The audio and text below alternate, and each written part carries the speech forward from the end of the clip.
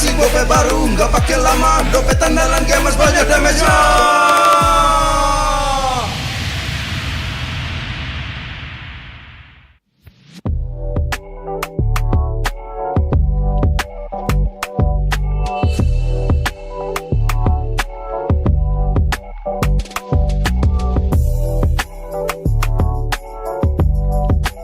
Rasa baru makin seru.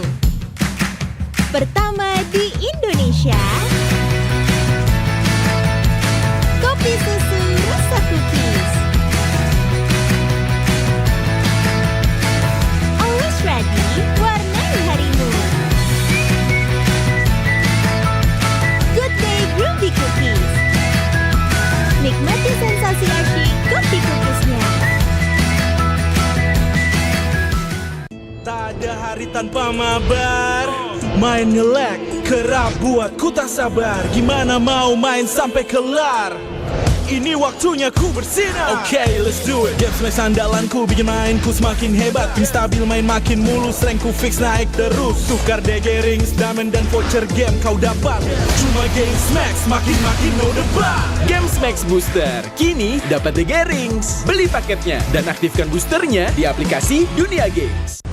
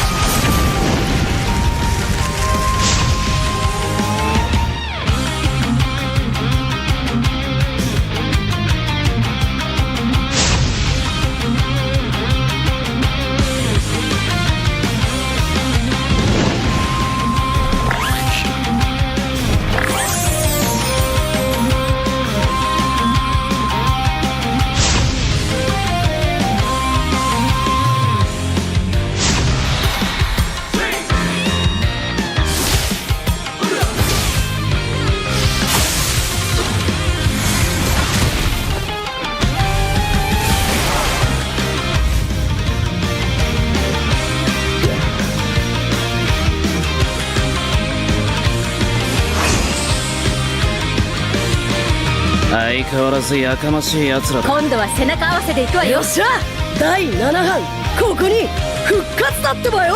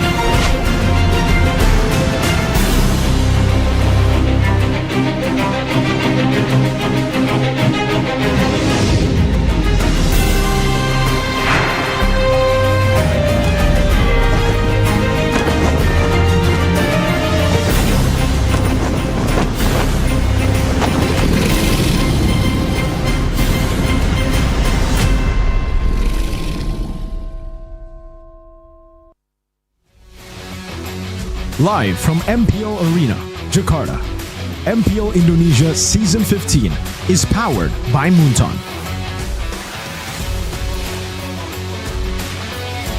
Supported by Esports Federation of Indonesia. Presented by official tournament smartphone Samsung Galaxy. Official e-wallet GoPay. Official sponsor Head and Shoulders. Official coffee Good Day. We own this.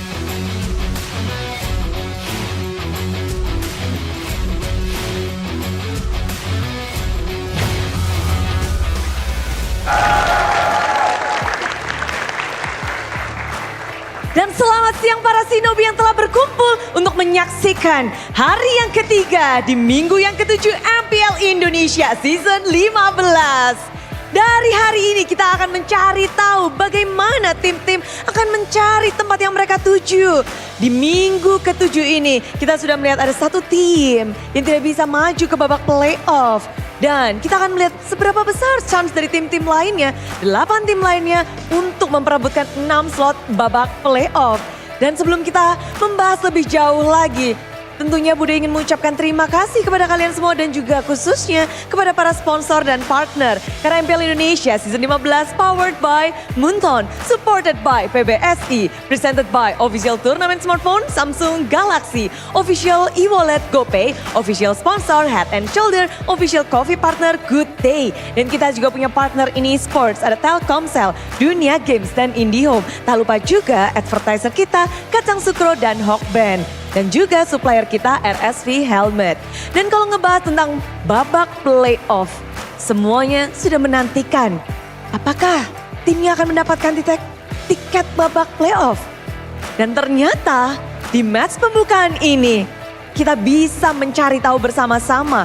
Bisa jadi satu tiket playoff didapatkan oleh tim RRQ.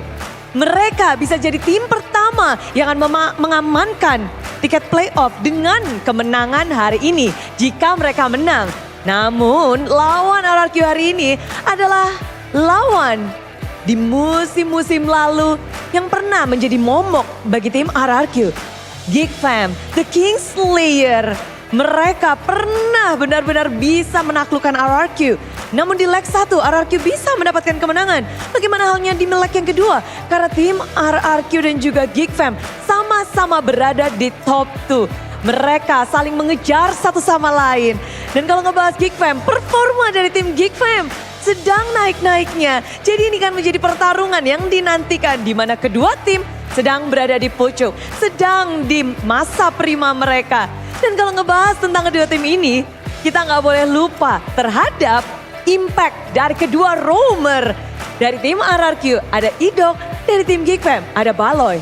Baloy dari musim ke musim perkembangannya begitu berasa bukan hanya dari dirinya sendiri namun dari timnya. Dan kalau Idok, kita akan bahas lebih lanjut bersama dengan satu ini. Lebih dalam lagi karena ini akan memperjelas apa impact Idok di timnya. Leaderboard MVP diisi oleh Idok. Satu-satunya roamer yang masuk ke dalam leaderboard. Dan bahkan kita lihat di musim-musim lalu sebelum-sebelumnya sangat jarang roamer masuk ke dalam leaderboard. Berarti kita bisa tahu impactful dari seorang Idok. Kita bisa kilas balik juga dari sebelumnya Dangki, seorang roamer yang benar-benar bisa membawa bahkan nama Indonesia pula. Jadi dari musim ke musim terus lahir sosok roamer-roamer yang bisa membawa dampak yang besar, impactful yang besar. Ada Leo Murphy, ada Kiboy juga. Dan kali ini sepertinya di belah tengah roamer Idok yang membawa benar-benar suasana baru di setiap game, di setiap matchnya. Nama Idok, apalagi ketika dia menggunakan hero-hero signature-nya. Gerakan demi gerakan dia bisa maksimalkan, membaca pergerakan musuh. Ditambah lagi inisiasi dari Idok yang begitu mengerikan. Sehingga banyak sekali, mungkin gak hanya dari super fans, dari para talent, namun dari seluruhnya juga setuju bahwa Idok memang dari match ke match punya impact yang besar bagi timnya. Masuki leaderboard tentu tidak mudah bagi seorang Rome. Nggak bisa ngekill, jalan-jalan farming, mencari gold. Tapi Idok bisa menemukan cara supaya ia bisa masuk ke dalam leaderboard. Dan kalau ngebahas Idok, kita juga punya banyak banget tentunya dari pertarungan ini. Karena match up antara Idok dan Baloyski dinantikan. Bagaimana tidak? Satu, roamer veteran, the monster maker Baloy akan menantang raja dari segala raja. Ada Idok di situ yang akan mungkin memberikan kejutan kah? Dan kira-kira seperti apa Idok hari ini harus berhadapan kembali dengan Baloyski? Dan sepertinya kita juga kepengen tahu lebih dalam lagi, lebih jelas lagi dari yang ada di sana, dari para super fans. Jadi langsung saja kita akan lemparkan kepada Alisa. So Alisa, monggo.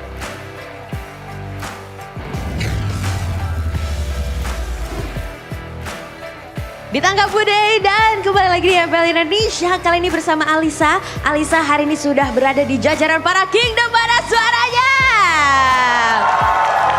Dan pasti kita sudah melihat tadi Bude sudah memaparkan dengan begitu luar biasa roamer yaitu Idok dari RRQ. Dan mungkin kita akan tanya-tanya langsung ya sama Kingdom di sini yang sudah hadir bersama Alisa. Halo, boleh berdiri dan boleh kenalan dulu gak sih, namanya siapa Kak? Teguh. Kak Teguh, gimana nih melihat seorang Idok bersaing di MVP leaderboard dengan Kairi loh bahkan? Sangat keren sih ya, karena sebagai roamer bisa bersaing dengan jungler gitu. Karena dari montek-montek inisiasinya, jadi timnya lebih dapat gitu, lebih chemistry-nya lebih dapat. Lebih dapat ya chemistry-nya, tapi kalau melihat performa Idok sendiri, kamu melihat Idok itu roamer yang seperti apa sih? Roamer yang sangat ini sih, menggendong tim juga. Karena dari inisiator itu warnya jadi menang. Jadi menang ya, tapi ngomongin soal Idok dan luar biasa performa dia nih. Kita akan melihat Idok akan melawan Geekfam. Yang mana Geekfam kalau di klasemen sendiri juga lagi ada di top 2 bersama RRQ. Kamu melihatnya gimana nih akan melawan Baloy? Positif menang sih. Positif menang, berapa sih prediksi skornya boleh tahu gak sih? 2-1 kali ya. 2-1, kenapa ada satunya kalau kamu positif dan yakin menang? Ya mungkin RRQ jangan melakukan blunder kalau dia mau kalah.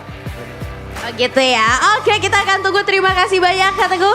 Dan kita nggak hanya tanya-tanya sama 1 atau 2 Kingdom aja, sudah hadir bersama Alisa di sini. Halo Kak, boleh berdiri dan kenalin dulu dong namanya siapa, dari mana nih Kingdom? Michael dari asli Kalimantan. Asli Kalimantan, wow ada juga yang orang Kalimantan di sini, ada? Wow ada juga ya, luar biasa sekali. Kamu sudah menjadi super fans dari RRQ, sudah menjadi Kingdom dari kapan nih? Dari pas final AE sama RRQ season 6. Season 6, wow sudah lama sekali berarti melihat perjalanan RRQ. Melihat Idok di leaderboard sudah menjadi MVP nomor 1. Kamu gimana nih melihatnya? Ya seneng sih, bisa bersaing sama jungler-jungler lainnya juga. Bisa masuk top 1 leaderboard.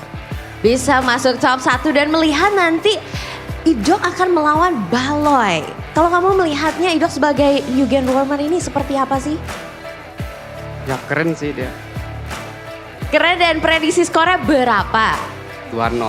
2-0. Nah ini Kingdom yang sangat optimis ya. Oke kita tunggu dan semoga bisa terwujud ya. Thank you so much ya Kak.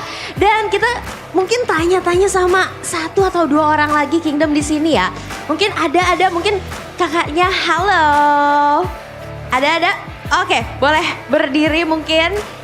Kita tanya-tanya sedikit. Kakak namanya siapa nih? Indah. Kak Indah sudah menjadi Kingdom dari kapan nih? Masih baru sih. Masih baru ya, oke. Ini menarik nih. Kalau Kak ini sendiri melihat performa dari RRQ sendiri gimana nih? Jago banget. Gara-gara jago jadi kita masuk ke RRQ. Karena jago jadi dukung Kingdom juga ya. Boleh dong Kingdom minta semangatnya lagi. Prediksi skornya dong boleh, sama semangatnya mungkin. 2-0. 2-0, kamu paling ngefans sama siapa sih di RRQ? Sutsujin. Sutsujin. Oke, ada semangat-semangat gak sih buat Sutsujin? Tetap semangat aja, kasih yang terbaik. Kasih yang terbaik ya. Thank you so much ya Kak sekali lagi. Dan itu dia tadi kita sudah bertanya-tanya dengan para Kingdom. Dan kita akan melihat apakah di match pertama kali ini antara RRQ melawan Geek. Yang sama-sama berada di top 2 klasemen di MPL Indonesia Season 15 akan menjadi match yang panas. Dan kita akan lemparkan ke para caster. Silakan caster, take it over. What is up, ninjas and shinobis alike? We are going to enter the final arc of Naruto and MLBB MPL ID Season 15. Today it is with me, Realize, and my two amazing partners, Mirko with the red hair, Sasori, who are you? Original character. Original character. Original character. And you? Who are you? Original character. I don't think there's an Arashi in Naruto, man. There could be, but of course for today it is going to be stacked with full-on pumping action matches in which number one is going to be RRQ against Geek. Yeah, this is a fire matchup, ladies and gentlemen. Number one up against number two in the standings. Currently, RRQ seems like upper bracket is just, a few wins away for them. They just need a few more wins, and luckily for them, it's not really luck. Because they've been performing so well, and because they've already gone through the toughest matchups, this is the last of their tough matchups. The other matches they have will be against Dewa and Na'Vi. Not to say that those are easy wins, but for RRQ, it seems like it's going to be easier. This is RRQ's way to achieving Shippuden. Yeah. In the anime. This is the benchmark. They beat Geek Fam, I think they get upper brackets. They do, and they secure themselves a playoffs ticket as well. How do you feel about this? And how would you rate RRQ so far? Because, yeah, they have been quite, in a loss against Onyx, maybe, specifically speaking, against Bigatron as well. But now they're, one win away from playoffs. Well, I think those are respectable losses, I gotta say, man. Again, Bigatron, as Mirko always mentions, best team in the world, right? It's a tough contender. So is Onyx with the return of Coach Yeb. So overall, I still have great faith in them, but there's also always the underlying concern. I know Sheffin himself doesn't believe in patterns, so he doesn't really care about Geek Fam and their reputation, their history. But they were known as the Kingslayers.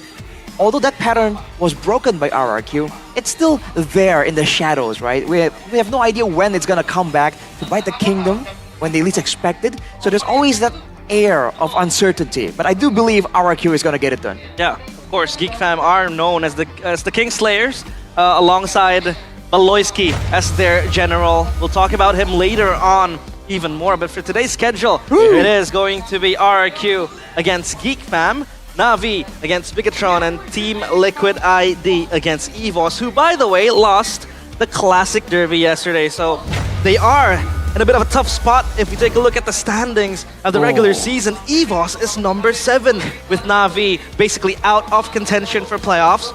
How do you feel about EVOS being down there, Mirko? Dude, I mean, for me, it's kind of sad, right? I'm not an EVOS fan, but I'm a big fan of a lot of their players. Erlan, Mr. Albert, Henki, ex-BTR, by the way, Javran, ex-BTR.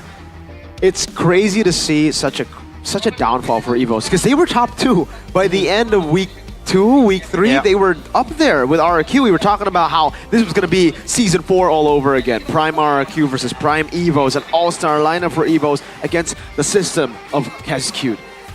But now we see them at 7th, battling for playoffs, and like you mentioned earlier, losing in the Classical Derby. Now, their next 2 matches will be Liquid and Onyx.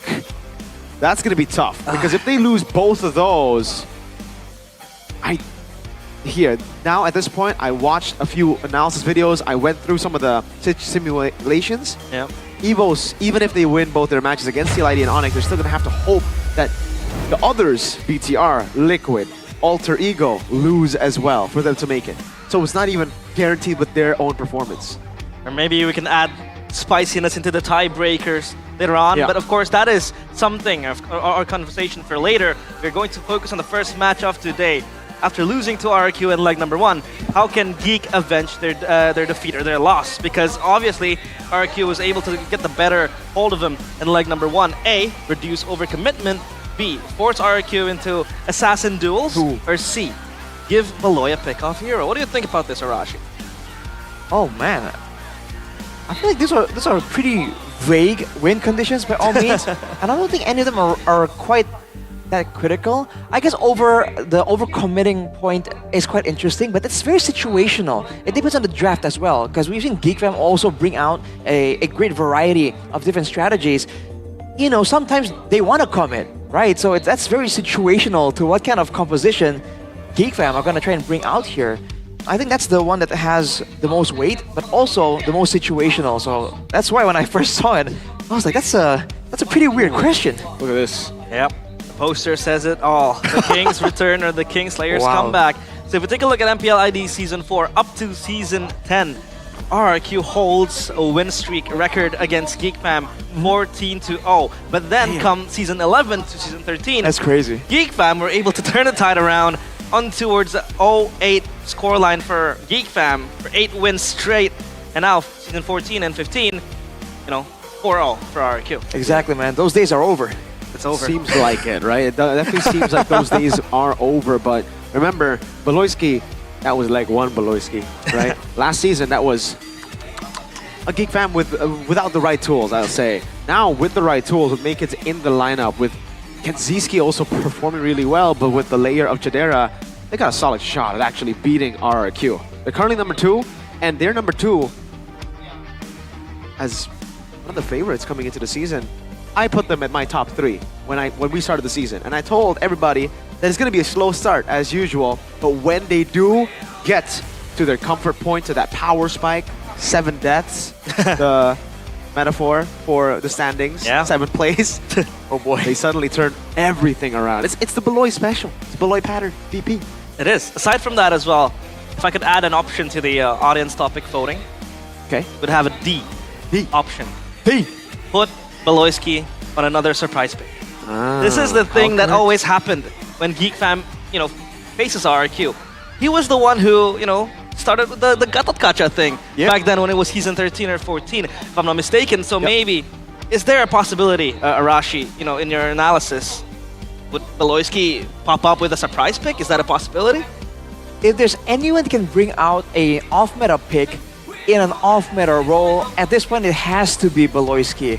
I mean, I don't know if it's the Filipino genes or something, but this guy just finds a way to just deconstruct a hero and just look at it bare bones and say, hey, for instance, this hero has a stun. This hero does damage.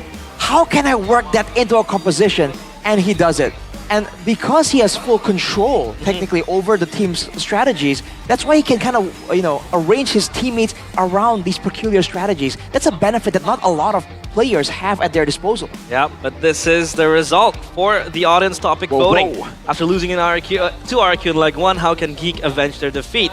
Which goes to B, force RRQ into assassin duels. Is this a critic towards Sutsujin in the Assassins? Because we talk about Makids also performing very well with the Suyo, and with his own picks, he has been exceptional in the regular season. So, would an Assassin duel against Sutsujin or RRQ win out a winning condition for Geek Fam? Again, the Assassin duel is very vague. That point is very, very vague. Because, again, if we go through the pattern of beating RRQ for Onyx Philippines, for Onyx ID, it's taking Mr. Man's Sutsujin Joy and Hayabusa away from him, forcing him to play Lucas, forcing him to play Suyo, forcing him to play Fanny maybe. And here, coincidentally, for Makids, Fanny and Suyo are his 2 favorite picks, are his 2 best picks. The Joy, not as good as the Fanny and Suyo. What I'm getting at is, they can just go for the Joy and Haya ban in the first phase and then force out those assassins to come out. Suyo, Fanny, where I think Geek Fam will have an edge over Sutsujin. But now, we're seeing more of a rise for the other members as well. Edok is back to form, Dyron is back to form, Rins as usual, and for me, Toy, this guy has to be the X factor if Sutsujin doesn't get his comfort picks, and we've been seeing Toy really step up to the occasion. Yeah, speaking of Edok, he was able to clinch an MVP yesterday in the match against EVOS with his Franco, but this is where we talk about the race to upper, first playoff ticket, or Geek's Revenge, in which the last matchup was a 2-1 victory for RRQ. Like we stated before, if RRQ is able to win today, they'll be the first team to secure a playoff ticket into MPL ID Season 15 playoffs later on. That's the thing about this season right here, because a lot of the matches are such a different, such a different scene, a different look compared to the first leg of the tournament. I mean, EVOS is a direct, immediate comparison. Leg 1 was pretty intense, was pretty close, could have been anyone's game. Leg 2, 2-0. So now, you have no real idea what to expect, because it doesn't really feel like it's the same teams fighting here. This is RRQ that has their own improvements. This is Geek Fam later on in the seasons, and we know Geek Fam is like a steady, a steady, well-fertilized plant. It just keeps growing the longer you let them develop. Yeah, a new moniker though for Baloyski, the monster maker. He was the war crime general. Now he's the one making, conceiving monsters. We're talking about Ray, Nile, Aboy, Chadera, Luke, Hazel, Masako, Gobs. Makids is his newest monster in creation. Dr. Frankenstein, but with a lot of Frankenstein's monsters. Baloyski's monsters, again, yeah, like you said, Masako. He's actually been taken out of the Ocean Black lineup, so I wonder if he's going to make an appearance in MPL ID maybe next week for Geek Fam. It's ridiculous how he's done this. Back to back to back to back to back, from Season 10 all the way to Season 15. Yeah. It's insane how, like you said, he might have good analysis of bare bones when it comes to heroes, and maybe when it comes to players as well. He might have that good judgment when we talk about how he want to really utilize these players. I mean, he certainly has an eye for things in particular. Like, he can spot the subtle factors, the subtle characteristics of a player that maybe isn't as visible initially, right? He's able to spot some of that talent and then find ways to develop it. So I think that's definitely a great skill to have. It fits his moniker of the war crime general, right? Yeah. Raising his own army, technically, when he has that authority and that freedom. But here's a perspective here from his ex-teammates for Baloyski. Ex-teammates. Baloyski used to be in one team back in Onyx PH. What sets Baloyski's apart is his exceptional macro gameplay. His playstyle is unusual. His movements are hard to predict, almost like unexpected plays. He truly is a unique player, one of a kind. If we're talking about Kyrie's take on Baloyski, but for Coach Yeb, as far as I know, Baloyski has always been a leader figure. Compared to other roamers, he's one of the best. Like Yeb, Kyrie on the same page on their thoughts on Baloyski. And we also have a quote from Nile, the best jungler, well, before Makids, right? Made it to a world championship together with Baloy. Overall, Baloyski is a great captain because he helps maintain the team's mental strength. His in-game decisions are also on point. That's why any jungler who plays with him can perform well. Baloyski never hesitates when making decisions. That's what makes him a good leader. And this is something that I think is very, very meta right now. Making decisions, no hesitation, is something that we have been seeing throughout MPL ID Season 15. Like, a lot of teams have just been very hesitant, have been second-guessing themselves in making big calls. Baloyski never second-guesses himself. He thinks, all right, this is the right thing to do. I will go in, no regrets. No regrets. But of course, the player on your screen right now, Edok. Man, it feels like we had this conversation backstage. I asked you guys, is this guy generational? And it seems like he is a generational talent. What sets Edok apart from other roamers? Maybe if we can look back comparing him to Prime Keyboy, or even Donkey, or even Leo Murphy. Well, first of all, I feel like it's a bit hard to judge immediately just from observing what he does in the game. The main point is that he can make plays, that's great. A lot of other roamers can also make plays, but he seems to have a great grasp on like the flow of the game. So it's not just about the plays he's making, it's when he makes those plays happen. When he decides to, and even when opponents get used to him, it's also when he decides to switch up the rhythm, the tempo, right? And then when your opponents are least expecting it, that's where the play happens. And on top of that, the selection, dude, especially on his signature hero, the Franco, usually it's only about the hooks, and we've seen great Franco players with great hooks before. But this guy knows exactly when to rely on those hooks, when to go for a flicker bloody hunt with that build, the Winter Crown into the Fleeting Time, the utility Franco build to guarantee a full-on lockdown. Again, knowing exactly when going for that particular play instead of a normal hook to really gain maximum advantage for his team, that's really great. The reason why he said it's hard to kind of judge just off observation, is that could be assisted. That decision making could be assisted by his teammates, by his partner in crime, Rins, in the mid lane as well. That's why it's a bit hard to discern where that decision making comes from. Because the main shot caller, I think, still is Rins. But if it all does come from Edok, then that's it, man. That understanding of the game, of the flow of it, when they need to be aggressive, when they have to take it easy, I think that's something that he has an extra level on the rest of the roamers right now. Yeah, it's as if Edok is just so good on any hero practically. I remember he was given the Aurora, if I'm not mistaken. He used to. One time he used it, and it was also Aurora Roam, basically, and he was able to make it work. So of course, RRQ against Geek Fam, this is going to be a very interesting matchup. RRQ obviously eyeing that ticket towards playoffs quickly. I mean, this is something that is, I think, always going to be a statement for RRQ. Last season they were able to punch the tickets as well, but this is the team lineup for Geek Fam: Gobs, Makids, Aboy, Baloyski, and Chadera. Chadera making an appearance here, coming back to the roster. This is, in theory, the more tried and true version of Geek Fam right now for the season. The King's reign has been prosperous, but there is one amidst the crowd that wants to take them down, destroy their reign. Are the Kingslayers back? Let's welcome them. Once before, they were able to slay these kings. It's Geek Fam! Kingslayers knock on the castle walls of the kingdom and the king themselves. 5-man strong with Baloyski, the monster maker, at the helm. Now it's time for the Kings to show up on stage. RRQ Hoshi, Dairen, Tsujin, Rins, Edok, and Toy. Still the same 5-core from yesterday. They're bringing their A-game here. The full-on, full-powered roster of RRQ attempting to thwart and shut down these Kingslayers. RRQ, a team at the top, number 1, trying to solidify the upper bracket slot for themselves. Back to back to back for Kescute if he does. To challenge the king is treason. The man who passes the sentence should swing the sword, and it will be RRQ Hoshi. Public execution might happen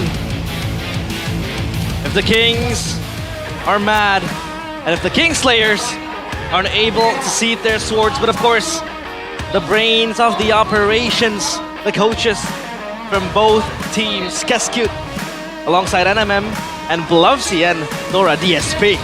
I mean, call him Lord Commander here. Kescute, here to decide once and for all what is gonna come through in the Land of Dawn. You can see the mind games going through, definitely.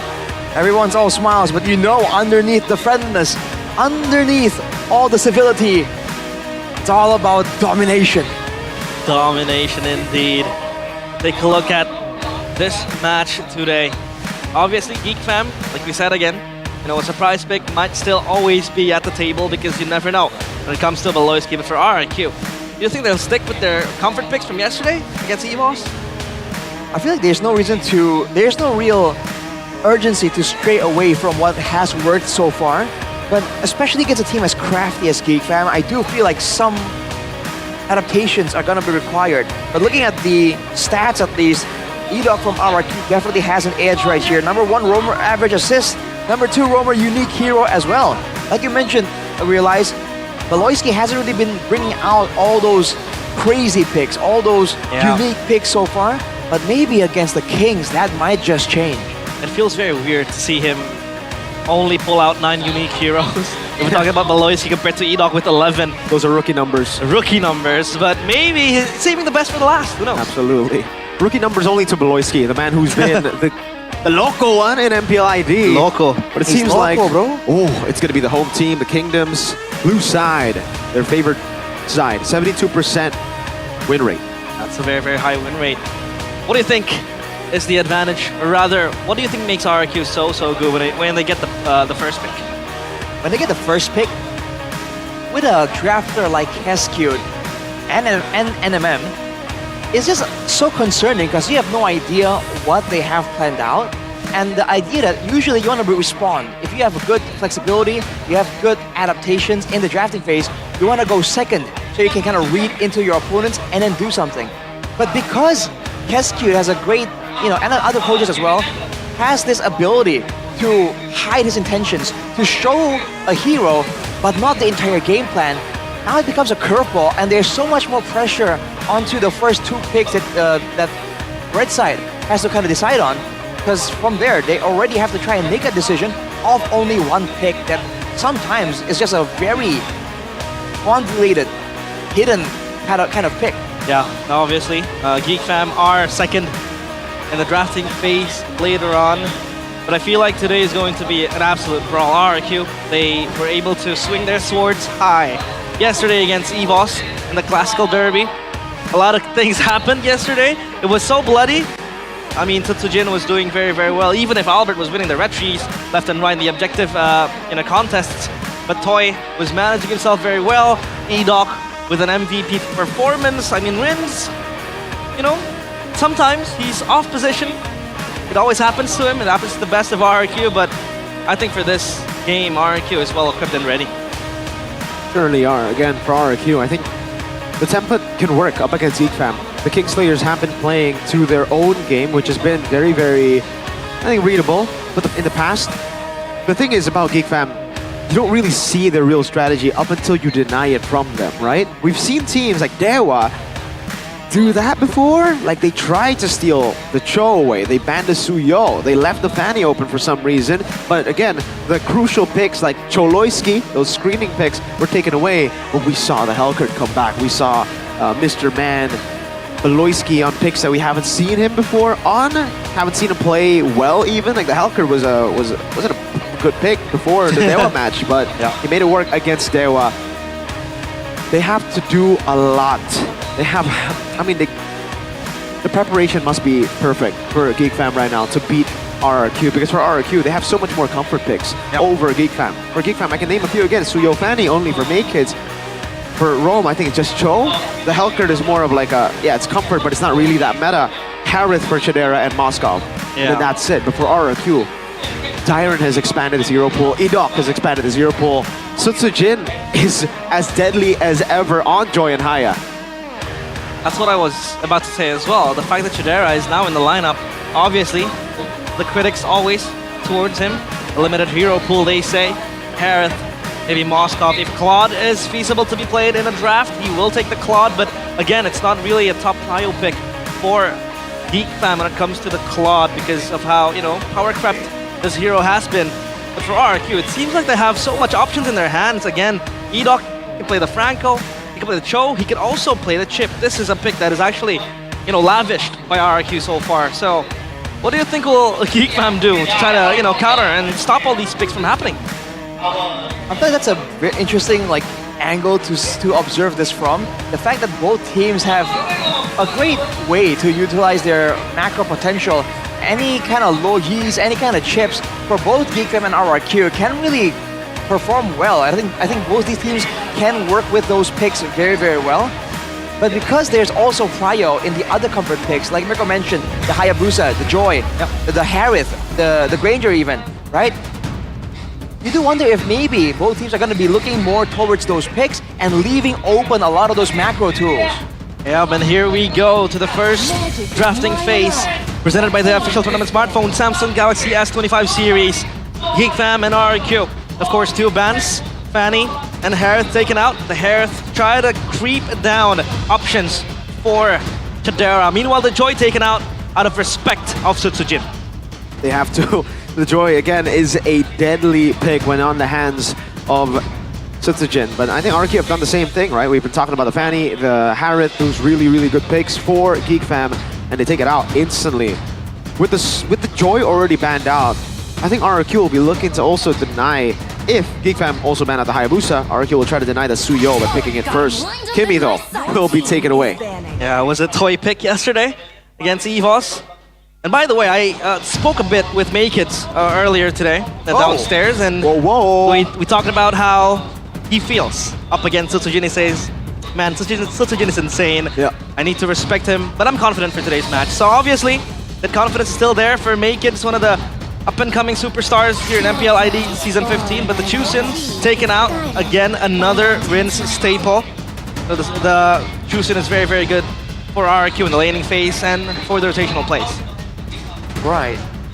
So with that already banned out here, what's gonna be the first option? It really seems like RRQ wants to curb the aggression, but with the chip available, do they want to go for it? We've seen Edok try and find ways to circumvent the nerfs to the chip. The fact that now the shortcut doesn't really guarantee a big engage, he has been really creative in the order of which he uses his skills on that chip to really guarantee a catch for his team. But against GeekFam, a team that knows how to deal with such macro pressure, we'll have to see how well Edok can perform. As for GeekFam, the Kalea, still a very good flex pick for GeekFam. And what's the second pick they're gonna reveal here? That's the big question. Phovis. Yep. Wow. Team fighting potential. Check on GeekFam. Meanwhile, for RRQ, it's comfort and global presence. In the hands of Edok, Chip is indeed a very, very good pick. Now RRQ, how do they want to respond to this pick? Well, they can obviously just go for the Hayabusa. It's been a really good pick. But they go Suyo instead. All right, Suyo and the glue. So the glue kind of, it is really good against Phobius, to be fair. And the Suyo does combo really well with the chip. So it kind of forces GeekFam now to go for the Hayabusa, right? If they don't go for jungle here, they're going to have a tough time. Unless they want to save a Fredrin for later. But I think RRQ should know about that plan. They've seen it before. Can you imagine they go and pick up a Faramis right here and then try and, confuse RRQ and what jungle they're going to bring it with the potential for the Fredrin to show up? It could. That would be an interesting angle. We'll see how that goes. But the fact that the Suyo gets picked up by Tsutsujin, we already mentioned how this guy is lethal on the Joy and the Hayabusa. Now he's going to try and prove himself on the Suyo against one of the more well-known Suyo players in the league. The most well-known one. Oh, this man is out. The main counter to he called it. Blue will be picked up. It's great against Chip too. Yeah, and really prolongs Geek's presence in the team fights, right? With the Realm as well, you have that second bar of life, so obviously they can really outfight RRQ, out-sustain, given if RRQ wants to skirmish every now and then. Over the second phase of the bans coming in, no marksman being picked up just yet, so that could be a consideration for both teams. Look at the cheer for your team, though. RRQ. Hey, unfair! RRQ. Are you trying to say Kingdoms are the best fans in MPL ID? I'm just saying, that's a one-sided cheer situation, man. The GeekFam unity, where are the Shevens in the building? Well, clearly, there's only 256 of them right now, Arashi. The Kingdom are really chanting for the Kingslayer's head. Indeed. Important match as well for them because they need to get this win to progress to the playoffs. Golden ticket in their hands. All right, looking at it though, RRQ are aware of the potential to go for that Fredrin, go for the sustain type deal when in the middle of a big fight. GeekFam aware that with a Farsa, the Faramis can get bursted down and immediately everyone in the Netherrealm gets locked in stasis. That's the worst case scenario they want to avoid, which kind of means that they're going to have to pay attention to all the other long-range burst mages. So we'll see if that's the angle they continue to operate from. But for RRQ, after the Fredrin, what other options are available if they want to narrow down that jungle pick even more? Hayabusa, Alpha, those are the two picks that come to mind. Because, I mean, for GeekFam, I think they're going to ban out Eve too, right? If they've already banned out Farsa, are they going to go all the way? There you go, by banning out the Eve. Eve does do really well against the Faramis, both the AoE, actually all four of the AoE mid laners that have been on the hands of Rins before has been taken out. Now kind of only leaving him on Sicilian. 3 mid lane bans for Rins. Sicilian pull up in the cards. Valentina as well. Valen's a good pick. I was thinking they were going to let go of the Fredrin and then go for like the Valir. You know, because against the Phobius, the Fredrin against a Valir, you're basically non-existent, bro. You're just getting stunned again and again. Knocked back. But now without the Fredrin in the picture, I wonder if that's a bit too much to commit. They have to wait and see what GeekFam wants to go with here before they make that call. They go for the X-Borg ban though. Okay, interesting. Are they speculating an X-Borg pick in the jungle could still happen? Yeah. The X-Borg banned out here, so obviously again narrowing down the options Manaya Hayabusa should be taken by Geek Fam here. Maybe they could wait for the last pick because again, practically RRQ has sealed their jungle, so maybe pick up the marksman here. Yeah. Moskov maybe? I think it's going to be Moskov. Valentina Valier are both still up for grabs for RRQ. They need some way to threaten the backline, and I think, Moskov works in that sense. I think Lucas might show up for a Geek Fam here. No, they're not going to pick it up here. If they do, that's risky because the Valent's still up for grabs. Maybe for a last pick, huh? They go Claude. They have to save the jungle for last year. They don't need to reveal their cards just yet. They can go for the Claude. It's a safe choice. Again, Chidera's comfort is either Moskov, Claude, both Blink heroes that can split push. But now for RRQ, they're going to go for the good old Granger. Valier or Valen in the mid lane then. Obviously poking Geek Fam till eternity and maybe just forcing out the Netherrealms. And now last pick for RRQ, the mid Valentina. Okay. So no Lucas. Well, most likely no Lucas. What a throwback though, now the Valentina and Faramis. We haven't seen these two picks being super prio in a long, long time. That used to be the meta for the longest time. Final pick for Geek Fam, the Ling. Oh, that's bold. Bold indeed. But you need bold if you want to beat RRQ. They're number one in the standings. They've been the most consistent, most dominant team in Indonesia. If you want to play it safe, it's as good as just saying GG to RRQ. All right, and take risks. Immediately though, the first thing I want to see is how badly this new glue is countered by the Faramis. Because now you have that split effect on a... Spread. The spread. It's not just on your ultimate, so there's more ways for the Faramis to actually burst you down, even before you fully commit in a fight. I want to see how that works out, because I haven't really experienced it myself. Well, of course, the lineup rating for both teams, a considerable amount of point goes to RRQ, but now, of course, to open up the first match of today, RRQ with a golden ticket in their eyes. Meanwhile, Geek Fam still the King Slayers. Will they be able to hold on to their moniker? It is game number 1 of RRQ Hoshi against Geek Fam. Cast your predictions in the chat right now. Will it be RRQ or will it be the King Slayers, Geek Fam? Let's see, man. The laning phase, I think, is gonna show us a lot of information here. In the EXP lane, in theory, it's gonna be Dyron on the glue, bullying Gobs for sure. But with that pressure, what are they gonna do? The same thing can be said for the gold lane, and we've seen RRQ play super aggressive once they have that side lane pressure, try and translate that into dominant moves towards the opponent's side jungle. So make no mistake, Edok is gonna be on the hunt for opportunities more so than those actual pickups. Already a play around the Litho here though. Flickered from a boy already, by the way. So Jin will take the Litho Wanderer. That's information, valuable one, without a boy having the flicker. Beloyski gets away. Again, so much proactivity with Edok holding the chip in his hands. It really just unlocked a lot of potential and a lot of control for RRQ in the upcoming minutes. And Geek Fam, they have to be content on waiting for the Link to be online, because early game, the Link can't really do much. But the emblems now, Arashi, anything you can spot? Well, common emblem along with the agility and as your assassin for Chidera, just to survive in the lanes for the most part. Rins getting pulled back. Rins caught very low. Edok as well pops the crash course just to run away quick. Beloyski was able to do that much damage alone on Chip. That's just the damage potential that Geek Fam has right now. That's why the Kalia is so good. You do damage, but you also heal your teammates. Look at this though. RRQ looking for a play. Edok. Whoa. Crash course. Beloyski can still sustain. The boy will be able to get that stampede down to walk across the wall. Dyron in the mid lane getting enough XP for both Rins and himself to get 4. Beloyski jumping in all alone. Has to flicker out. That should be a green light for RRQ to go for it for free. A boy walks up one more time. Akids is still on the purple buff. Will go for the pitch forward. Sasuke misses Jin. Dalvon. Akids getting the rectory win. Beloyski gets first blood. It's another realm against another realm, but it's not going to be a fight that RRQ can take. Not with Sutsujin down. Tsunami slam. Dyron lifted up, thrown down, and taken out by a boy. Look at the longevity that Geek Fam has with this composition. Edok wants to go for seconds. He's gonna be fine.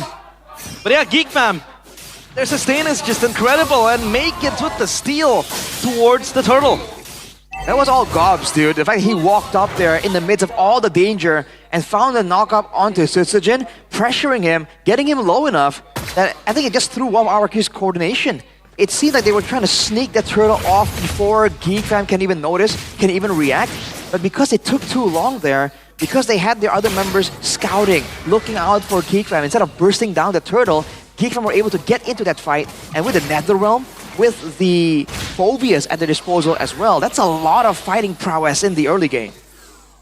And of course, talent predictions with the new application Go Bay full house, unanimous decision, no dissentments whatsoever.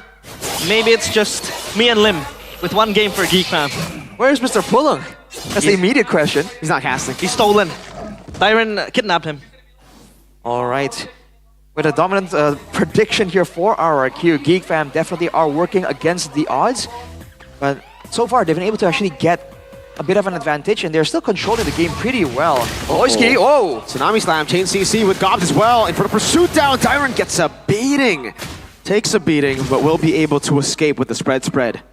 Feels like a lot of pressure exerted by GeekFam now. They have the control needed so far, as Valoisky is so proactive as well. With the Kalea, unlocks a lot of things. Shadera with the Blazing Duet, clears top side. So no shove towards the turret whatsoever. Immediately you can see the control from GeekFam. They're gonna for sure be using Gobs here to really pressure the members of RRQ if possible. He's really waiting around here trying to find the initial engage, and Edok isn't really in the flanking angle to try and catch GeekFam off guard. Turtle next on the menu for GeekFam. They were able to outfight RRQ at least in the stage of the game. Naked is also online. Toy gonna be engaged on a full dive into the bottom. Oh, Toy taken out by a boy. Another round to counter the shortcut. Make it takes 2 blades. Sutsujin dumps in with the blade surge. Will be able to catch a boy. He's gonna be caught and taken down. Sutsujin claims the kill. But a boy spawns instantly back in the Lanadon. Yeah, the Faramis passive prepares GeekFam for a potential turtle contest here. As RRQ, they have to recall on their end. But GeekFam's just gonna let this out in the open air. It's back to a waiting game here for both teams. Look at this, man. GeekFam have so much more sustain built in, basically. RRQ now have some control, and for now they do have the numbers advantage, but they have no idea where... Well, whoa! That's your answer! You still get deleted! Maybe even more so, holy moly! Even more so. With the full stacks on Shadera too, you gotta remember, that's why the Claude gets so much value against the glue. They did a great job. They did a great job just picking all these heroes that get full value from going up against a hero that gives you multiple targets. Even Gobs and the Phobias, technically, it's going to be able to sustain a lot better with all of these, you know, these blobs that he can actually just smash on to regen. So man, we're already seeing that being a massive problem here. RRQ, they're basically playing with Tyrant being a non-factor. Yeah, the glue has to be content with the fact that GeekFam have ways to deal with this glue. A topside take. They're not gonna do it. No way they take the shortcut there. Yeah, they're saved. So no turret taken down as of yet. But RRQ, they need to rethink their decisions because so far GeekFam are always on the hunt. Do RRQ, go to the fight because it feels like they're losing in every end? You gotta go for the right fights. That's the question. Oh, Edok flickers out. Oh, Beloy! Flicker Tsunami Slam, Makin's right there as well. Edok, can he pop the shortcut in time? Goes up the crash course, but will be slain by Beloy. Makins! Jumps in, defines blade into the back. Oh! Cut down by Toy, but the boy flickers forward to get the kill back. Rins steals the Infernal Pursuit. Suyo still down below with a tier 2 threatened. GeekFam will get a trade up top with a tier 1. The King Slayers, their eyes focused on each Kings in the castle. And RRQ, they need to wait for a bit longer. Shadera gang, Blazing Duet, immobilized. Boy takes it. Hold up, comes over another round. Actually able to get a kill onto him. Got to the chase, goes for the flicker. Sutsujin going to be taken very low. Has the surge, but gets caught in the Infernal Pursuit. The portal works for both teams. RRQ have to remember Not that. for Dewa. Not for Dewa. Yes. Well, 1 second to go. The turtle does spawn right now. GeekFam doing a great job winning out in the brawls, but they gotta maintain this control. They do have the Ling with the scaling here from Maykids, so they can take this game, they can take it easy. There's no urgency for anything. And with a boy picking up the Lightning Truncheon, the new Lightning Truncheon, with the zapping lightning going around to every single member, That's better wave clear and better burst potential. So RRQ, if you're concerned about the burst earlier, it's gonna get even worse now. Splash damage as well to clear the blobs that Dyron might pose, but so far feels like RRQ are kind of clueless on what they have to do. Geek Fam are always bringing the fight onto their faces, even with the shortcut in the hands of Edoc. A salvage is trying to happen, but Geek Fam always come out on top. So what's the winning condition now for RRQ, Arashi? They have to make sure that they go for a shortcut play and they don't get countered for it. Because again and again, every single time they go for a shortcut play, the first time was on the top side, and that was already basically a full-blown team fight, where the shortcut was kind of a backup call. And then afterwards, it was that pickup attempt that got countered because the members of Geek Fam funneled through as well. So they gotta control the waves initially, right? And then find the pickups where Geek Fam can't really force them into a fight, because just by matchup alone, especially with the glue Faramis factor, they just can't really win out right now without an X factor, some kind of surprising moment, some kind of flank or a neutral objective. Look at Boloski though. Look at Tsunami Slam, following it through. Sutsujin will be able to survive against two. Baloyski and Chidera unable to get it done. Now he's bought enough space for Granger, Toy, to take a turret up top. Yep. Golden Staff for Chidera. Just try to hasten his presence in the team fights as well for RIQ now. At least they have Rinse to bank on. I mean, with the IMU, the Netherrealm could really change the game. Maybe with the Tsunami Slam as well. A big off might happen. Baloyski trying to bait out the Purify, won't be able to. Rins gets away with a dash. Make kids. Onto the turret he goes. Divine Blade ready with the Attempts of Blaze as well. Will be able to force out a flicker. Out of Toy. Tyrant trying to go for the flank. Edog! Shortcut coming down. Able to go with the VMI. Tyrant in the back line again. Is going to be a boy walking on Tsunami Slam to try to get the passive. Meanwhile, Make Kids still dealing damage onto Edog. Dyron has mounted Chidera, but it's onto it. The turret he goes. A Hail Mary play from the Kings, but still it won't work. Because what is a king in the eyes of King Slayers? That was a risky play that RRQ took there. They tried to go for Chidera, using Edok to really flank around with Sutsujin, but unfortunately for them, Chidera was able to get some distance, and just like that, that's the full all-in. The playmaking that Edok usually gets done for his team just isn't as strong on a hero like the Chip. They've got to really, now I guess, stall the game out even longer, wait till both teams are kind of scaling, and wait for that shortcut to actually be a deciding factor here. Although with Make Kids in the picture, it really won't be that simple even if the game goes later on. And we've already highlighted that RRQ, one of the win conditions that people have used against them is taking them to that late game where the factors are just a bit more sporadic. That's where Baloyski really shines too. And by the way, 10 kills for Geek Fam without a single kill on their cores, on their hyper carries. Is that going to bite them back in the late game? Because they need their kills, but so far they're diving in. Ghostbursters and the Stampede. Rins able to escape with a sliver of HP. Up top, it's a 1v1. Make Kids versus Sutsujin. Enhanced Lord in the mid lane, getting another tier 2 as Chip. Edok will look for a flank. There's no conceal on Geek Fam's side. A boy looks like he's going to be walking right into it. Edok pops in the shortcut and the crash course. A boy pops into the Netherrealm, able to get it in time. Edok taking out Valoisky. Looking for the play, goes in. That's a Netherrealm already used, and Tsunami Slam. Dyron taken low. What? Sutsujin dives into all of them. He just struck down, but I don't think that was worth it. A boy mounted, but Chidera does not care. Geek Fam 3-1. That was a 4v5. Make Kids was upstairs, chilling. And now they lose 3. Geek Fam might just try to engage. Toy with a Death Sonata. A sentence to Make Kids as Rins walks up, tries to go for more. Another Terrify. Flicker from goal! No!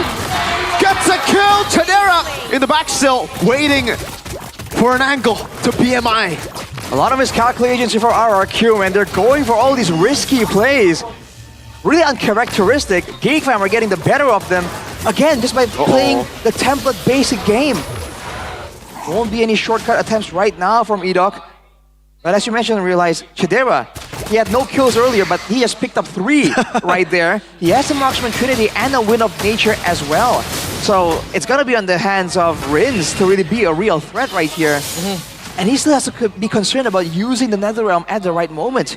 On the flip side, a boy, as long as he doesn't make any fatal mistake, he's not even running the Purify, and he's just chilling staying in the back, outputting the damage, and going with the Netherrealm when RRQ are going for that one play, because they know when the fights are back and forth, RRQ are the ones at a disadvantage because all their ultimates are very committal. Yeah. It feels like Faramis is a boy classic. This is old school boy we're looking at, and he's very, very impactful in this hero so far. Like I said, without the Purify, he's able to style an RRQ. The Lord spawns now RRQ. They need a Hail Mary play to save game number 1. Queen Twins in the hands of Sutsujin to try to mitigate more damage in the hands of Geek Fam, but look at Geek Fam, they have prio on the Lord. Yep. Looks like they're gonna try to blitz it. Rin steals away the Netherrealm from a boy. Maked's on it. Edok in the back line. Maloyski gonna be able to lock him down. Maked's wins out. Shortcut plays down. Edok, oh, bursted down by Maked's. Netherrealm for Geek Fam. Saved out. Oh, Suzuki gets the stun at the Soul Center. But Chidera will wipe him down. Meanwhile, in the back again is Gobs having a field day. Maked's with the assassination. Tyron, the only man left standing, knocked up. Maked's finds a triple. The only king that the Geek Fam recruits want to bend the knee to is Baloyski.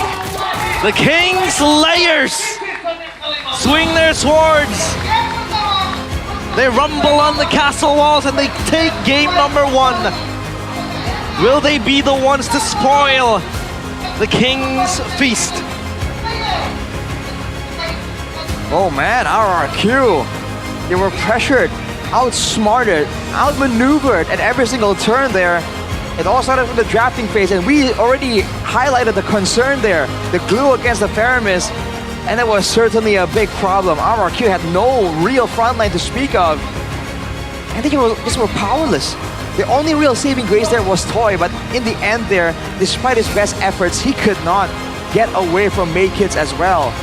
It was just a game that Geek Fam had to stay consistent to win.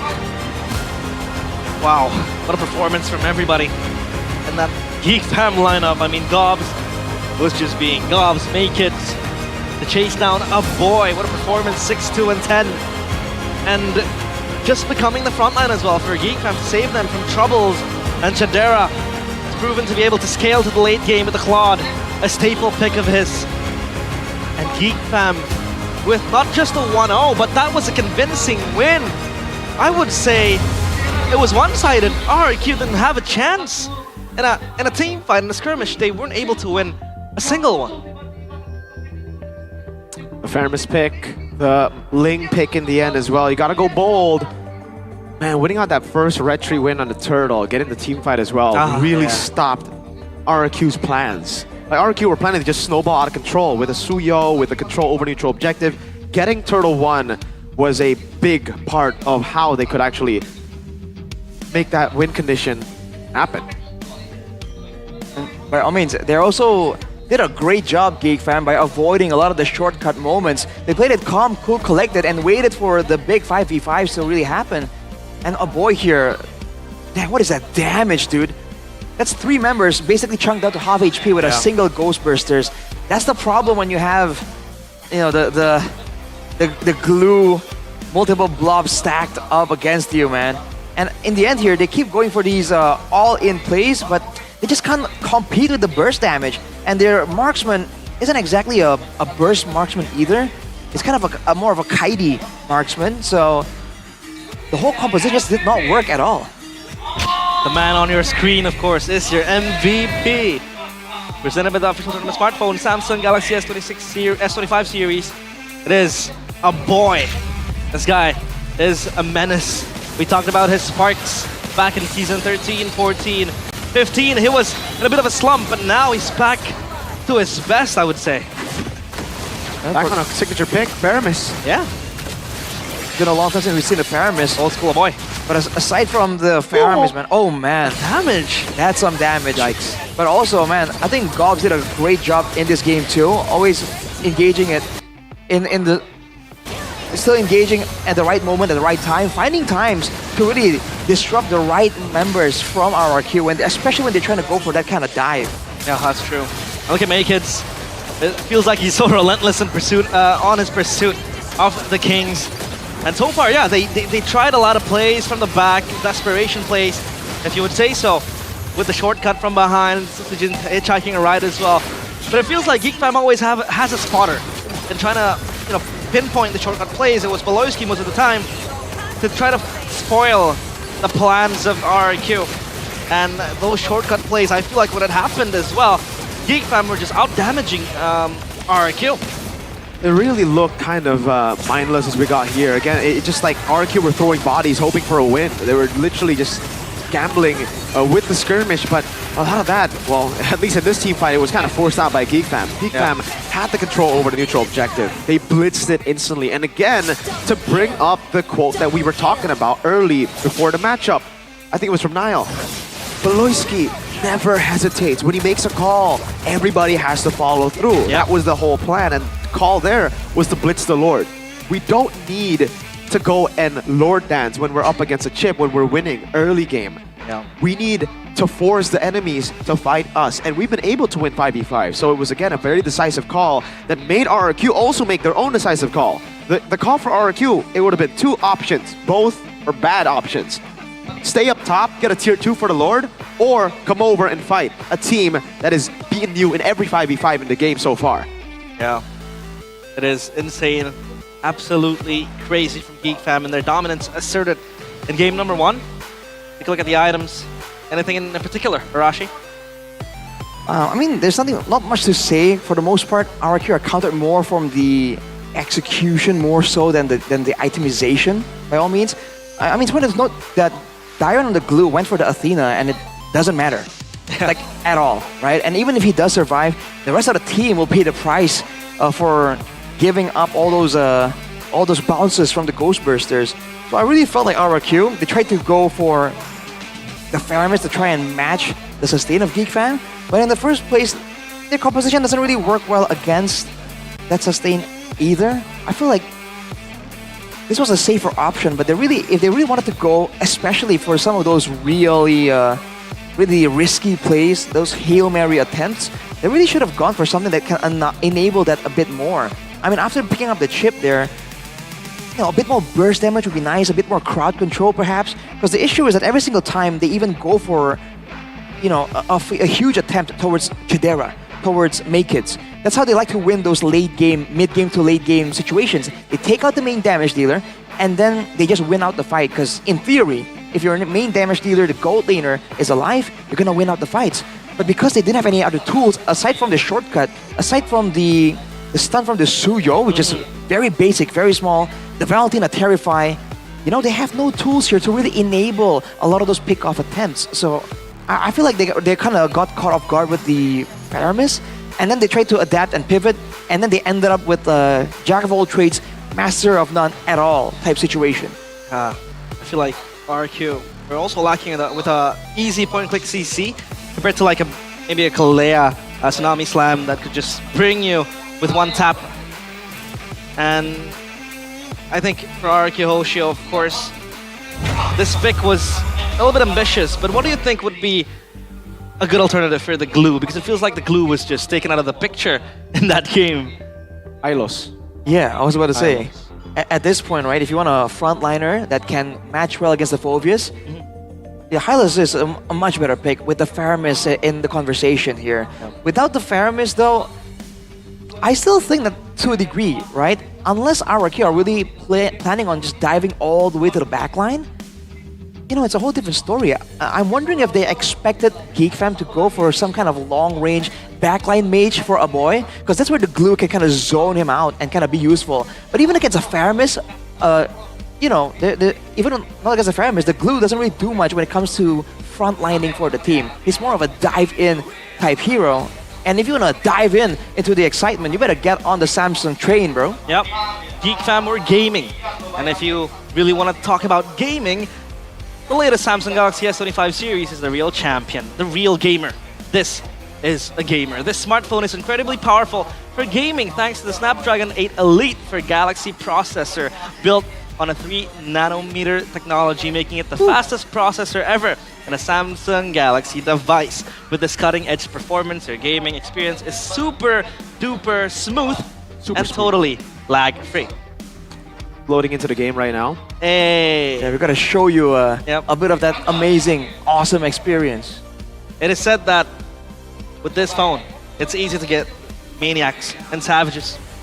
I mean, that's how the players are able to do so, right? Yeah. When they have that kind of clarity in the midst of a big team fight, that's how you get those kills rolling in. And don't forget, aside from just the performance on the games, you can also use that Gemini AI feature, bro. Yeah. Right? You can talk about anything to it. So you can try chat with it. Like, Mirko, you want to try and show the audience? Yo, who's going to win MPL Indonesia? Wait, let me tap it. Yo, who's going to win MPL Indonesia? Just yo. Gemini. Gemini. Gemini? Gemini. Gemini's still sleeping. I'm calling. You know what? I'm just gonna call. Call. Call Gemini. Call Gemini. And obviously, Real quick. Gemini? Still Gemini. I'm still sleeping. It's so lifelike, bro. This is what happens when I try and reach out to my friends as well. Who is going? They're sleeping. MPL Indonesia. Who? Is it a he or a she? It could be whatever you want. Exactly. Just a sec. Whoa. You came up with a whole paragraph. Yeah. It likes to specify things. It likes to specify. Interesting. Yeah. Should I just read it out then? Yeah. Sure. Do it. Okay. I've gathered information on the current MPL Indonesia. I don't like the answer. Never mind. They didn't say You don't like the BTR. answer? They didn't say You don't like didn't say truth? BTR. See, it gives you realistic answers. That's true. If it doesn't really adjust to your worldview, it is what it is, bro. We can't help you with that. If you're like me, you don't have friends to talk to, Oh, what? you can always You don't have have Gemini. I'm friends? kidding. You're Come my on, friend. man. Yeah. You're my you friend. you I'm leaving. friends. Yeah. Arashi's leaving for 2 reasons. Because Realize just said he's not a friend, and Arceus lost game number 1. Oh no. He wants to go Oh, he's back. backstage. But obviously, there's one thing that can make him leave this desk. It's the Team Galaxy Zone Cam by Samsung Galaxy. So if you have your Samsung Galaxy phone, you can always flex it in the Team Galaxy Zone Cam. Look at that. Wait, Mr. Kingdom in the building. that's an RQ fan who's sitting on the Geek Fam side. Yeah. Hey, That's the privileges you game get. is game, my friend. Game is game. That's true. Indeed. And if you're gonna get in on the Samsung game, make sure that you get it now, because there's a cashback up Look at this to color. 3.5 million IDR, and you can get 6 months of Gemini Advance for free. Hurry up and buy it now, because the promo ends on May the 15th, 2025. So exclusive for MPL viewers, you can get a free 25-watt travel adapter and a shop app e-voucher worth IDR of 500,000 using the voucher code S25MPL. Check it out right now, guys. love All right, S25. It's a lifesaver for me. When I play the Suyo, it just feels so much better when I'm on that S25. And I think, speaking of the Suyo, we got to go back to the point again that we were talking about. Suyo Fanny for Sutsujin, it's just not his comfort pick, right? He doesn't do that well on those picks. If they want to win this game, then go higher. But if they do want to continue to practice on the Suyo, I think this is not a bad performance. Like for it's not a bad plan actually for RRQ. Yeah. Again, they basically almost qualified upper brackets. They've already almost confirmed it. Might as well start to learn the Suyo and the Fanny. Might as well start to put Sutsujin on the picks that he's not too comfortable on to make him comfortable on it by the time playoffs come. Or maybe they could try out Chen. Try out what? Try out Chen. Oh, They can Wait try a Chen. second. Make him prepared for playoffs. Sorry. Who knows? For me, I think Chen is more of a slot filler because Hazel is in Malaysia. I don't think they promoted him with the idea to actually use him. Okay. Now, of course, all-time MPL ID Claude stats analysis. All-time leaders are Rance, CW, Skylar, Chidera, and Watt. But let me ask you guys a question. If I say Claude, who's the first pro player to pop up in your mind? Huh. For me, it's CW. Wow. Really? W. For me, it's Skylar. I think it's Skylar still for me, yeah. Oh yeah, that's true, because Blazing Duet from Blazing Duet Skylar! from Skylar. Yeah, you were quoting that a lot, Realize, back when it happened. What about Beatrix? When you think about Beatrix, who comes up? Skylar. Oh, wow. Runner's For me- apathy from Skylar! Wait, see, for Claude, I think it's Skylar. For Beatrix, I actually think Oheb. Oheb. Yeah. Oh no, for me it's Galera? No. No. I mean, Doming. No, oh my god. Domeng. Realize. I'm sorry. I mean, it's cool though to see the performance of the Claude and how it kind of fell out of the meta, but somehow it's still standing on a very respectable win rate here. Very interesting. But I think one of the best Claude plays ever to happen was Season 13 finals. Lower bracket finals. Yeah, that saving grace blazing duet by Brands. And the EVOS against GeekFam based defense. That was insane, by the way. One of the best games ever, I think. Ooh. 5K banger. With the environment, with that atmosphere as well. Yeah. We might get a sneak peek of that very soon, guys. Hey. 13 Velodrome.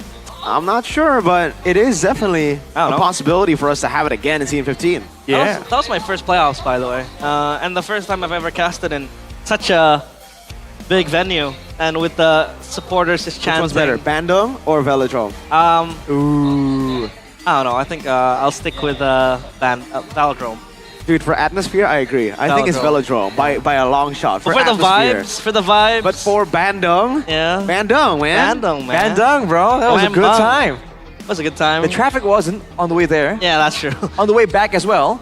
But that's a good time. It was. I went in the morning, 2 a.m. You know who didn't have a good time? Toy.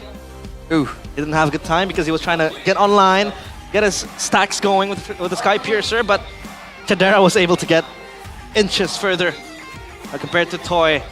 But yeah, I think in a certain scenario as well, the Granger, I think it was very hard for him to really operate in the lineup as well, because you have so much layers in GeekFam in which you have to pierce, not to mention yet again the realm, so the Granger was having a hard time there. I think a marksman with more AoE would have been much more beneficial there. I believe the idea, again, is to just snowball, get those picks from the early game, get Toy rolling. And, you know, when a Granger is snowballing hard, even the best frontliners really do struggle. They get poked down really well. But the issue is they weren't able to do so, right? So it's a plan that really hinges on everything going well. And against GeekFam, you just always have this feeling that things can go well, but how well really, right? When your team... When the team you're up against gets stronger with every death, up to 7 deaths, you know what I mean? Yep. Right? It can go well, but how long can that last? Bro, this is scary now, though. GeekFam, blue side, they got those big picks on red. Now, RQ, remember, they still have to ban Fanny. They're going to also have to ban Chip, I feel, right? Because you don't want Chip on the hands of BBB, brother. Yeah. I think for RQ, a lot of things to ban as well. But for GeekFam, I think in this series, or rather this match, they're going to permaban the Joy. What you think? Because it is really a such a staple pick. And not giving him the Joy, forcing him on uncomfortable picks like the Suyo, the Fanny, it doesn't really give him as much agency compared to the Joy. So I feel like the Joy is basically going to be non-existent in this match. Fist bump. Chadera getting that fist bump. Bumpy, bumpy. One of Beloyski's monsters here. He's doing the Wakanda Forever pose for some reason. The Wakanda Forever pose? Oh, was he feigning sleepiness there, Chidera? Is that a bit of a message? He went like, ooh. Kind of nodded off. Whoa, whoa, whoa. Is this a sleepy matchup, Chidera? He's dozing off. He's dozing off. He's trying to say, don't sleep on my performance. Oh, we're definitely not going to sleep on his performance, especially when he gets his comfort picks in the Claude, Moskov. Geek with first pick, RQ instantly. Kalea. Kalea Lucas. Wait, is this GeekFam going for the Onyx PH blueprint? The Lucas into Harith ban? Well, Naruto and Sakura not apparent in this game, but now Fulvius taken out as well. It was used by Gob and it was used very well as well. Chip taken out. They don't want Beloyski to have his hands on the chip. The macro impact he can have is very insane with his twisted mind as well. So yeah, better not have it in his hands. Okay, realize shout out. Twisted mind. Twisted mind. But Charahoda. We'll have to see how this really plays out. GeekFam, they're banning 2 really strong fighters. Does that hint that they want to go for an assassin themselves? They want some security for the backline? Or does it hint that they're trying to go for like more pickoffs and limiting the potential to really jump on the potential for RRQ to go for the tankier members so they can really punish even more? Now with the Hayabusa banned out as well, RRQ, you know, potentially here GeekFam's going to take the Joy away, and then RRQ's with their back against the corner. RQ got to ban Fanny, right? But if they do ban... See, I think they might want to trade Fanny with Joy because Joy Yeah. is Sutsujin's comfort pick. So it's Can Joy pick up the Badang? but is it like worth it? Leaving the Fanny open, it's Kids, who's been amazing on the Fanny. One of the best, if not the best. Definitely a riskier proposition. What? What is going on? They bet on the Joy for What's gonna themselves. be the trade? Are they Harith? They're trading it for Harith? That's a possibility. We But have the thing is, Pryo with Geekfam Harris. don't need to pick up Fanny first pick. That's true. They know that Sutsujin doesn't play it. Unless. Then sure. I think Geekfam will be happy with Rico that. was like, show it then. Yeah, because I think Geekfam can just think about picking up the Harith now. Picking up a big pick, it's a comfort for Chidera. Leaving Fanny on the other side, throwing the question to RRQ. Here, are you gonna pick it up? Are you sure you can make good use of it? Oh boy, that was definitely a huge curveball there from RRQ. I mean, we're off guard. I wonder if Geekfam are also caught by surprise there, for better There you or go. worse. Jushin though. Jushin. Okay, did not expect the Jushin. Nothing is going as expected here, boys. Yep. Balls in RQ's court now. Suyo. What? So they're gonna. Wait, they're gonna trade the Suyo with a This one Fanny? is expected though. Like, Yeah. the Suyo isn't really that crazy for me because they don't play Fanny. Uh-huh. It should be Suyo? Suyo Harith, right? Because the Jushin pick is a pick that Rins does really well on, so they're just taking it away from him. Uh-huh. Oh. Hylos? What? Okay, now Suyo that is a Hylos. what? Because this is gonna be a Fanny Harith, right? It should be. It should be two strong picks for Geek Fam. Fanny, Harith, they're giving away basically win cons that Geek Fam might really enjoy lavishing on. So, since this is Cascade we're talking about, the assumption is always that there's a plan to this. There's a mind game here that he's angling for, that he's baiting Geekfam. But it's really out of the box right here. I myself, I'm not quite sure what the idea is. It's a flex pick, technically for the Hylas, but that's about it.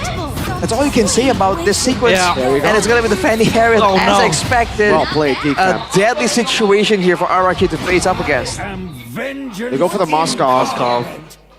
Straight away because they know the Moskov might be banned in the second phase. But the question is Cascade cooking? What could he possibly cook, man? The recipe looks scuffed. It's spoiled. I mean, They have still a way to go Franco, right? Yes. There's still Guys, some Fanny, yeah. lockdown. There's still comfort. They have a Moskov against the Fanny. And it's good against Harith. Never mind. They ban it Sanctified out. that. There's still the Tigreal. what about a Badang? I don't think you want to go tick against Jushin and Harith. Like, you just for the Fanny. And the Fanny, even then, it's not a guaranteed catch, unlike the Franco, you know? For Badang Rome. I'm thinking of a Badang or a Hilda. Yeah, the Badang is... But I think the Badang will be banned. There's no way the Badang... Agreed. Gets... Like, no way Geek Fam leave it open in the second phase. I mean, we've been saying a lot of no ways so far, and the ways have been opening up somehow. Oh boy, we have to wait and see for RRQ's first move just yet. They got a Kacha initially though, already quite interesting.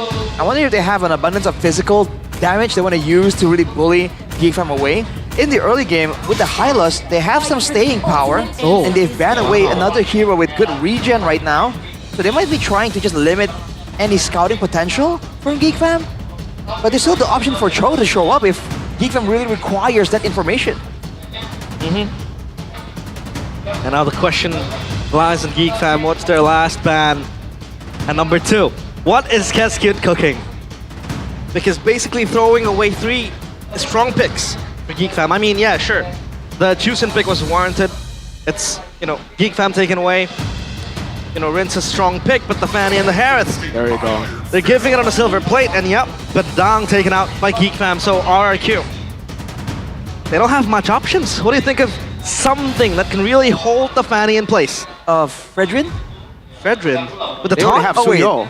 Yeah. Yeah, you're right. they have Suyo already. Spammable crowd control. Bellerin? Bellerin? No way. Way too slow. I mean, you can proc a lot of passives against the Sushin. That's one thing you have going for you on the Belleric, but not good enough. I mean, you're at such risk. Fanny, Harith, Kufra. Do they go Kufra? If they do, it'll be last. There you go. They go Farsa. Yeah. This could be a Kufra pick Farsa against the Fanny though. With Kufra. With proper scary. Show. Choloyski shows up again. Let's keep the Suyo in check. And now Geek Fam with the last pick. XP. It has to be, or maybe it could be a flex. But Gobs. yeah, Gobs. Glue?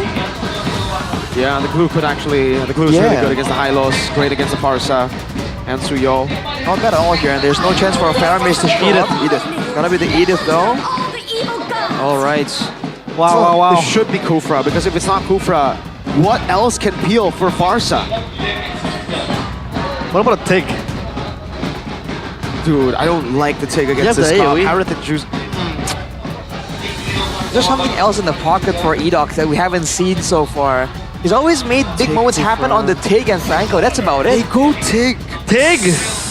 Still? It's comfort over meta, bro, for sure here. Yeah. But what's going to... Oh, man. Can the high loss not peel for the for the Farsa? Wow, they... I mean, the Hylos? Yeah, just stand there. Lots of damage. But you want Hylos to walk up more than you just want to peel, right? Yeah, The thing is, Geek Fam will dive with many targets. Hylos can only stun one. Oh boy. Okay. It's looking difficult. I think this just really relies on big plays happening for RRQ. If they can get the big implosions, the big combos, they might be looking at something here. If that doesn't happen, if Geek Fam are able to use the Cho to scout out the dangers, stifle Edok's playmaking potential, this is looking like a done deal, bro. I'm not gonna lie. I agree with you. The lineup rating definitely agrees with you too. 6.8. Wow. Do we have a chef in the kingdom? Or is this just mere misplace? The King Slayers might end this with a 2-0. But the Kings will retaliate. It is game number 2 of RRQ Hoshi against Geek Fam. Let's see. Will the King Slayers be able to derail the hype train and maybe possibly the upper bracket chance for RRQ? Taking first place away from them is not a far-fetched idea anymore. Looking so dangerous right now. And looking at the matchup, clear-wise, Geek Fam with the Cho assisting the Tushin. That means that even with the Farsa here, Geek Fam can have the roam advantage when it comes to just going around faster. With Sisujin on the Suyo, there's going to be a lot of danger. The Lethal immediately gets threatened by Geek Fam. And looking at the emblems here, Firmness, pull yourself together for Edok. Definitely going to try to make plays happen. No Rins though. Forced to wings by wings away. That's a lot of pressure here. Man. Edok spots Beloski in the bush. Sisujin able to go for the Soul Sever. Makids though.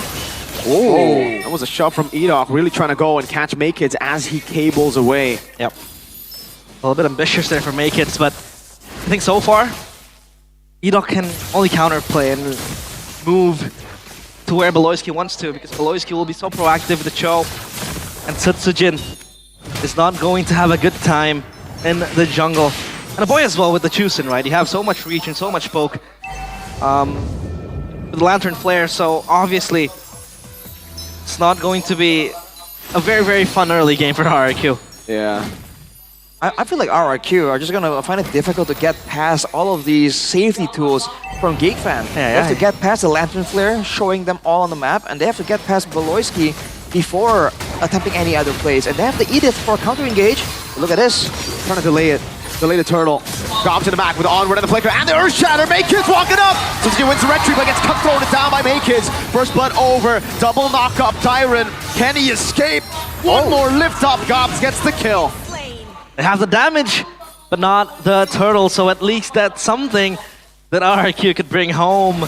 But again, Makids with the early kill, this might just funnel the Fanny into becoming a monster later on. Yeah, 2 kills for the turtle. Definitely not ideal. The other factor is the 1v1 for Toy Leader. Oh my lord. But again, against Makids on the Fanny, that's definitely a lot scarier than it sounds. Oh, hang on, Dyron, Lord's Pathway. Oh, Gobs with the Earth Shatter. Is it enough to take him down? Geek Fam, Gobs trying to run away, gets with the Onward! Beloski with the Dikugo and the kick! Oh wow! Setsujin walks up! Oh, that was risky. Beloy might be able to get him. Okay, in the bottom lane, it's the Moskov thrown back Rins. caught in the bad spot. Purple buff taken though. Beloyski, Jin, cold. Able to stay there. Makids almost getting the kill. Toy able to go on and Makids take it out. The Monster Maker saves Gobs. But I think now we have an idea of how they're trying to stop Makids into engaging to the Farsa. The stun was there from Edok to stop him with the Sacred Hammer. And I think that's going to be at least the bare minimum that what they can do to face Makids later on. It just seems like the idea is to just use more damage, more aggression to really stop GeekFam from making all of these plays unpunished. Again, it's a bold move, and we've seen RRQ pull it off before. It's definitely risky though, and there's a lot more ways for GeekFam once they wisen up to this strategy. Once they know what RRQ is looking for, it's gonna be a whole different look. Beloyski? SG Kundo won't be able to go for the kick though. It's just screening. The signature Choloyski screen.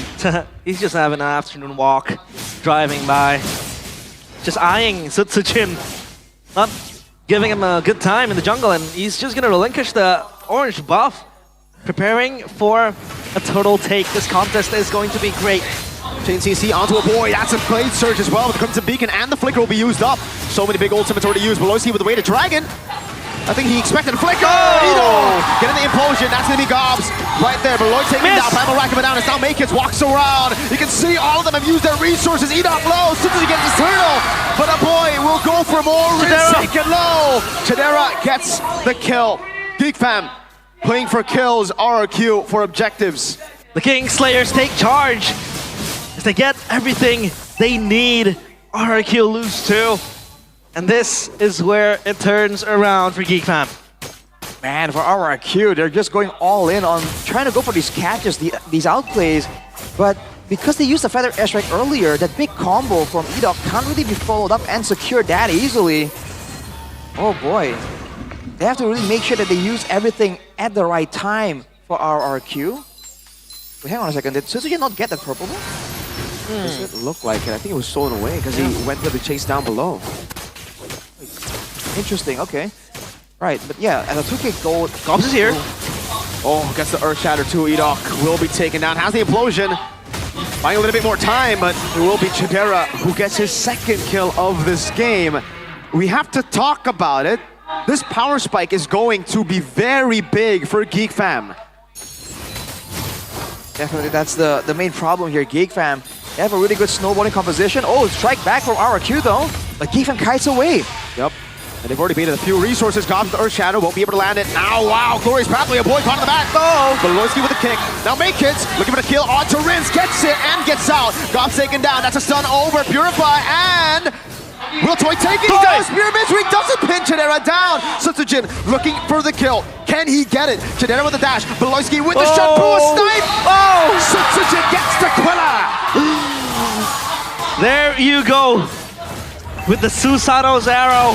Sutsujin at least gets a kill to his name. We can take a look at how RRQ has to ration their spells, because GeekFam, they have so much tools to just peel for themselves, engage and disengage. When maybe the Farsa pops the Feather Airstrike, they can always peel back. Either, you know, a boy by himself or maybe Beloyski with the Jit Kundo, but anything can happen for GeekFam. So RRQ, they need to be very wary of this possibility. Oh, very good turn of events there for RRQ. They got a turret, they got a couple of kills down, and they got the neutral objective, and they have control now for once. That was also GeekFam though, just diving, going with the aggression, seeing that there was a possibility to shut down RRQ even more, but they fell victim. They were 4 men slowed under the turret there by RRQ. That's just not how they wanted the fight to go. That could be a fatal one, man. All of that early game advantage they have pressured RRQ into giving up. Now it's kind of equalized. And we've seen RRQ have the damage at least to get somewhat even results in a fight. Better airstrike already, wow. With John Implosion on Beloyski, he will be taken down. Another death closer to the 7th death power spike of BBB. Needs a total of 5 more. Still a long way to go, but at least RRQ. Whoa. Where's Pathway? Look for the kill. Onto Gobs, Spear of Misery as well. Makids, will he be going for it? Oh, Sutsujin with Blade Surge out. Makids to the back, gets shoved. So able to get the cables down, and Chidera gets rid of Dyron. That's the damage potential, magical and physical from Geek Fam. Tyron, as of right now, only has components. Steel leg plates, the Silence Robe. He doesn't really have a lot of big resistances against anything physical or magical. That's where it's going to be a bit difficult for RRQ to find info. Whoa, and Boloski finds a kick. Rins gets slain. Make's looking for more. Again, Edok does have the implosion. Sutsujin waiting in the bush. I think might be spotted out. Blade surge out. Oh, Jiku, no flicker from Boloski. Oh, big hands! Able to bait out the implosion. Gets away too. This man is ridiculous on the Fanny. He slips away, gets the kill, gets out. That's the King's assassination by Makekids. Oh boy, dodging from the implosion there. Got hit with the Sacred Hammer, but it doesn't even matter. Outplays traded back with outplays, and Geek Fam with this power spikes in the mid game can burst his lord down so fast. They're gonna go for it instantly, wiping it down. Edok does not have the way to Dragon Baloiski! Gets the way of the Dragon for Makekids to get the cutthroat. Now it's Tyron. The lone stallion here picked up, thrown back. Baloiski with the Kung Fu. Oh, they're literally kicking his horse to his death. Another one. Even with their Vitalize, he's only just gonna take a bit more of a beating, but he has to back away. Wow, Geek Fam. They're everywhere around the map. RRQ giving action to their plate non-stop. And Makekids now strongest as ever. They have the Lord now marching up top, so they can restabilize the lanes, mid and bot for RRQ. How do they hold on to this, Arashi? They have the long distance feather airstrike. They have a Moskov that can clear pretty well there, but they're using all of it now already, trying to hang on for that mid turret as long as possible, allowing them more avenues for rotations. Oh, Makekids. Oh, no. Full Semper lands. Oh, he's just styling. He's just here for the show. Makekids. Cables. That's some control, dude. But look at Baloiski. Ooh. Look at the moves. Jiku knows Spear of Misery landing on 2 Toy, able to go for it. Earth Shatter and the Glorious Path. Edok! Dives into the back line, will be able to find 2. Sutsujin gets the double. Chidera low. Edok looking for more. Rins wings by wings. No feathered airstrike.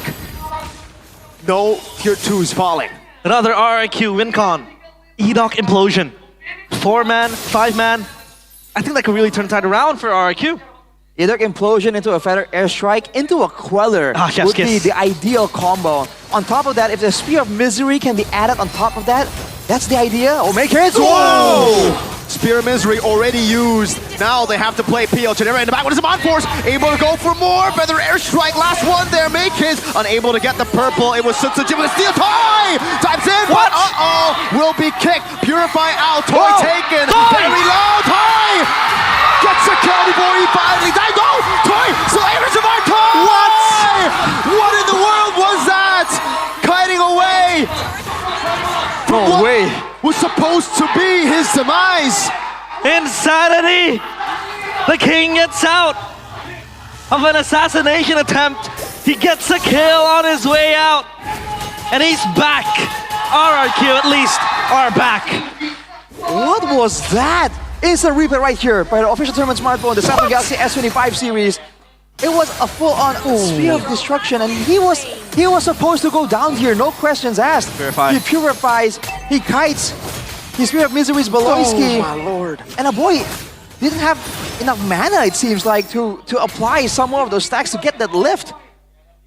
That was on top of the glowing one as well. No way that was supposed to happen at all, dude. RRQ somehow, some way found an opportunity. Now there's a flicker implosion potential from Edok. It is available. This can be a massive moment for RRQ, but they have to play it properly. Is this where the King Slayers crumble?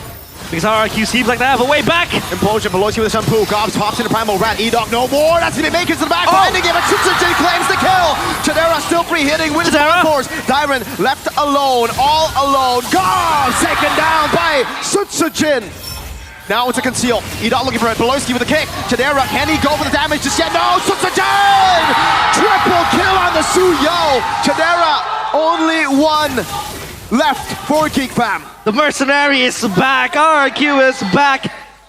And this is where the game might go into their favor. Gold lethal in the hands of Geek Fam, but it's irrelevant at this point as RRQ They still hold on to their castle walls with the Lord now in their sights. And this is a massive one for RRQ. They've been struggling with control, with getting security in the lanes for the longest time against GeekFam. But now with the Lord, they're gonna have the wave advantage. That means more opportunities for Edok, for Toy, for Sutsujin to go for some of these plays. I wish you can see a replay of the later side of that fight though. Edok pushes Chidera out of the way so that RRQ can get some more implosion. Already, Beloyski able to escape, and an airstrike! Oh, it's a flicker out. Gobs has to move back as well. Sutsujin will disengage. Lord in the bottom lane, marching down as RRQ take a tier 1 up top. The damage from RRQ now is indispensable. Toy, looking for something. Has to be careful. Maykid's looking for a Toy. Locked up Toy again! Is able to survive against 2. Sutsujin looking for the Queller. Beloyski with the Jikundo. Sutsujin with the Blade Surge already. Gobs looking for it. Earth Shatter only landing on a diamond. Chidera! With the dive, catching Rens! Now Tyron is caught in the tough spot. SOD does not land! Edok does not have the implosion. Sutsujin immobilized. Chidera with a walk up. A boy looking to pick him up. Just a bit more. Edok defends Sutsujin in time. Chidera, Zaman Force over. Now looking for the damage on Edok, slowly but surely chunking the HP away. He does have the implosion, but he's got to be careful. Chidera backing away. RRQ, bit of more than they could chew, and they falter in the top side siege, but at least the turret is gone, and the Lord now, not bottom as well, marching. So GeekFam, they have their focus split to 2. This is a very sporadic game right here. Neither team are playing it calculative, dude. It's just mechanics. Maykid's trying to show off, Edok trying to do the same. It all comes down to who pulls the trigger first, who gets the proactive movement, who gets that catch, and whether or not they can kind of predict each other's outplay. We are approaching mind game territory right here. This game isn't played directly. It's like, even if Rins wants to use a feather airstrike in front of the whole team of GeekFam, there's that layer of mind games. Is the team nearby? Is Edok waiting to counter on that engage from GeekFam or not? Yep. They just kept guessing. We're approaching the 7th death power spike too. Oh. One more. One away for Beloyski. One away. To activate that forbidden jutsu in his sleeves. And now RRQ, they slow down the tempo. Meanwhile, they have all outer turrets taken down. So at least they have time and space to breathe. Maybe refocus. So far for GeekFam, it's how they want to fight back because they still have the damage enough, but they don't really have the reach to get to, you know, to get to Rins, to get to the Farsa. I mean, Maykid's might do that, but again, the peel from Edok is there. They're rationing their spells. The implosion used as well, so it's going to be very funny, but now Glorious Pathway, Gob's gonna be taken very low too. Beloyski unable to go for it. Oh, Primal Wrath already used, baited out of Gobs. Also, the Feather Airstrike and Glorious Pathway no longer available though. RRQ, despite having the Moskov, they don't have the liberty to send him off on a split push mission. With the Lord up, with so much damage available for both teams, they can burst it down at any given moment. But look at this, RRQ already sending Toy away. GeekFam, once they see him, there's definitely a small window there where they can go for some kind of pick off. Beloyski is definitely looking for it. Chidera ready to jump on him. But the airstrike coming down with Way the Dragon as well. Now it's going to be revitalized. A boy with a Crimson Beacon still in the bottom lane. It's going to be implosion! Edok finding a massive one! One more time! When the kingdom is getting siege, when they are under, never doubt the man, the captain, Edok! these are kings. But Edok, with the divine intervention to stop the kingdom from crumbling, they take game number 2. And the King Slayers, their celebrations put on halt. An unlikely victory. We were thinking Toy is gonna make a big play. We were thinking Sutsujin's gonna steal the Lord. It's always Edok. It's always Edok. Bro, get the heck out of here. What was that? What was that, dude? We talked about the damage, the pickup potential, the scouting. It doesn't matter, dude. One moment is all it takes, and when you have Edok, that moment just comes so often, it's ridiculous. Ridiculous. It's a momentum-based hero, this pick, the Tigreal. No, it shouldn't be. It's an Edok hero, brother. It shouldn't be, dude. It shouldn't have worked out like that. Oh man. lord. We talked about how everything is just going to dissuade Edok from picking the Tigreal, yet he still picks it up. He's still able to pull off majestic things like this. This guy is on a different level. This is why sometimes they just stick to the Tig, right? We were thinking, all right, normal scenario. You gotta go Kufra, you gotta go something to cancel out those dashes. But if you have Edok on your team, put him on a Franco, put him on a Tigreal. Oh my goodness. Edok. Wow. Unbelievable, dude. Raki's speechless. Generational talent. We were talking about this the whole time. Oh, Tigreal, it might be difficult, might be not as effective, and he turns out to be the big playmaker still. Yeah. It doesn't matter what you think, dude. He's not asking for your opinion. He just does it. He doesn't care. And we talked about it, his implosion. Like, that's another win con of RRQ. Number one, of course, scale 8 game. And another win con was to let Edok play. Let, you know, never doubt. Let divine intervention happen, and with an implosion, 4-man, 3-man was there. Never doubt. Dude. We never doubt Edok. Man, if you were Geek Fam though, that is a hit. Oh man, that's a hit to the gut, bro. That is a devastating way to lose the game, dude.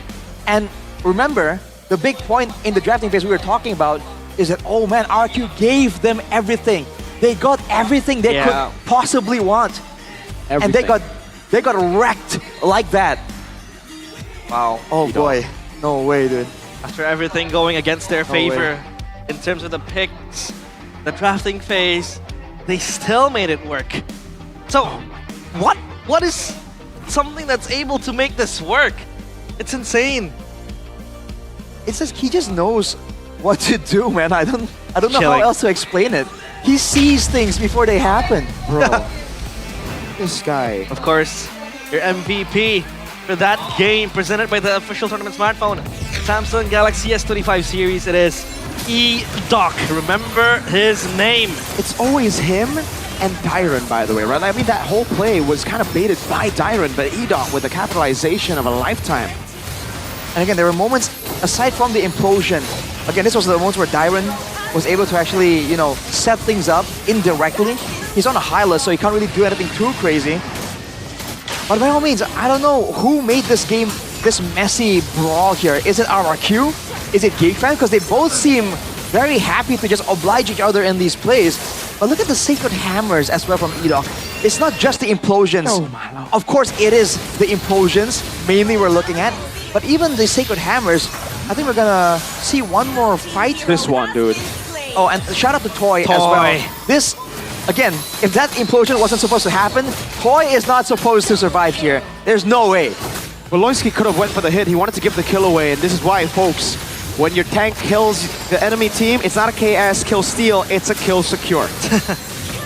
And this was a chaotic fight, I think earlier on, before the final fight. And after the initial fight, you can see that Toy was taken out, but Sutsujin was picking up the role. And look at Edok, he flickers Sacred Hammer Chadera away from the team so that the rest of the guys can get the cleanup done. Chadera here with the outplay as well, predicting that Rinz will be vulnerable. Look at this. But dude, they should have known. They should have seen it coming, Geek Fam. That is a play that Voloisky himself would have made for Geek Fam if the tables were turned. Yeah. They really should have known. They literally slayed Voloisky in his 7th death, man. He didn't let the power spike activate. They were like, nah, not on my watch. 070, not 007. That was the icing on top. Take a look at the items again.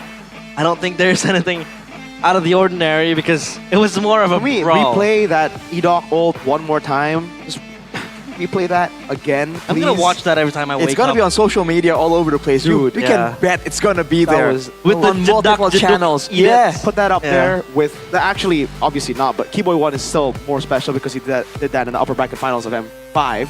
Yep. But holy moly, Edok. He just needs to find that moment in an international, and that's gonna be an all-timer. Didn't Edok say that Keyboy was his idol, if I'm not mistaken? Yeah. So at least the regeneration is here. And I think for now, Edok is just this guy, setting the tempo for RRQ, making them win out of unwinnable scenarios. And it's insane the consequences you have to face when you're giving him heroes like this. And this is not something he would pick every time. But when it comes out, it feels like you're just done for the day. Dude. It's fortunate for all the other teams in the league right now that he can only do something this crazy on the Franco and Tigreal so far.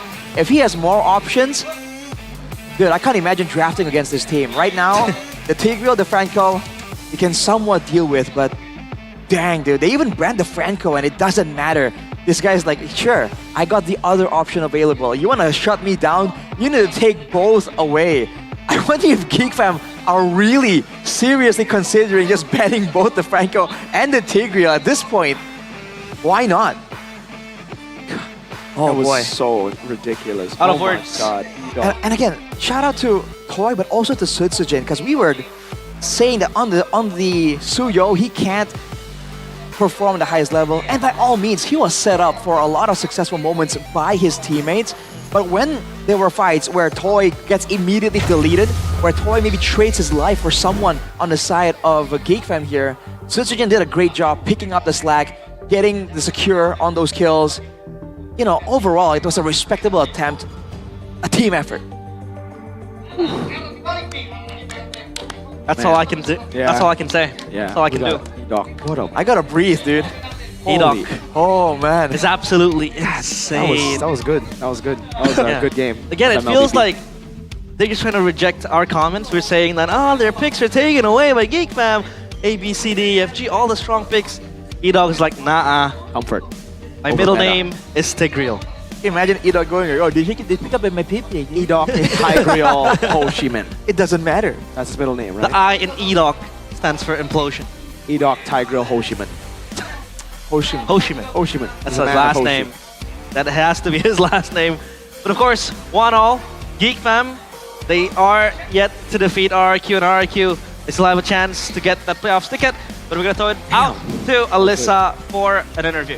Yeay, pastinya kembali bersama Alyssa di sini dan Alyssa tidak sendiri ditemani oleh Michelle Kristo. Halo semuanya. Halo Michelle. Halo Kak Alyssa. Gimana hari ini melihat matchnya yang sangat panas nih? Jujur aku deg-degan banget ya. Tadi aku sampai tercengang gitu melihat Toy bisa kabur. Luar biasa Luar ya biasa. memang ya. Kita bisa melihat perlawanan yang sengit ya memang antara top tuh sih mereka memang di klasemen saat ini ya. Iya sih, aku nontonnya sampai sakit perut, deg-degan, sampai mules ya Iya, memang ya. mules. Oke, ngomongin soal game yang sangat seru tadi di game kedua, katanya ngomong di sini di RRQ ini ada spot gaming juga yang menarik ya. Iya, di mana? lagi ada spot gaming paling hits lagi, apalagi lagi di Manado. Namanya RRQ Arena dan Community Hub, Kak. Wow, boleh Iya. nggak sih dijelasin ke teman-teman semua apa sih Community Hub? Nah, di sana kalian bisa main game PS5, kalian bisa nobar, kalian juga bisa bikin acara-acara turnamen Mobile Legends juga bisa di sana. Wow, jadi banyak banget program-program dan kegiatan-kegiatan yang Betul. dilakukan ya. Dan kalau boleh tahu ada harga yang harus dikeluarkan nggak sih, Harganya Michelle? kocaknya murah banget sih ya. Untuk per jamnya biasanya itu di 13.000, tapi kalau untuk VIP di 25.000 aja 1 jam. Wow, Iya. sungguh affordable dan pastinya buat teman-teman yang ada di sana kalau pengen ikutan ada promonya nggak sih? Ada banget, lagi ada promo 50% nih. Aku nyontek dulu. Sampai dengan tanggal 18 Mei. Jadi kita tuh ada loyalty stamp. Nah, di loyalty itu kalau misalnya kalian ngumpulin sampai 10 stamp, kalian bisa dapetin free main game 1 jam di sana. Oke, jadi kalian bisa ngumpulin stempelnya, Yes. lalu bisa dapat benefitnya juga. Selain itu ada benefit lainnya nggak sih, Michelle?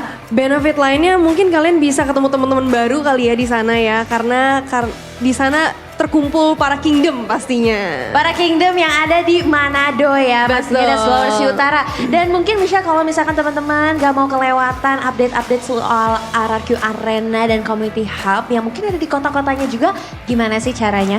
Kalian bisa langsung aja cek di Google Map RRQ Arena dan Community Hub Atau kalian bisa langsung datang ke Jalan Babe Palar nomor 75 Tanjung Batu, Manado. Atau kalian bisa langsung nih, ada QR-nya kan, untuk follow Instagram RRQ Arena langsung. Yeay, jadi gampang banget pastinya caranya. Kalian bisa langsung scan aja QR code yang ada di bawah dan di follow juga social medianya. Dan pastinya kalian bisa bergabung dan bertemu teman-teman yang punya interest yang sama ya di kotanya masing-masing. Nah, Michelle, ngomongin soal gameplay tadi, ngomongin soal RRQ juga nih ya. Kak. Katanya dari RRQ juga lagi ngadain tour keliling. Betul, lagi ada RKK. RRQ keliling kota. RRQ keliling kota. Sekarang lagi ada di mana tuh? Lagi ada di Palangkaraya hari ini. Wow, seru banget ya pastinya. Iya, Dan seru. bakal ke kota-kota lain juga? Bakal ada ke kota-kota lain juga. Di sana pastinya ada host di Kareski, ada Bapet juga, dan ada antara aku, Pak Ape, Bibi ataupun Angel, para BA juga. Jadi ditemenin para BA dan kalian bisa nonton langsung, ketemu langsung, meet and greet langsung, seru-seruan dan have fun bareng pastinya dengan RRQ dan Kingdom yang ada di seluruh Indonesia. Betul banget. Nah, terakhir dong Michelle, aku pengen minta semangatnya nih buat RRQ terutama di game terakhir karena ini sangat panas dan sangat sengit ya. Silakan. Pokoknya FIFA RRQ. Jangan lupa ikutin terus keseruan yang ada di MPL Arena dan thank you so much Michelle. Terima kasih Kak. Dukung terus tim kesayangan kalian untuk Kingdom dan juga untuk Geek Fam Unity, jangan mau kalah. Dan kita akan kembalikan lagi ke para caster. Silakan caster, take it over.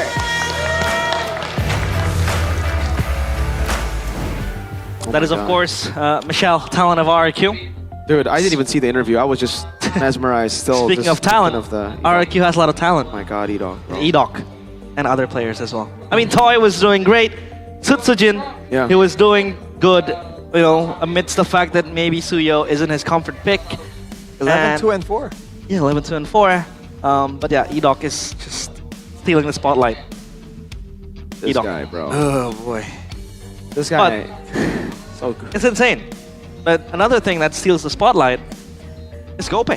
Gope? From watching MPL, playing with friends, doing implosions like Edok, ranking up, to everything is, of course, hashtag PastiGG with GoPay Games. You get a free weekly diamond pass at GoPay Games. This is how you can do that. Simply purchase a WDP or a weekly diamond pass at gopay.co.id/games during the flash sale, which is 3 p.m. to 6 p.m. And don't forget to use the promo code shown during the MPL ID Season 15 live stream to get a bonus of 5 diamonds exclusively for first-time top-ups. And topping diamonds at GoPay Games is always cheap and 100% secure. The reason why I was able to pull out the Sasuke Uchiha skin was because I topped up with GoPay Games.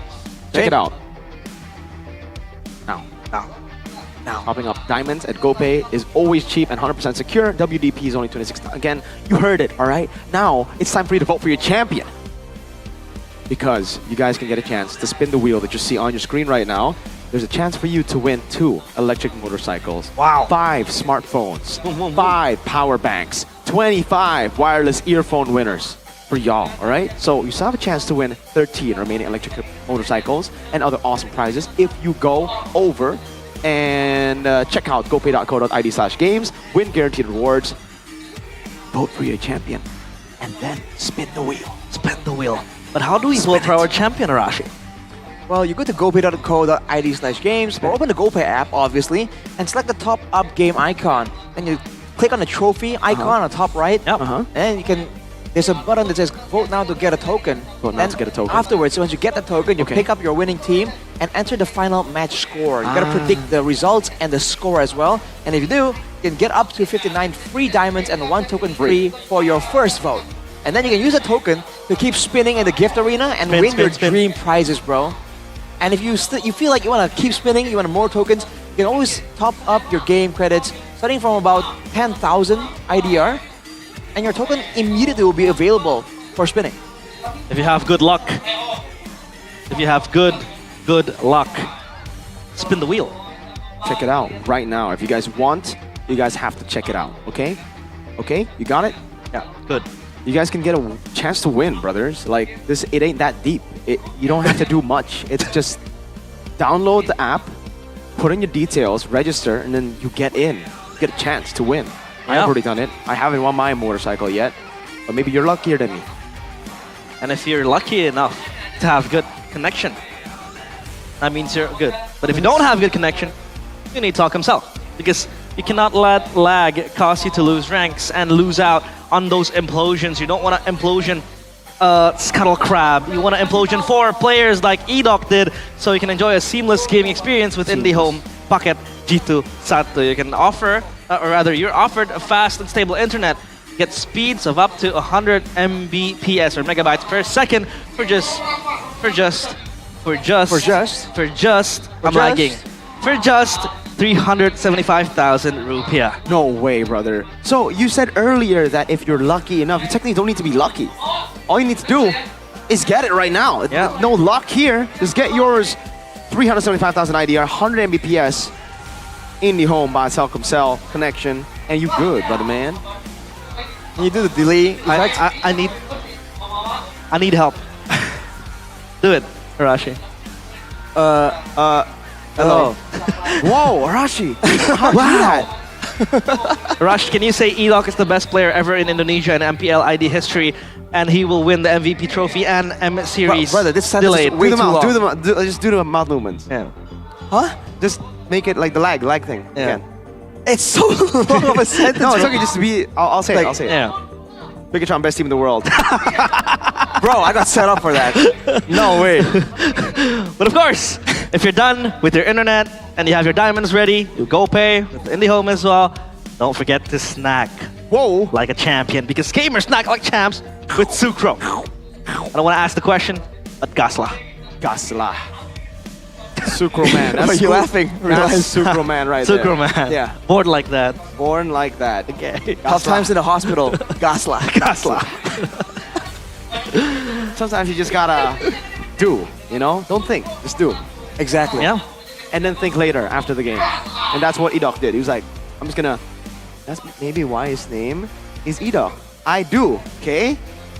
Okay. Or maybe Pretty bad. Edok stands for I don't officially know. Until the game goes, he knows what he's doing. Okay. What about you, Arashi? What's your take on Edok's name? I think it's just Edok, bro. That's boring, man. So Edok, outside the game, I don't officially know, but in game, I do know. I do know. He knows what he. So he's just IDK in game. IDK. His IDK. Okay, so now talking about the previous game in which Maykits picked up the Fanny, he was a threat early on, but as the late game goes, it feels like number 1 RRQ were able to clump up and burst him down early, and there was a good peel as well coming in from RRQ, both Tyron and Edok, but number 2, it feels like the Fanny was forced to reassign herself to try to match the split push from Toy, because this is what we were talking about with the Moskov pick. It really puts Fanny, you know, on a pedestal. It feels like the Moskov does have the prio in the split push, and it could rejoin the fight with the global presence given with this Spear of Destruction. So yeah, I think Maykits did have a good time early on, but late game, it was mixed. The thing is, again, I'm really wondering who in that game, it's hard to tell from just an observer's point of view, but who was initiating all those brawls? Because you would think that for GeekFam at least, having the Fanny, they would want to split apart RRQ and allow for those pickoffs for the Baloyski Fanny combo, for the Choloyski Harris Chidera combo, right? Kick someone, burst them down. But then it just devolved into a full-on 5v5, right? RRQ at one point even brought Toy along for the ride. He wasn't split pushing for a great amount of that game. He was just sticking together as 5. And when that happens, it's just a lot more difficult for the Fanny to really get big moments. It's a lot more difficult for you to get a 4-man big engage when you're on a Cho compared to a Tegriel. So I feel like RRQ definitely initiated that several times, but there were times where GeekFam themselves were trying to, it's like they were trying to prove to everyone like, we can brawl too, we can scrap too. But you know, they weren't really drafted for it, and I think they really paid the price in trying to kind of match that playstyle from RRQ. Yeah. And here we go. The final drafting phase Let's go! of this match, presented by the official tournament smartphone, Samsung Galaxy S25 series. Lucas, Kalea taken out of the fray. already. It's gonna be the same formula, I think. This is what Geek Fam tends to do. They'll say, we played it wrong. And they'll go for the same draft. Against Onyx, they did that, if you guys remember. And it seems like this is the same plan for Geek Fam. It's going to just be, hey, you guys got lucky. You had Edok. What if we ban the Tig? Actually, we can't because Franco and Badang are definitely there too, but What's your command? there you go. RQ say, no, we won't play back to that game. We know how scary it was. We knew that Edok kind of bailed us out of that game. Yep. We gotta ban out the Fanny. No more. Put some respect onto Made Kids right there. But now without the Hayabusa in the picture, with Geekfam being first pick, RRQ, do they want to let go of the joy, right? The immediate question, of course. Do they want to trade it with the Harriet? We've seen that happen as well. That was our assumption on what was going to happen in the previous game. For Geekfam though, it's the same, the same exact bans here. Different order. Phobius is no longer an option. The beat of the flag. And Joy still. They banned Joy themselves. So Chip is obviously open. No way. And Beloyski might be able to take it here. Again, stealing a stable pick for Edok and RRQ. And for Beloyski, you never know what he can do with the chip. Scary. Is that the idea though? Like, okay, you go for the chip, because you're gonna be grouped up through the portal, trying to dive. Remember last game, remember that implosion? Are you saying that another Tig will be picked by RRQ? I mean, if the chip comes through, that could very well be the angle here for RRQ. What happened to Carmilla, by the way? Like, it was always picked to counter the chip, and now it's non-existent. Yeah, no, right. Actually, we haven't seen it. I haven't seen it in any of the games I've been casting this season. They go Harriet. Harriet, though, is more prio. Now, the chip did not work out for RRQ in game number 1. So RRQ, they can go for it, but are they confident they're gonna have the right follow-up picks afterwards to guarantee success for the team? Towards RRQ. I think a chip might be picked up here. I mean, the Juicin is not banned, so yeah, I think Juicin will that could be a good pick for Rins as well. Juicin for sure. The chip is the one that I don't know if we're gonna see here. Because for RRQ, it would be safer, I guess, to just wait. They don't go Juicin. Interesting. They're going for the same angle they did last game as well. Hyla Suyo. I wonder why that's the case. It's almost like we haven't seen them do this against other teams, so it's almost like this is something they have prepared specifically for Geekfam. I wonder, again, if it's just the way Geekfam interacts with Dairon. If they want something tanky there, maybe Geekfam likes to play for the EXP lane more, get gobs ahead, right? So if they put Dairon on something like a Hylas, it's a lot more bearable in that sense. It really seems very Geekfam specified. Yeah. Taken up in a lane. Early. For Make It reminiscent of game number 1, but yeah, it's pretty early. So I think RRQ could pick up a Faramis as well to play against the Ling. They will pick up the Kimmy. Okay. Wait, this is looking scary. The RRQ draft, dude. So many slows, so many options. Yeah. There's dive threat coming from the Ling and the Harriet. But the kite ability here from RRQ cannot be understated. And they banned the Hellcurt as well. I mean, that's a lot of respect, dude. But maybe that's exactly what they need when they're up against the War Crime General himself. Yeah. They're gonna ban the Cho too, I believe, right now. But the Ling in the first phase, is that a wise move? I guess there's no other jungle left, right? Lucas Haya, Joy, Fanny, all banned out. So Ling is probably the best option. I mean, they had Fredrin. Haya. Haya banned. Kakashi. Oh, Kakashi, yeah. Yeah. My bad. Yeah, I anime guess picture threw you off, didn't it? it makes sense then. Yeah, they banned Lo Yi. Shadows. Interesting. Alright, but again, this Kimi can be just flexed over to the mid lane.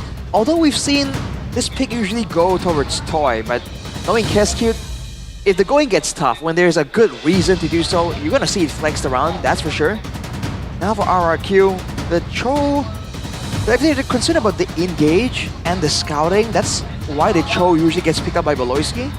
But with this composition, I feel like they're not really too concerned about being seen, right? As long as they can maintain a range advantage here using the Kimi to outrange the Harriet and the Tushin, they're fine just being spotted by Geekfam, I feel like. This might be an angle to deny any kind of playmaking tools. It is going to be a bit more of a playmaking tool. The glue, they can dive in the back and zone the damage dealers removed by RRQ. So just setting up for a pure front-to-back composition here. Yeah. Blue taken out with a Phobius ban as well at the side of Geek Fam. They're about to take the glue to their hands as well. Now Geek Fam, last ban.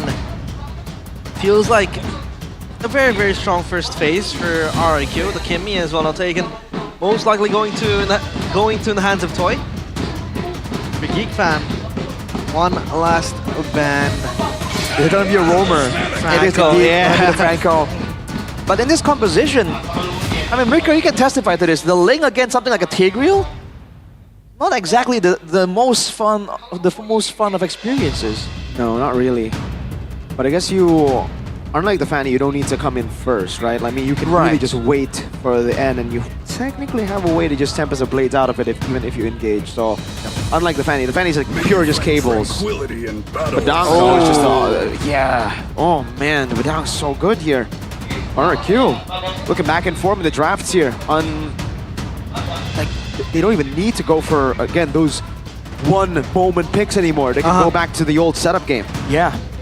This is a slow and steady looking composition from RRQ. If they can get a bit more crowd control, a bit more AoE from the mid lane, or even from the gold lane, something that can kind of add on to their safety and their aggression, I feel like that really shuts down whatever Geek Fam is going to try and do. They can just go Eve again. Ooh, yeah. Eve is nice. Front to back potential is there as well for RRQ. Geek Fam now, 2 last picks. XP and Rome.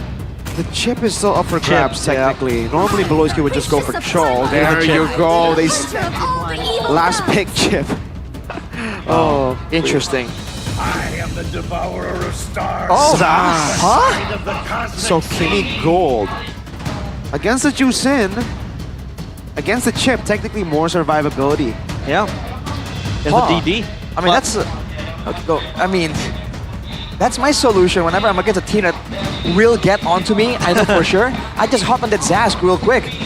But considering this is RRQ, a team with a pro team with coordination, we are theorizing about the Yi, but I guess the flank angles become too difficult to deal with later on. Yeah, because aside from the damage and the safety that the Zask brings to the table, it's also the utility. He has an AoE, like thick line stun that he can use to just stop the whole team in his tracks. On top of that, the slow as well. Yeah. Here we go. It goes down to the last wire. Who will stand tall? Will it be the Kings of Kings? Or will it be the King Slayers? It is game number 3 of RRQ Hoshi against Geek Fam. Ladies and gentlemen, the battle between number 1 and number 2 on the standings. A full 3-game series. Edok this time not on those big moment picks. Slow and steady with the Hylos. They're changing the format here. It was Dairon tanking, it was Edok engaging, now it's the opposite. That's the flexibility you have when you have these two very playmaking heavy players. Look at Chidera though, taking all that damage. The Kimi in the lane is deceptively dangerous, I would say. Oh, and Dairon, but they're going aggressive here against Gobs. Oof. Ooh, both of them feeling it this time. Yep. Gonna recall back. Look at RRQ though, so active in the early game, and I think so far this Zask pick is very, very good. Safety, #1 priority as well. As the link can just jump into you, you can always pop the DD to have that safety. Yeah, looking at the emblems here, Rupture and the Williams Blessing for Rins are pretty standard, just a bit more damage straight up, because he does do a lot of damage in the early game when people have no option but to walk into those Nightmare spawns. In the lane though, I guess our boy is doing a great job going for the clear, being short range. He's gonna be taking, or at least he's gonna be forced to use a lot of the time to try and deal with that Nightmare spawn for sure. Gotsujin though, hanging around in the mid lane. Both these teams have a lot of emphasis in controlling this mid rotation. They need their hands on the objective contest as well. As up top, Toys just left alone, E-Dog. This bush might fish for something. So far, RRQ is all moving in unison. Slow tempo from Geek Fam as well. Beloyski yet to hit level 4, so no shortcuts. And this turtle might just be given away for RRQ, considering the fact that Make It is up top, taken the orange buff. So yeah, I think it's RRQs for the taking. For sure, unless a shortcut comes around, but doesn't seem like GeekFam even have level 4 just yet. Beloyski still sitting at 3. Sutsujin already invading the enemy jungle together with Edok. A boy trying to stop this from happening with Gobs. But it will be a steal on the green camp. All right, I mean, great adjustment from GeekFam there. A-Kid's trying to get something, knowing exactly that he can't really fight all that reliably in the early game. But now the concern is for a boy. On the Chushin, he wants to kind of get the ball rolling early. He doesn't really scale all that well, especially compared to a Zask, you know, that can really do well with items. So right now, GeekFam, if they want to play this game, you know, pick-off style, they're going to be relying mostly on the shortcuts and the Lantern Flare for engages, but they don't have a lot of burst damage right here to really help out when RRQ are off position. So again, RRQ can just play it standard. They're not really threatened by anything too crazy right now from GeekFam. Of course, MPL ID Extremer, the Admiral, by Good Day. We have B. Kent, or Brendan Kent. The man with the iconic voice, the rock star voice. It feels like every time he speaks, he's running out of voice, you know. Yeah, is a signature Brandon Kent accent. I wonder when he's going to realize that he's being featured. He usually gets pretty hype. Oh boy. Beloyski with a shortcut. Toy able to flicker out to safety. Never mind. It's still going to be the rundown there with the Earth Shatter. First blood over. Everyone's taking the portal though. It's going to be a brawl up top. Tyron able to find the fist trap. Beloyski going to fall as well. Gobs with the primal rat. Now flickering back. It's going to be Tyron looking for the pin down again. Able to find a boy. Has a stun. A boy very low. Rin's looking for it. Gobs will be fed to the Kings. Oh, Gobs gone. And RRQ. They take 3 kills. Make it unable to enter the fight as well. Just looking for a salvage onto the purple buff. Ooh, Toy shooing Make-Its away there. Cheeky move by him. But you can see RRQ and their brawl potential with the safety they have built into their backline members. They can just take fights just like that. It's gonna be a free turtle for them. On top of a winning fight, looking great for RRQ. Already we're seeing again the weakness of the chip. But to Beloyski's credit, if you noticed, he went with the shortcut first, I believe, and then the crash course. Toy was flying out of the danger zone and he got stunned. And that is what allowed GeekFam to actually secure the kill onto him. Yeah. Dyron with the Thunderbelt.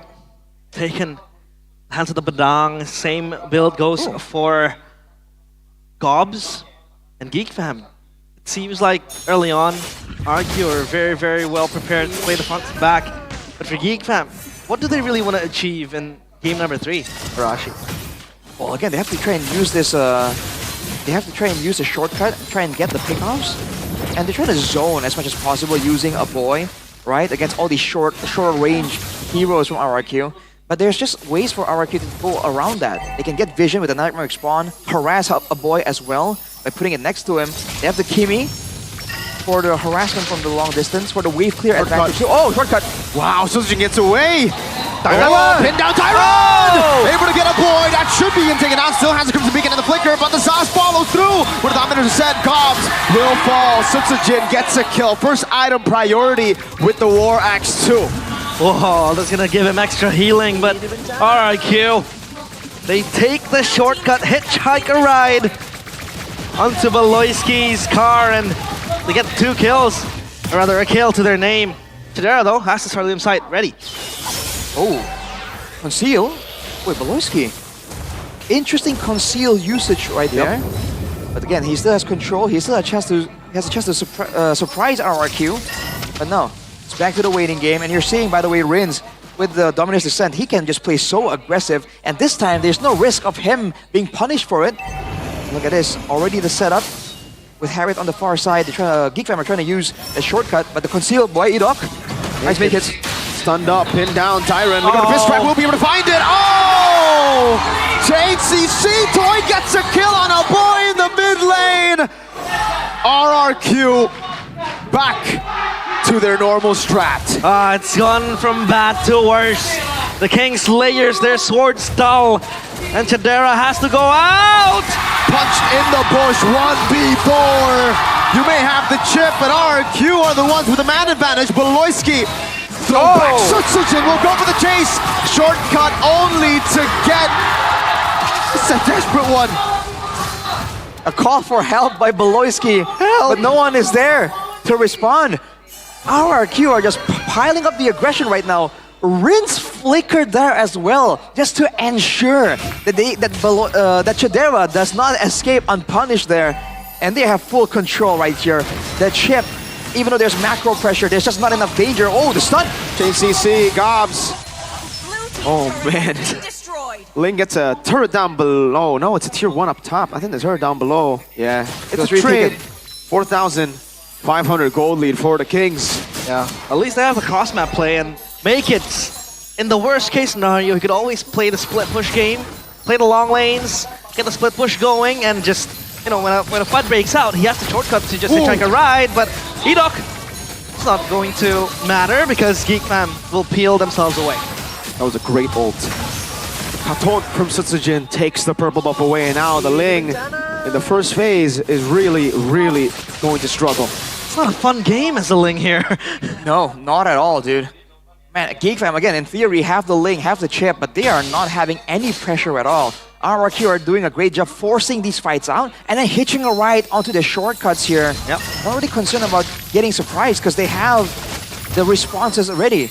And right there, if Dyron did land and catch Geekfam, this is the problem here.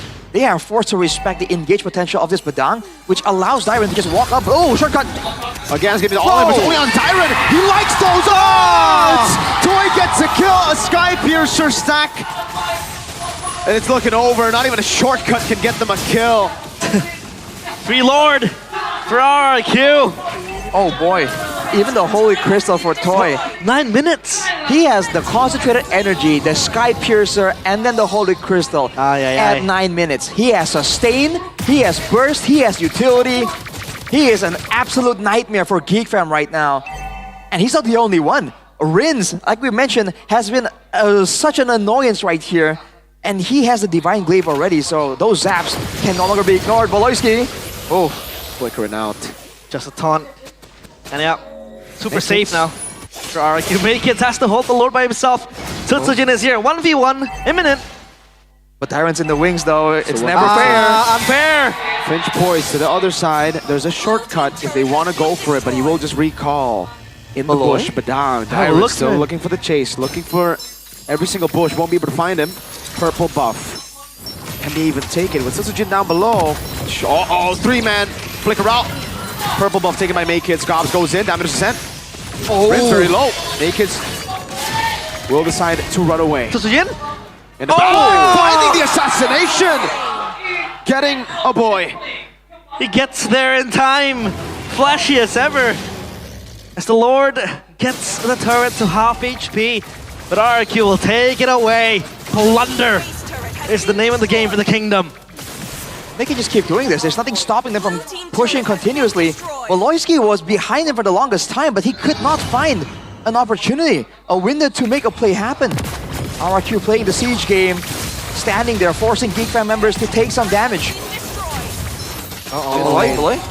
Beloyski, shortcut will be able to find it onto the back line. Chidera with his Amon Force now coming down. Ritz taking down Maykits, flying again, able to get attempt to place, but look at the healing from Edok. Maykits unable to get the assassination. Toy, President Toy, safe in the back. Sutsujin looking to keep on going. Blaze Surge, so Sever and Toy will just get rid of him. Over. Slowly but surely, a boy gets the blood wings, but Toy sticks to the base. RRQ will end Beloyski's rebellion. The Kingslayers caught. The Kingdom rejoices and they will punch their tickets to playoffs. Oh man. It seemed possible. It seemed close for Geekfam to once again revive the Kingslayer status. But unfortunately RRQ, they persevered and they got the better of them. And as the games go on, by game 3, Geekfam was solved. Going against the Kingdom is a crime. Public execution against them, and there you go. Woo! Qualified to the playoff stage is Rex Regum Kaon. This was a guarantee, I feel. It's at this point, they're not even looking at the playoffs. They're looking at upper brackets. They have a few more matches to go, but I can't help but feel, man, this is already written down in the history books for them to make it to the upper brackets with Kescute. He has 100% upper bracket rate since he's debuted in BTR, moved to RRQ, and now he's gonna do it again. Must be a coincidence. Hopefully, it's not the same fate as Bigatron. I can't believe the team let him go. Yeah, but insane. But of course, you want to hear from the players of RRQ up on stage with Bude, Clara, Mongstar. Dan tiket playoff sudah sold out. Yang pertama kepada tim RRQ. Kingdom boleh berpesta, Kingdom boleh siap-siap langsung untuk menyingsing langsung. Dan di mana kita melihat ini adalah momen yang sungguh berharga untuk kalian ngedapetin tiket playoff. Kalian sadar gak ini adalah match yang seberharga itu? Ya, kami semua match bagi kami berharga. Tapi ini untuk tiket playoff, Idok. Ya sekarang lebih aman aja sih, kayak udah lebih seger, lebih enjoy lah. Lebih enjoy. Tapi ngelihat bahwa ini adalah match yang bisa menentukan tiket playoff pertama di season 15 ini. Kalian ada ngobrol sesuatu nggak sebelum match ini dimulai? Nggak ada sih, ya cuman fokus lawan Geek Fame untuk match kali ini, nggak fokusin playoff juga. Nggak ada mikir sampai playoff, ya mikir untuk match kali ini aja. Agak kaget berarti ini ya, tiba-tiba wow langsung dapat. Alhamdulillah. Alhamdulillah. Tapi mereka ini tadi siapa yang paling bisa dibilang mempersiapkan hari ini khusus spesial untuk Geek Fam? Kamu nggak? Kan ada Baloy nih sebagai lawanmu, lawan yang lumayan bisa dibilang seorang veteran. Dan dia juga sudah melalang buana. Dan sekarang juga nomor 2 di Geek Fam-nya. Dari Dok sendiri gimana sih dari kemarin persiapan untuk hari ini? Ya hari ini ya harus lebih siap lagi, lebih disiplin lagi. Soalnya gameplay Baloy juga sulit ditebak. Gameplay Baloy susah ditebak. Tapi apa yang kamu lakukan biar bisa untuk mengimbangi gerakan-gerakan Baloy yang susah ditebak itu? Ya kami main disiplin sama main as a team aja. Main as a team dan hasilnya rupanya 2-1 didapatkan. Dan Rins, ini mungkin perjalanan yang sungguh luar biasa untuk tim RRQ. Karena sampai hari ini kalian tuh benar-benar bisa membuat nama RRQ terus berada di atas. Momen berharga ini kalau boleh diceritain gak sih Rins? Dari tim RRQ dan juga Rins di atas terus. Ya kayak yang gua bilang kemarin sih Bude, kayak tiap ada match tuh kita selalu belajar. Contohnya hari ini kita kayak ngeluarin chest pick juga. Bener, ini kayaknya kali pertama Bude ngeliat kamu pakai Zas ya? Ya. Di season ini? Ya padahal di latihan juga nggak ada pakai Jax. Waduh, wow, gimana Idok ngeliat Rins pakai Zas? Ya nggak pernah lihat di latihan juga, tapi Zaknya jago. Wah, tanpa latihan pun sudah jago. Temannya sendiri langsung mengakui. Tapi ngelihat bahwa hari ini hari yang begitu penting pula. Dan kalau dari kita sendiri akan melihat sesuatu sepertinya. Oke, langsung aja. Dan inilah kita akan saksikan bersama-sama. Apa yang dipersiapkan? Wah, Idok. Idok, kamu berada di MVP di mana ini leaderboard yang cuma romer itu kamu loh Dok. Ya senangnya bisa bersaing sama jungle-jungle, Gordon gitu. Bareng jungle-jungle lain. Dan ini persaingan belah tengah juga nih, nomor 175. Dan sekarang mana belakangnya? Ganti rambut. Oh, ganti rambut. Kenapa ganti rambut? Nggak ada sih, ganti aja. Ganti aja. Nanti playoff ganti lagi nggak nih? Nggak, kayaknya ganti. Pergantian rambut. Tapi melihat bahwa dari season ke season, Dok, kenapa sih kayaknya romer tuh susah banget masuk leaderboard? Ya mungkin romer ya nggak lihat KDA ya, dia rela mati buat timnya menang. Ya gitulah mungkin. Dan jadi satu-satunya nih, apa sih yang Idok ini boleh dikasih tahu? Mungkin temen-temennya yang bisa ngasih tahu ya. Rin sebagai sobatnya Idok, melihat Idok terpampang besar sekali tuh di situ. Gimana kamu ngelihat satu sosok roamer yang muncul di leaderboard? Mungkin orang-orang nggak tahu ya kalau Ido ini roamer berdemek. Oke, damage-nya Idok ternyata. Iya, top 1 damage di seluruh ini dia, di seluruh role. Memang ini ya. Jadi yang dipunya adalah damage-nya Idok ya. Ya, Makanya muncul. Tapi happy gak sebagai teman wajah Idok muncul di sini? happy dong, kan setim. Happy dong, satu tim. Jadi makin penasaran sama Idok. Tapi ini masih dinantikan lagi setelahnya. Dimana hari ini yang bermain Suyo, Bude pikir ini bakal make it. Namun di sini malah ada Susu Jin yang bermain 3 kali Suyo. Ini memang plan kalian untuk deny pick untuk make it kah? Kalau di naik pick enggak sih, emang udah plannya dari latihan juga udah gitu. Atau karena kamu suka sama Sasuke? Enggak, suka Naruto. Oh sukanya Naruto-nya. Oh, ini sudah diperjelas ya. Tapi melihat dari persainganmu bersama jungler muda yang dimiliki oleh Geek Fam di leg kedua ini, apakah ada sebuah perubahan atau sebuah perbedaan? Ada yang berkesankah dari match hari ini? Ya paling yang beda dari leg 1 karena tadi kita coba lawan Fanny-nya, ya Fanny-nya sih yang beda, jago banget. Jago banget. Ya. Oke, iya Fanny dari Idok juga sudah dimunculkan langsung tadi. Tapi kalau kita ngelihat dari banyaknya momen-momen kalau biasanya orang bakal ngebahas tentang objektifnya, ngebahas tentang objektif di match ini.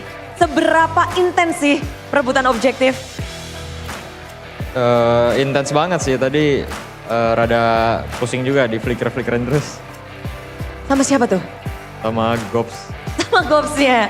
Jadi memang kalau kita ngebahas dengan banyaknya hal-hal yang terjadi, mungkin kita juga bakal ngebahas dengan persaingan antara Toy dan Kecadera.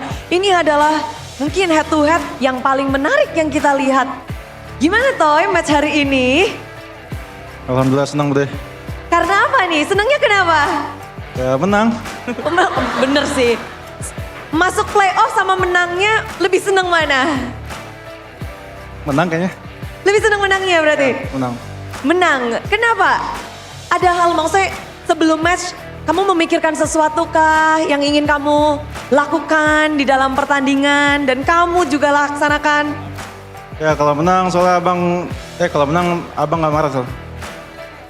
Oke, menghindari ya. Menghindari biar tenang, biar bahagia. Karena ketika menang semua bahagia, tidak marah-marah. Ya. Iya. Hari ini berarti kamu bebas dari omelan? Apa? Bebas dari marahan, dari omelan. Menang, kan yang penting menang. Ya. Walaupun menang 2-1. Yang penting menang. Yang penting menang? Ya. 2-1 gak jadi masalah? Gak masalah. Gak masalah. Tapi kalau ngomongin tentang kemenangan dari tim RRQ, Budi jadi penasaran. Ini kan udah menang. Udah ngedapetin tiket playoff. Menjadi tim pertama yang men-secure slot babak playoff. Apakah tim RRQ akan mengeksplor hal baru? Akan gak nih? Mungkin Dairen boleh jawab. Hey Dairen. Apa deh? Kalian udah ngedapetin tiket playoff. Jadi apapun yang terjadi nantinya tidak akan mempengaruhi slot kalian di babak playoff. Akankah dari tim RRQ melakukan sebuah manuver atau gerakan? Ya kita step by step aja Bude, kayak lolos playoff, terus ya target kita selanjutnya upper bracket. Nah gitu sih. Masih upper bracket? Ya dong. Emang bakal susah nih upper bracket buat kalian? Ya pasti semua tim ini sih apa namanya bersaing? Ya selalu bersaing lah kayak gitu. Jadi ya kita tetap waspadain aja semua tim. Jadi masih dengan fokusnya mengamankan upper bracket karena tiket playoff aja nggak cukup. Mereka ingin tempat yang lebih nyaman. Dan dengan ngedapetin tiket playoff ini kalian terus berada di atas juga. Ini sebelum season dimulai, kalian emang udah ada rencana mau mendominasi season ini? Enggak sih Bude. Kita ya itu tadi step by step fokus match yang di depan mata sama hoki Bude. Hoki Bude muncul udah muncul nih. Tapi berarti kalau ngebahas tentang step by step, ini step yang sudah sangat manis dari tim RRQ. terus menerus tiket pertama sudah didapatkan dan kemenangan hari ini dan tiket playoff mau kalian persembahkan kepada siapa sih? Ya tiket playoff kami sembahkan kepada Kingdom yang datang ke sini, yang nonton di rumah, dan yang lagi RKK di Palangkaraya. Palangkaraya dari Kalimantan nih, pada lagi rame-rame ngumpul dan juga rame banget. Dan Dok, mau gue kasih tau sesuatu nggak? Sekarang poinmu udah bukan 75 lagi. Jadi berapa? Poinnya udah sangat tinggi. Sudah 92. Jadi nomor satunya udah bukan 2 orang, tapi hanya Idok di atas. Wow. Alhamdulillah Bude. Alhamdulillah lagi. Tapi memang semuanya patut disyukuri. Perjalanan kalian akan kita saksikan lagi di minggu ke-8 dan ke-9. Boleh mungkin yang lain juga mau menyampaikan sesuatu? Ya buat Kingdom dimanapun berada, tetap dukung kita terus ya. Semoga kita bisa kasih yang terbaik di setiap matchnya. Amin. Amin. Semua Kingdom pasti sedang bersorak-sorai. Mereka juga lagi mempersiapkan untuk babak playoff. Tiket harus disecure dan kali ini mari kita persiapkan, kita sambut kemenangan dari Raja dari segala raja, Tim RRQ.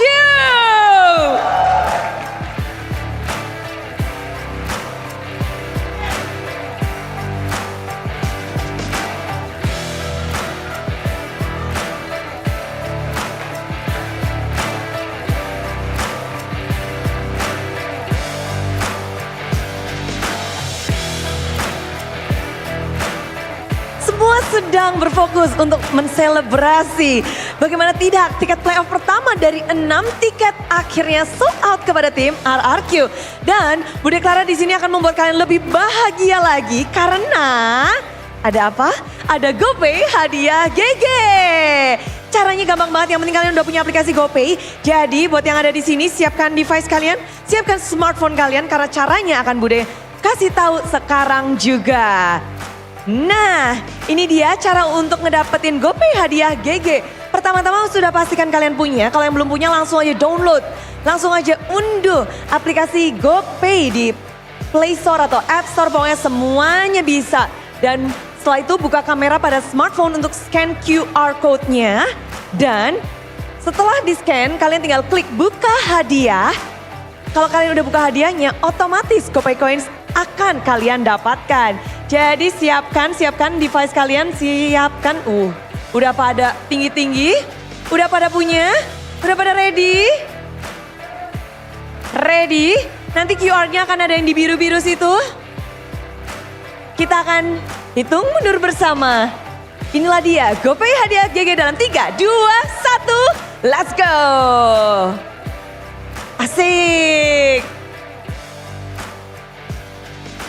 Ayo yang udah dapet langsung tunjukin ke Bude. Kasih lihat. Itu tuh. Congratulations. Selamat.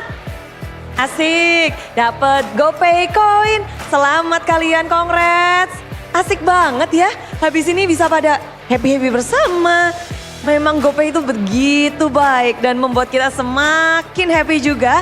Tapi kita juga di sini semakin kepengen tahu nggak sih bagaimana tim RRQ bisa mendominasi di game yang ketiga. Setelah game 1, game 2 bisa back and forth, tapi game ketiga RRQ terlihat semakin menguat. Tiket pertama playoff sudah sold out. Bagaimana game ketiga? Langsung saja jelaskan caster, kita mau denger nih.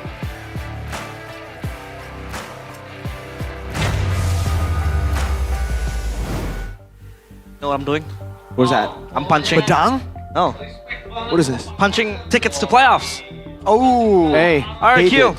I'm pretty sure the punching looks more like this if it's about tickets, you know. That's true. No, this is I don't like, see people in the stations like, where's your ticket, sir? gotta punch That's it, a bit concerning. I mean, at least RQ are able to get to playoffs, but like Mirko mentioned, it's not about as of now. It's almost like a confirmation, a certainty that RQ will make playoffs. Now they're going to eye for the upper brackets. Yep. And that seeding is very important. this is their last top tier match in my opinion, right? Like all the other matches that are top tier, they've gone through already. So, actually they still have Liquid, I think. So So I guess that will be the only match that can really stop and derail the upper bracket train. He's very cool. Look at the swag there. Of course, the MVP, the player of the match, it is E-Doc. And we talked about, yeah, we're thinking of monikers to give this guy, but I think his place speaks for himself. Yeah, I think it's just simply E-Doc, dude. Yeah. And man, even here, before we talk about the big crazy moments, he's just able to find ways, again, to just assist with the team. And when he doesn't really make the main play happen, he can just be on the assistant role, and Dyron as the one that picks up the heavy lifting when it comes to the engages. Even Rins, technically on the Zask. I'm surprised that they mentioned in the interview that they haven't tried it out in scrims. It's not a strat they've been saving. It's just something they thought would fit here, and they decided, you know what, screw it. Why not? And it really worked out, man. I'm a big fan of these kind of heroes that aren't super mechanical, but has high impact. And you definitely saw how troublesome it was for GeekFam to find them in the middle of a fight, to get stunned like that, 3-man stun on the Zask. Not a lot of heroes have that kind of impact, and not a lot of heroes can stun that reliably. So Dyron and Rins on top of it, it just allows E-Doc to just play for the macro focus, for those glorious pathways, and just to rush in the front and tank that damage and slow everyone down. It's just a composition that works so well. And you have to give credit to the coaching staff for coming up with something like this, man. Cascade, how do you do it? Like you said, playing Zask is easy. You just have to play safe, but you know, having an impact in the game is hard. And I believe Rins was able to give that impact with the stuns and just, you know, the countless amounts of escape he was able to pull off against Makeheads. And taking a look at the item build, of course, Radiant Armor in the hands of Gobs, and as well as Beloyski, because he needs to mitigate all the magic damage given by Toy, and even, you know, with the Zask in the hands of Rins. And that's where, when they're focused too much on that, that's where the Suyo can kind of get in and do a lot of that physical damage, and GeekFam won't be ready for it. And before even talking about the Suyo, let's talk about the damage coming in from the Badang too. For the most part, whenever Dyron engages, right, everyone's down to half HP, dude. That's the danger here. You're forced to deal with this magical long-distance harassment. But then when the fight actually begins, what they're taking is physical damage. Damn. And because of that, there's just no way in. You either, you know, get harassed and start the fight low, or you start the fight full HP against against a Badang that's gonna beat you up before the fight even begins properly. Toy, it was 9 minutes for the Sky Piercer, the Holy Crystal as well. So it was, and the concentrated energy. The concentrated energy as well. You had a power spike at 9 minutes. That was insane. The big key as well for RRQ, especially when they get this, you know, their composition to play their style of MLBB, is just an overloaded kit of CC. Every single member on this team can CC. The Zask, the Hylos, obviously, but the Badang and Suyo, and even the Kimi can CC. So you really saw how GeekFam were struggling. Every time they would go in with the shortcut, they would be CC. The momentum would be stopped right there. Usually with a chip, he comes in, your guy dies before you can do anything. But when you have a way to CC to stop that dive from happening, you technically force a front to back with a front to back comp. Exactly. And this might be the go-to solution now for the chip, because again, you're just not as vulnerable. You're not locked down as long against the chip now. So there's moments where you can just flicker out. You can send the skill out and stop everyone. And dude, this is a strategy that a lot of teams can use to shut down the chip. I mean, I can see Evos pulling this off. You know, I can see Bigatron pulling off something like this. Have everyone have some form of crowd control. Wait till they funnel through the portal and just punish, dude. And I guess against GeekFam in particular, their tendency to stick together, to go for that one big moment as a team, that's a strong point for GeekFam. But against a comp like this with multiple ways of punishing, you know, the crowding of GeekFam, you saw it in game number 2 with the implosion. You're seeing it again there. 3-man stun on the Zask, 3-man, you know, what do you call it, like pull with the Kimi. Right? There's just so many ways to go for the punish. Yep. RRQ. Sublime game, but of course, we cannot discredit GeekFam because they were able to stomp on RRQ in game number 1, even though game number 2 was, I wouldn't say a throw, but RRQ just got the better of them. And Yeah, the comeback was there. It was imminent, and of course, Edoc, X Factor, by the way. So this guy, it's insane. The X Factor, is that it? The generational talent. We'll find a moniker for him very soon, but the middle parted the roamer, Moses. Moses. Edoc Moses Hoshimanjaro. Who the heck is that? Hoshimanjaro. Hoshimanjaro. Because it's add more and more names to the back. Every single win adds into another part of the name. So we started with Hoshiman, now Hoshimanjaro. It could be Hoshimanjaro Jonathan Gray later on. Whoa. But of course, we have a losers interview coming soon. I believe it's with Dora DSP. Dora the Explorer. And let's explore we really that want to loser have interview. insights onto why the loss. So of course, losers interview with Dora DSP. Tangkap caster kembali bersama Alisa dan kali ini bersama Coach Dora. Halo Coach. Halo. Kata Coach Dora, kita akhirnya bertemu lagi. Coach Dora nggak mau sebenarnya ketemu lagi di sini ya Coach. Jangan. Jangan sampai ya Coach. Dan tadi melihat nih Coach jalannya match. Terkena reverse sweep dan ditutup dengan one-sided game. Ada apa sebenarnya? Ya banyak eksekusi kita yang salah sih di game terakhir. Banyak yang bisa diimprove juga dari draft juga. Tapi tadi mereka main bagus juga. Oke, tapi kalau melihat dari draftnya RRQ sendiri ini sangat berdinamika. Apakah ini yang menjadi masalah dari Gig sendiri?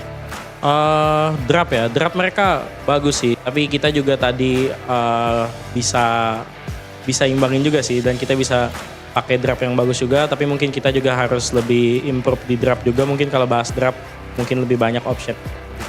Oke, tapi kalau misalkan tadi terkait tiba-tiba di last pick-nya sendiri ada Zaz. Itu seperti apa nih Coach? Ya good pick sih, soalnya counter Juxin juga kan. Terus dia juga bagus lah itu buat team fight-nya mereka. Jadi itu good pick sih sebenarnya. Good pick sekali ya. Dan kalau melihat nih masih soal draft juga nih Coach. 3 kali Suyo dari Susujin pilih dan Gig merasa itu deny pick. Apakah itu deny pick untuk Make It? Mungkin, tapi mungkin itu juga komposisi yang pas buat tim mereka juga ya gitu. Karena mereka juga kuat di team fight early ya terutama. Tapi kalau di Nepik kurang tahu sih, tapi mungkin aja tergantung coach. Tergantung coach. Oke, tapi kalau dari Coach Dora sendiri melihat Edoc nih, terutama Edoc sendiri yang menjadi MVP ya. Gimana nih Coach? Ya emang bagus sih dia emang momentum. Tahu dia dari dulu juga sih, jadi dia emang bagus kalau dapetin momentum terutama pas lagi momen krusial. Ya buat Edoc keep improve aja.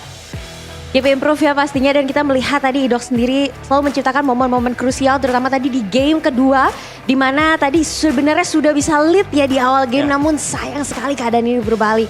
Namun Coach mungkin untuk pesan-pesan untuk Geek Fam Unity yang nonton di rumah silakan. Ya good buat kekalahan hari ini, terutama kita lawan tim bagus juga, kita belajar banyak juga dari draft, dari in-game. Masih banyak waktu, fokus kita di playoff, nanti mungkin kita bakal balas di playoff gitu. Masih banyak waktu, masih banyak kesempatan, pastinya hope for the best untuk Geek dan kita lihat ya nanti di playoff ya Coach pastinya. Thank you so much Coach Dora. Sama-sama. Dan pastikan teman-teman semua para super fans jangan lupa dukung tim kesayangan kalian dan kita akan melihat apakah ada analisis teman dari para caster. Silakan caster, take it over. That was Dora DSP, of course. Geek Ma'am. This loss will be a learning, of course, but it's not the end of the world for them because they're number 2 right now on the standings. But that could all, shift earlier later because we have 2 more games to come. Navi against Bigatron and TLID. And they did say, I like it. Dora DSP instantly said that the drafts could be better. So they figured out what the problem was in that game, and I agree. Game number 3, the draft was definitely a bit weird, seeing they had the first pick.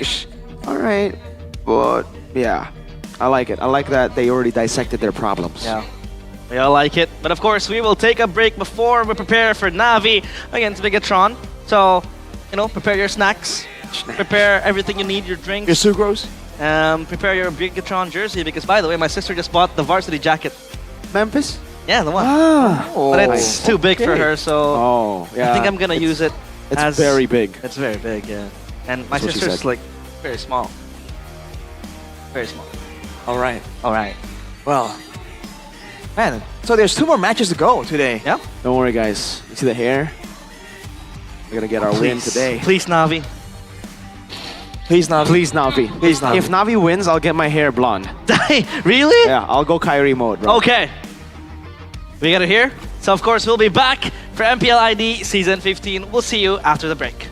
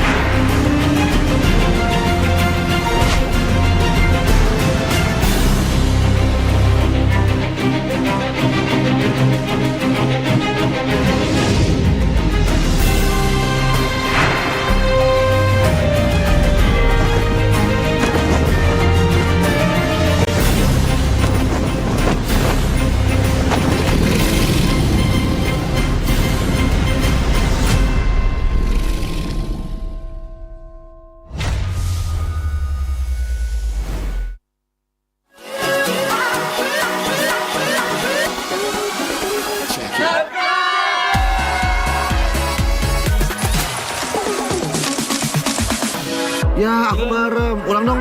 Gak perlu.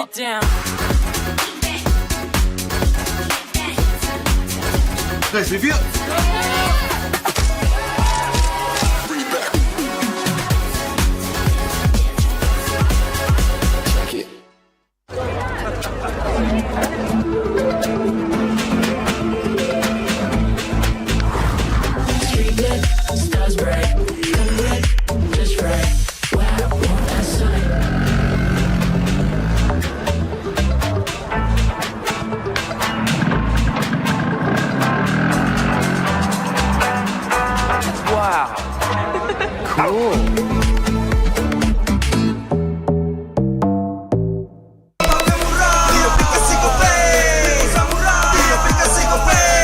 Walau yang lain terus berubah, Gope konsisten, kasih yang pasti murah. Bayar tagihan murah di aplikasi Gope, gratis transfer 100 kali per bulan. Download aplikasi Gope baru, nggak pakai lama. Dompet andalan gamers banyak damage-nya.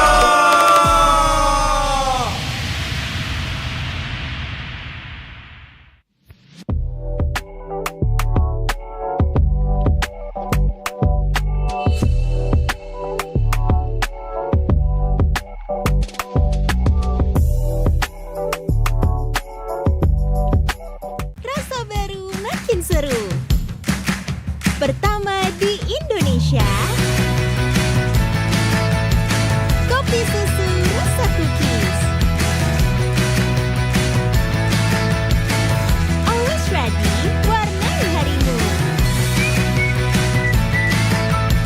Good Day Groovy Cookies. Nikmati sensasi asyik kopi cookiesnya.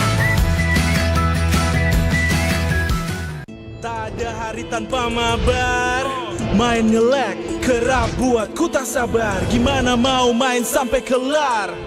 Ini waktunya ku bersinar. Okay, let's do it. Games main sandalanku bikin mainku semakin hebat. Tim stabil main makin mulus, rankku fix naik terus. Tukar DG rings, diamond dan voucher game kau dapat. Cuma Games Max makin no debat. Games Max Booster, kini dapat DG Rings. Beli paketnya dan aktifkan boosternya di aplikasi Dunia Games.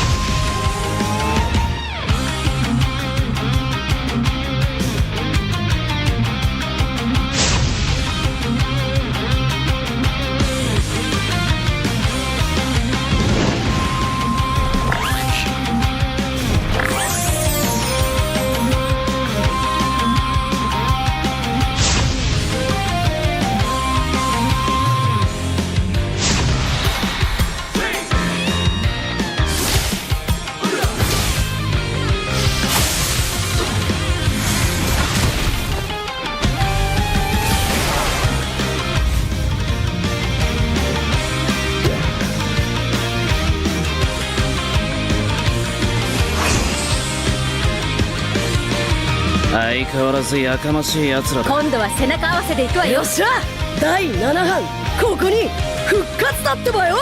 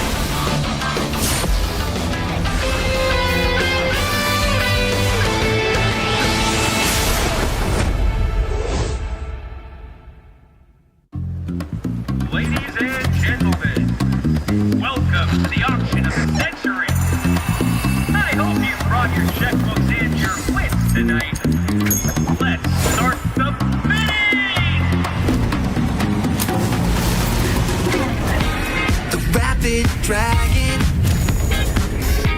in agile fashion, we jump into action, dashing, perspectives are clashing. Oh, oh, oh, we're taking on the fight.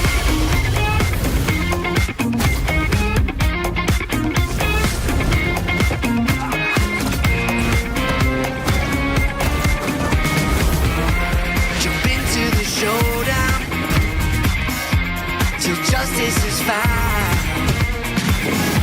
Transform into battle now. Judgment's gavel coming down. Fighting for the righteous justice. Fighting for the priceless truth. Blurring all the lines between the bad and the good. Yeah. Fighting for the justice no matter what we do. Three perspectives sharing one objective, yeah. Everybody's fighting for the truth.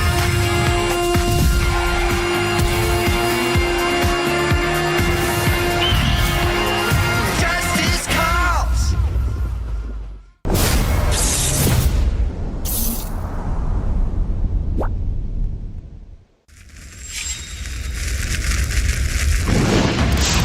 Minna! 渦巻きナルトが帰ってきたぞ。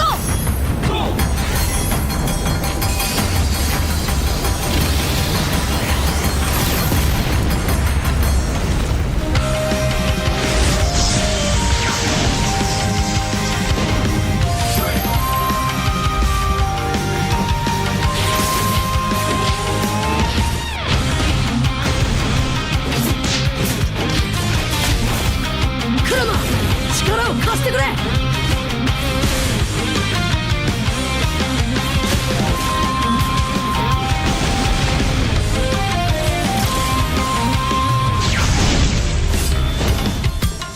っしゃ、第7班ここに復活だってばよ。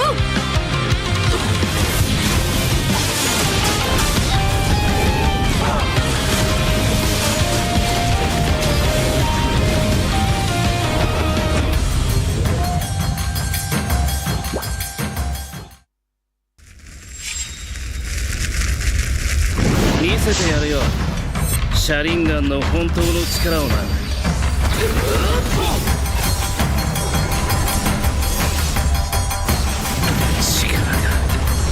湧いてくる。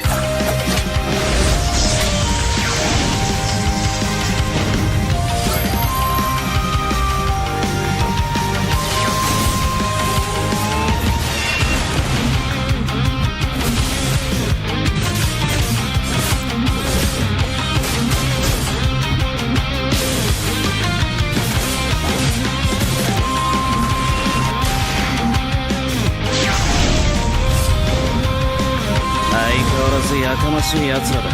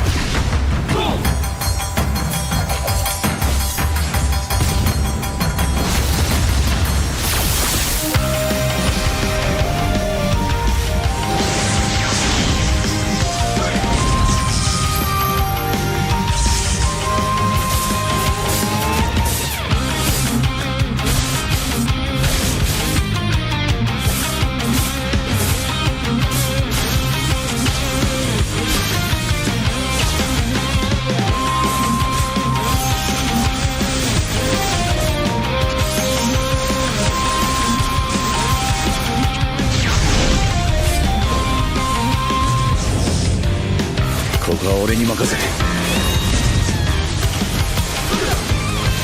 もらった。4代目他目を超える忍びはお前しかいないと俺はそう信じて。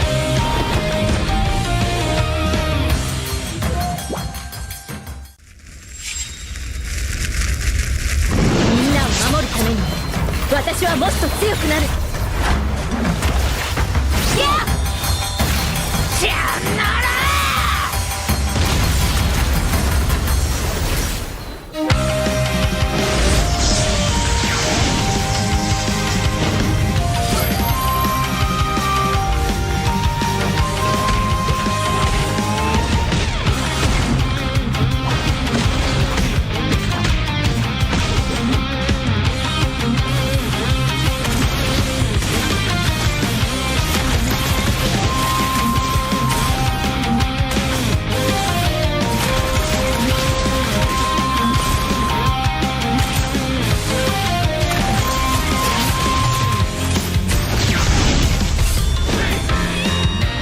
今度は背中合わせでいくわよ。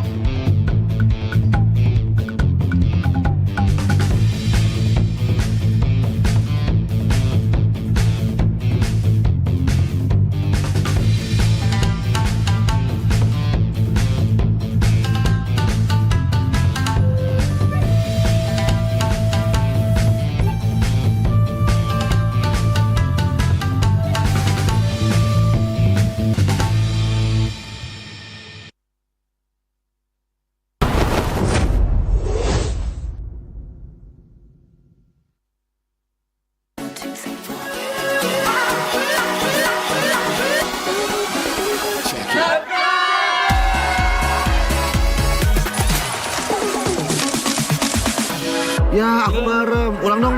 Gak perlu.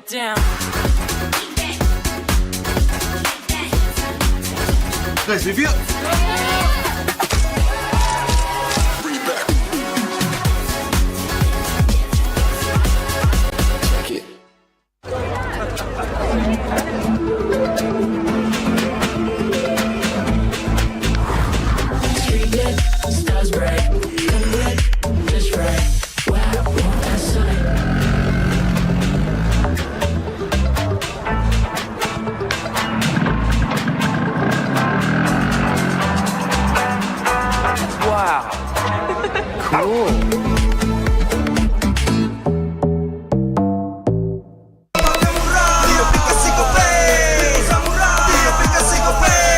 Walau yang lain terus berubah, Gope konsisten, kasihnya pasti murah. Bayar tagihan murah di aplikasi Gope, gratis transfer 100 kali per bulan.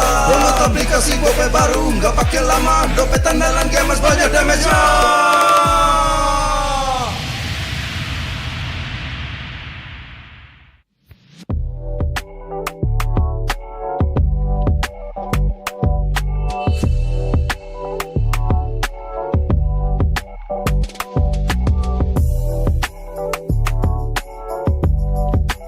Rasa baru makin seru.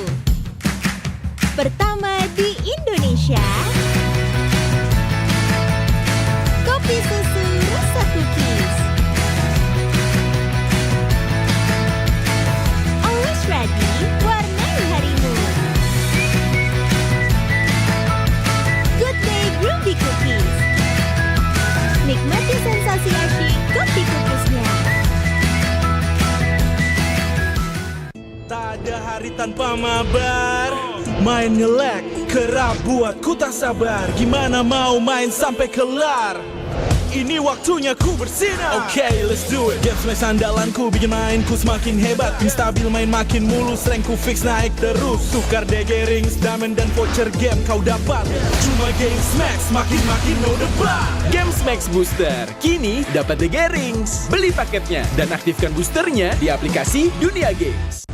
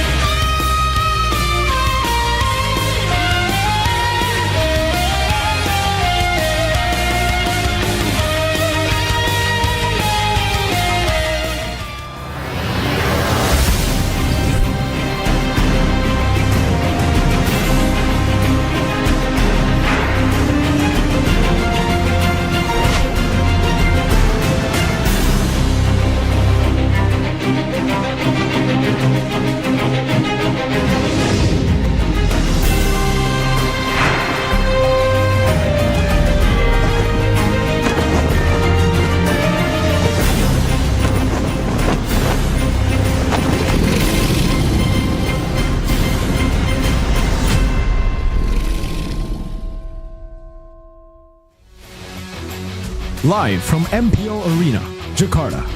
MPL Indonesia Season 15 is powered by Moonton. Supported by Esports Federation of Indonesia. Presented by official tournament smartphone Samsung Galaxy. Official e-wallet GoPay. Official sponsor Head & Shoulders. Official coffee Good Day. We own this.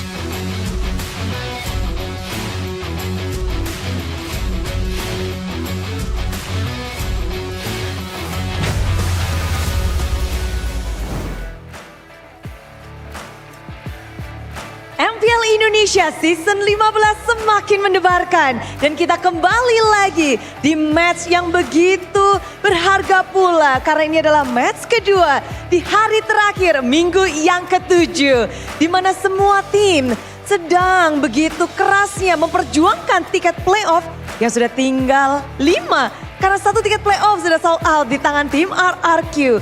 So, kalau ngebahas tentang perebutan tikatan playoff, Bigetron, mereka benar-benar harus berjuang karena posisi mereka saat ini berada di zona nyaman atau tidak aman. Agak bingung karena posisi 6 itu bukan posisi yang baik, tapi juga bukan posisi yang gawat. Namun mereka membutuhkan poin kemenangan jika mereka ingin meranjak naik ke posisi yang lebih baik. Dan di sisi lain tim Navi, mereka memang tidak bisa melanjutkan perjuangan mereka ke babak playoff. Tapi mereka bisa memperjuangkan kemenangan mereka yang pertama. Pecah telur itu yang diharapkan oleh Navi Nation. Dan Big Troopers pun berharap mereka bukan ada di posisi 6. Namun mungkin di 3, 4 posisi yang lebih baik dari hari ini. Karena 5 slot saja yang akan diperebutkan. Tinggal tersisa sedikit jadi mereka harus berlomba-lomba mencari poin. Dan Bude juga ingin mengucapkan banyak-banyak terima kasih buat kalian yang antusias menyaksikan bagaimana perjuangan dari para tim-tim. Dan juga Bude ingin mengingatkan bahwa MPL Indonesia Season 15 powered by Moonton, supported by PBSI, presented by official tournament smartphone Samsung Galaxy, official e-wallet GoPay, official untuk sponsor Head & Shoulder, official coffee partner Good Day. Dan juga partner ini Esports ada Telkomsel, Dunia Games, dan IndiHome. Advertiser kita Kacang Sukro dan Hawkband. Tak lupa supplier kita RSV Helmet. Dan kalau boleh dilihat dan diingat-ingat, Bigetron mereka sempat kehilangan momentum mereka di match-match terakhir dari Bigetron sebelum ini. Mengalami kekalahan yang cukup menyesakkan 2-1. Dan Big Troopers pun menanti kebangkitan dari sang robot merah, pasukan merah-merah yang kembali menyala. Namun dari Navi pun kita melihat mereka memberikan gebrakan gameplay anyar dengan hero mereka yang baru. Dan sekarang saatnya kita menyaksikan akankah sang robot merah bangkit atau tim Navi yang memecahkan telur mereka di match kali ini. Langsung saja kita sambut match kedua di hari terakhir minggu yang ke-7.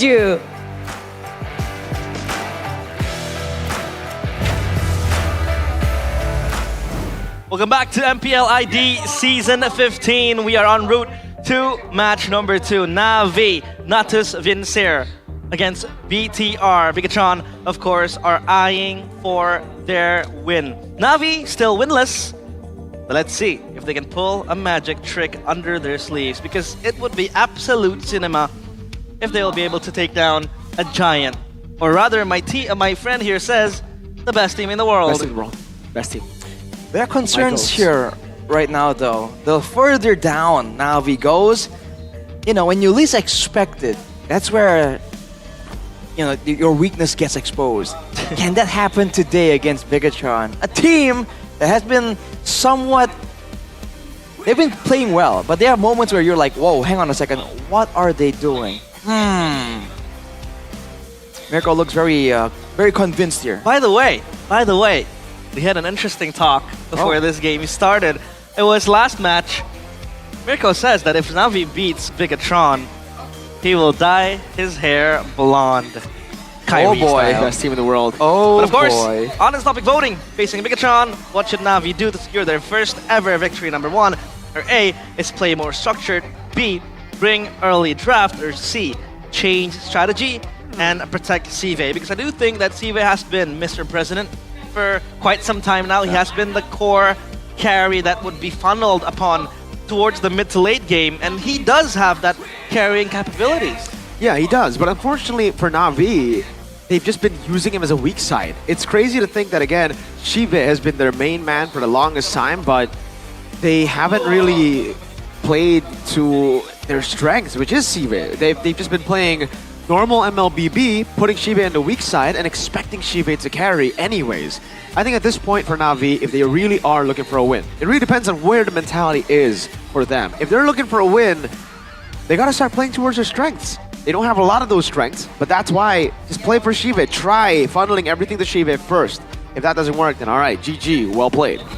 Yep, and of course this is the Red Robot's mission to upper bracket. This is the history of Bigatron's results from Season 1 up to Season 14.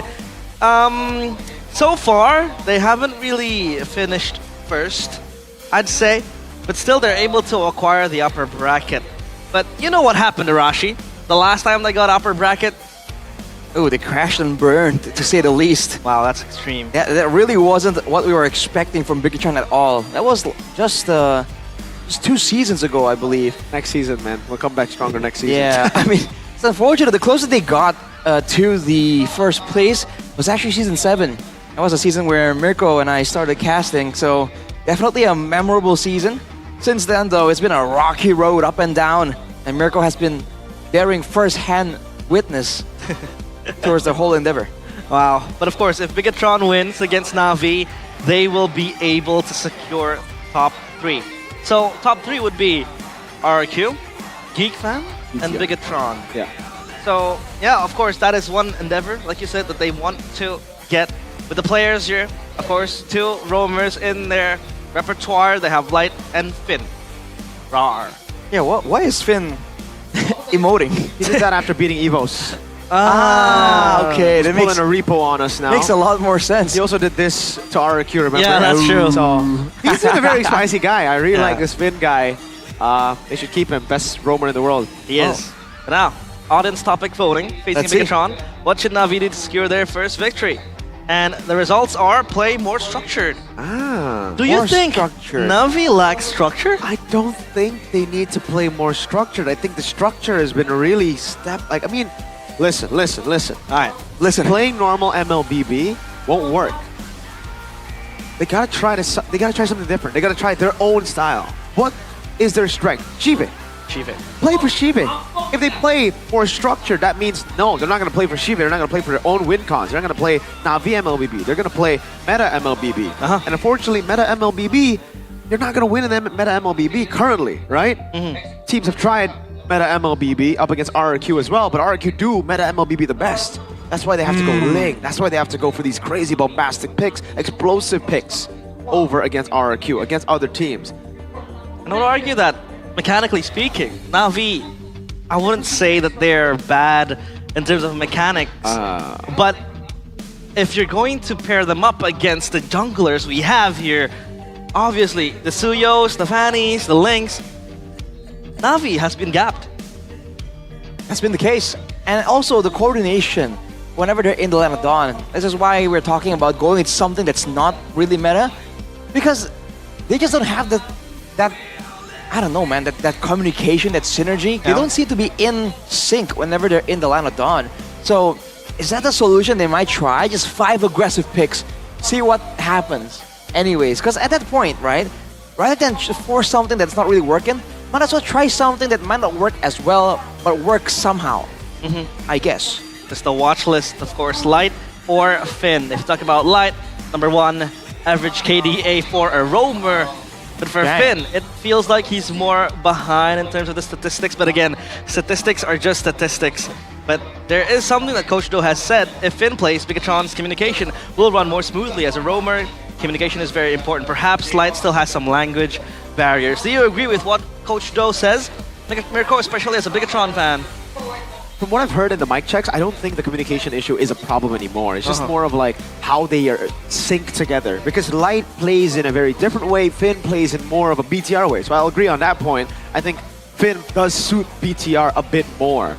They like to go with the risky picks, but also consistently the roamer needs to be the sacrificial lamb. A lot of times we see Finn do that and take that role. That's why his average KDA is pretty bad.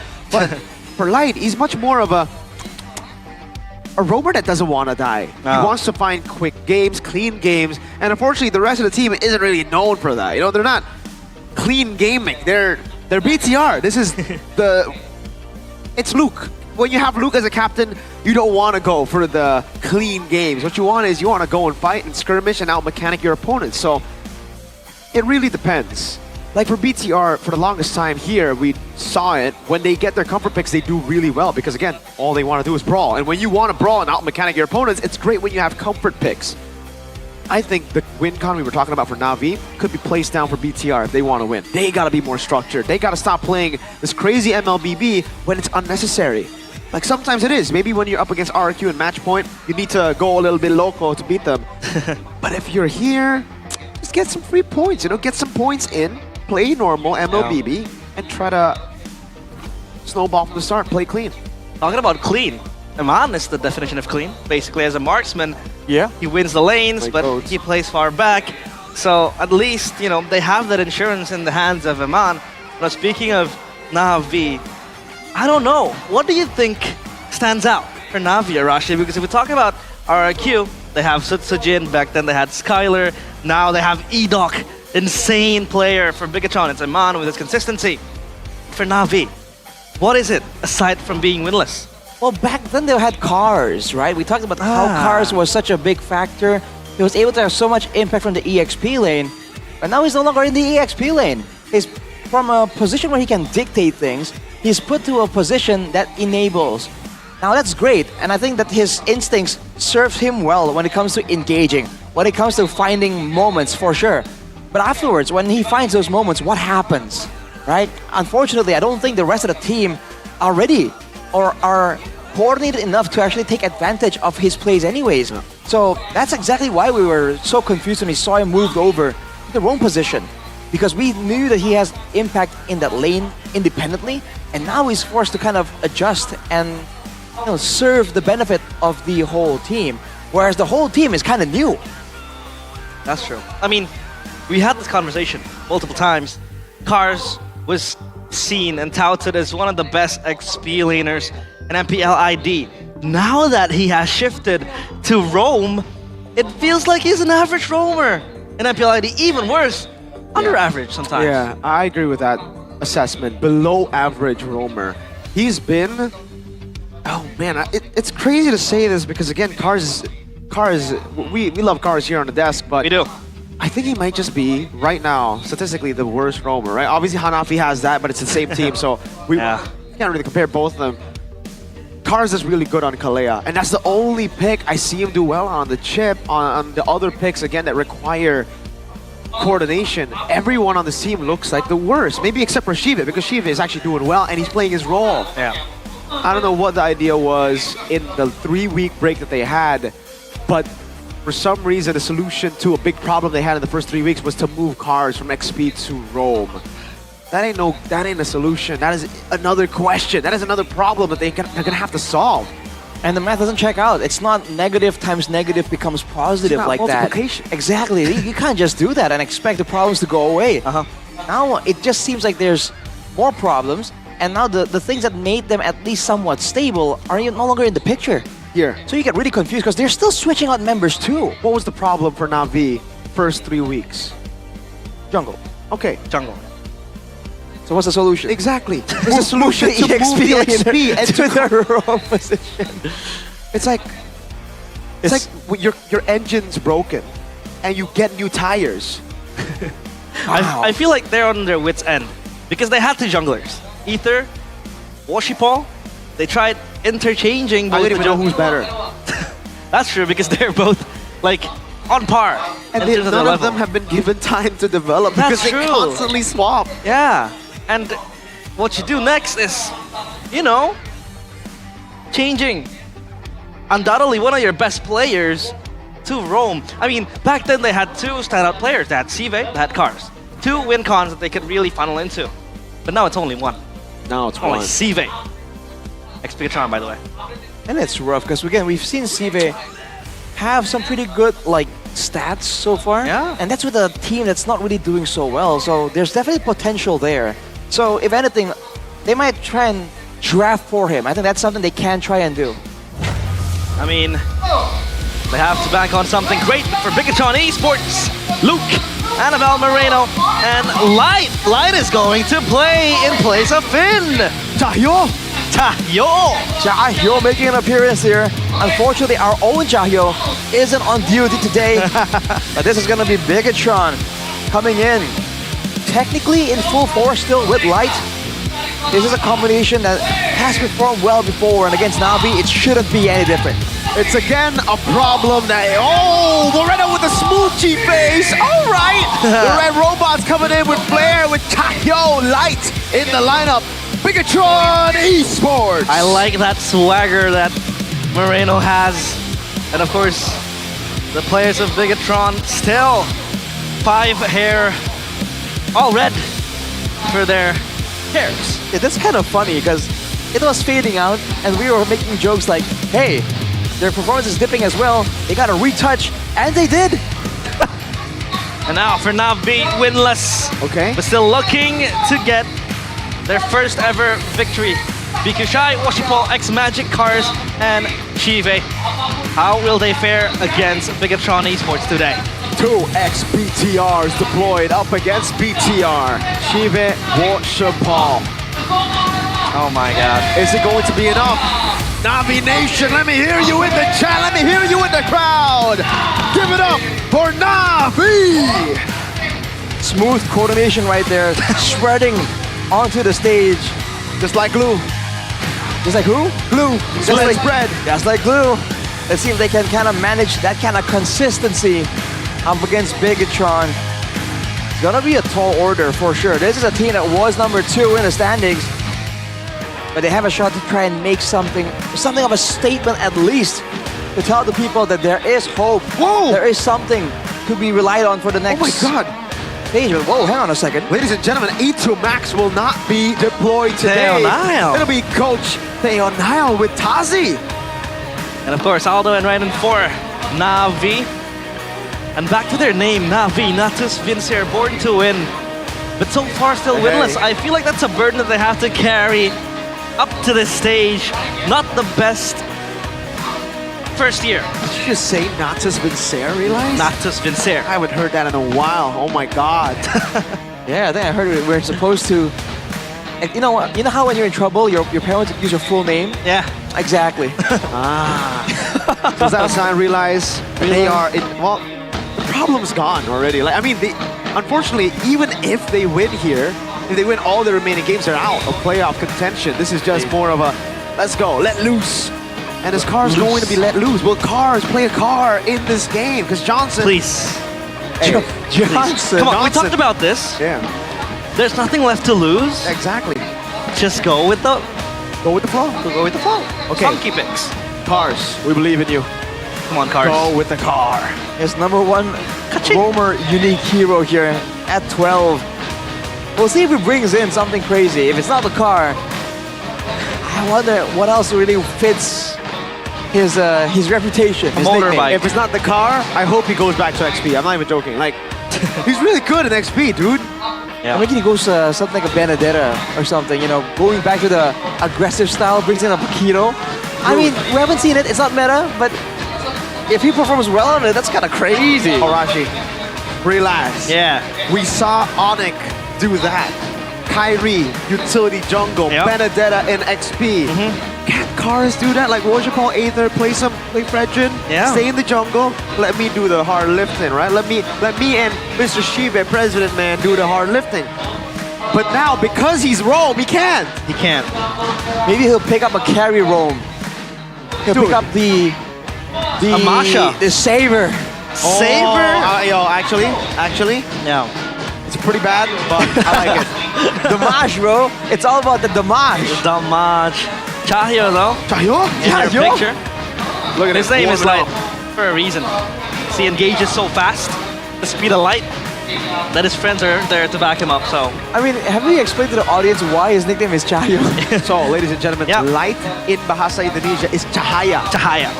But because I guess he hasn't been performing that well, people have been calling him Cahyo. Cahyo. An Indonesian name, not cahaya as in light. Cahyo is like a... Cahyo is an Indonesian name. An Indonesian it's name, literally yeah. Cheffin's name. Cheffin's name. Cheffin's real name is Cahyo. Cahyo. We're And so doxing is him. light. All right. 1% difference here, or 1.01% difference in the first and second pick, Mirko. What do you think about this? Hey, Is that 1.01%?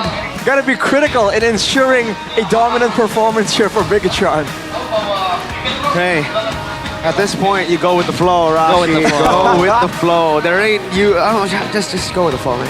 At this point, whenever the response begins with A, hey, you know it's about to be an A time. Look at Navi.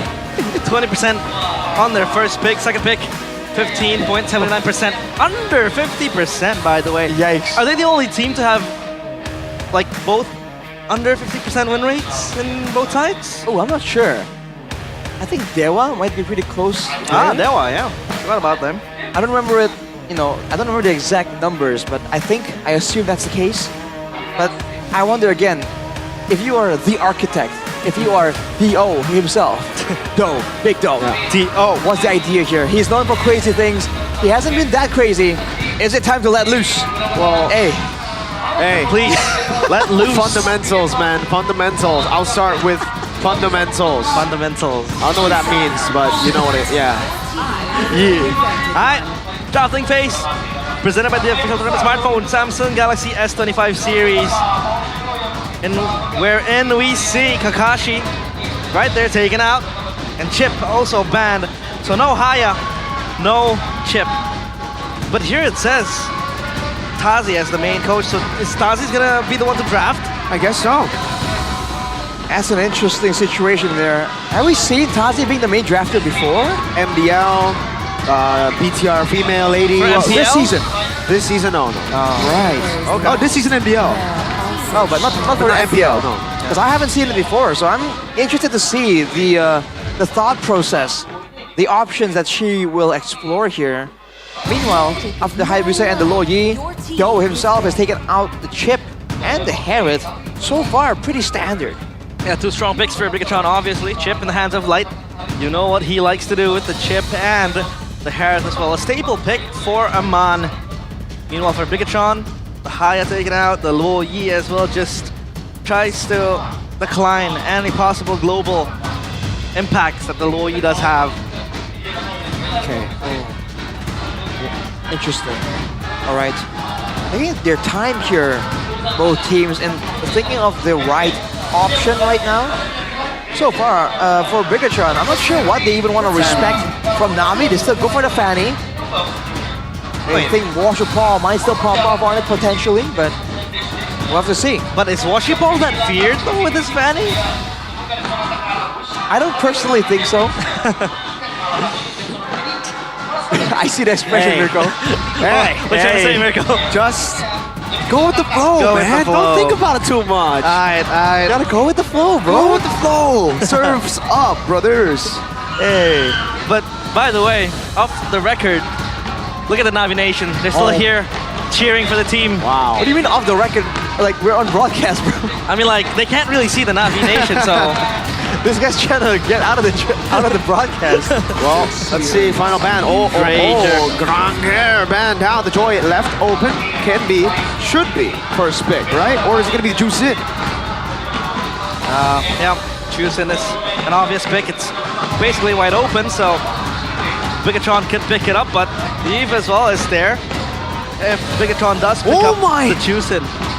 Hey! Navi Nation! Hey! Where's the Bigatron? Where's the Bigat Troopers? Mirko, come on, man. Hey. Do better. Navi are the best team in the world. They are. Of course they're going to get this. Wait, that's ridiculous. The Bigat Troopers. Wait, They're one of the more well-known fan bases. Are they calling out the foreign Navi nations? You know? Oh, is this just for the English stream? Is that it? I am not sure. I don't know. That's crazy, though. Yeah. The Bigat Troopers outnumbered by the Navi Nation. You were weren't in the building, by the expecting way. to see it. In the building too. But come on, Arashi, what's a trooper against a nation, right?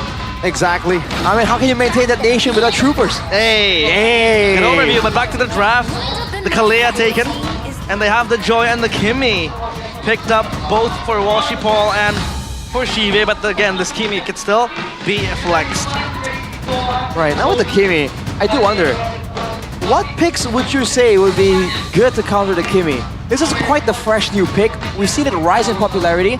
It's also great because it can be flexed to the mid lane or the gold lane. And so far, we haven't really seen a hard counter. Thinking of something that could gap close really fast against the Kimi. Like an assassin, basically? Yeah. Makes sense. But Professor KB, if I recall correctly here, I'm not gonna quote, but if I recall correctly, he mentioned, Kimi, it's Lolita time. Lolita? Just bounce everything back. Oh my god, they're gonna go Fredrin and Farsa. I don't think I would think about that when going up against the Kimi, but hey, this is BTR's way. Their ninja way. As the Kacha comes in. Okay. I mean, you have disruption when the airstrike does come in from Farsa. You have the AOG to escape and to engage. So at least the safety net is there for Na'Vi. Dude, I want to see more projectiles coming out of Na'Vi so that Bigatron can go Lolita and show us if there's any truth, any potential to that as a solution. But what heroes does have projectiles aside from the Kimi? I mean, we can talk about the Moskov, but defeats the purpose of the Kimi. Maybe if they have something like a Valir in the mid lane. If they go for the Valir to try and counter the Fredrin in the mid lane, you know what I'm saying? Have that cleanse effect to dodge away from the Tsunami Slam. Then the Lolita can come in and it's just, you know, it's just Reflection Nation. Reflection Nation. Wow, they're CC. really going for tanky boys, realize. Yeah. They're banning out CC. They've already picked up Fredrin. Are they gonna go, what, Hylos next? Wanwan gets taken out. There you go. Another big pick for Iman taken away. 3 MM bans. Coning down the options for Iman, obviously, so the guy who you really want to target when it comes to the bans. But now last ban for Bigatron. What could possibly be a ban here? For Bigatron. Again, it's something, it has to be something that deals max HP damage. It seems to be the thing that Bigatron are trying to avoid here. They seem to want to out-sustain. Yeah, the export could be a good option. It's always great against the Fredrin, right? Because you can kite back, not allow the Fredrin to actually heal up. Could be an option. Export ban? Nah. Phobius. They go for the Phobius. It's an Na'Vi. They have 2, practically 3 magic damage, so I don't think this Kimi will go gold, or rather mid. Or maybe it will go mid, and then pick up a physical gold. Can be an option. Whoa, Terizla! Welcome back! Wow! Terizla coming in. The poster boy. Hey, who has Becky been Shy. long gone. This is interesting. So, what do BTR go for now? I guess a Terizla for Luke. X-Borg? Yeah, because I thought about X-Borg X-Borg too. in the lane? We haven't seen it so far. Against Terizla and Gatatkacha, right? You get double value technically, and then you could go for a very safe gold laner? But how safe? Like, I'm thinking something like a Beatrix then, if you want to go for... But, because you get the combo with the Kalea too, technically, right? Right. That's the Beatrix, but it's going to be the Arlen. Okay, for Luke. It's a season... What season is this? Arlen Terizla? It's season 12. Season 12. Season 13 even. I mean, earlier we saw Valentina Faramis as well. Yeah. It's a day of throwback so far. I love it. Throwback. Right, final Sunday. pick though. Final pick for Na'Vi. Sive. Is it a gold laner or is it a mid laner? I think it'll be a gold laner. It should be. I think that's the better, more reliable option. They like physical damage at Moscow. Hey. Obviously. You have the SOD to join the fight. Split push galore as well. I don't really see someone from Megatron who can really respond to the split push from the Moscow. So at least that's a big dub for Na'Vi. Yes. But man, the early is gonna be brutal here. Na'Vi can control the lanes, right? Can clear the lanes fast. But when it comes to the ganking and the skirmishing, oh boy, Bigatron are quite lethal in the earlier stages of the game. Na'Vi, if they want to go with this plan, if they really want to rely on the late game split push, use Shive like we're talking about, they gotta play safe, at least in the beginning. That's true. Now, of course, Na'Vi still eyeing for their win. The second match of the day for Bigatron. It's about securing top 3. For Na'Vi, it's about going out with dignity. It is Na'Vi against Bigatron Esports. Let's see if they can do it. Na'Vi get their first win in MPL Indonesia. Still 0-12. Few more matches to go. BTR also desperately need the win to stay out of the red zone. Don't want to be in the red zone. Now, of course, how does the early game look like from your perspective, Arashi? I think Bigatron, again, Na'Vi have ways to really try and clear when they really need to. But at the same time, for Bigatron, they have a lot more fighting tools. They have the Farsa in the early game with the Wings by Wings. They have Eman that can clear fast. And Luke in the lane as an Arlet, especially at level 2, level 3, you're gonna see him ramp up that aggression. So that will be just about where the turtle is about to spawn. That's where the EXP lanes usually try and make a move. We haven't seen Becky Shy on a lot of these like big setters as a hero. We see him really pop up on the Hilda so far. Looking at the emblems, it's full tankiness for cars on the Gatot, so he is once again one of the main engaged tools. But now with Becky Shy in the picture, then maybe they can catch Bigatron off guard. But Moreno is running that weapon mastery, so look forward to that massive amount of damage. Yep. Yesterday we saw Sans also bringing up the Kimmy in the mid lane. And it's all about just winning out the farm and the harass in mid, as well as just getting the pokes coming in towards Bigatron. So at least X-Magic has something that he has to do. Meanwhile, down bottom, the Beatrix against the Moskov. Obviously, Beatrix shreds early game. When it comes to the late game, I think Moskov does have so much tools at his disposal. BQ Shy. 3 players there for him. Yeah, it's going to be an all-in pick-off up top. Oh, BQ Shy able to flicker out to safety. But this is going to be BTR with a lot more prio for Turtle 1. Especially with the Fredgen in the picture, Cars trying to find information, trying to enable his team to try and at least get in the zone. But the Light is actually clearing the mid lane, looking for level 4. Won't be able to get it just about yet. Moreno, though, will be quite soon. Luke makes the first move. Zones Na'Vi away immediately. Ah, good zone. Annabelle easily gets the turtle for Bigatron, so at least that's the first win con, or rather the first criteria for Bigatron to be able to win. Luke is going to be taken down, able to flicker out to safety, and no more chase, so Luke just burns a flicker. Annabelle, though, wants to go for more. He's going to reset on the Vengeances, but it's only on 2 cars. They have another one. Luke wants to go in. Oh, he might just be baited in. Oh! And Luke will fall. First blood to Becky Shy. Ah, good bait and switch from Na'Vi. They pulled and reeled Luke in to those 3 members waiting. And of course, talent predictions. With a new application, go pay 3 casters, basically with their hands, praying. Explain. You know what that is? That's respect. Respect. That's respect. I go for 2-0 Na'Vi though, so that's a possibility. Uh-oh, Tsunami Slime coming down with Breath Rage. Oh, they're gonna go all in onto Cars with the Feather Airstrike too. Hey, respect. Respect. Hey, I mean, a lot of things to unpack there. Luke and Aggression, name a more iconic duo. And afterwards, man, Na'Vi, I mean, is that the approach? Bait Bigatron to overextending and then punish? They do have a great amount of counter-engage, technically with the penalty zone and the Avatar of the Guardian. Definitely a valid angle, but look at the movement here. Annabelle looking for the purple, trying to steal it away. Let's see if Oshapal actually wants to go for it. Cars looking for the... It's going to be the reset. Oshapal will take it. Nope. At least they're able to push back the Fredrin. But take a look at how confident Annabelle has gotten. Because the fact that, you know, he's a Fredrin, number 1, number 2. He's up level 6, but Washipal does have the level advantage so far. Level 7 on his eyes, so at least a 1 level discrepancy. Look at the glowing one being picked up by X-Magic, because they know the number of tanks that Bigatron has is going to be very, very vexatious to deal with. That anti-regen is there, but now the turtle in the hands of Na'Vi. Bigatron, they are inclined to fight. Yep. BTR first on it, actually. Now, oh, final slash able to bring BQ Shy back. That's going to be the penalty zone, locking him down. But it's going to be so much damage with the AoE. Annabelle wins out the retreat battle. Oh, man. Appraiser's Wrath, X-Magic Purify out, Luke with the flicker. Oh, unable to get the reset. Miss Mechanic.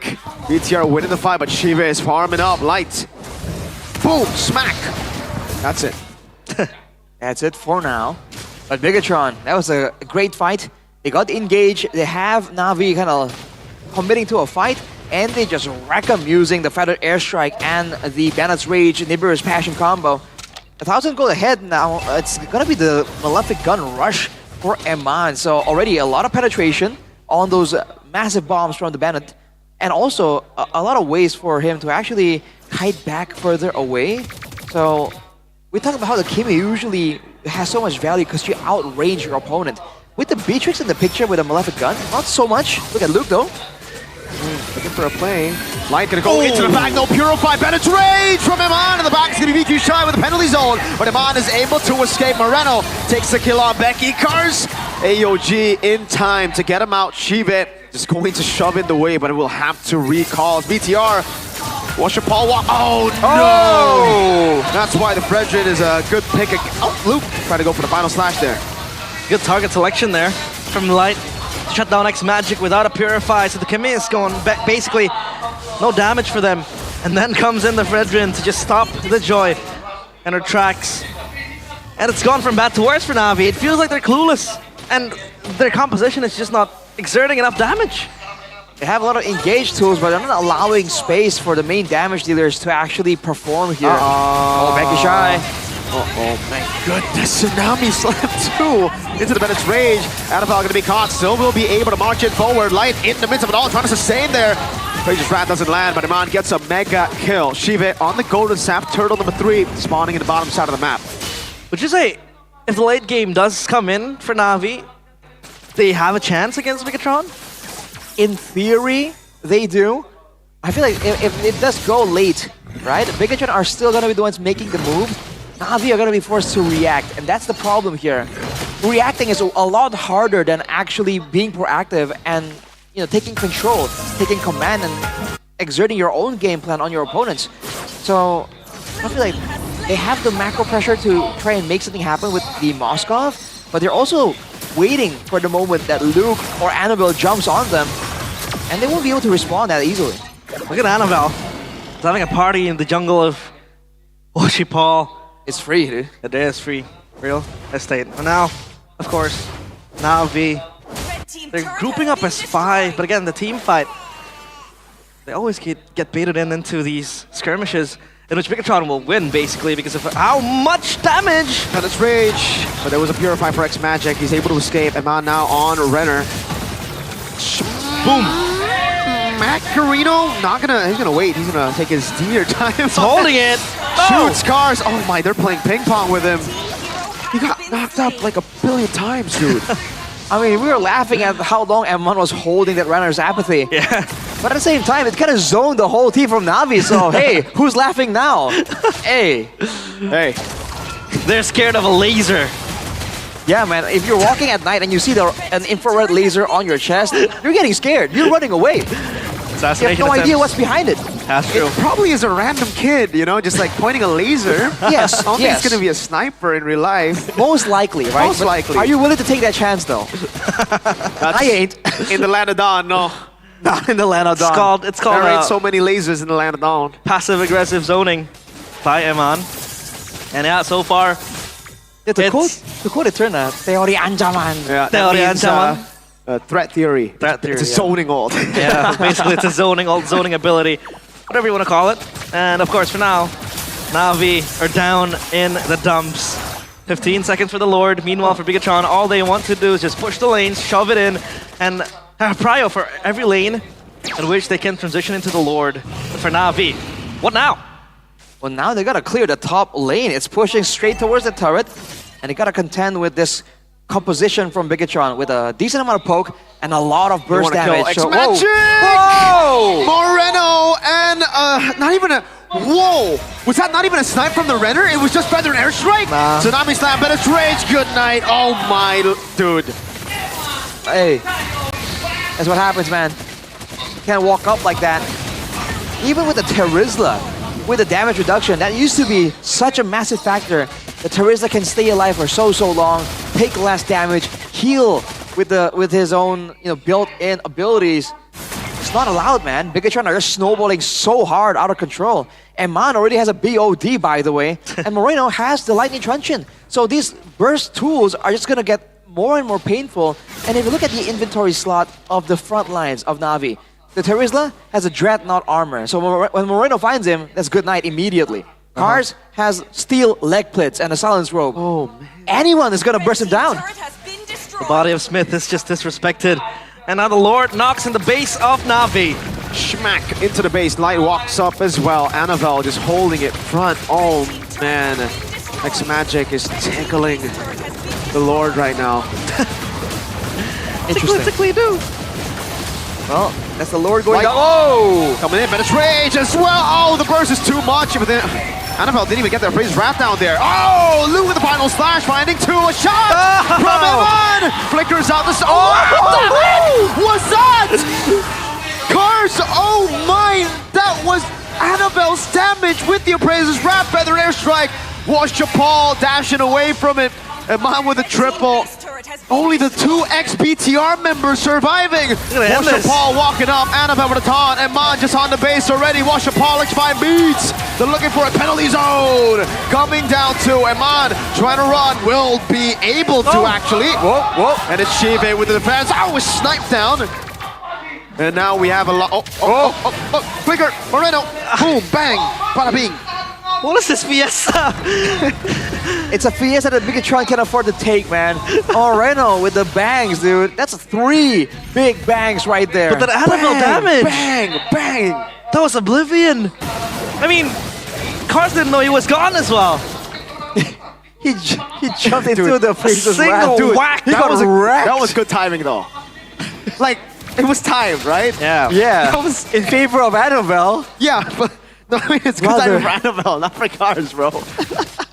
No, it's more like Annabelle was casting it, and the car just happened to land in front of him. That's an interesting interaction, though, because Annabelle did get knocked up. Yeah. It doesn't matter, dude. Yeah. The Appraiser's wrath just smashed Cars right down the Still middle. goes through. Oh, boy. I didn't expect that damage, though. Like, yes, he's level, he's ahead. But I thought Cars could take it. But like, he's even under Washipal in terms of level, so, you know. I told you, he doesn't have a lot of items built in for survival. Yeah, I think Fred is just Fredrin. Oh. But Bigatron, they have good setups, they have good set plays, which you saw. The Tsunami Slam came in, and then there goes the Bennett's Rage. So obviously that's a single damage burst down confirmed, then lockdown for Bigatron. Another Lord. I don't know what Na'Vi is going to do. Desperation play? They're on their wits' end.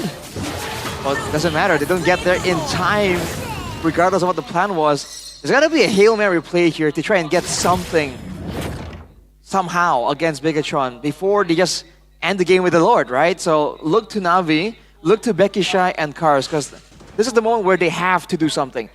If they don't, they lose anyways, right? So Bigatron should be very aware of that. See if Na'Vi can catch them off guard for once. Shive got 2 kills. He's actually 4-0. All things considered, he's actually only below Eman when it comes to gold by 2k though. He has the Trinity, the Malefic Gun, and the Wind of Nature. Already basically at full items with boots still. Can he actually output that damage and carry? Oh, watch Paul dive into the back. Oh, Tsunami Slam gone down. Eman is legendary. Luke has the flicker. Is going to be looking for it. Finds X-Magic Purify out of there. Penalty zone into the back line. And Man will be able to go for the shots again. It's going to be the air spray. Oh, another big bunk from Annabelle. The base is wide open. Shive still right there. 13 minutes. PTR 1-0. One of the quickest games that we have in MPL ID Season 15. Bigatron again, cementing their dominance. Na'Vi still yet able to close the game. 1-0 for Bigatron Esports. Wow.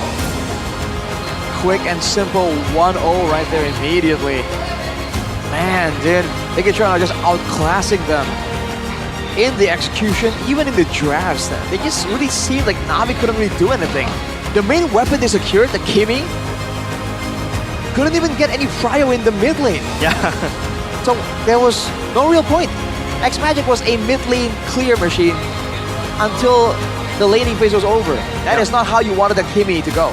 It was a 9-minute Sky Piercer, by the way, so all the progress halted. And no progress given for Na'Vi at this stage. I mean, everyone was just bonking damage left and right. Annabelle with the Appraiser's Wrath, and Eman is just doing Eman's thing, so... Yeah. Na'Vi, I don't know. Dude. Is that the Ronaldo celebration? Yeah. So that is apparently the pose that they do whenever BTR win. But like whenever the- they lose, it's this, I think. Or What? Yeah, they have. But it feels like Interesting. it's the Ronaldo celebration, you know? Yeah, he is a Ronaldo fan. He yells Oh, he "Sue" is. a lot. Yeah. This. I like oh this. man. But the only thing Na'Vi's doing is like Oh man. their chest beating. Let's look at the bright side. At least DJY's got some competition now. I see. Wow! Has he played a single match? No, he is the demon in the back rooms, right? Zetsuna. Basically Zetsuna. The god on the bench. The bench god. If we have the god in the jungle and a god in the gold lane, we have the god on the bench. Shout out DJY. Might try one. playing for Na'Vi. Who knows? You got a shot. Maybe. But yeah, look at They this need a jungler. They do. And he's good at Fanny as well, right? DJY? Yo, you're right. See? He's good at Fanny. He's good at Ling, allegedly, I think. Is it disrespectful to compare a pro player to DJY? Because he's a pro player too, technically now. Yeah. DJY is He's a different kind he's of pro player. And he plays Fanny. That's true. How good is his Fanny, though? How good is his Fanny? Very good. Which player in the scene do you compare him to? I'd compare him to Kyrie. Fabian. Fabian. Excuse me. Yeah. He's as good, dude. He is that good. Is Fabian undefeated in MPL Malaysia? Actually, he is. So, yeah, never mind. Like, because he hasn't played there. Yeah. But so hasn't DJY is also undefeated. So, same Exactly. stats. Aye, aye, aye. For Na'Vi, it's about just coming back from their mistakes, because if we take a look at this replay, or the crucial moments, you can see how much damage Bigatron had from the get-go. Yeah, I feel like, honestly, if I was in Navi's shoes, I wouldn't go for a front to back in a situation like this. You can see that every single time they dive in, the damage, dude, the spray down, this man just completely gunned them down. Yep. MVP player of the game, presented by the official tournament smartphone, Samsung Galaxy S25 series. And man, Bargain Hunter, man. And you know why he went Bargain Hunter. He got full items in 13. Was looking for a bargain. Definitely found it. Man, again, all the way in the early game, Luke got over aggressive. But aside from that, it was just full control from Bigatron. They have the better engage tools to pick off. They have the better deterrent tools to stop the other members from following up. And they have a good combination of burst damage and AoE from both the Farsa and the Beatrix. Not to mention, different kinds of damage, physical and magical. So any kind of frontline presence that you were expecting from Na'Vi just wasn't available at all. And when the Joy comes in, you have to remember the Joy is no longer immune to crowd control. You get immediately deleted here. I feel like the only real way for Na'Vi to find anything is to dive towards that backline. Use the flickers, use everything, right? Get to the backline, let Washer Paul decimate the backline. That's the only way they can win. If they can take Eman out, if they can stop Moreno. Oh, it was a Renner. Okay. Man, what is that damage, dude? so much layers. Here, the bonk. Wait. Wait. Okay, he gets a shot down. Look at this. Half HP! See, that's why I was like, whoa, that's actually a lot of damage. Sometimes it works like that. It doesn't get cancelled. No, the ult can't get cancelled. The Appraiser's Wrath. Yep. The Appraiser's Wrath just comes through. Oh, once again, Washer Paul. Ooh, more like Washer gone. Oh man, they don't do that to my boy right there. I was about to say something, but I'll keep it for later. He just got deleted, bro. Yeah. There's no two ways about it. Shibe? Yeah. I mean, dude, again, the backliners were alive from Na'Vi, but at that point, like, what's the point? What were they supposed to do when the rest of the team has already been decimated? Dude, 5-0-1. That's your boy. Hey. I mean, Shive was doing his best. And the Moskov can't even split push at that point because Bigatron were everywhere around the map and they had so much pressure, so much control. And Na'Vi, they can't even escape the trenches. They had to stay in the base, they had to just receive the smacking that Bigatron gave them, so. Ah, nice try. See, I was talking about how Navi, they might want to use the wave control and then later on, use it to stall out the game and then use the Moskov to split push. But I did mention that Bigatron, if you don't have the right precautions, the right kind of screening to deal with his team, you can see that Annabelle, Luke, Light, they were just making plays left and right, no concern whatsoever. They don't even need Eman and Moreno immediately available in the area. They can just go in and then wait for Moreno and Eman to participate from downtown. Yep. So, Mr. Arashi, what's the solution? Do they get another XP laner from MDL and then they move Becky Shy to roam? What? Is this? If it didn't work once, who's to say it won't work twice? I don't know about that. I feel like the first time was so nice I had to do it twice. They can pull an AJ here. Uh-huh. I'm not sure if they want to repeat this kind of performance twice though. The main question here. There's still one game to go, but it's already looking so bleak for Navi, dude. Usually it's the 1-0 power spike for Navi, right? Is it 1-0 power spike? Yeah, 1-0 power spike. They get good in the second game and then that's it. Oh man. Is that a thing? I think it is, isn't it? I'm not sure myself, but what would you say, realize? Help him realize something. Put cars back. In? XP. Gold. XP. Gold? He was a gold laner lane. before. Yeah, that's true, but Put like... him back in the gold lane. No, but like, Chive is already as good. I agree. So, yeah. Gold. XP, yeah. I miss Hanafi. his Come on. Paquitos. My goat, Hanafi. Hanafi, you have to come back. Don't let Navi sink down deep. How many games left do they have? Total of 3? Hanafi? No, I mean like Navi. He still have to go up 7? against... Oh, dude, you know what their last match is? You know what the last match of the season is? What? RRQ versus Navi. Oh my god. I checked it last night. That's the final match of the season. It'll be the battle of heaven and hell. And imagine, they're able to win. Told you. Told you. Never doubt. And when they win, they'll still keep cars in row. They still what? Still keep cars in row. See, it works. It works. Trust the process. I told you. Well, we're gonna have an interview with Alyssa up on stage. So of course, while we wait, Alyssa, take it away. Ada apa sih emangnya caster di sini? Ada apa sih di sini? Ada apa aja? Ada apa aja? Oke, kembali lagi bersama Alisa dan juga Zaki. Ada Zaki. Zaki ini Big Troopers ya? Iya, ada. Boleh dong dipanggil teman-temannya Big Troopers, mana suaranya gitu? Big Troopers mana suaranya? Sepi banget. Parah banget ya, padahal Lagi pada beli minum. oh, lagi pada beli minum, lagi merayakan ya kemenangan pertamanya hari ini.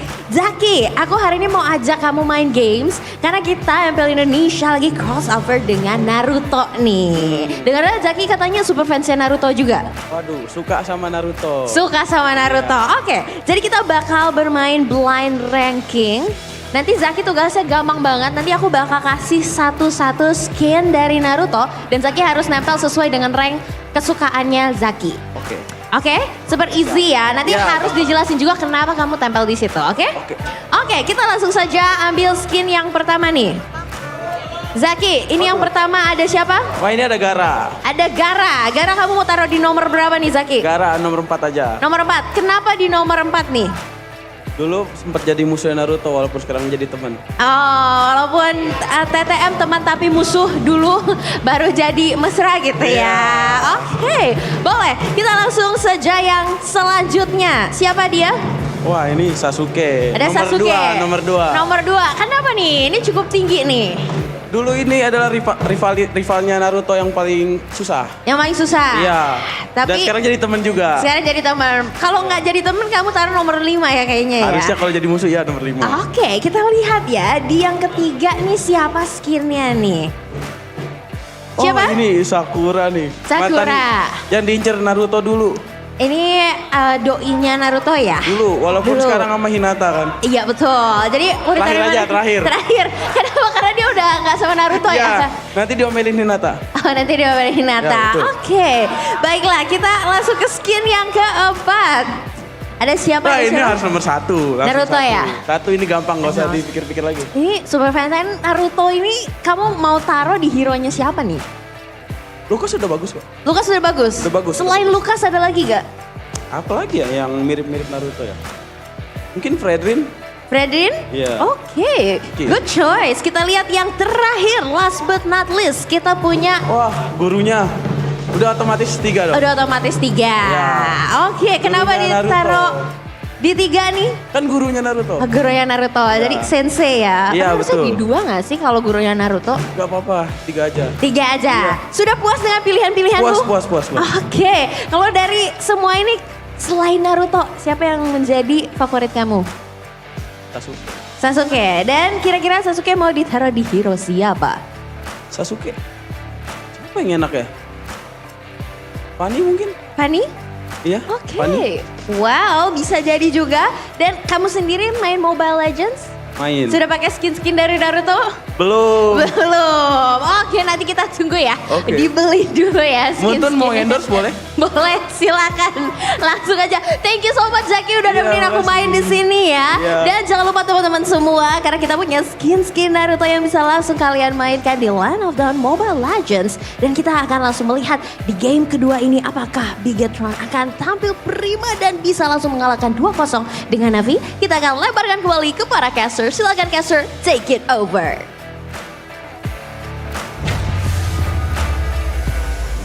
I beg to differ. I don't think Naruto is number 1. I agree. Sasuke has to be number 1. Sasuke. What about you, Rash? Oh boy. What's number 1? I gotta go. Are we rating this the character or the actual skin? No, The like skin, the The skin? Yeah. If it's character, It's gotta then- be Sasuke, bro. Yeah. That skin is so good, Okay. and you see the effects so often. I think you can't compete. What with about as a character then? Number 1. I'd Still still say Sasuke. Sasuke. Yeah, dude. Really? Sasuke, yeah. I don't know. Especially Sasuke. in- Kakashi. Like after the whole As a shit that character, happened. I love the guy's character, actually. Oh, Kakashi. Like the whole is kinda backstory, cool. he has big shoes to fill.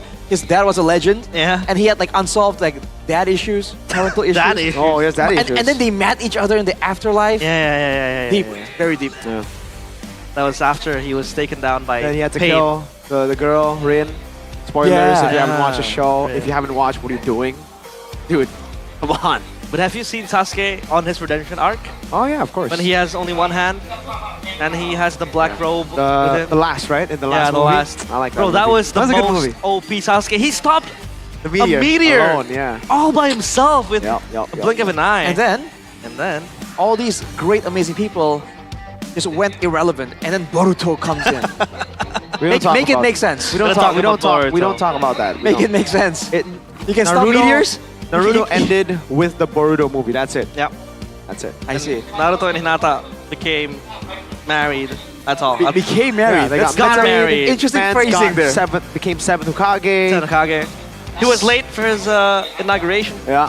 He was. Yeah. Typical Naruto. Yeah. And he had his clone step in. It was Kakashi who stepped Yeah. in. You know what's crazy? My friend, based on skin, he would say Sakura is the best. You know this guy? He said Oh. Sakura has the best skin, and I'm like, He says, really? He was saying that like the heals you get when you proc the Kalia passive. Yeah, it's Lady Katsuyo. Lady Katsuyo. It's like that's so cool. I'm Oh, like, Katsuya. And I'm like, yeah, but does Okay. that mean it's number 1? Do you not see the Susanoo and the Nine Tails? But to imagine getting healed by a bunch of snails, that's I'm not sure if I would, I would refer to that as, oh, it's beautiful. You know what I mean? Maybe he has a thing for snails, right? Oh, Maybe. whoa. We listen, we don't judge. Yeah. Talking about you, Ronnie. Gonnie. My God, Gonnie. Ronnie. Of course. Would picking up a Naruto-based hero and game number 2 be the solution for Navi? That is, You're trying to say they have to use the power of friendship? Yeah. they Team gotta 7? go talk no jutsu at this point. I remember in Onyx, I think it was in MPLPH, they picked up the Team 7 for that whole draft. Ah, Who was it? TL? I think it was. TL. I think it was Yeah, TLPH. TLPH. That the Oh, whole Team 7 They had Naruto, Sasuke, and Sakura. minus Kakashi. Fine. Oh no, I think it's Onyx. It was Onyx PH, yeah. Onyx PH. You know. But speaking of Naruto, of course, we have the official custom collaboration that's officially released. The first collab custom main interface is Naruto Uzumaki makes his exciting debut to battle side by side with you. With so much items you can get for free. You have the stickers, you have the emotes, you have the quick chat, you have the everything. Basically everything. Everything. Check it out. You guys can get the Tsunade one. Deidara. Deidara. Ooh. Hinata. Madara. The Madara can show itself in game views of the Naruto map. Oh, the Lord. He's the Lord. If there was going to be a Madara skin, who do you think suits the best? This Madara or like this one? Dude, I don't like this Madara. I like Madara when he was still edgy. Yeah. Okay, so who? If that was the Madara. I gotta think about this. I gotta think about it. While thinking about that, you should also consider what clan you want to support there. Because this is a fun one, right? There's quite a multitude of options. And you know, there's a lot of things to consider here. You gotta... What clan are you part of, guys? Me? Yeah. I'm the Namikaze clan. You have to guess what clan I am. What clan is he? Oh, the Uzumaki Uzumaki. clan. Yeah, obviously red hair. But I like Uchiha's more. I remember back then. Yeah, but they're gone though. So are the Uzumakis, man. I mean, we got more of a Namikaze kid than that's true. he's blonde. You had to bring up the Uzumaki name when he was growing up, but of course you can support your favorite ninja clan by scanning the QR code on the screen and choosing your top ninja clan with win a limited edition of MLB VX Naruto action figure, by the way. You can also get an exclusive avatar border and other collaboration in-game items such as the battle emote, the voice pack, and more. And by the way, I remember back then when I was still in elementary, I would argue with my friends. Okay. Like, my clan is Uchiha. Dude, yeah, that's actually same. And I would make a Facebook account with the clan name in the back. So Faiz Uchiha. Yeah, that was a thing. That was the thing. That was the thing. Yeah. Dude. Yeah, Give me an Itachi skin, and Itachi I'll say goodbye to Sasuke. Itachi's my favorite character. Itachi Farsa skin? To the No. crow? Farsa? No. Yeah, because of the crow. Itachi's. I think they've already spoiled it a bit. Like they leaked it. Wow. I think it's Julian. Okay, Julian. Yeah. Makes sense. Well, how And many then more Minato skins? is Gushin. That's cool. That's pretty cool, right? Yeah. I thought of Minato being Joy, by the way. Oh, that's not bad. Yeah. But it's weird because why would he be dancing? Yeah, that's Why true. would he be singing a song? He's just fancy like that. Maybe the Hidden Sound Village will will put someone in there. They call it the Hidden Sound Village, but I don't see anything soundy about it. Yeah. There was like one guy with like a sound-based power, and that's it. So Hishimoto, you gotta explain yourself, man. Some of these things look kind of random. Dude, they have the whole, like, Ino's clan is about communication, and they got a phone now. So it's like, yeah, I the know, whole right? clan, dude, they should wipe them instead of the Uchihas. I'm just saying. Dude, they're gonna get wiped out by economics, man. Eventually. But dude, they had this whole orb. They had the whole orb, and they're like, "This is important, so it can reach everyone." Yeah. And a few chapters later, like walkie-talkies. All right. What's up, bro? What's up? I think enough with the Naruto talk. Reject modernity, embrace traditions. Embrace telepathy. Alright, time to focus on the game because it is game number 2. Pikachu against Navi. What do you think Navi has to do? Because it feels like even with that draft, they were clueless in their execution part. So I don't know. It feels like Navi have lost their identity. I feel like they might want to fall back to comfort, if anything, right? Get something they know how to play in depth, that they themselves have used to succeed in their own games, and try and get the best out of Bigatron like that. Hopefully Bigatron will oblige them in those fights as well, but at least they would know the intricacies of the heroes. Because early on, like you saw earlier in game number 1, it just seemed like they had no idea what to do when they were winning, what to do when they were losing, how to translate, how to move around the map, who is gonna check the bushes first. I just feel like at this point, when you're this desperate, going with comfort might be the solution. Comfort. So we're talking about Shive on the Granger, or maybe Cars on the Paquito, but again, he's back in Rome, so not the best.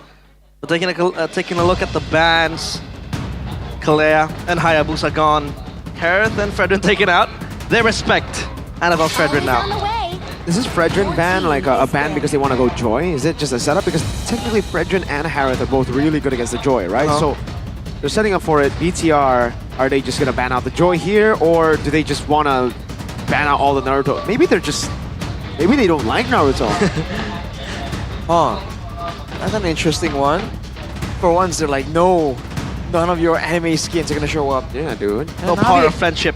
And then Navi are going to pick a different anime skin. So we're good. Okay, it's Chip. Chip. Literally invented one. Alright, Chip banned. To know, shortcut.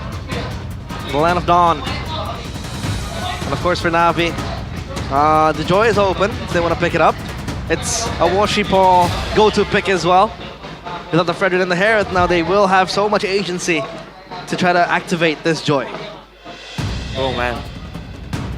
If the Joy does come through here, again, I feel like they have to plan out which lane they want to make plays around with first. Granger. Some of the picks like the Kimi wasn't bad at all, but what were they planning on doing with it? That's the question, right? So I feel like, okay, they got the Granger now. Is this the lane they want to make plays around? Is this the safe lane, the weak lane, right? Do they want to make more plays with Becky Shy or with Shive? They need to make a decision because they just can't keep bouncing between top and bottom and expect to just for things to just do well. Talking about it, comfort picks maybe? Granger is a comfort pick of Shive, so he's able to carry at least with this pick. But Megatron yet to pick their own heroes. Cho and Joy. Oh. Joy against the Granger. The Granger's gonna have a hard time. Yeah, and again, the counters for the Joy have been banned. I wonder why they didn't go Joy themselves, right? Yeah. But I guess it's a bit too scary to give Eman Granger. Now what do they go for? Both comfort picks for Annabelle and for Light for Chahyo. Chip is banned. Yep. Jungle. Suyo against Joy is not that good, but it's the only choice right now, unless they want to go like Ling. They go Hilda, Becky. Oh! Flush upon the panty! We talking about it. Interesting indeed. Remember, at the highest level, against a team like Bigatron, you can't just be good on the fanny. You need to be great on the fanny. Yep. Washer Paul, can he fill in what is required of him for Navi to get something going here in the early game? Bigatron. What can they pick to stop this fanny? Still yet to reveal their cards. Badang is available for Luke if he wants it. Or maybe the show still could be flexed to pick up the Moscovs. So at least playing in lane will be much easier when you have the Moskov against the Granger. We're gonna be leaning more towards the Granger, in my opinion. But yeah, you have more flexibility, you can disengage and all that, so Eman definitely will be trying to play that lane intelligently here. Try his best not to give Shive the advantage that he requires to really carry his team. With the Hilda in the picture though, you do wonder if Bigatron are looking for max HP damage, right? Like the CCs and all that. Or are they willing to just risk the chance for Becky Shy to be uncontrollable on the Hilda? You've seen that happen before. Just once, I believe. Still a possibility. Farsa ban though. Yep. They want to take as much burst, as much kill pressure away as possible. Again, for Na'Vi, if they want to play with the Fanny, they need kill pressure to put on the map. So, BTR, what's it going to be in the XP? I think Na'Vi got to get rid of the Badang, right? I mean, no. Gonna be the focus. Take it out. Minimizing the choices. Because again, the choke still be flexed, but most likely it's going to go to Light. Because we know how capable he is with the choke. Now Bigatron. One last ban to close out the first phase, the second phase rather. The fans are loud here in the arena. Lo Yi taken out. Lo Yi? Interesting. Lo Yi and Fanny? Is that a good combo? Well, just sending her to cable around in a specific spot? I don't know if you can do that. Like, you know, plan for a diversion mid-cable. Certainly sounds a lot more difficult to pull off. Maybe they're just respecting the potential for any kind of global play because it can stall out the game. It can still catch them off guard by all means. Akai though. Isn't it? That's an interesting one. Some type of counter play against the Fanny. But yeah, the Badang is available, so I think Luke might yearn for it. Yeah. It's gonna get the Fanny as well though. This makes sense. Mid lane too for Reno. What are they gonna go for then? What mid laner? I'm confused. Chusin is still available, by the way. Kimi? Oh. Is Kimi still up? Yeah, Kimi is still up as well. Yep. So technically they can go Kimi. Not a bad option at all against this composition. the kite back, the mobility, the crowd control. This is a really flexible tool. With the Cho, there's gonna be no issue at all clearing the mid lane as well. Bigatron can definitely go for it, but so can Na'Vi. Johnson. Brother. No. I'm kidding. For Na'Vi. What if you go Kimi? Okay, Kimi and some kind of engager, surely, with the Hilda not being able to engage. No Badang. No Phobius. Terizla again? I think he's gonna go Bellaric, dude. Just like play with their own Bellaric? counter the engage. Jawhead. Nah. So Hilda XP. Because everyone on BTR technically wants to engage, right? So maybe they want to just go that, but no, they go Jawhead for cars. Alright, Bigatron against the Jawheads. Oh, Jushin still available. Against all these fighters, it does make sense. So much CC, man. And you have the escape as well, technically, for the Jushin, right? Exactly. I think for the mid lane, it's more on the escapism. Immediately in my mind, it was the Valentina with the mobility. The Zask, because, you know, Zask. Paramus? Pretty safe. Paramus, I don't know. I feel that's a bit more situational. But the Tushin, also very, very safe. You know, with a free flicker. Crimson Beacon. Me personally, I'm afraid of getting bursted down. I run the Vengeance on occasion. So you can do a lot of different things with the Tushin, man. That's why it's really fun. I once played it in the XP lane. Wow. Full tank. Wow. Full tank AXP Tushin. He likes to experiment as well. It's annoying, I'll tell you that. But of course, now, what could possibly be the last game of match number 2? Bigatron Esports against Na'Vi. Na'Vi still needs their win because they are still winless. So back to the land of Dawn we go. Here it is, ladies and gentlemen, a step closer for BTR to claim 3rd place in the standings with just 1 win. But Na'Vi, they have different plans in mind. They want to get their first win, that juicy first win. Oh, look at this, Becky Shy. Hey. Already cutting the wave, getting a level advantage there. Luke can't really do much about it. Oh, Annabelle, whoa. Caught in the bad spot, Annabelle. That was actually, that took a while. Orange buff already taken by Worship Ball. He might actually be going to the enemy jungle. But no, never mind. They don't have enough pressure in the mid lane. It's cutting the wave though from the back, so that's what Hilda is able to do. Speaking of the emblems though, Rashi. Okay, the emblems clears up together for Cars and the Jawhead. Expect the pick-off attempts for sure.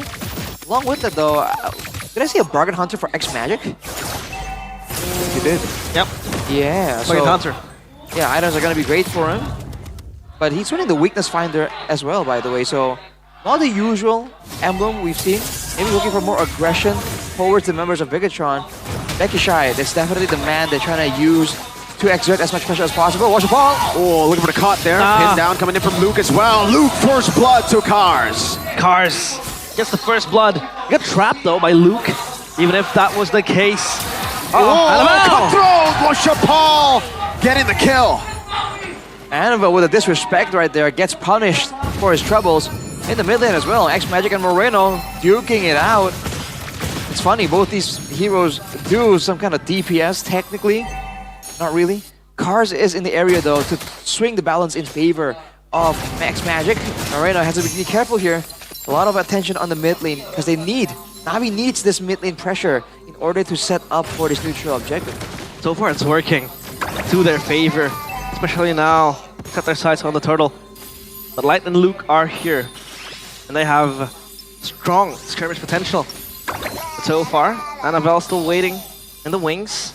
And this turtle dance might just start real soon. Well, all that's going on, Eman is just trying to lane as much as possible. Shiva is doing a great job harassing him down. But again, there's no urgency for Bigatron. I feel like the ones that are wanting to be aggressive technically is Na'Vi, right? With the Fanny, with the Hilda as well. So Bigatron can take a chill, can wait for a bit longer, and allow Eman maybe to join in the fight with this SOD. Depending on where the lane is, that's where he will decide to go in the fight and potentially pick up a kill or an assist or not. Light able to go for the kick, onto the Kimio, pinned down instantly. It'll be a kill. Now watch out, Paul on Moreno, Crimson Beacon and the flicker out. Has the Lantern on him, Annabelle caught very low. Watch Paul gets the assassination. Big Q Shy walks up with the flicker, unable to get it though. And now it'll be both teams disengaging, but BQ Shy is in the bush, regenning. Light and Luke really just trying to get this kill. Oh! The regen from the Hilda is real, but Washi Paul might look for seconds. Washi Paul, look at how much damage he's doing. Light walks up. Oh, unable to get the Jikudo, doesn't have the way the dragon either. Kimi is back. Na'Vi with a free turtle. Free turtle, and we saw the Kimi went for the Sky Piercer, so obviously this Kimi wants to brawl, and that's it. But does Na'Vi have the damage? Hold on a minute. Uh-oh, goes for it. Moreno will be, what? Okay. Annabelle walks up, will be, no, good flicker out from X-Magic. Annabelle with the chase, will get the trade down, but now gets caught in the tough spot still. Woo! The dashes from Annabelle. Hold up though, Washo Paul looking for the kill into enemy jungle. Oh, okay. It's crazy the amount of control he has on those K-Roos. He was turning very deliberately there, trying to find Annabelle. He was already out. Maybe a steal attempt from Cars right here, but Bigatron won't allow it. But Becky Shy doing a great job, really outmaneuvering Luke here, trying to roam as much as possible, having the lane pressure every single time. Now, so far for Na'Vi, it's looking very, very good. They're stabilizing their lanes. BQ Shy is just doing Hilda things, and Washi Paul will invade this orange buff. It won't go unnoticed though, but hey, he gets it. He does. He's gonna be 2 levels ahead very soon. Yeah. 2 levels ahead is definitely a bit of concern for Bigatron. A 2k gold lead, so Bigatron definitely feeling some urgency right here.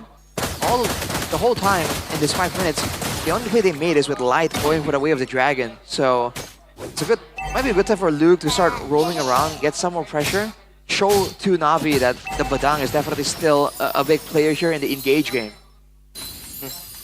And so far, for Na'Vi, it's all about just winning in the early game as well.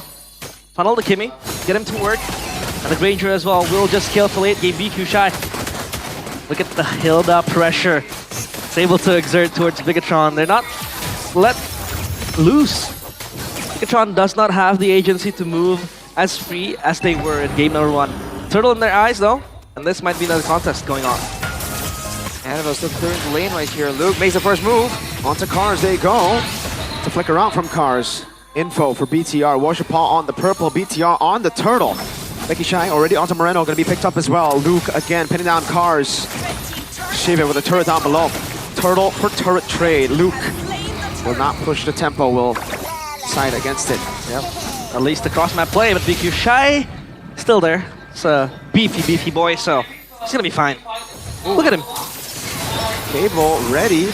Luke gonna be caught, has the pin down. Cars will be locked inside of it. Light unable to go for Jikudo now. Oh! It's an immobilization. X-Magic gets the kill on the back. Washer Paul! Way the dragon though. Washer Paul able to survive. Luke comes in with the fist crack and will be able to get the kill back in. And Mon finds 1. Magic 2 on X-Magic.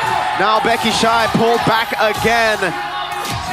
Flickering on the wall. Moreno wants to go for it. Luke as well, but Shiva's right there. Luke with the pin down again. But now it's him on and then Zai, Spear of Misery, not able to go for the pin down completely, but he's a flicker forward. Now on Shiva he goes. Rhapsody, Spear of Misery, BTR walking up. Shiva falling to the punch of Luke. All their hard work gone in a matter of seconds. And Bigatron, they equalize the game. Na'Vi going back to square one. Na'Vi seemingly improvising how they wanted to fight there. And such is not gonna fly against Bigatron. Bigatron on the other hand just went for exactly what they wanted. They went for the prior targets. They try and use all that pick-off potential, burst damage, and they're able to actually get the better of Na'Vi. Now with the early pressure somewhat equalized, Na'Vi is definitely looking for more ways to force Bigatron, but it's only the Litho right now. And Na'Vi doesn't have a solution for Luke jumping in. That's why the Badang engage role is just so good. On the EXP or the roam position, you just have a good way to deny an engage, but also engage on your own terms. Oh, look at that. This crack. Light able to escape again. Washer Paul going for it. Wade the Dragon, no from Light. Oh, that was risky. Aman almost got the Spear of Misery. Turret going to be falling up top and down below. These are getting structures. Up top, down bottom. But Annabelle is also quick to clear the side lanes, but Fanny is there. Whoa. BQ Shy, he's just running around rampant. Right. Annabelle gonna be caught, taken down by Washapal. Wow, gone in seconds, and now they have Pryo on Lord. This could be a free Lord stuck under the sheets. Reset. Of Bigatron, it resets though, but still, it's there. Spirit Destruction. The SOD lands, Washapal gets it. Wow. SOD won't be taken, and Na'Vi are back in the lead. This Fanny, dude, is doing a great job just pressuring Bigatron again and again. The fact that Annabelle got caught out of position there, that's definitely a massive mistake for Bigatron. Now it's on the defensive immediately. Ooh, look at the damage though. The Granger and the Kimi. We've seen this combo sometime in the earlier matches today as well. It's a lot of damage from a long distance away, and Bigatron have nothing to kind of match it. The Moscow can't do it, the Tushin can't do it as well. If they really fall so far behind that their front line melts immediately to X Magic and Shive, this is looking like a dangerous game for Bigatron. Yep. Annabelle gets away. Hold up, Cars. Look at the play. Flickers in, finds Light. Light will be taken down by Becky Shy. Na'Vi snowballing with this lead. Luke might be next on the chopping block. Still able to walk away. Pulled back down, Luke with the fist crack. Will be taken down by Shive. The SOD lands. But I don't know. Oh, wow. He actually takes the Spear of Misery coming down. Will be able to escape with a flaker. Annabelle in the mid lane, clearing it out. Now jumping onto Washapal with the retreat too. The Washapal is able to escape, and Na'Vi are on the chase. So we're saying, man, the damage potential coming out of Na'Vi, definitely scary. Oh, Annabelle. Again, this could be a kill. Washapal with the cables. Oh, unstoppable force. Annabelle falling. X Magic picks up another.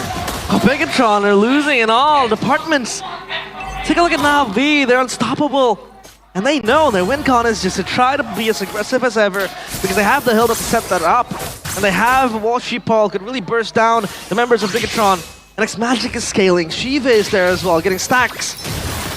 So far, Bigatron, it feels like they are annoyed in Na'Vi. In theory, this should be Bigatron trying to find ways to use Eman as a split push tool. The Moskov against the Fanny, we've seen it before. There's plenty of outplay potential available for the Moskov. They gotta be careful here. So 10 minutes in, Bigatron would do much better when they have some more items to speak of. Moreno only has the Bloodwings completed at this point, and Man has just finished the Marksman Trinity a while back. So 1 or 2 more items will allow them to actually be a real contender in these late game team fights. But until then, they should play it a bit more patient. So far, so. Looks like Na'Vi has their hands on this game. Moreno so low! Uh-oh, forced to flick around. Cars, Spear of Misery finding them too. Oh, a big X Magic will fall. Annabelle Dex takes the purple. 1-0. Good pivot from Bigatron there. They were jumping onto Cars, I believe, and then they saw X Magic, a much more important, much more prioritized target, and they immediately, someone made the call, and they all turned to him like with no time at all. No lag between those decisions. It is though, Eman. Oh, Winner Nature used up. Washapal caught in a tough spot. That's a flick around. Washapal with the assassination, but down below. Oh, they're gonna try to blitz the Lord. That might actually be worth it. Annabelle on it. Will Cars be able to steal it? Oh, retreat, unstoppable force, and the ejector. Oh, Becky Shy. Becky Shy walking up as well. Washapal coming down. Too risky. VTR will trade him on for the Lord. Cars was looking for something, possibly steal the Lord, but nah. It's all in the hands of Bigatron, but still, look at Na'Vi. They're rampaging up into the mid lane. Tier 2 gone. Tier 3 next on their eyes. But no damage enough. And not enough damage for them to take the turret down.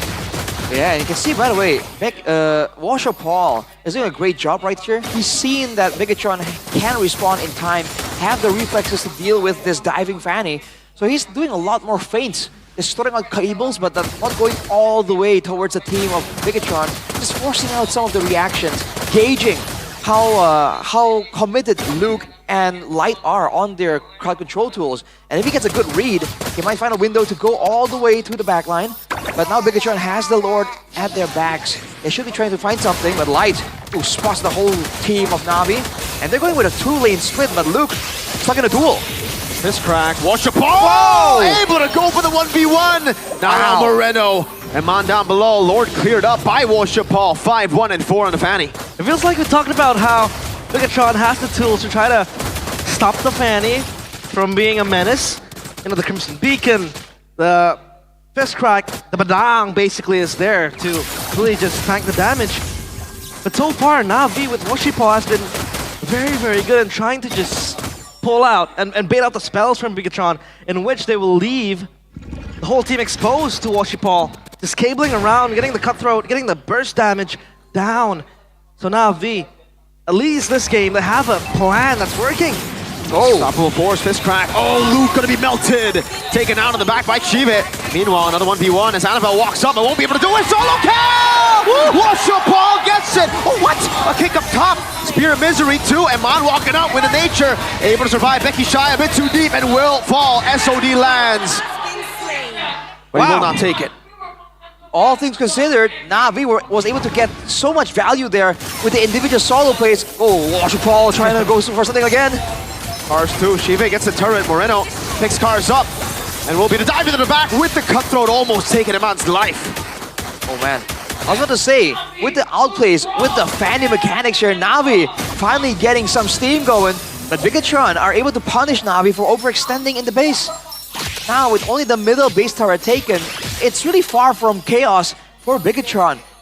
With Eman actually approaching full power, already full items with a Win of Nature as well, having the outplay potential to just go 1v1 against almost every single person on the side of Na'Vi. It's going to be a skill matchup against Washipal though. I don't know if Bigatron wants to try and make a risky gamble with it. But now, Na'Vi trying to pressure for the neutral objective. She's there. Eman down below. It looks like they're just going to blitz it. Luke's looking for a play, looking for a pin down. They will move back. Annabelle on the Lord. Electrifying beats coming down as well. He's already used a lot of those resources. Lord getting really low. Retry battle. Washipal wins the retry battle. SOD does land on the back. Eman finds a Spear of Misery. Washipal going to be kicked as well. But it's don't follow through. Cars taken down. X-Magic flickering out. Wow. Na'Vi finally stopped in their tracks. Cars gone. But the Lord, it's in the hands of Washipal. He gets the retry down. And Bigatron, is this their answer? Without the Lord, the siege potential of Bigatron is actually very, very weak. You can see Luke already taking a ton of damage there. I wonder if it wasn't better for Bigatron to stop the recalls and allow Eman to potentially end the game there. If they could get 2 or at least 2 kills, I think that would have been okay. But now against almost a full-powered Na'Vi with the Lord, it's going to be a bit of a tough defense for Bigatron. They got to play this one carefully. They have to make sure that Washipal doesn't really get too much momentum going in the movements here. BQ Shy is going at it. But Bigatron, they have the damage to clear this Lord at least for now. And their base defense working well again for them. And Eman has the rose gold. No boots. No boots, boots sold, so at least defensive items to his pocket because he knows he might get bursted down with the Fanny. Definitely. Uh-oh, you can see the damage to Death Sonatas. Ranger. As the Abyss Walker back, Annabelle electrifying beats over to BQ Shy. Washipal still looking for the angle to go onto Annabelle, and he will. But this time it won't be a kill. But the question is, Arashi, the later this game goes, does this Fanny fall out of relevancy? Well, sort of. In a sense that Assassins always kind of do, with the Win of Natures coming through and all that. The thing is with the Fanny, it's just not your regular generic assassin. There's a reason why the Fanny was banned so much. You have ways to kind of outplay a Win of Nature. You can threaten with the cables, step back, and then go back in.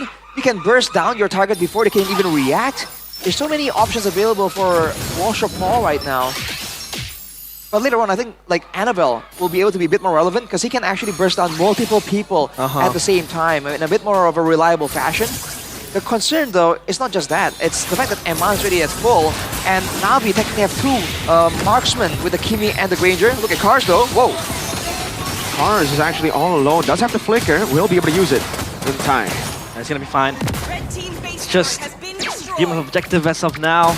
We're waiting for the Lord timers to go.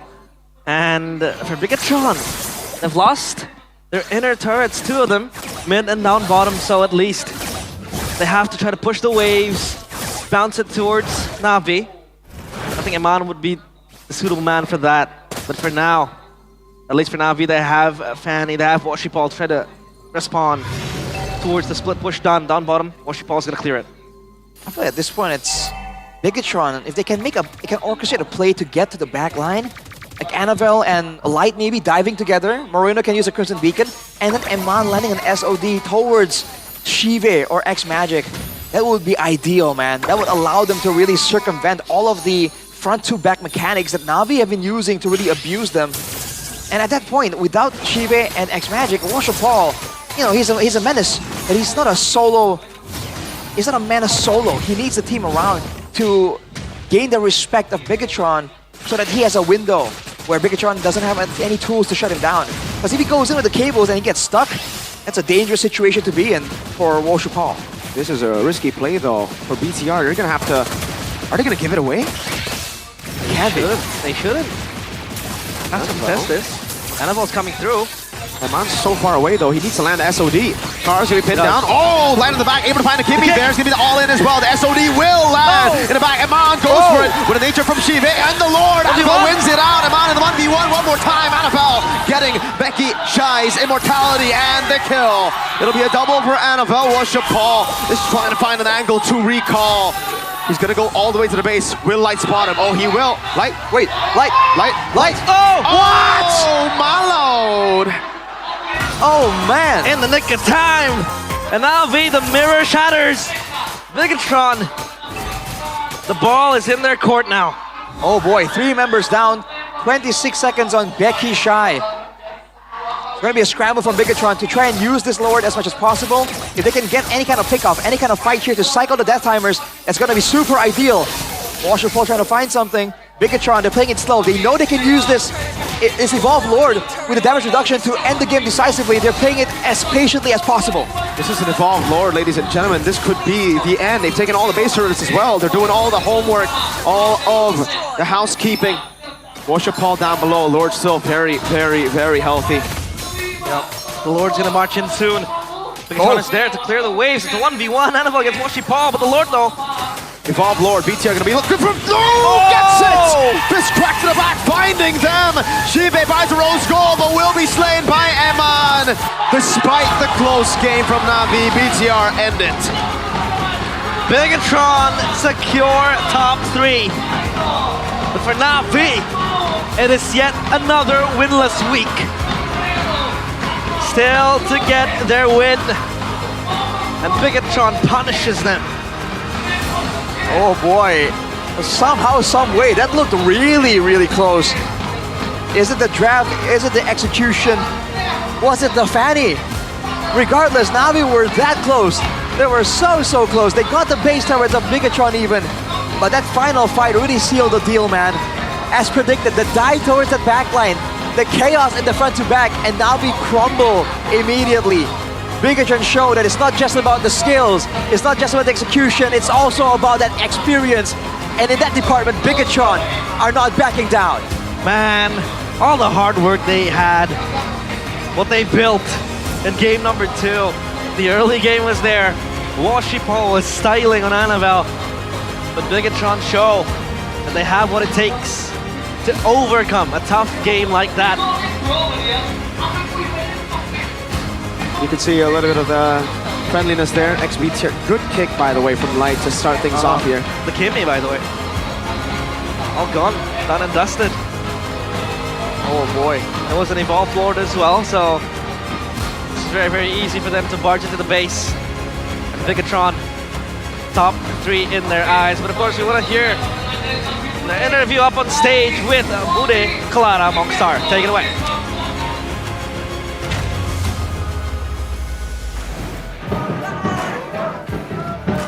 Dari posisi 6 kali ini mereka merangkak naik ke posisi 3 dengan kemenangan barusan Bigatron. Wow, 2-0 yang cukup mendebarkan. Annabelle 2-0 di match kali ini. Game kedua terasa cukup ketat. Game 2 kayaknya banyak mistake juga dari kita kan. Terus Navia juga main bagus sih. Soalnya lumayan jago Worship Paul main Fanny-nya. Iya, jadi Bude penasaran banget ini kan bisa dibilang kayaknya kita kali pertama ngeliat Worship Paul dengan Fanny-nya sebagai match up-mu sendiri. Gimana sih kamu ngelihat performa dari Worship Paul hari ini? Jago banget dia main Fanny-nya. aku nggak expect dia bisa kayak lancar main Vania. Wow, dan apakah karena Washipol nih yang bikin kewalahan di game kedua? Kalau menurut aku ya. Oh ya, dan bikin kamu juga agak kebingungan kah tadi dengan gerakan Washipol? Apa sih yang berbeda dari Fanny milik Washipol? Kayaknya Fanny Washipol kayaknya full lock aku deh, nggak lock Emen kayaknya. Pokoknya fokus Anavel aja. Dan ketika kamu digituin, apa responmu Anavel? Tetap sabar aja sih, harus santai. Oke, sabar dan santai. Tapi kalau ngelihat posisi sekarang juga dari tim Bigetron, banyak banget nih pertanyaan. Rambutnya udah merah, masih tetap strong gak sih? Ya kita usahakan strong sampai akhir season. Diusahakan strong sampai akhir season. Dan kalau Moreno sendiri, akhirnya kita berbicara di sini Moreno. Iya, Budi. Di panggung ini. Ya. Kekalahan kemarin-kemarin 2 kali beruntun dari Bigetron. Bagaimana kalian menghadapi masa-masa yang wah berat gak tuh? Kayaknya nggak juga sih, nggak terlalu berat karena kayak tiap kekalahan kita terakhir lawan RRQ, lawan TL tuh banyak pelajaran yang bisa kita ambil. Jadi kita kayak lebih ke ambil apa yang bisa diambil lah, ambil hikmahnya. Jadi nggak sedih-sedih terus gitu. Tidak Jadi fokus aman. dengan kekalahannya saja, tapi fokus dengan apa yang bisa diekstrak dari itu. Iya. Oke, apa tuh? Boleh dikasih tau nggak ya? Mungkin kalian bawa untuk minggu ini, untuk hari ini, dan untuk kedepannya. Apa nih yang berbeda dari Bigetron? Mungkin lebih ke disiplin as a team sama preparation kita di overallnya lah, kayak gameplay kita, draft kita gitu. Gameplay draw banyak sekali, memang kita ngeliat dari segi klasemen pun masih banyak banget yang kemungkinan terjadi. Dan kalau ngeliat dari game tadi aja ya, Budi penasaran, apa sih faktor terbesar yang kalian bisa comeback? Ini menang comeback gak sih menurut Moreno? Game 2? Iya. Iya, terhitungnya comeback. Nyangka gak itu bakal comeback? Apa? Nyangka bakal comeback gak? Harusnya nyangka sih, karena kita di posisi kalah kan tadi early-nya. Tapi kita tetap fokus as a team, kayak fokus buat gimana cara balikinnya gitu. Fokus gimana cara bagain? Boleh dikasih tau gak? Momen mana sih yang kalian fokusin untuk bisa mendapatkan momen itu? Itu yang di terakhir, yang Moskov-nya Eman connect sama si Bro Cahyo yang nge-kick itu momennya. Cahaya dan Eman connect ya. Ya. Oke, dan mungkin kita langsung bertanya. Light, hello. How do you feel about your win on the second game? Apa? How do you feel? Gimana? Game kedua menangnya gimana sih menurut Bro Cahyo? Menurut Light? Menurut lu menangnya kayak gimana? What do you think about your wins on the second game? Apa? How do you manage Aman to aja. win? Aman aja. But how do you make your team wins on the second game? Are you focusing on someone or focusing on a moment? Iya, fokus gua buat ini Kimi aja kayak gitu. Gara-gara Kimi ada gede yang damage-nya kayak gitu. Ya. Oke, jadi damage-nya besar. So, Light, your bahasamu sangat bagus ya. Bahasanya sudah jago, bahasa Indonesianya. Your bahasa is good now. Biasa aja. Biasa aja. Who teach you bahasa? Moreno, Luke, semua teman-teman gua tanyain kalau apa itu kayak gitu. Oh, apa itu? Jadi terus-terusan. So, in game pun bahasanya Indonesia? Iya. Iya, jadi sehari-hari juga in game, sehari-hari pakai bahasa Indonesia?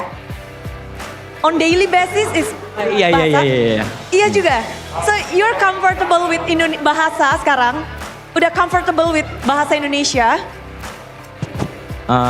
Lumayan. Lumayan. Nanti kita suruh nyanyi bahasa Indonesia kali ya.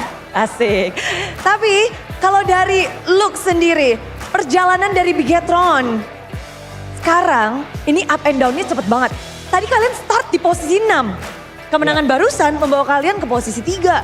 Lu gimana sih ngelihatnya sekarang? Bracketnya soalnya mepet-mepet juga Bude sama tim-tim lain.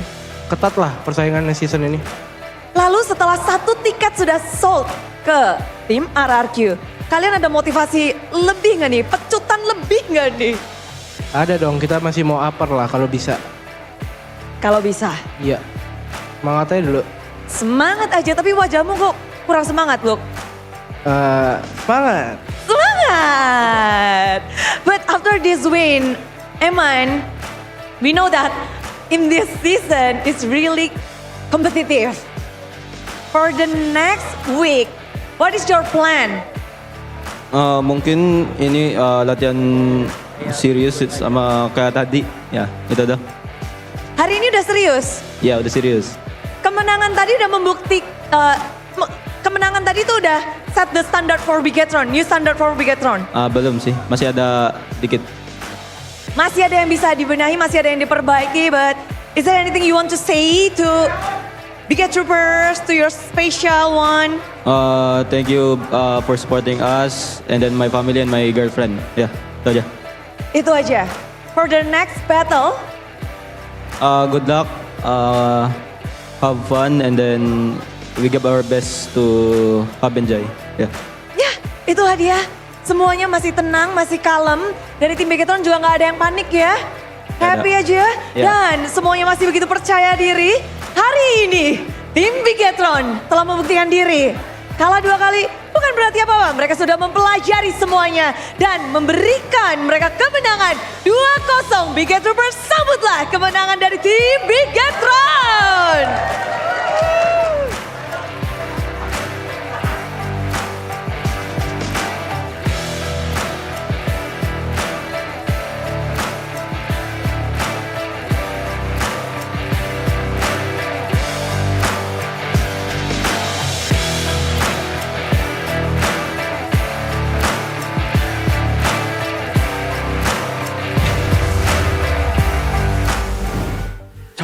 Chahyo's in the building.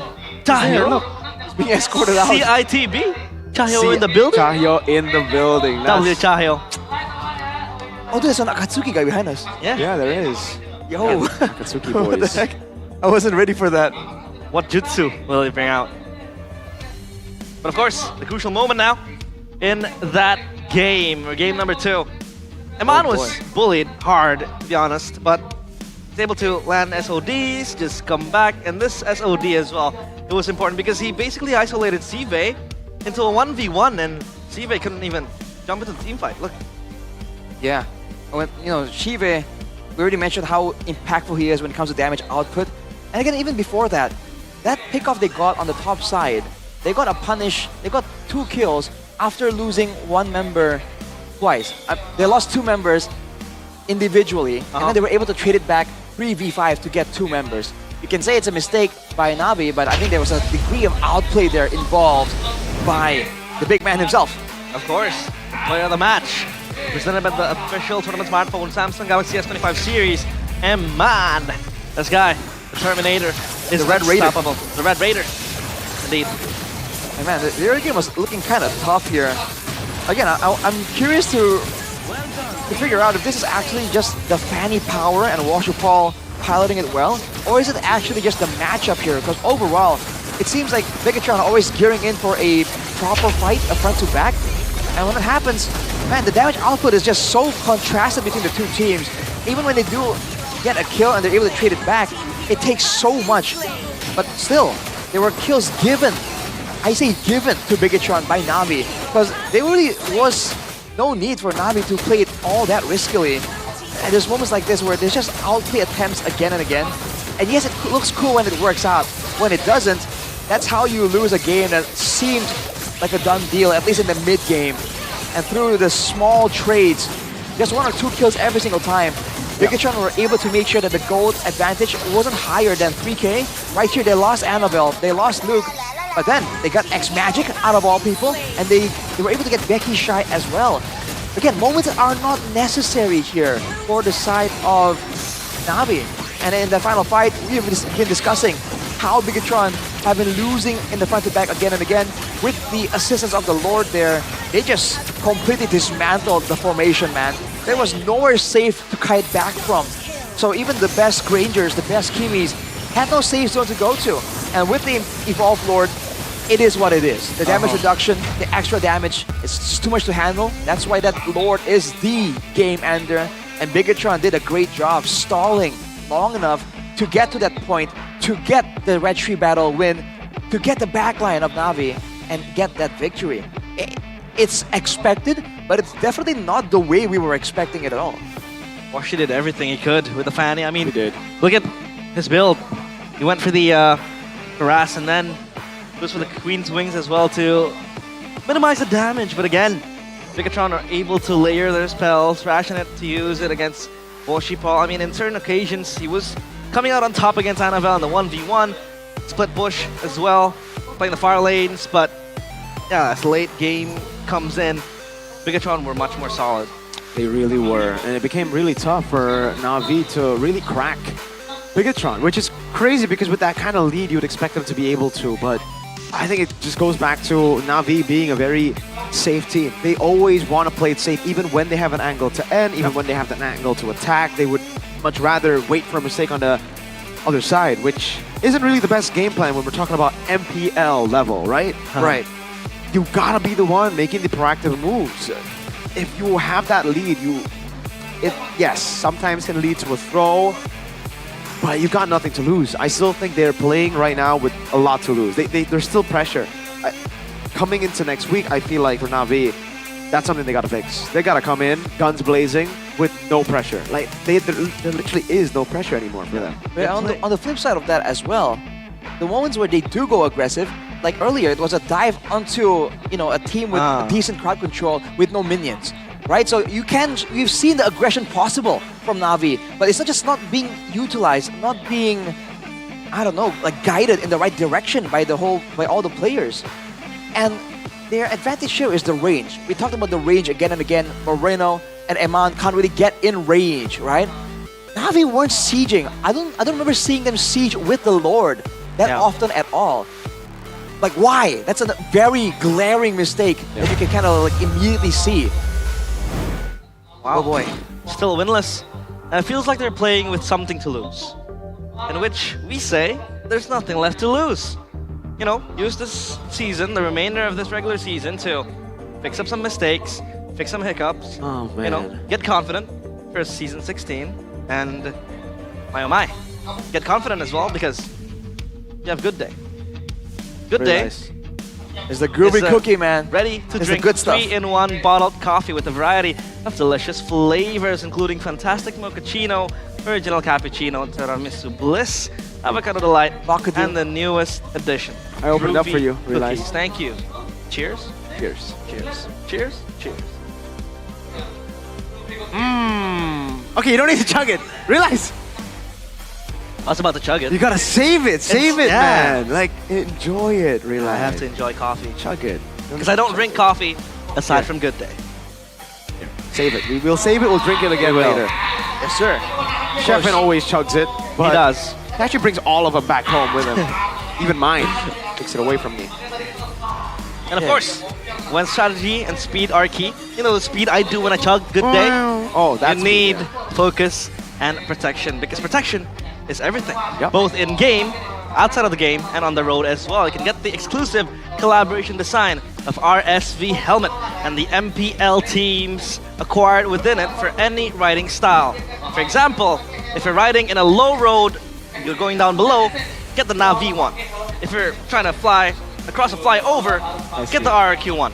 So of course, a lot of choices for different riding styles. Yeah. If you're mid, get a mid-table team. Yeah. For example. I like it. Madrid. Hey! Sorry. El Clasico. That was quick. It's coming soon. By the way, you need maximum protection, so go get your RSV helmets right now. Okay, so I got a question now. Our last match will be TLID versus EVOS. Brands is a Madrid fan. That's what I'm trying to say. Will he drag EVOS just like Madrid have dragged themselves? Nah. Just like how Mbappe have dragged. He's gonna be Mbappe on his prime and drag EVOS up top. Okay. So, Brands and Mbappe will be playing at the same time. By the way, speaking of playing, you need to play with your emotes. You can log in now, open the shop, and buy your favorite team's battle mode. Like this. This is what I do. Look at this, guys. This is what I do when I watch Liverpool games. Whoa. Yeah, because you lose. No, because I'm sleeping. I'm snoozing. It's a snooze fest. 2-0. Okay. 2-0.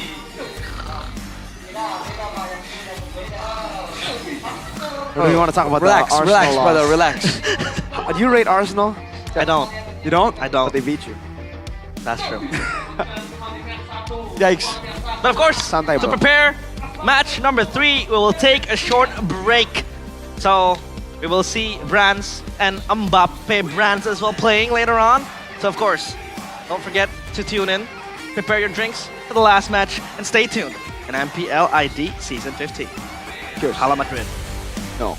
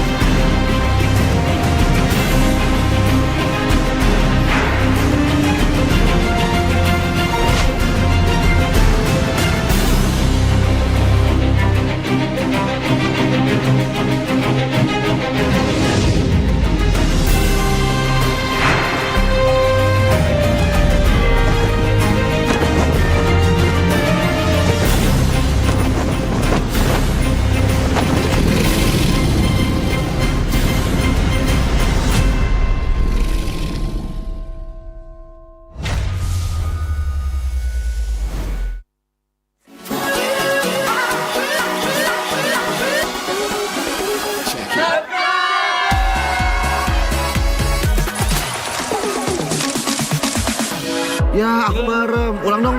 Gak perlu.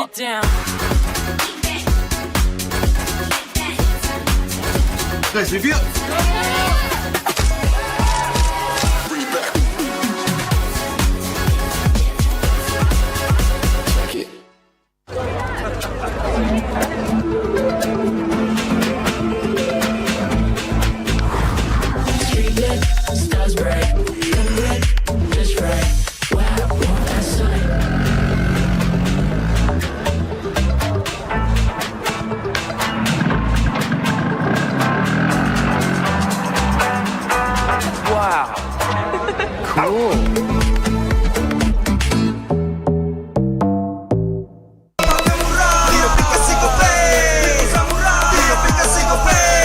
Walau yang lain terus berubah, Gope konsisten, kasih yang pasti murah. Bayar tagihan murah di aplikasi Gope, gratis transfer 100 kali per bulan. Download aplikasi Gope baru, nggak pakai lama. Dompet andalan gamers banyak damage-nya.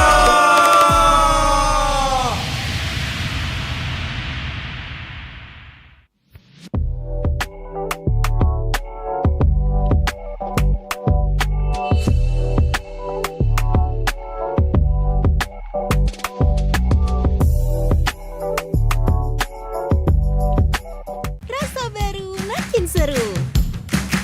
Pertama di Indonesia. Kopi susu rasa cookies. Always ready, warnai harimu. Good Day Groovy Cookies.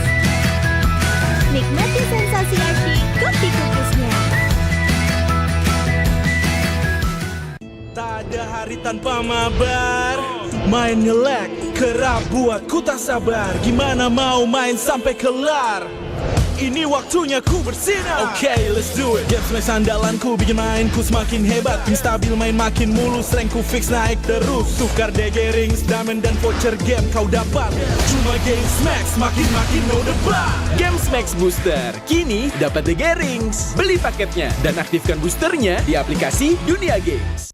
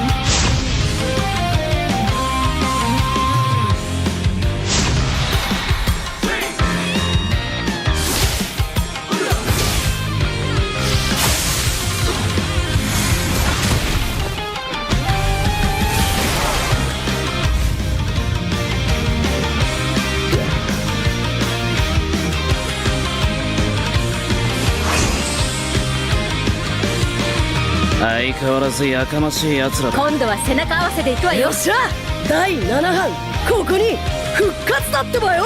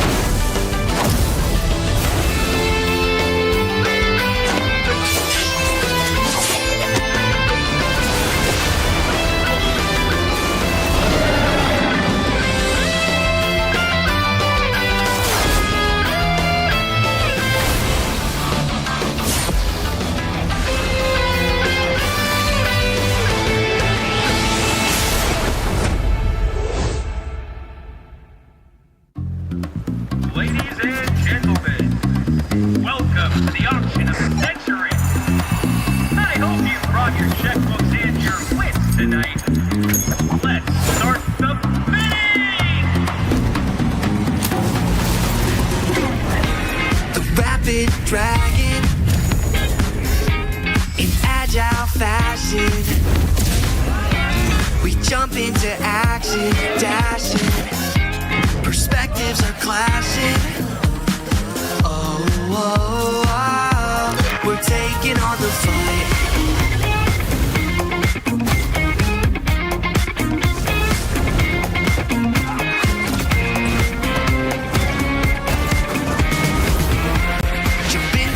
Showdown till justice is found. Transform into battle now. Judgment's gavel coming down. Fighting for the righteous justice, fighting for the priceless truth, blurring all the lines between the bad and the good. Yeah,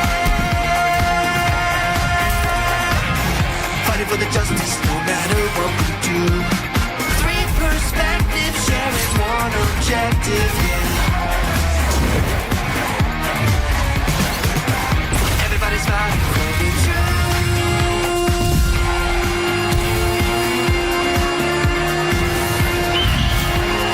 Justice calls.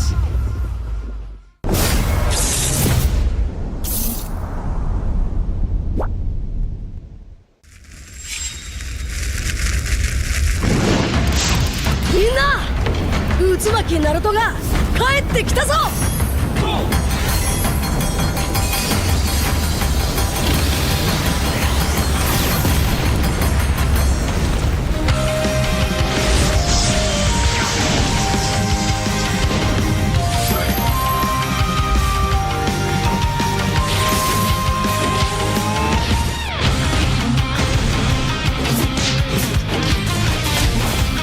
クラマ、力を貸してくれ。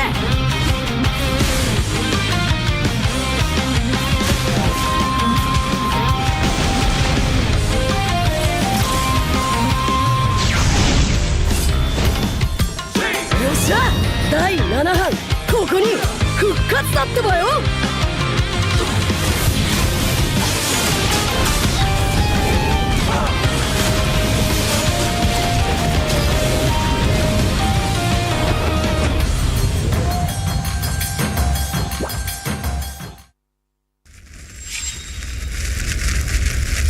見せてやるよ、シャリンガンの本当の力をな。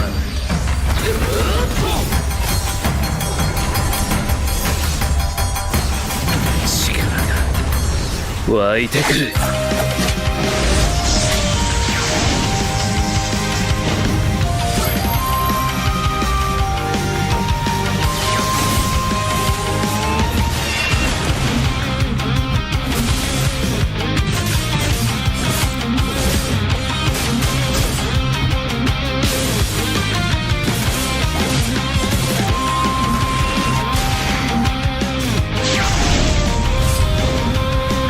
相変わらずやかましい奴らだ。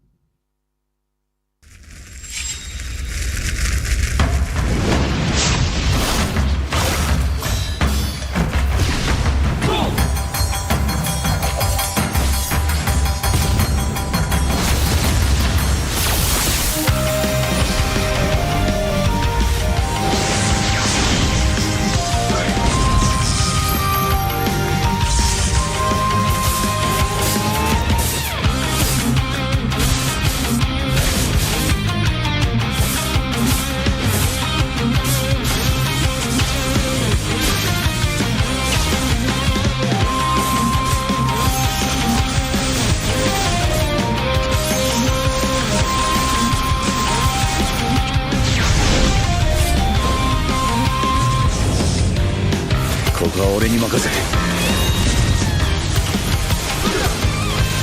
もらった。四代目他目を超える忍びはお前しかいないと俺はそう信じた。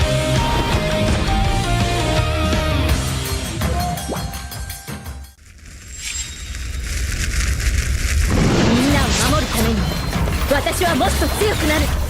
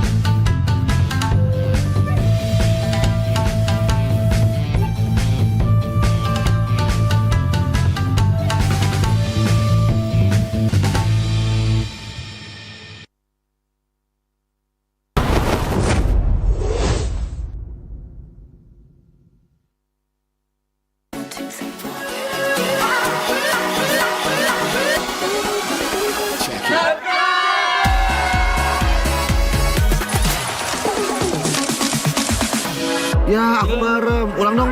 Gak perlu.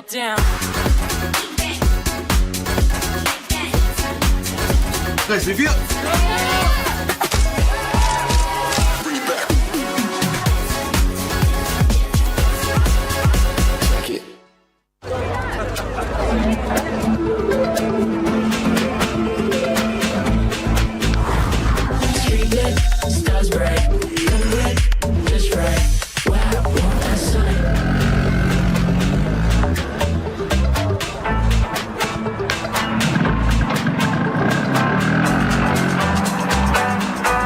Wow. Cool.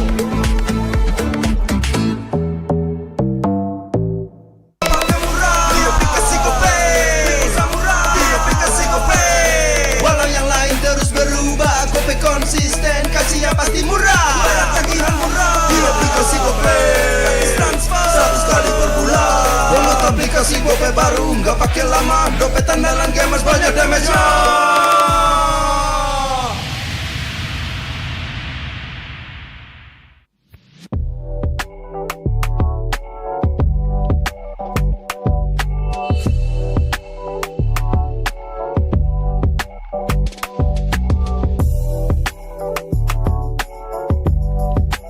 Rasa baru makin seru. Pertama di Indonesia. Kopi susu rasa cookies. Always ready, warnai harimu. Good Day Groovy Cookies. Nikmati sensasi asyik kopi cookiesnya. Tak ada hari tanpa mabar. Main ngelek, kerap buat ku tak sabar. Gimana mau main sampai kelar? Ini waktunya ku bersinar. Okay, let's do it. Game smash andalanku bikin mainku semakin hebat. Tim stabil main makin mulus, rankku fix naik terus. Tukar DG rings, diamond dan voucher game kau dapat. Cuma Game Smash makin no debat. Games Max Booster, kini dapat DG Rings. Beli paketnya dan aktifkan boosternya di aplikasi Dunia Games.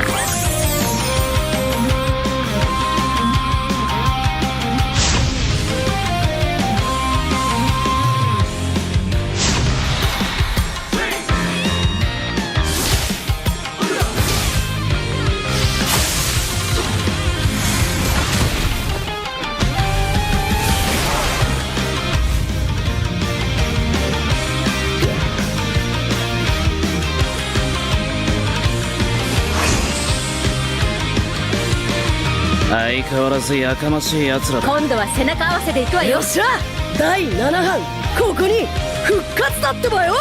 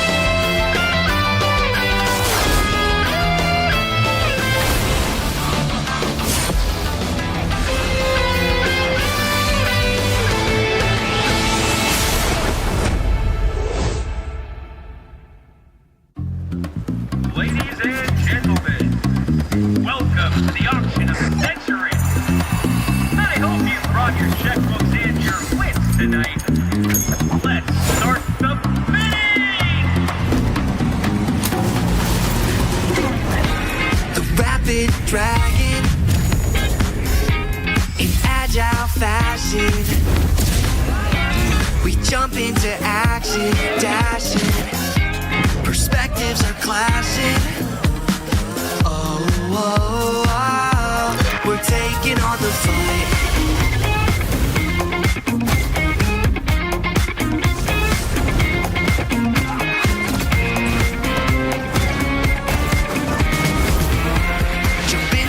Showdown till justice is found. Transform into battle now. Judgment's gavel coming down. Fighting for the righteous justice, fighting for the priceless truth, blurring all the lines between the bad and the good. Yeah, fighting for the justice no matter what we do. Perspective, sharing one objective, yeah. Everybody's fighting for the truth.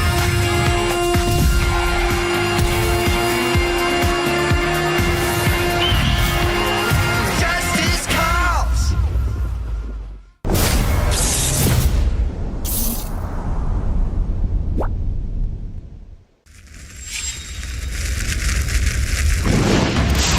Minna! 渦巻きナルトが帰ってきたぞ。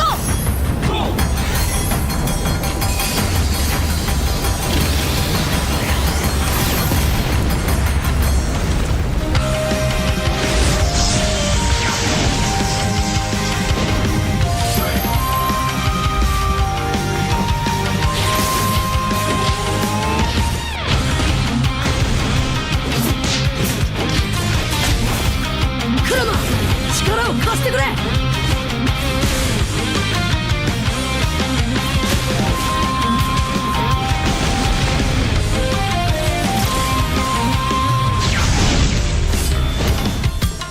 よっしゃ、第7班ここに復活だってばよ。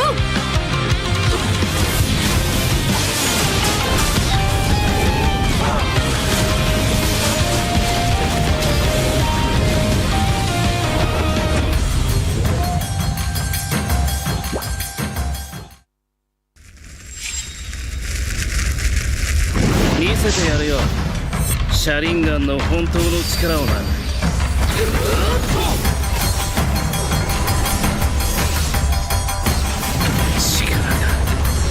湧いてくる。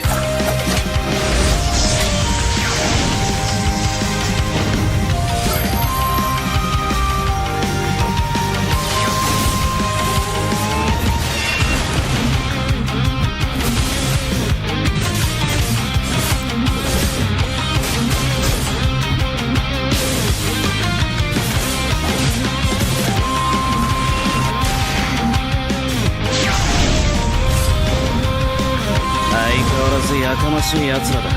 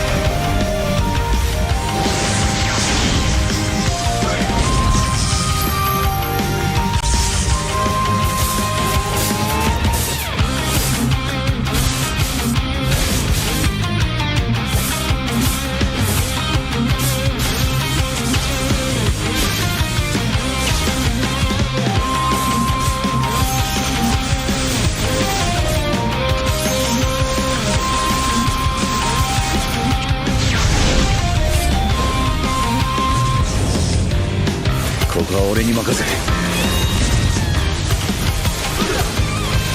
もらった。4代目他にを超える忍びはお前しかいないと俺はそう信じた。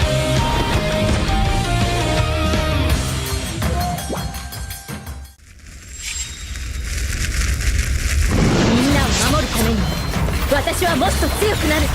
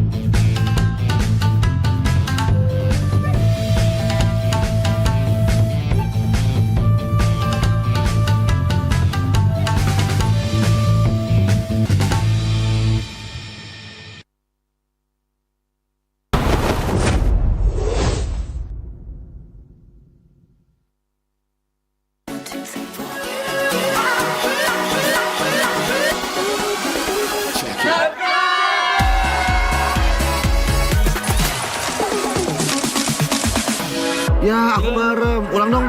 Gak perlu.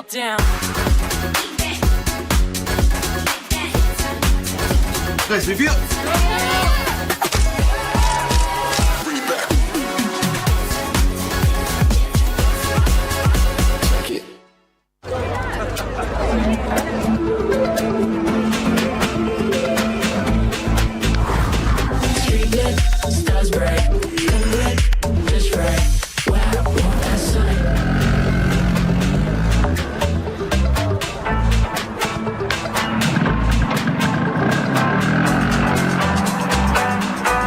Wow.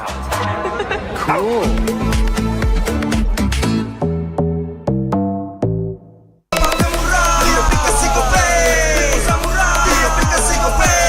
Walau yang lain terus berubah, Gope konsisten, kasihnya pasti murah. Bayar tagihan murah di aplikasi Gope, gratis transfer 100 kali per bulan.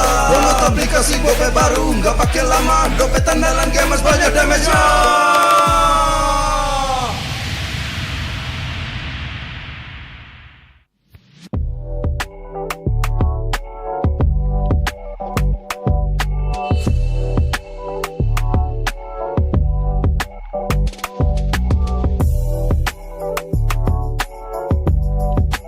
Rasa baru makin seru.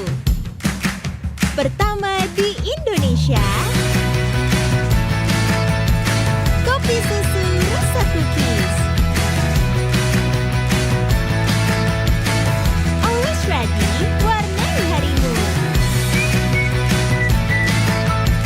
Good day Groovy Cookies. Nikmati sensasi asyik kopi cookiesnya. Tak ada hari tanpa mabar. Main nge-lag, kerap buat ku tak sabar. Gimana mau main sampai kelar? Ini waktunya ku bersinar. Okay, let's do it. Game flash andalanku bikin mainku semakin hebat. Pin stabil main makin mulus, rankku fix naik terus. Tukar DG rings, diamond dan voucher game kau dapat.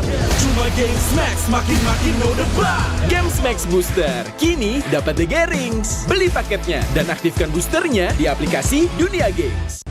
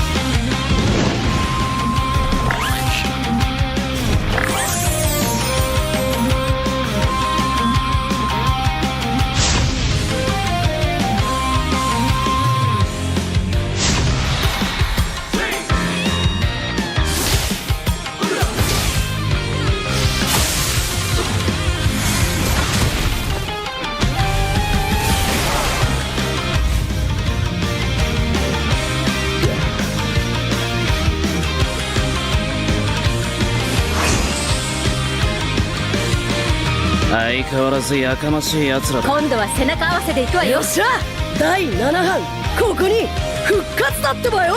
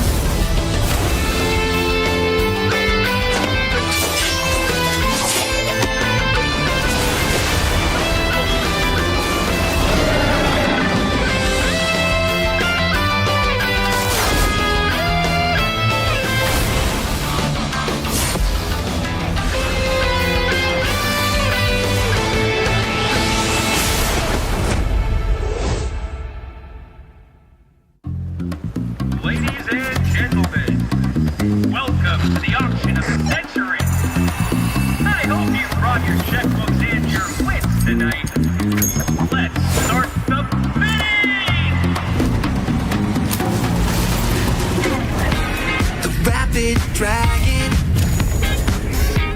in agile fashion,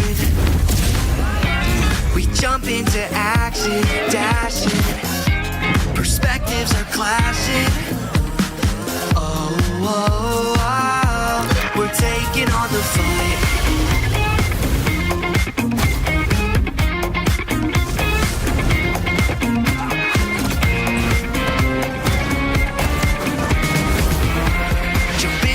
Showdown till justice is found. Transform into battle now. Judgment's gavel coming down. Fighting for the righteous justice, fighting for the priceless truth, blurring all the lines between the bad and the good. Yeah, fighting for the justice no matter what we do. Perspective, sharing one objective, yeah. Everybody's fighting for the truth.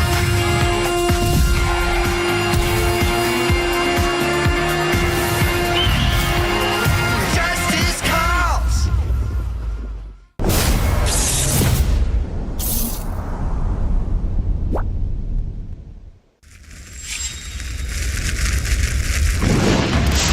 Minna! 渦巻きナルトが帰ってきたぞ。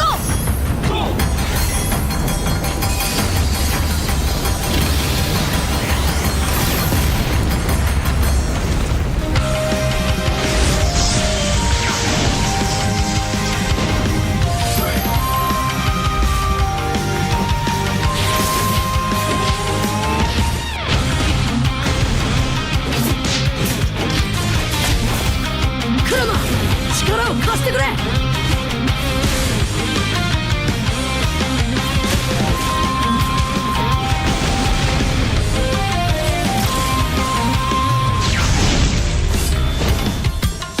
っしゃ、第7班ここに復活だってばよ。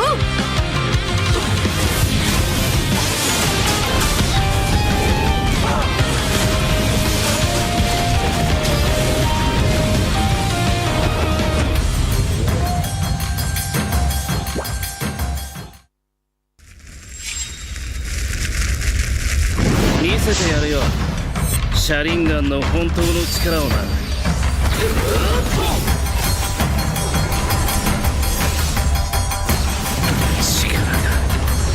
湧いてくる。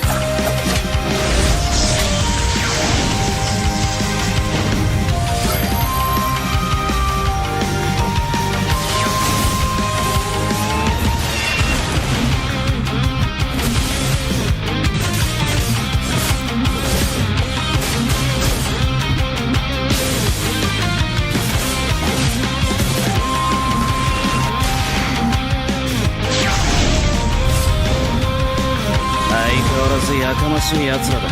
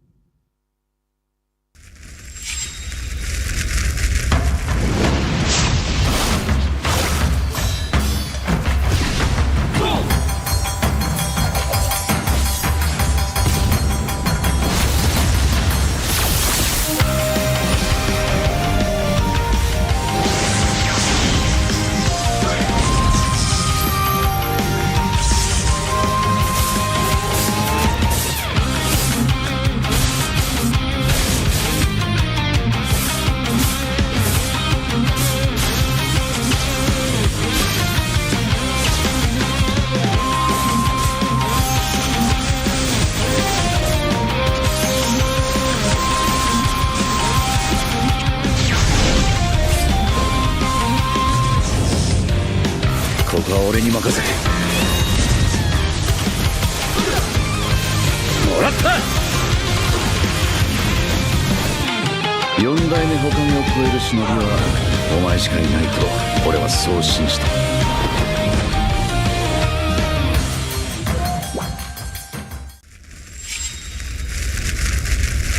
みんなを守るために私はもっと強くなる。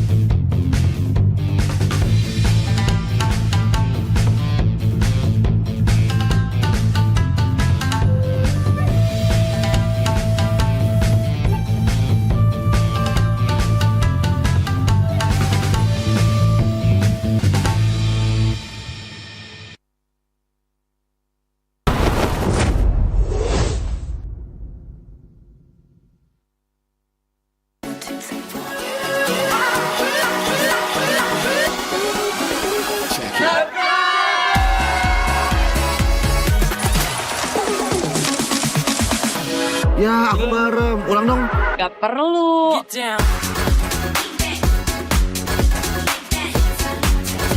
Guys, review.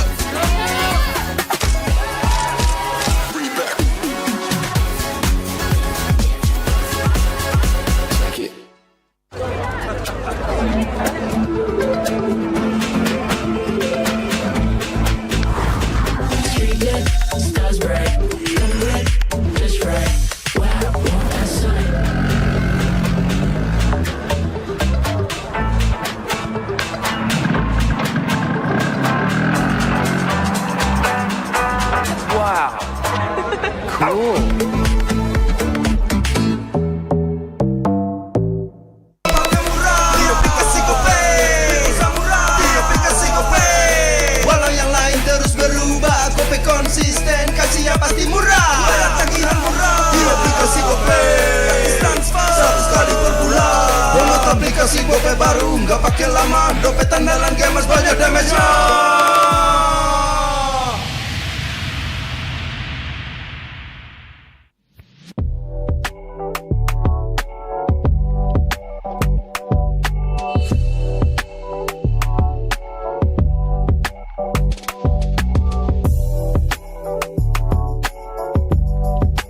Rasa baru makin seru. Pertama di Indonesia. Kopi susu rasa cookies. Always ready, warnai harimu. Good day groovy cookies. Nikmati sensasi asyik kopi cookiesnya.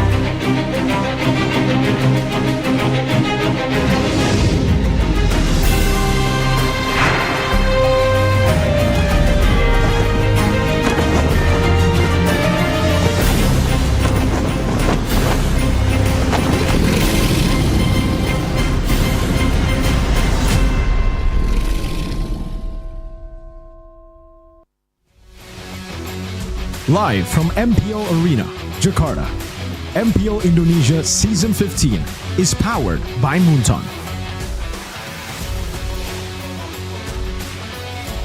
Supported by Esports Federation of Indonesia. Presented by official tournament smartphone Samsung Galaxy. Official e-wallet GoPay. Official sponsor Head & Shoulders. Official coffee Good Day. We own this.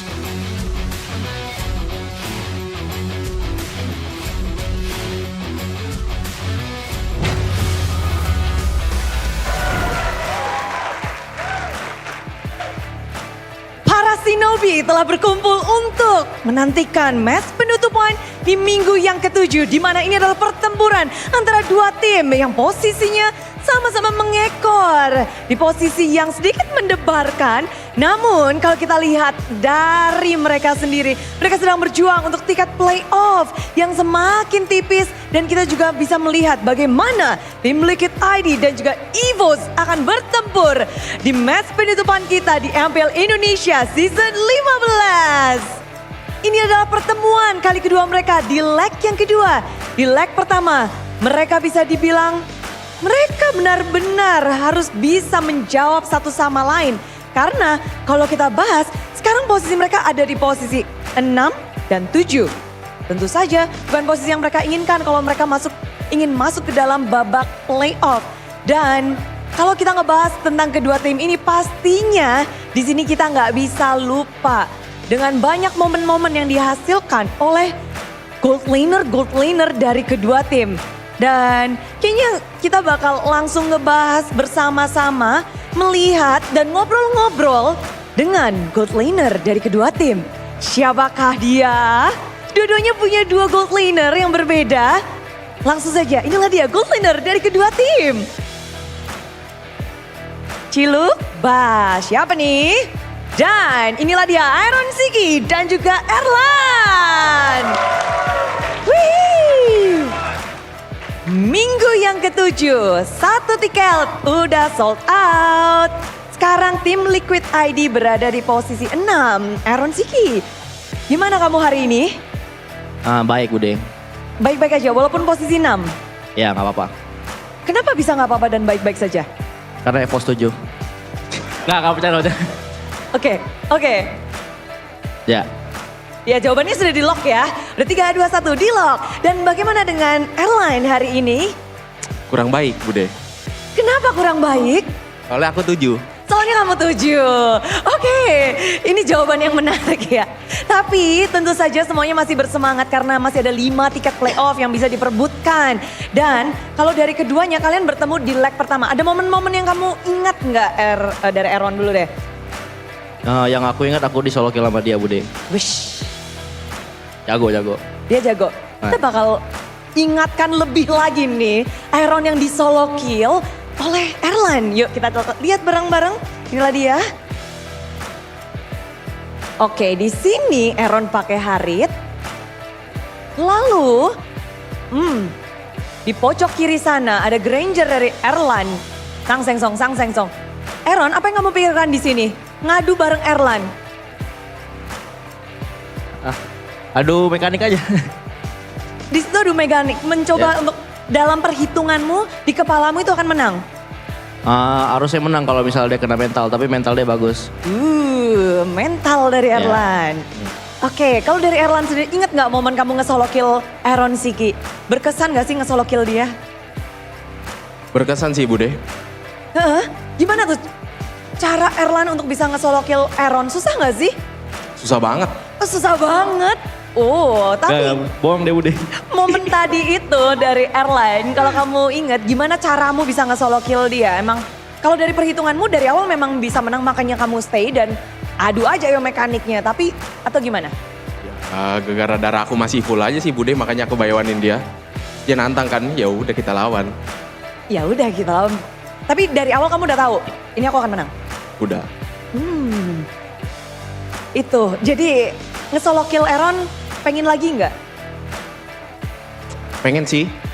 Pengen ya? Iya. Kalau Aaron, kamu kepengen balas dendam gak sih dengan tersolo kill itu harga diri seorang Aaron Shiki? Kena gak sih? Enggak Bude. Enggak? Tapi pengen balas. Pengen balas apa? Pengen balas solo kill lah. Pengen balas solo kill. Sama menang kemarin leg 1 kalah soalnya kan. Nah itu dia. Dari pelajaran kekalahan leg pertama, apa yang kamu sudah baca mungkin dari EVOS? Banyak sih yang kita pelajari dari EVOS, cuman nggak mungkin aku kasih tahu sekarang kan. Nanti akan di Land of Dawn langsung? Ya, Mau dibuktiin langsung? mau banget. Mau banget. Tapi kalau kamu melihat Erlan itu, mungkin kan kalian ketemunya bener-bener week awal banget kan? Week 1 pertemuan dengan EVOS. Jalan kita sudah minggu yang ke-7. Kamu ngelihat Erlan itu sosok yang seperti apa sih? Menurut aku Erlan ya jago sih Bude. Dari yang awal aku bilang kan, masih top MM lah buat sekarang. Cuma mungkin kemarin emang kemasukan Kelra aja. Kerasukan ya malah ya? Iya, jadi nggak apa-apa. Bad play wajar Bude. Tapi dia masih jago kok. Erlan jago. Erlan yang jago ini, seorang Erlan yang jago bagaimana melihat Aaron? Jago banget malah menurut aku Bude. Bentar, waktu sekarang, kemarin atau dari week 1? Setiap harinya. Setiap harinya dari Aaron. Oke, kalau ngelihat dari week 1 kamu bisa nge-solo kill Aaron, week 7 ini bakal jadi tantangan gak sih kalau kamu berhadapan lagi dengan Aaron? Jadi sih. Bisa jadi? Bisa jadi. Sangat menantang. Sangat menantang. Tapi banyak yang penasaran juga bagaimana dari kedua tim ini, kedua player ini akan bertemu. Apa harapan dari Erlan nanti kalau ketemu Aaron? Dia mainnya kocak biar aku menang. Bang, kocak ya bang ya? Setiap hari. Oh, setiap hari. Ya. Kalau dia mata-mata haters. Oke. Tapi kalau dari Aaron sendiri, yang kocak ini, bagaimana harapanmu terhadap Erlan untuk match ini nih? Nggak ada sih Bude, good luck Evan aja kalau itu. Gak ada harapan kayak gimana-gimana soalnya. Kenapa nggak berharap apapun? Ya karena menurut aku dia ya udah jago nggak noob, jadi kayak ya udah kita main aja. Oke, ada 2 gold laner juga di sisi EVOS dan juga di sisi TLID. Ya. Kamu, leg kedua ini ngarepinnya Erlan atau Brans? Aku nggak main Bude. Ya udah deh, misalnya kamu main. Erlan. Kenapa? Karena kita di interview sekarang. Bagus jawabannya. Erlan, pertanyaan yang sama nih. Kalau di sisi dari TLID, mereka punya 2 gold laners juga. Ada Aaron dan juga ada Kyo. Pengen lawan siapa jika bermain? Aaron. Kenapa? Interview juga sama aku. Yeay! Kalau gitu karena mereka berdua udah sama-sama di interview, sekarang saatnya kalian tos. Yay! 2 gold laner udah tos. Ada yang mau disampaikan? Buat EVOS, good luck Evan aja sama kasih game yang terbaik hari ini. Sama. Dan idem aja, singkat padat jelas dari keduanya, good luck, have fun, dan kita kasih tepuk tangan yang meriah untuk kedua player ini. Terima kasih. Mau langsung duduk boleh, Ron? Jangan. Tapi kita ngelihat keduanya memang sepertinya sudah sahabat dari Land of Dawn. Mereka memang gontok-gontokan. Tapi kalau kita lihat bagaimana semuanya ingin berkembang bersama, betapa kita ikut bahagia juga melihat perkembangan, melihat persahabatan, dan khususnya semangat dari kedua tim ini. Posisi 6 dan posisi 7. Mereka harus bisa keluar dari zona yang kurang nyaman. Dan karena dari segi match point masih begitu dekat, apapun bisa terjadi. Siapapun bisa masuk ke babak playoff. 5 tiket tersisa. Dan Bude juga mau ngingatin sekali lagi bahwa ini benar-benar berharga. Setiap matchnya berarti. Dan juga karena MPL Indonesia Season 15 powered by Moonton, supported by PBSI, presented by official turnamen smartphone Samsung Galaxy, official e-wallet GoPay, official sponsor Head and Shoulder, official coffee partner Good Day, dan partner in esports ada Telkomsel, Dunia Games, dan IndiHome. Tak lupa advertiser kita ada Kacang Sukro dan juga Hawkband bersama dengan supplier RSV Helmet. Semuanya sudah nggak sabar tentunya untuk menyaksikan bagaimana minggu ke-7 akan berakhir. Karena Satu kemenangan bisa mengubah klasemen sementara. Dan siapakah yang akan bisa memenangkannya? Akankah ada pembalasan dendam? Akankah ada solo kill terjadi? Mari kita sambut bersama match penutupan di minggu ke-7. Inilah dia, tim Liquid ID dan juga EVOS.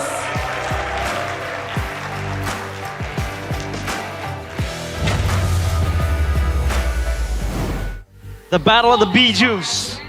Derby Animale right here in MPL ID Season 15. It is EVOS against Team Liquid ID, the White Tigers against the Cavalry. Still with me, Realize, Mirko, and Arashi.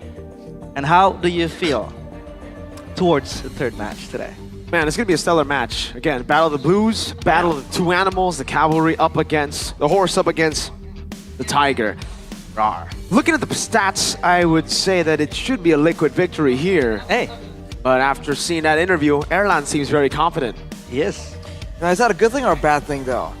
Well, Erlan being confident? Mm-hmm. I think it's a good thing. Because sometimes it's great, but if he gets overconfident, we've seen where that can lead him. So there's that to consider about. If you look at both teams, though, I do agree. It feels like EVOS is a bit on a downward spiral, and Liquid are kind of like on an uphill climb. So it's kind of they're kind of intersecting on the way to each other's destination. Yeah, I gotta say, I think Liquid is looking a bit more reliable right now. But being down in the dumps is something that is adjacent with EVOS. EVOS has been in the same position. Season 13, they went 4 weeks without a single win. That's true. Number 9. And who would have thought they made it to the grand finals? In the playoffs, MSC was in their cards, and you know, this is not the first time they've been in the same situation. However, the players have shifted. It's not the previous core with Clockun, with Annabelle, and the other players. At least they have Jabran now, brands, but we never know. I mean, Erlan so far has been leading the charge in that gold lane. Yeah, it's been different lineups again and again here for EVOS, and I think we've seen the trend in MPL Indonesia. The teams who are still cycling through their rosters are usually the teams in the bottom. BTR, well, now they're top 3, so that doesn't even count anymore. But EVOS, Na'Vi, Dewa, they're all down 7th, 8th, and 9th place respectively, and all of them seem to just struggle picking up which one of their players are in the main lineup. Yeah, they're struggling, but for TLID, they have to revenge their defeat against EVOS in the first leg. How can they do that? A, screening Reggie's movement. B, force EVOS to pick assassins. Or C, pressure Albert's jungle. I think B is actually not really a solution because, hey, Albert is, like, assassins is his forte. That's an interesting one because immediately we saw that and we're like, wait, get Albert on the assassins? That's where he usually shines the most. Yeah. I feel like the last one makes a bit more sense, can pressure the jungle. We've seen teams do that before, depending on the drafting phase. They can get pressure in the lane and they can get into the jungle. But sometimes that slight level lead or gold lead is enough to actually get that jungler to fall behind. If you can extend it even more and go for some of the buff steals, that's always a reliable way to start guaranteeing that your jungler is always ahead. You can guarantee the 50-50s in the neutral objective. So, yeah, especially with right now with the Suyo no longer being as prio, then the Soul Silver isn't a constant in the jungling retribution battles. And of course, behind us, we have a call. We have a call in the Indonesian stream right there with Hyde O'Brien. Hyde O'Brien. Hyde O'Brien. Mas Ade, invited by MPL. Unfortunately, we won't get to hear him here on the unless you guys want to. They're just talking about stuff. I don't know if you guys understand. Yeah. Mirko, translate for them. Well, he's just saying hi and saying hey. They're just greeting each other right now. But I think one of the questions for sure that Mr. Man, Ranger Mass, KB, and Lim Coach will be asking Ade would be, what's going on with the team? You used to be part of this team, M1, World Champions. What do they need to do to get back to at least, not even like winning state, just playoff state? Yeah. Because playoffs is something that they really eye on. I mean, this team had its honeymoon phase. They were able to beat Team Liquid ID in the first leg. They were looking very sharp. And one time they were top 3 in the regular standings. I think it was week 2, week 3.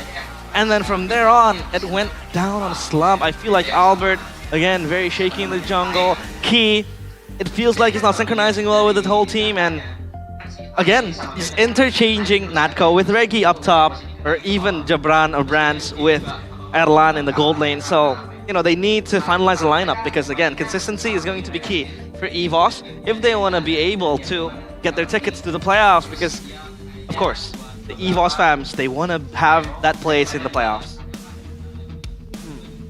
Definitely the case here, but if you look at the asset next, from struggle to the top, people's champion story returns.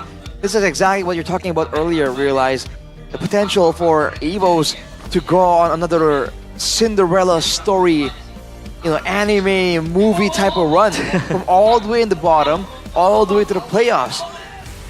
With how those teams are performing right now though, I feel like it's a massively tall order for EVOS to finally get something like this going. If they do want to go, I do agree with your point there, they have to try and decide who they want to start building with. Because it seems like they are issues, small issues in the beginning, but they were still able to actually get ahead even with those issues.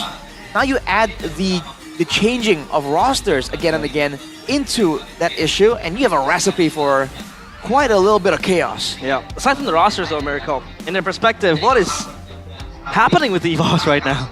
I think they've lost all the synchronization, all the chemistry, all the coordination that they had in the first few weeks.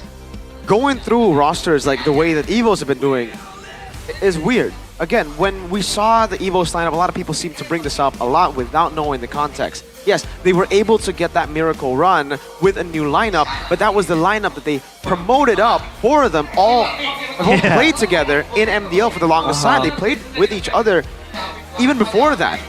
Previous EVO season was with that lineup. So here it's completely different where we see different components to the lineup shifting back and forth. Natko was the mid laner, XP was Reggie, and Erlan was gold.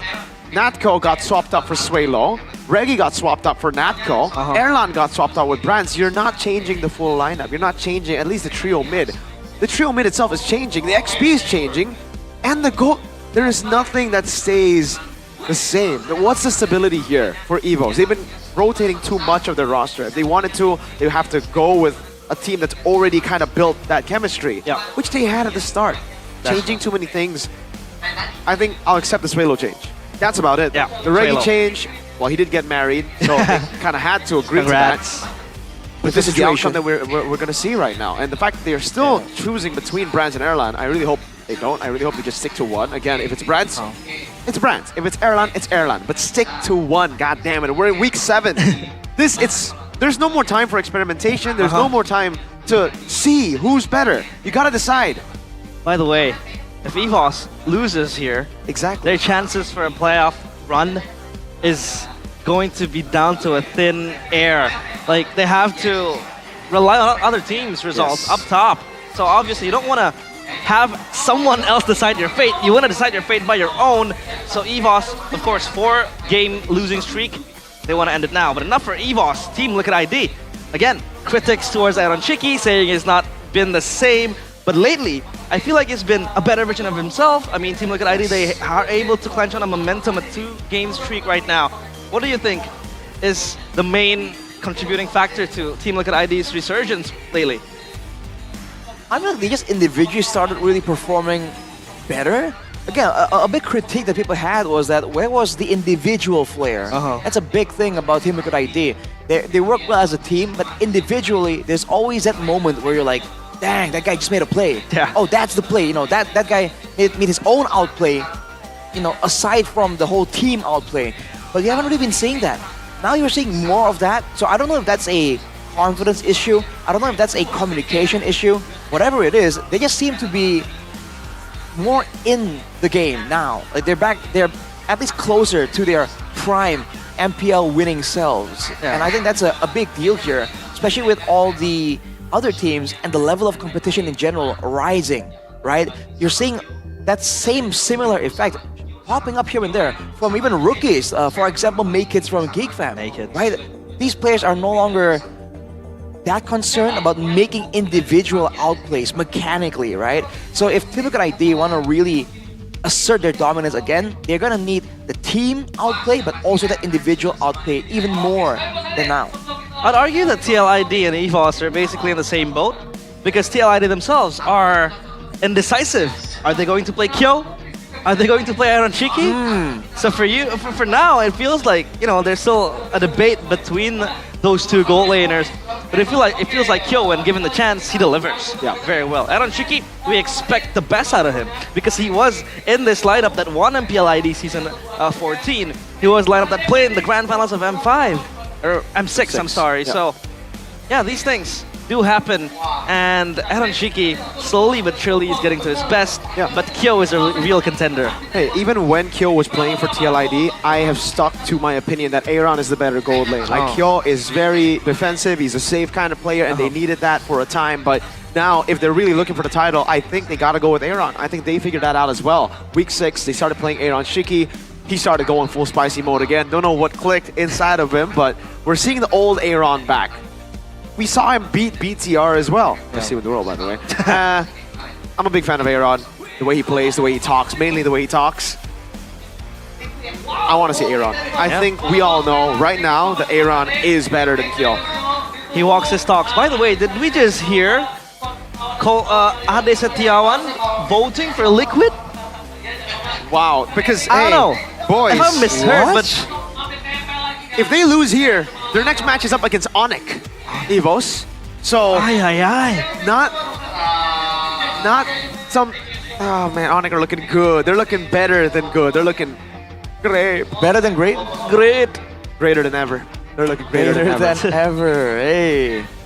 Yeah, it is a steep hill, or a tall hill to climb for EVOS, obviously. But now, let's take a look at the audience topic voting. What does TLID need to do to revenge their defeat against EVOS? The first leg. A. Screening Reggie's movement. B. Force EVOS to pick Assassin. Or C. Pressure Albert's jungle. 50% of the votes goes to C. So obviously, you know, even the cavalries at home, they know that Albert can be deadly with the Assassin. Yeah, and they know that Team Liquid ID, they have a real chance to pressure. I mean, with Witty kind of getting better in shape, having that aggression even more.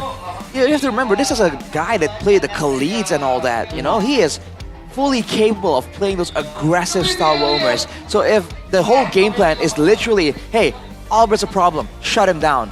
Team Liquid ID, in theory, have all the tools necessary to gain that mid dominance, to gain the trio mid rotational advantage.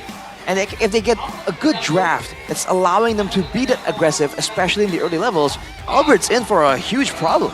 Yeah, Albert, obviously the talk of town as of now. And yeah, like realizing that EVOS has 2 more tough matches to go. Today against TL, ID, next week against Onyx. It is going to be a tall climb, a tall ordeal for them, for TLID. It's also about maintaining momentum because as of now, they are in the middle, you know, the middle zone of the regular standings, of the regular season standings. So they need this win as much as EVOS do. They do. So it comes down to that right now. For TLID, they're also our Indo reps, so a bit more pressure if you guys think about it. Yeah. Congrats. The official SEA Games that'll be in Thailand. So again, very, very good luck to our representatives. Good luck for our Indo representatives, but of course, to represent the blue and white, the White Tigers, EVOS, Reggie, Albert, Swaylo. Oh! It's Brands with Key alongside him. Juking everyone there with Erlan showing up for the interview. It's Brands back in the picture. King Jabran will be the one deployed today. Which side will we see of this coin? Mr. Bombastic, or will it be fantastic? Ladies and gentlemen, fighting for playoffs, fighting to get out of the red zone, it's EVOS! Kilian Ambranspe is in the arena right now. And obviously, sometimes it feels like flipping a coin when you see this guy on your screen. It really has, you know, a very stark contrast between his best performances and his worst. But right now, coming up against them today, oh, it is indeed going to be Aaron. It's the good old Team Liquid lineup. So no Erlan versus Aaron Shiki matchup. Nope, but we will see this. How poetic, ladies and gentlemen. Who better than the young Stallions again? They were able to wipe the chance to playoffs for EVOS just last season. Can they do it again? Welcome to the stage, the defending champions of Indonesia, Team Liquid ID. The cavalry is here taking charge on to this dying night for EVOS. It is a dying night for TLID. It is a night of resurgence for them to climb up the rankings, to climb up the standings. And of course, the brains behind this operation, Coach Caleb with Avil and SDL with Facehugger. And hug your face? Hugger face? Well, the ever so insightful Avil here, very aware about what his team requires. We've seen some of the insight come through in the interviews after and before the game. At the same time, though, saying to Lucas, this is a coach that has the respect of a lot of different players and coaches as well. He's shown to have that flexible drafting phase of his own. And again, with a team like Team Liquid ID, with this roster, there's so many things you can do in the drafting phase. So Avil has to be very careful here. He needs to be ready for all the curveballs that Team Liquid ID has prepared for them. Yep. And obviously, EVOS, their drafts has been, yeah, it's a mix of everything. TLID, a lot of critics have been thrown onto their drafts as well, but so far, looks like they're preparing for their best battle of the gold laner, Jonin versus Chunin. So interesting. I think the Jonin here is supposed to be Brands, isn't it? No, it is Aaron. Aaron has made it to the playoffs. Aaron has made it to a grand final of a world championship. It's Brands who finds himself, even though he is the veteran, outclassed. Age is just a number, they say. And as for the statistics, yeah, not too shabby for both goal laners, but obviously Aaron Chiki does have the upper hand here. If you're talking about what he has been through for the last couple of years, and for TLID, it's all about banking on Aaron Chiki to perform as well. He certainly looks amped right there. Eager to really start this game going, get those aggressive picks, go for the outplays. He is still, for now, the not-so-spicy gold laner. The stats hasn't really been kind to him, but again, he's also been trading places with Kyo. And we do believe that when the going gets tough, this guy has the experience, this guy has an aggressive mindset to win out the lane. And in fact, against Brands of all people, I feel like this is a matchup that a lot of people would really favor Aaron in. We all know that Brands is liable to make some mistakes in the laning phase. That's always been a way that some players haven't been able to take advantage of his tendencies. Yep, and Brands, of course, his stats not too shiny as well because he has just been reinstated to the EVOS lineup in MPL ID Season 15. He was one of the game changers back when EVOS made it to MSC. But for now, he has to fight his spot back. The keys to victory, though, for TLID, Hirashi. By the Samsung Galaxy S25 series here, Punish Suelo's predictable movement. Predictable in the sense that he's always aggressive, so he's going to be looking to make plays happen. Punish that for sure if you're prepared for it, and give the Harith and focus it more on limiting Brands' marksman heroes. We haven't seen Brands really deliver on the Harith pick. He's always been known as the king of the marksman. Marksman is where he shines. So if they want to really give Brands that pick, force him out of his comfort zone just because it's meta, they could use that to kind of trap EVOs in a bad situation. For EVOs, step out of their comfort zone, Kimi could secure a safer game for EVOs. And not being overhyped doesn't mean oversafe. They have to find that delicate balance here of wanting to be that aggressive style, wanting to use that assassin in the jungle, that pick-off hero in the hands of El Momento Key, but also understanding when to actually pump the brakes and wait for the right moment to really get a decisive end to the games. Yeah, the aggressiveness has been toned down for EVOS, but for EVOS, they have the first pick and they will pick up second pick. So 40% win rate. What does this say? They actually will pick first pick. Away team first pick. So it's like, okay. Liquid went for second. Which is interesting. As a home team, usually we see teams go for blue more. But Liquid have been finding more success on red, technically. They've been reactive in the drafts. Their reactions onto the draft, like you said, has been very, very sublime. For EVOS though, Albert particularly, I haven't seen much of his killer instinct so far. In the last few weeks he has been playing. Yesterday, the loss in that classical derby was indeed a punch to the face. Do you think you can recover from that loss?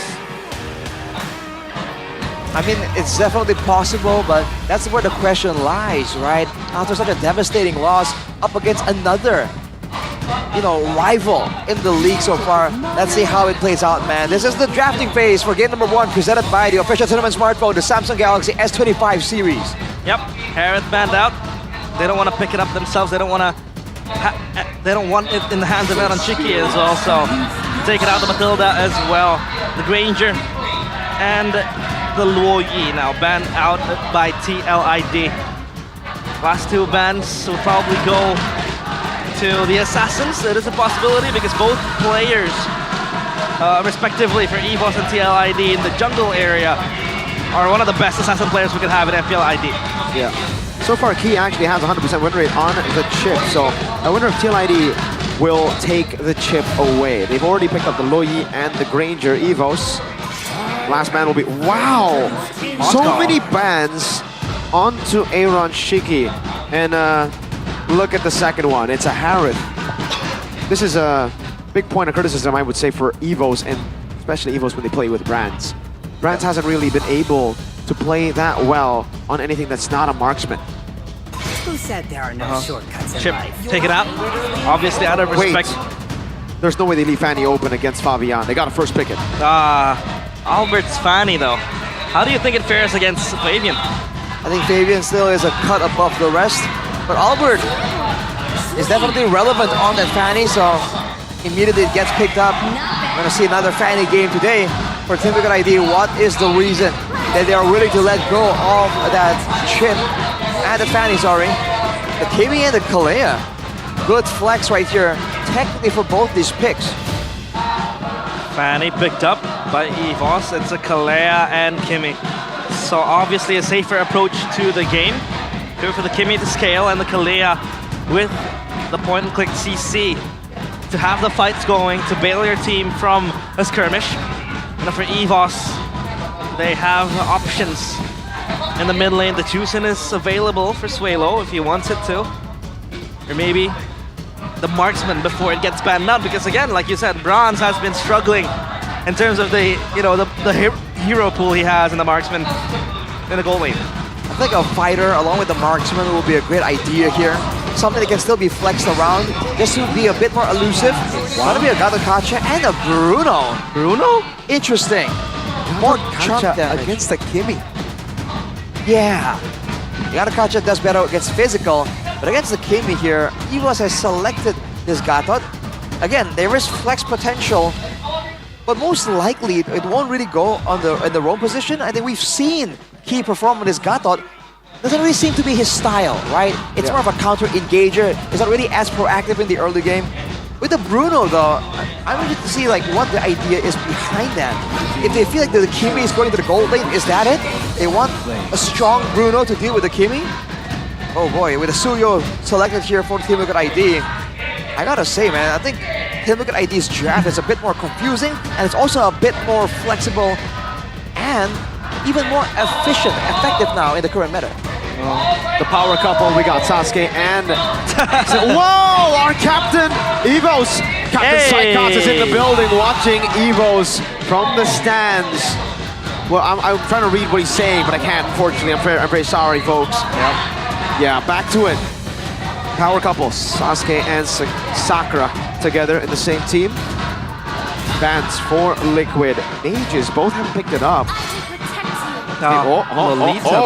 They've been listening to a lot of KB. Yep, Kimi is obviously, you have defensive measures against the Kimi if you pick up the Lolita, so maybe TLID is trying to hinder that from happening. For EVOS, 2 bans left of Beatrix taken out. They're shutting down Aaron Chiki's picks.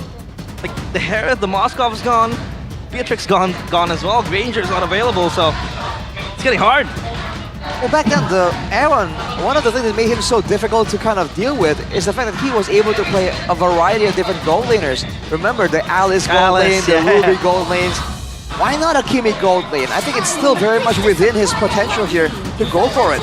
And the fact that Team Good ID are willing to expend a ban here just to ensure that the Kimi has that much better of a game, I feel like it makes sense if that pick goes to Aaron Shiki. So EVOs, is this an oversight? Are they predicting too much right now? Banning more gold leaders? Because they have to try and make sure that the Fanny for Albert has room to play as well. There are still picks like the Badang that can really be a big issue, a big problem, a big hurdle for the Fanny to get over. Yeah, the Fanny needs protection, and a Badang ban here would make sense if EVOS wants to take that route. Meanwhile for, EVOS, they ban out the Badang, TLID now left scratching their heads on what could possibly deal with this Fanny. Options and options. Phobius picked up by TLID. They're looking to play for the first neutral objective, try to snowball out of control and then steal purple number 3, probably in the game. So for EVOS, they gotta get some really good mid laner or mid lane prio. But what is it gonna be? Farsa?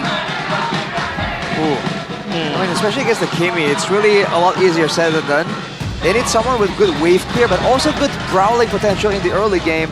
Something like a Loyi comes to mind, but unfortunately not available right now. It's banned by Team Liquid ID.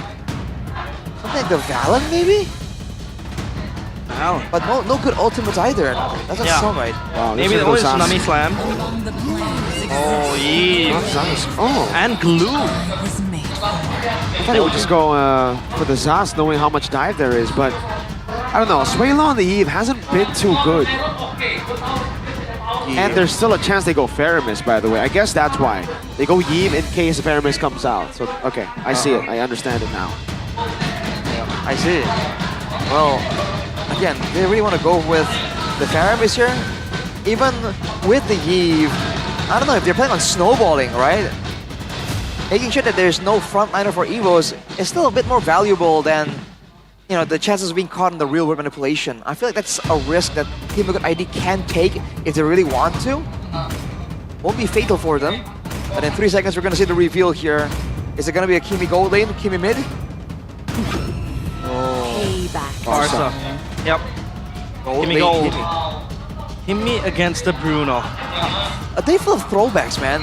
Once again, we're seeing this long forgotten style. The long range artillery in the mid lane. This used to be the thing, right? Yeah. Farsa for Yves, Yves for Farsa. So, they have a Yves to deal with the Suyo, but the rest of them... Well, I guess Gatakata does magic too and glue. Yeah. Alright then. Well, we'll have to see. Let's take a look at the picks in the draft index.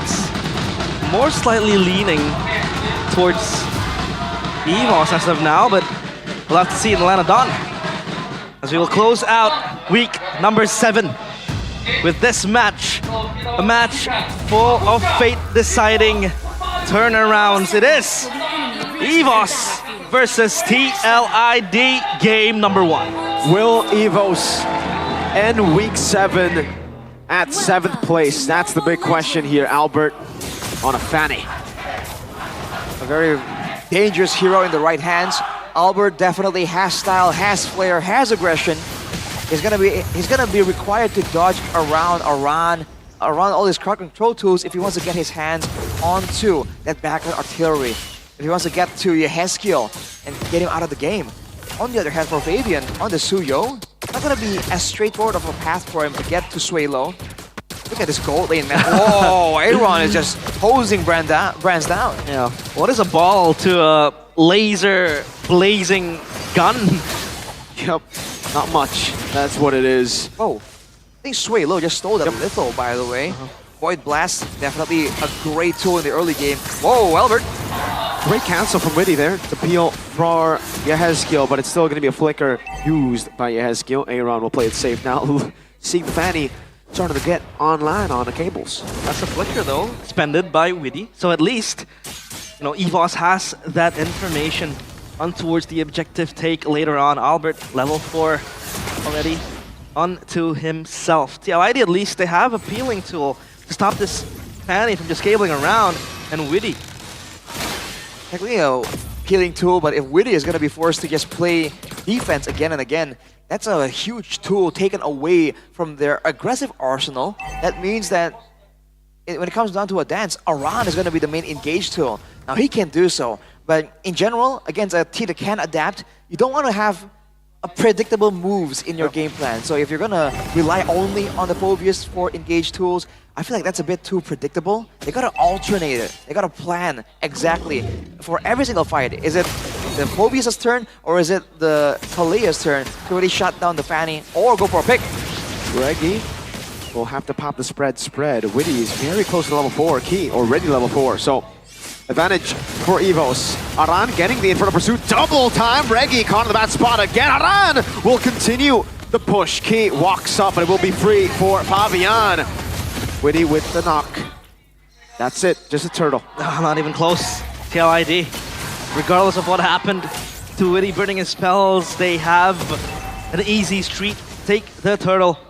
And Evos now left behind. And these two gold laners are just going to be left on an island up top. For now, at least, and a couple more items. Oh, Aran with the red tree too. Whoa, Aran's doing a lot of damage, actually forcing Albert back. But he does have to burn the flicker. Oh boy. Of course, time predictions by the new application Go Pay.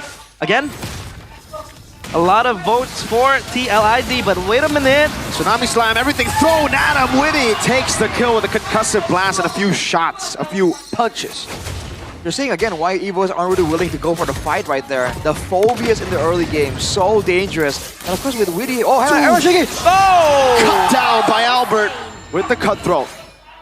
Just like that. He made it look simple. Wow. Dude, everyone did not know what hit him. I was saying that Team Liquid ID, they have all this danger. They have the Kalia. They can also do a lot of damage and heal at the same time.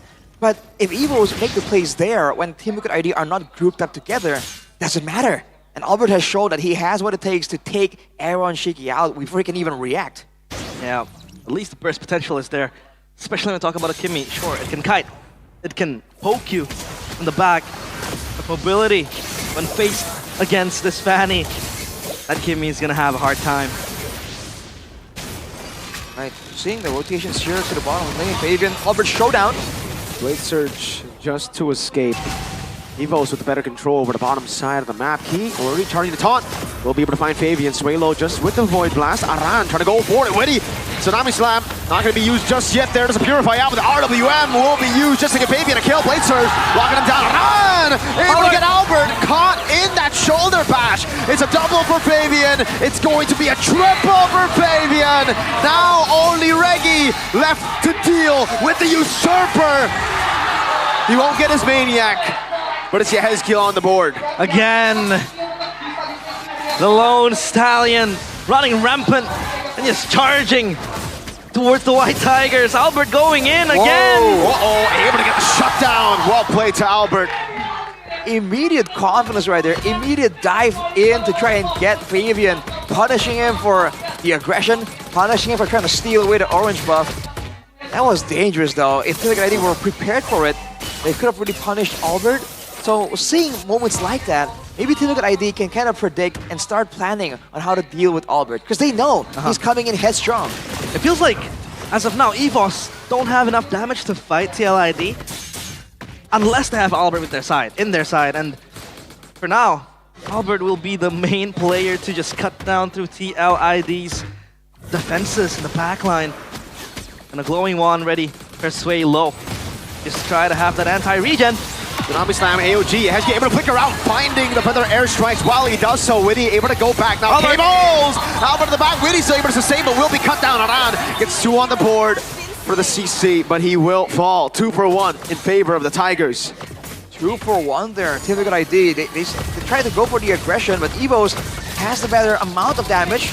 Ooh, Albert taking a lot of damage there too. That's gonna be the mid turret forced away by Evos, but Team Liquid ID doing a great job trading.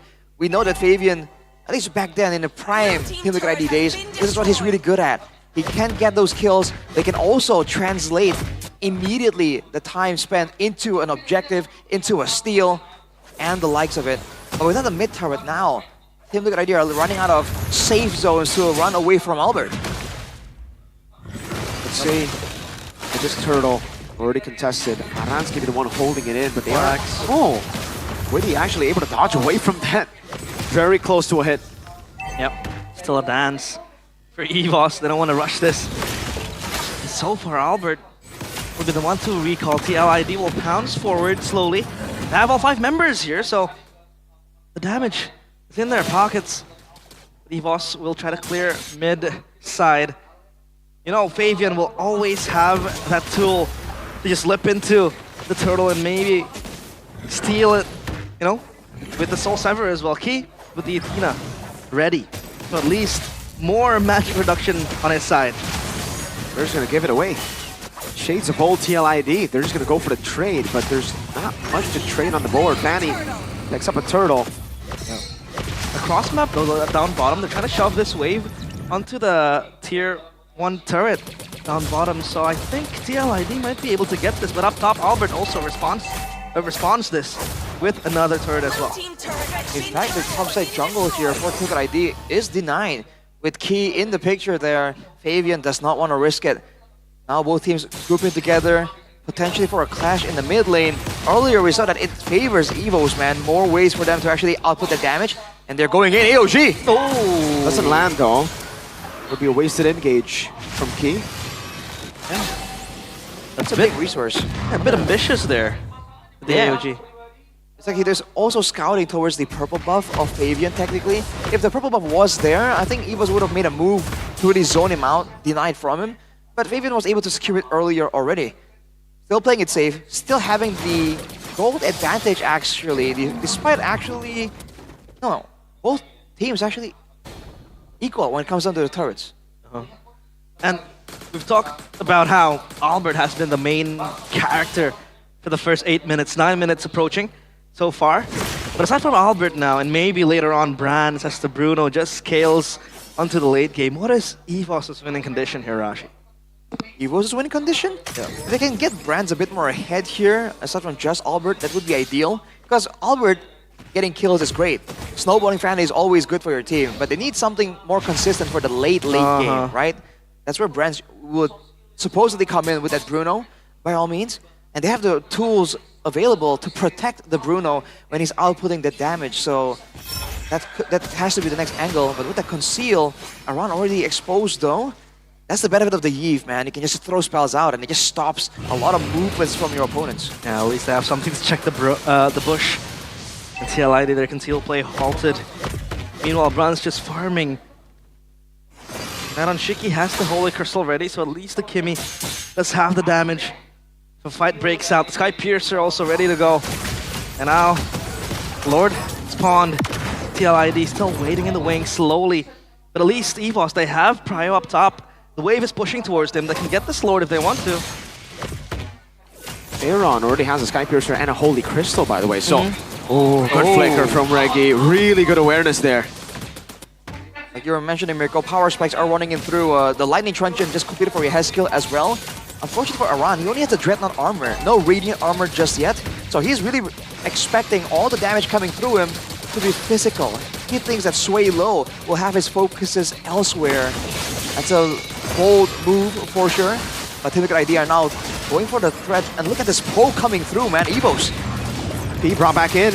Aaron Shiki getting the poke down. Reggie in the back does not have the flicker. Cannot go for the slam spread combo. Not the instant one. Both teams disengage. Reset.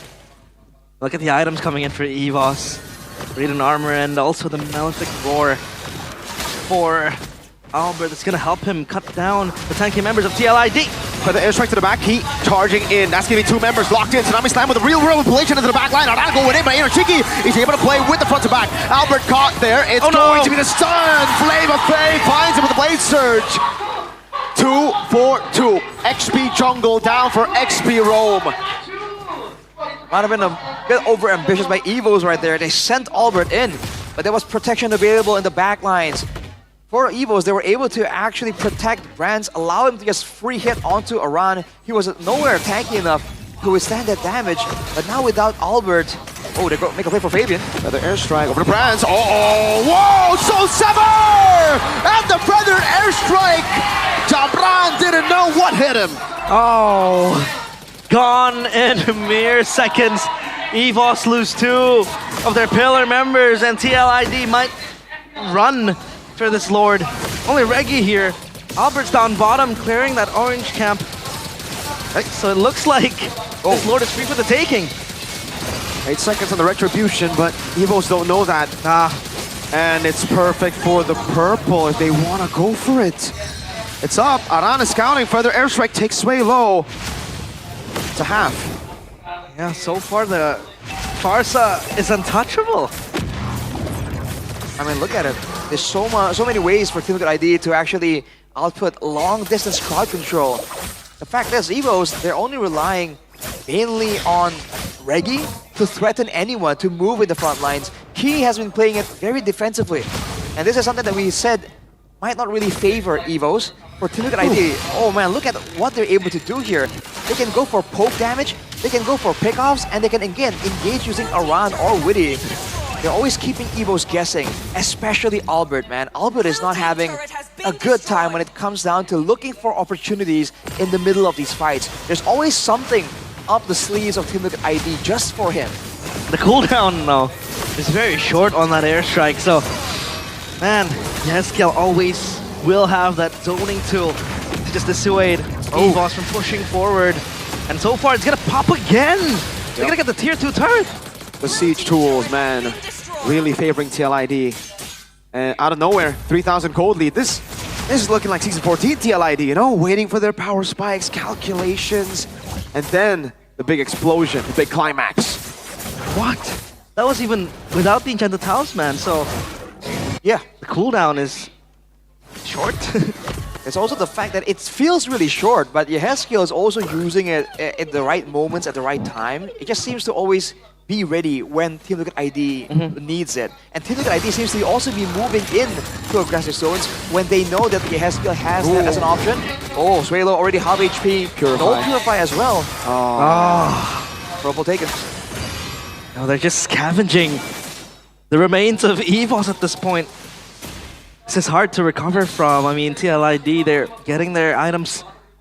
They're on the power spike and 71% real-time victory rate compared to EVOS's 29%.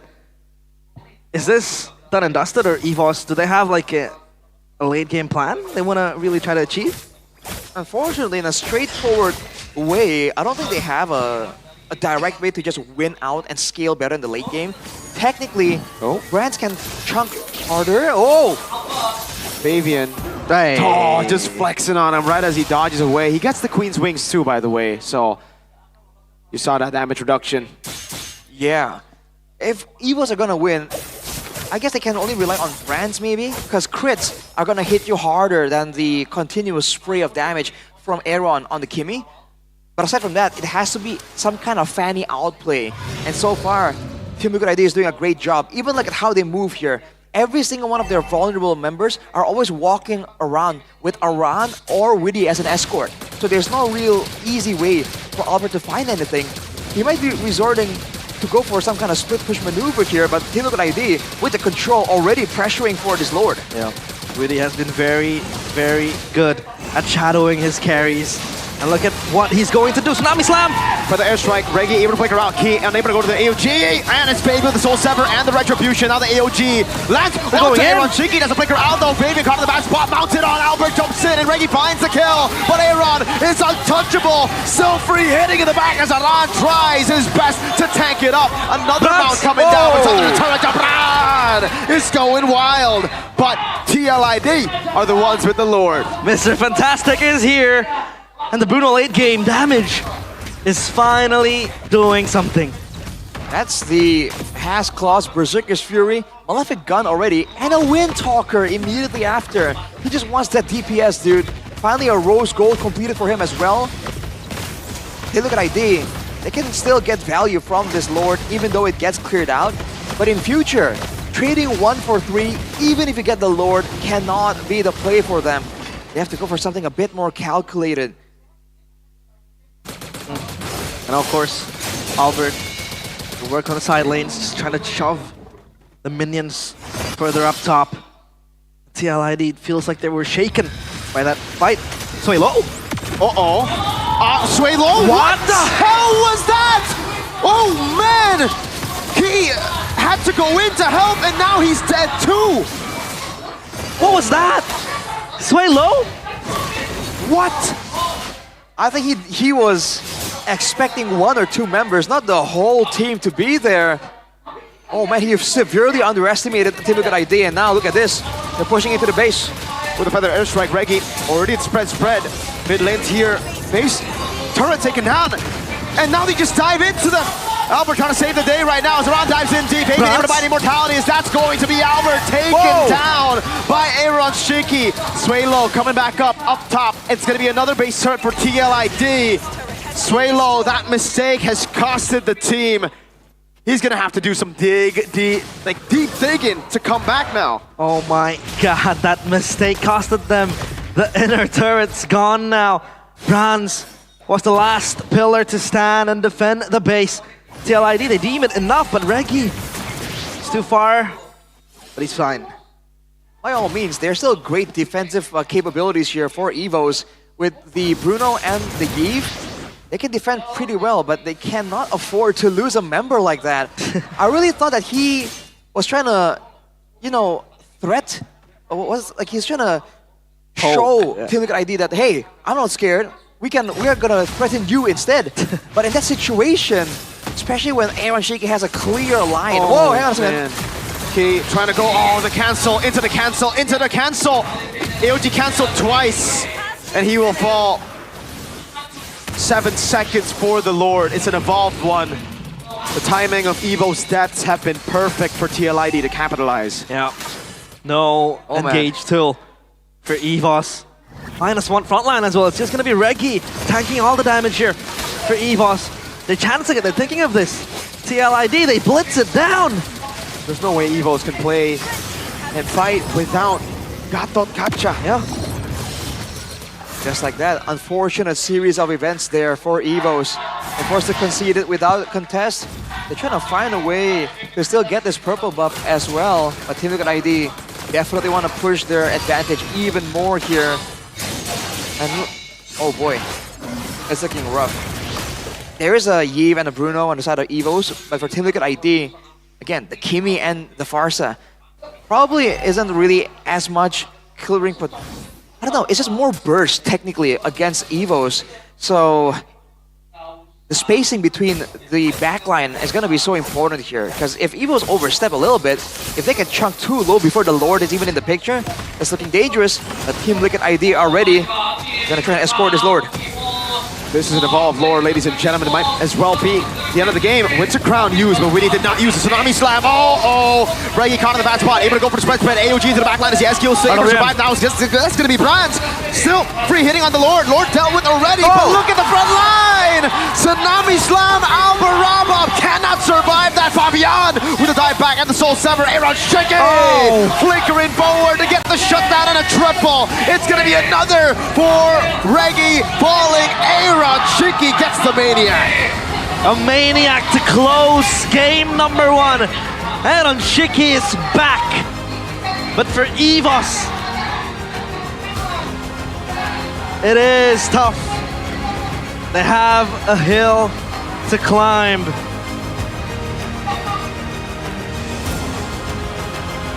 Yikes. 1-0 for Team Liquid ID in dominant fashion there.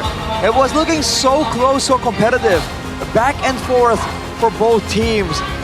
And then the crumbling started for EVOs, and Team Liquid ID waste no time and trampled all over them. Oh, yikes. What happened to Sway Low? What was that? It feels like most of the mistakes happening is always EVOS getting picked off one by one. It was keyed on bottom, Sway Low. I thought for a second he dozed off, like he was just not in focus, and he just evaporated. That's an explanation that some people would accept, dude. It just seemed like such a spoof moment. And it was so close, so equal before that. Man, but Team Liquid ID did a great job just shutting down all the avenues of success for EVOs, man. Albert, you know, the key to victory here, the tip of the spear for EVOs, completely shut down. No small part thanks to Aran and Witty. even in that last base fight, Albert was mid-air, mid-cable, and he just got yoinked with the Tsunami Slam into his doom, into his demise, dude. Yeah. Reggie, I think Reggie communicated that he baited out the Tsunami Slam. Maybe that's why Albert went in. Because it looked weird, right? Like it was kind of unnecessary already. Lord was already taken down. They could have played it a bit slower. But maybe he thought, all right, no Tsunami Slam, I could go in here. Yeah. I mean, Bronze was clearing the wave down bottom. He had the damage. He had the burst potential, DPS to just take down the members of TLID. But again, the game-changing tool was that Tsunami Slam, hands of Witty. I think the game-changing tool was this. This one. What? What was he doing? That reminded me of the Mia Lemon one. But at least Lemon can go invisible with Mia. That's true. Suelo, it's as honest as can be. It's like, have me. I'm here. Among a plane exists the equilibrium. Oh my god. But now, of course, for your MVP POTG player of the game is Witty with the Kalia again, just being the front man, the front line, the main man to stop all the engages coming in from EVOS, either the Tsunami Slam or just basically shadowing his carries to stop them from being taken down. And it's the switch that makes it so difficult for EVOs. Is he on defense duty or is he on offense duty? You never really know which Witty you're gonna get. And with that factor there, along with Aran, they're just able to just keep going for a lot of really valuable fights here. And Albert, you know, when the fights are starting to slip away from them, I feel like he is pressured a bit more to just try and go in, try and make something happen. But that's when he gets punished for it immediately. So, man, even here, I think Brant's, I don't know, wasn't really used to the Kimi damage. I feel like right there, the idea was if he wanted to call for an engage, he used the ultimate and the AOG was used before. I believe it was used, already channeled before Suelo got taken out. But that was really, they were really banking on Team Liquid ID getting confused, getting caught off guard with the real-world manipulation. Now this is a team with experience, dude. They just said, cool, nice ulti, bro, and just gun him down immediately.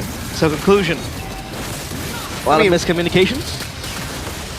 Honestly, definitely some miscommunication, that's for sure. There too, by the way, never mind. It wasn't miscommunication. I feel Witty just played it really well. I saw the position that Witty was holding. It was away from the team. It wasn't with the team. It was looking for the escape of the Fanny. And that's why he was able to catch Albert. So there you go, a replay in. Yeah. Don't forget the Wind of Nature built in by Aaron there as the final item. That really also won them the fight. Because we've talked about how brands on the Bruno, like 3 hits and any kind of squishy character, any kind of Farsa, any kind of Kimi gets deleted. But knowing that, everyone went with the Wind of Nature, and that in the final fight, if you pay attention, he was just tanking all those shots and just zoning brands out. If he was allowed to actually output some real damage without that Wind of Nature getting in the way, I feel like it would have been closer. I think eventually Team Liquid ID were still gonna get it done, but it would have been a much closer type of situation. Man. Well, it feels like for Albert as well, the Fanny just fell out of relevance in the late game because it was so hard for him to pinpoint a target in the hands of TLID. I mean, you gotta go through a Phobius, and then there's a Kalea, and there's a Suyo who's very sly and very elusive. Don't forget the Kimi as well, dude. The Kimi! That's fighting near the top side of the Lord pit. Yeah. He was actually doing well until he got caught with that traction pulse. And just like that, he was like, oh wait, where am I? What happened? He lost track. And he had energy for a cable. He was just confused, like what happened? Why am I stuck? The Farsa as well. He has skill. Just had to do one thing. All he had to do was just press that ultimate button. And the whole entirety squad of EVOs just scampered away. It was done, basically. Yeah, it allows Team Liquid ID to really move forward with real like pick of threat. If Team Liquid ID were having a Yves, for instance, it really won't be as deadly, as dangerous. But with a Tsunami Slam into a Feather Airstrike, you can bet that even the tankiest of front lines from EVOs are going to be out of the fight immediately. So because of that, even if you're at the front line, you don't really feel safe being near Witty, right? That extra bit of danger behind the Tsunami Slam is what made Witty's presence so much more difficult to kind of ignore. Wow. I'm still kind of speechless after that game. Did not expect it to play out like that, bro. Yeah. Dude, they were winning. Like, well, they were coming out of a winning team fight. With Brands doing really good work, with them being able to shred through the front line. Oh man, I would, maybe if the loser's interview comes up, and if Evos do lose here, I want to know the thought process behind that play. Maybe get Swaylo in there and just ask him, what was it, right? Because what was the vision there? Maybe he froze. Was it a mistap, or was it actually his own calculation? I think it's actually catch him off guard, get the AOG and, you know, get that combo in and win the fight. Yay, you know, happy ending. But that is not how it went at all, dude. It's a surprise approach by Swaylo. Because we're talking about this at some level in Mobile Legends. It's not just about what looks good. It's also when you can catch your opponents off guard. I feel like that's something that Swaylo was trying to do. You know, trying to give it the benefit of the doubt here. It really is too risky though, regardless of what his intention was. Man, he was... The members of Team Liquid ID are not even on the end of the real world manipulation. They were way like, you know, two or three squares into the real world manipulation. Way too close, man. And yeah, again, a disconnect in the squad of the White Tigers. EVOS, now their fate hangs on to game number 2, because again, if they lose game number 2, it's a 2-0 practically. Liquid, they have all the privileges of enjoying climbing that ladder. But for EVOS, it's again number 1, having to win against Onyx next week, who by the way are in fantastic form. The best team in the world, by the way. And number 2 is the fact that they have to pin their fate on teams that are going to play. Why? Why are you laughing? Who did you say is the best team in the world? BTR? Best team in the world? Yes, nah, Onyx. When you have Jiraiya, when you have the legendary Sanin. Jiraiya. That I can't disagree with. I'm a big fan of Yeb, Baba, Raja, Yeba. Well, Jiraiya. Jirayeb? Jirayeb. Jirayeb. The legendary. That's such a weird name. Jirayeb. Jirayeb. Of course, but that's a talk for another day. It's going to be next week, but now for EVOS, it's all about them recollecting their focus and just shifting everything to game number 2, because practically I'd say game 2 is do or die for them. Really for is. playoffs. But of course, we will toss it to Alyssa for an interview up on stage. What's happening there? Thank you, Caster, dan kembali bersama Alisa di sini, dan kita sudah melihat bahwa match penutupan di minggu yang ke-7 ini semakin panas karena para tim pastinya berebut untuk mendapatkan tiket ke babak playoff. Namun sebelum Alisa masuk ke segmen yang tidak kalah seru, Alisa mau tes dulu dong mana suara dari The Cavalries. Tidak hanya itu saja, pastinya EVOS fam jangan mau kalah.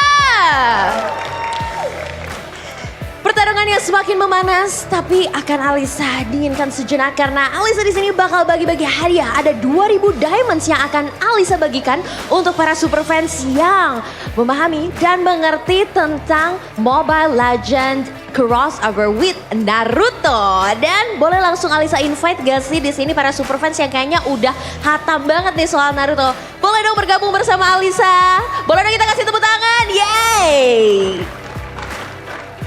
Halo. Halo. Boleh dong kenalan dulu namanya siapa aja nih? Halo, aku Andi dari EVOS Fams. Andi dari EVOS Fams. Saya Syahrul dari The Calvary. Syahrul dari The Cavalries, and last but not least, Saya Arya dari The Calvary. Arya dari The Cavalries. 2 The Cavalries dan 1 EVOS Fams. Nah, kalian ini para penontonnya Naruto nggak? Ya lumayan, ngikutin ya? Ngikutin. Berarti udah paham banget nih soal Naruto, apalagi yang kolaborasi dengan Mobile Legends. Benar. Oke, sekarang Alisa bakal bagi-bagi untuk 1 pemenang aja 2000 diamonds. Dengan syaratnya harus bisa mengumpulkan 5 poin dari pertanyaan yang akan Alisa berikan. Jadi sistemnya nanti kalian rebutan dulu, masing-masing harus bikin bellnya. Nah, bellnya boleh dari karakter Naruto aja deh, silakan. Mungkin dari kamu mau apa dulu? Tadi udah Let's sama Go sama Roar. Oh, Let's sama Go sama Roar ya? Ya, boleh. Oke, kita coba dulu ya. Dan nanti Alisa bakal kasih pilihan, ada pertanyaan yang gampang, sedang, dan susah. Dan masing-masing bernilai, yang gampang ada 1 poin, yang sedang ada 2 poin, dan yang susah ada 3 poin. Oke, dapat dipahami? Oke. Kita coba dulu ya untuk babak pertama. Boleh minta belnya? Roar. Bella kan? Iya, agak kepotong gitu ya. Rora tuh bisa ror gitu loh. Oke, kita coba sekali lagi ya. Oke. Babak pertama silakan. Ror. Kurang semangat nih, gak apa-apa. Kita kasih ke yang roar dulu deh ya. Pilih mau pertanyaan easy, medium, or hard? Medium dulu, medium. Medium dulu ya. Oke, kita kasih yang sedang-sedang saja. Boleh gak sih sebutin 3 skill dari Hayabusa? Oke. Skillnya ya? Skillnya? Skillnya yang pertama itu ada Coach Shadow. Oke. Oke, Coach Shadow. Terus ada Phantom Shuriken. Oke. Dan Shadow Kill. Shadow Kill. Shadow apa? Kill. Depannya Shadow Kill. Apa ya namanya ya? 3, 2. Gak apa-apa Oh, deh itu Alis. betul. Gak apa-apa, Alisa kasih 2 poin. Yeay. Terima kasih. Luar biasa ya, hafal loh 3 skill dari Hayabusa. Selanjutnya, Alisa kasih giliran aja gak apa-apa, silahkan. Kamu mau pilih yang easy, medium, atau hard? Medium juga. Ini gak ada yang berani hard ya, padahal langsung 3 poin loh ya. Oke, dari 5 skin Naruto di Mobile Legends, mana yang bisa didapatkan secara gratis? Vel yang Gara. Vel yang? Gara. Betul! Wow, sudah masing-masing 2 poin ya. Syahrul? Balik. Oh, kebalik. Oke, Mas tadi dengan nama siapa, Mas? Arya. Arya, oke. Mas Arya, pilih mau pertanyaan yang mana? Dari yang mudah dulu aja. Dari yang mudah dulu aja, oke. Kita cari ya yang mudah, yang tapi paling susah ya. Sebutkan nama trio Sanin. Waduh. Ayo. Ini udah pertanyaan yang paling mudah loh ya. Nggak boleh direbut, Kak. Hah? Nggak boleh direbut. Waduh. Kita hitung kali ya. Lupa. Lupa. Oke, rebut ya. Saya. Tahan. 1, 2, 3. Saya. Oke, Ror. Boleh deh. Agak ngagetin ya kayak Ror gitu. Gas Ror, silakan. Oke, yang pertama yang Tsunade itu Siput. Siput, Ya, oke. Terus yang kedua itu yang Jiraiya itu kodok atau katak. Oke.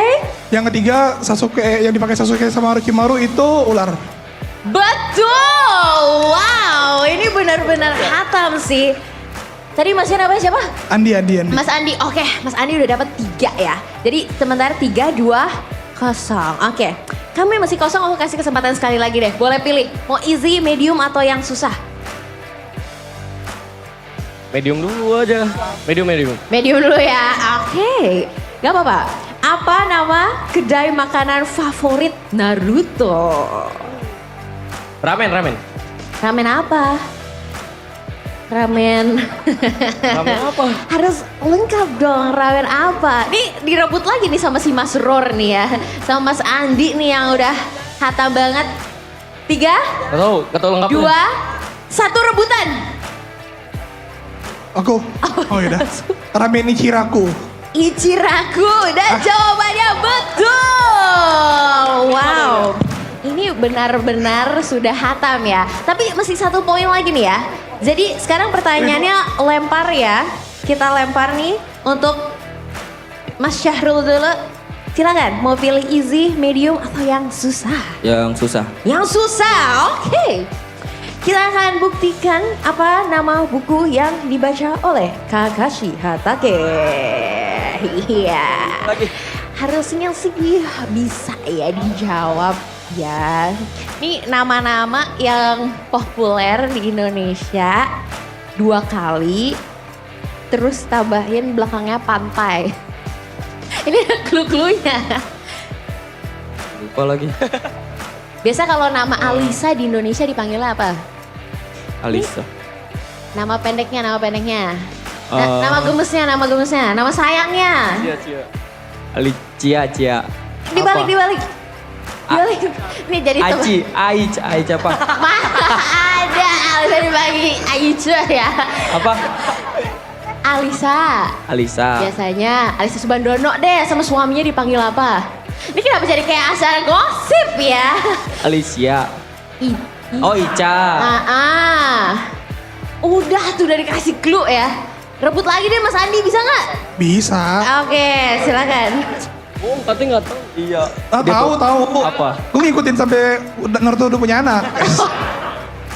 Silakan. Jawabannya Ica Paradise. Ica Paradise, betul. Dan mutlak ya, padahal si Syaru udah aku kasih itu gosip-gosip infotainment ya. Dimenangkan oleh Adi. Gimana nih satu-satunya EVOS fam tapi bisa menang kuis Naruto kali ini? Ya kalau pertanyaan tentang Naruto sih udah hatam ya. Ada hatam ya. Semoga poin yang kamu kumpulkan bisa dilempar ke tim kesayangan kamu juga ya. Amin, semoga comeback, amin. Amin, semoga comeback dan boleh dong kita langsung berikan tepuk tangan buat Adi. Yeay. Dan ini mendapatkan 2000 diamond dan pastikan kalau teman-teman para super fans yang mau juga untuk ikutan seru-seruan bareng di MPL Arena langsung datang aja. Terima kasih banyak teman-teman semua.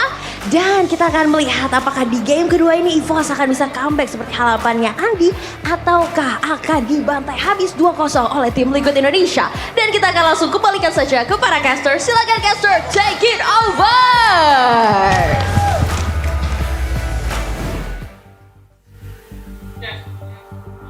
What was that? Brands just lost. What are you doing the Brands pose, bro? Brands lost, but Mbappe just scored. Oh, if you guys are following both, that's what we're doing here too.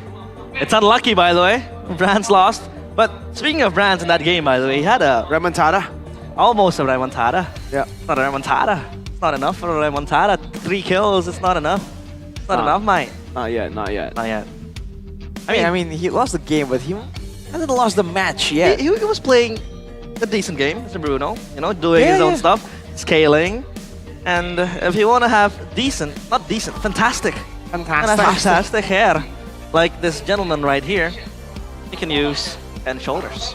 Move on to Head and Shoulders, you can wipe out 100% of wet dandruff plus itchiness protection. Look at Z-Long right here. How do you think he achieved this long hair? I don't know, how did he? Head and Shoulders. Oh my lord. How did he? What about Mia? How did she achieve this hair? Because it was lemon. Lemon? Oh! In the bush. Lemon in the bush, invisible, just like all your opponents after wearing Head and Shoulders. And your dandruffs. Gonna get wiped out, bruh. Yeah, the lemon flavor. That's why he has long hair. That's why it's Z-Long. Z-Long. Because Z-short. If he had a buzz cut, it's called Z-bald. Z-Bald. Z-bald. So Head and Shoulders. Z-Bald. Z-bald. Sir Arzebald III. Z-bald.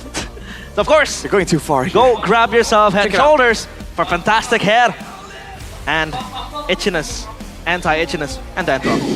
Anti-dandruff. Well, I know one thing, CITB, that's Shefflin's in the building. Every CITB. time we see hair cam by Head and Shoulders, here it is, CITB, Shefflin. I thought he just won his match against Navi. It's a different Chahil. It's a different Chahil. Chahil? Oh, different Chahil. Wrong Chahil. Wrong Chahil. Alright. I bet he also really enjoys a good hair cam. Uh-huh. Why not? Who doesn't? But it's the lemon flavored one. I don't know, Shefflin. Shefflin's only approved of the When will non-lemon Shefflin one. start liking lemon? When he goes on a podcast and says lemon isn't overrated. Ah, okay. Oh, by the way, we got a face check. Sway low. After making that big blunder with a capital B, 2 capital B's. Blunder. He looks all right. Doesn't look like he's super pressured or anything. He's smiling. He looks normal. He doesn't look phased. He doesn't look phased. In a way, I hope he does. I hope he is phased by that because that was a big mistake, you know. But yeah, I'm glad that he's not bringing it to game number 2. He has reset. We're still trying to, read the room, what's happening, why he froze for a second. But again, Arashi was still true to his answer. Said that he was trying to bait out the ult and then AOG comes in. But even if that is the case, Arashi, it feels like they're disconnected. There's a communication. Yes, exactly. That's the main part, the main thing there. Even how they were engaging and how they were fighting, it really doesn't feel as polished as how Team Liquid ID were doing it. You're gonna be first pick selection here for game 2, Team Liquid ID. So they have a chance to pressure for the Fanny this time. Same way Evos did, so there's that to think about. I think all things considered though, they need key on something else. Because the Galakacha, we've seen great things, but it really just isn't his style, bro. Would you say Gatot Kacha is a momentum-based hero? Like, is it... Momentum-based hero? Yeah, like El Momento, right? We're talking about moments that he can create. Is Gatot Kacha that hero? Or is it more of a, peel for your team type of hero? I think he is a more sustain and be annoying type of hero. Okay. Because even when I do play the God Gacha, which I occasionally do, I like the idea that, again, I'm just in the front, I'm a full tank build, and yet I'm still doing decent damage. I just don't die because of the passives, you know, and I can escape with the AOG. That's so ridiculous. It really isn't, to me at least, the way I play it even, isn't really a big moment type deal. You're just there, being annoying, slowing everyone down, taunting people, right? But that is not what is required for EVOs right now. That's true. And now, of course, going on to what could be the last drafting phase of this week. Woo! Presented by the official tournament smartphone, Samsung Galaxy S25 series. A ban out of Fanny now, out of respect of Fabian. Luo Yi Granger taking out the chip as well. They don't want it in the hands of Witty. Chip and the Fanny here. Oh, Kalea though. For Team Liquid ID, they do understand the importance of that Kalea. Evo's one more ban here. The Luo Yi is really banned for them by Team Liquid ID, so interesting. It might be a jungler. Oh, Kimmy. Oh, Kimmy. Is it worthy of a ban though? Because we don't see much or many teams this week, at least, ban out the Kimmy. I feel like actually you might see more next week when people really realize. They see why it's so popular. They try and understand it. And once they have that moment, that DJY moment where they go, I understand it now, you can bet that this Kalea might show up. But Team Liquid ID, they get that Harith. Wow, good pick. It's a pick that Brands, in theory, is not going to be able to pilot well. And of course, the Harith, a staple add-on Shiki pick. A pick you could always take it first. And now for EVOS, what goes against the Harith? I mean, options-wise, again, we talk about Brands, limited in terms of the hero pool that he has. Quite hard for him to traverse around this, but Jawhead and Suyo. Okay, Suyo reasonable for Albert, but Jawhead, this is actually a common pick for Key that we haven't seen in so long. Yeah, the reason why EVOs were actually so high up in the earlier weeks was this combination. Yeah. They were so... Suyo Jawhead, yeah. Yeah, Suyo Jawhead immediately. Every single time it's left open, EVOs are able to take full control. But now, this late in the season, Team Liquid ID has seen it before. They've definitely done their homework. They need to get something with good sustain. They need disruption. The Phobias is a great pick here. Worked well for Iran in the previous game as well. But along with that, what do they want here? Joy. I think you just go Joy, right? Joy would be a pretty good answer to the Suyo. Hayabusa, I guess, also comes to mind, but they just go for the Jusin instead. Risky choice, not picking a jungle up in the first phase up against a Suyo Jawhead. And the Suyo Jawhead again, just to reinstate and reassert. There's so much potential you can have with the Suyo Jawhead, number 1 rotations. Number 2, just pure raw damage, but number 3 as well, objective contests is so advantages for you when you have the Suyo Jawhead. Strong combo, and like you said, it is the formula of success that EVOS had. It was also oftentimes picked up by Bigatron as well in the first early weeks of MPL ID Season 15. Now for EVOS, what do they want to pick up here? A marksman? Could it be possible? Yeah, Beatrix. Against the Harith though. What do you think? There's a chance for Brands. Oh no, sorry. For Brands to make it a non-lane, just go for the clear basically. It's a good option because you are pretty flexible. If it comes down to a dance, you can poke with the runner as well. Now for EVOs, they ban away the Tigreal. Seems like, I don't know, for EVOs, this is an all-in pick-off type deal, man. They're gonna launch someone with the ejector, burst him down with the Suyo and the Beatrix. Right now for Team Liquid ID, I don't think there's anyone tanky enough to withstand the full brunt of that combo. I feel like because of that, they're looking for other ways to match that danger from EVOs, either with crowd control of their own or just with mobility, so that the Jawhead can't really engage reliably. Zas taken out, just trying to dissuade Sway Low from a safety pick. Plus, there's one of Sway Low's specials as well. The Zask. Tigreal though taken out as well. 2 last bans for both teams, EVOS and TLID, to conclude the second phase. Okay. So for Evos, are they just gonna get rid of more? I wonder why they banned Tigreal, by the way, because we haven't seen a single game of Witty Tigreal. Now that makes a bit more sense. The Cho. I guess it's just Beatrix counter picks, right? Like picks that you can actually use to beat the Beatrix, to pick off the Beatrix. Might be the case. The Cho, at least, again, like you mentioned, makes a bit more sense. They want to go for the pickoffs. They cannot allow Team Liquid ID to get the screening in. And if they go with the way of the Dragon here, it can displace Evo so far from each other that Team Liquid ID can get a bit of an edge in those fights. They end their drafting phase with an Edith ban here. Interesting. Well, it's looking more like pick-off versus full-on team fight here between Team Liquid ID and Evos. So in that sense, Team Liquid ID needs a bit more survivability, a bit more scouting. Evos need crowd control, right? Crowd control and another frontline, information. Because they cannot use the Jarhead to scout and engage, right? They usually need someone else to handle the scouting. Oh man. Please do not reveal your mid laner here, Evos. Or if you do, pick the Valen, because I sense a Mathilda Lucas on TLID's side. They might be baited to pick a Yves here against the Sushin. No. Oh, okay. They go blue. I think that's safe enough now. There's not going to be a Lucas Mathilda, unless they still just go for it, which is... But the Faramis roll! Whoa! Again, the throwback. Yeah, to match number Justin's one. already picked up though this time. Yeah. Unless Faramis roam. No, I'm kidding, exactly, Faramis roam. Nah. What season is it? It's not a possibility. Probably not, probably not. Let's be real here. Yep. For Team Liquid ID though, what other options are here? Oh! Haya and Gatot. Yeah.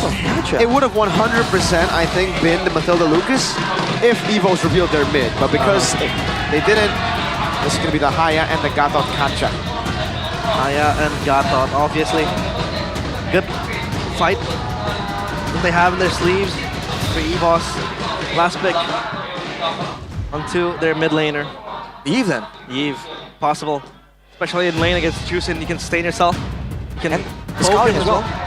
You scout, you find someone, you slow someone. After game one though, you still want to go Yves. Hey, come on. Cut him some slack. The wounds, have they healed is the question. That's true. They have. Yes, they have. That's their ninja way, bro. They trust in their Date Bayo, believe it. In their shinobi brothers. This is a shinobi way. Evos, again, concluding their drafts, TLID, with a 5-strong pick as well. But who do you prefer here, Arashi? I gotta say, I feel like Evos' draft is a bit more straightforward.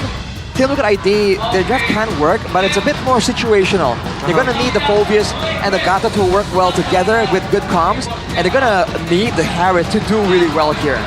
The Hayabusa, I mean, you know, if he's snowballing, then Sway Low is in a world of trouble. And obviously, it is down to this. Evos, can they force a game number 3? Or will TLID push Evos further down the abyss? It is Evos versus Team Liquid ID in game number 2. Hey, ladies and gentlemen, saying in the chat right now, is it going to be a 2-0 or 2-1? Will it be a comeback from Evos? See how this plays out, man. I think Team Liquid ID has more urgency this time. They do have aggressive tools of their own. Everyone shaking on the signature habit, though, that he used to demolish other players on.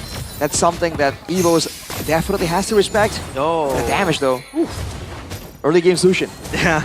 Early on, you have constant damage with a DPS, with a Lantern Flare, a liftoff as well. Balanced hero, I'd say. Now the emblems, though, Arashi. The emblems inspire for Sway Low, giving him the extra mana regen and survivability. The Haskill going with the Impure Rage here, along with the Tenacity. So not the Brave Smite. Not really concerned about the extra sustain.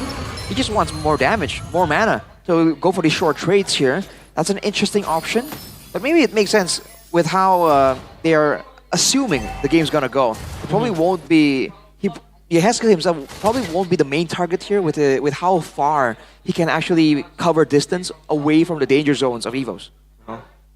Again, We're inclined to see this Jawhead Suyo combo early on in the game. Early on.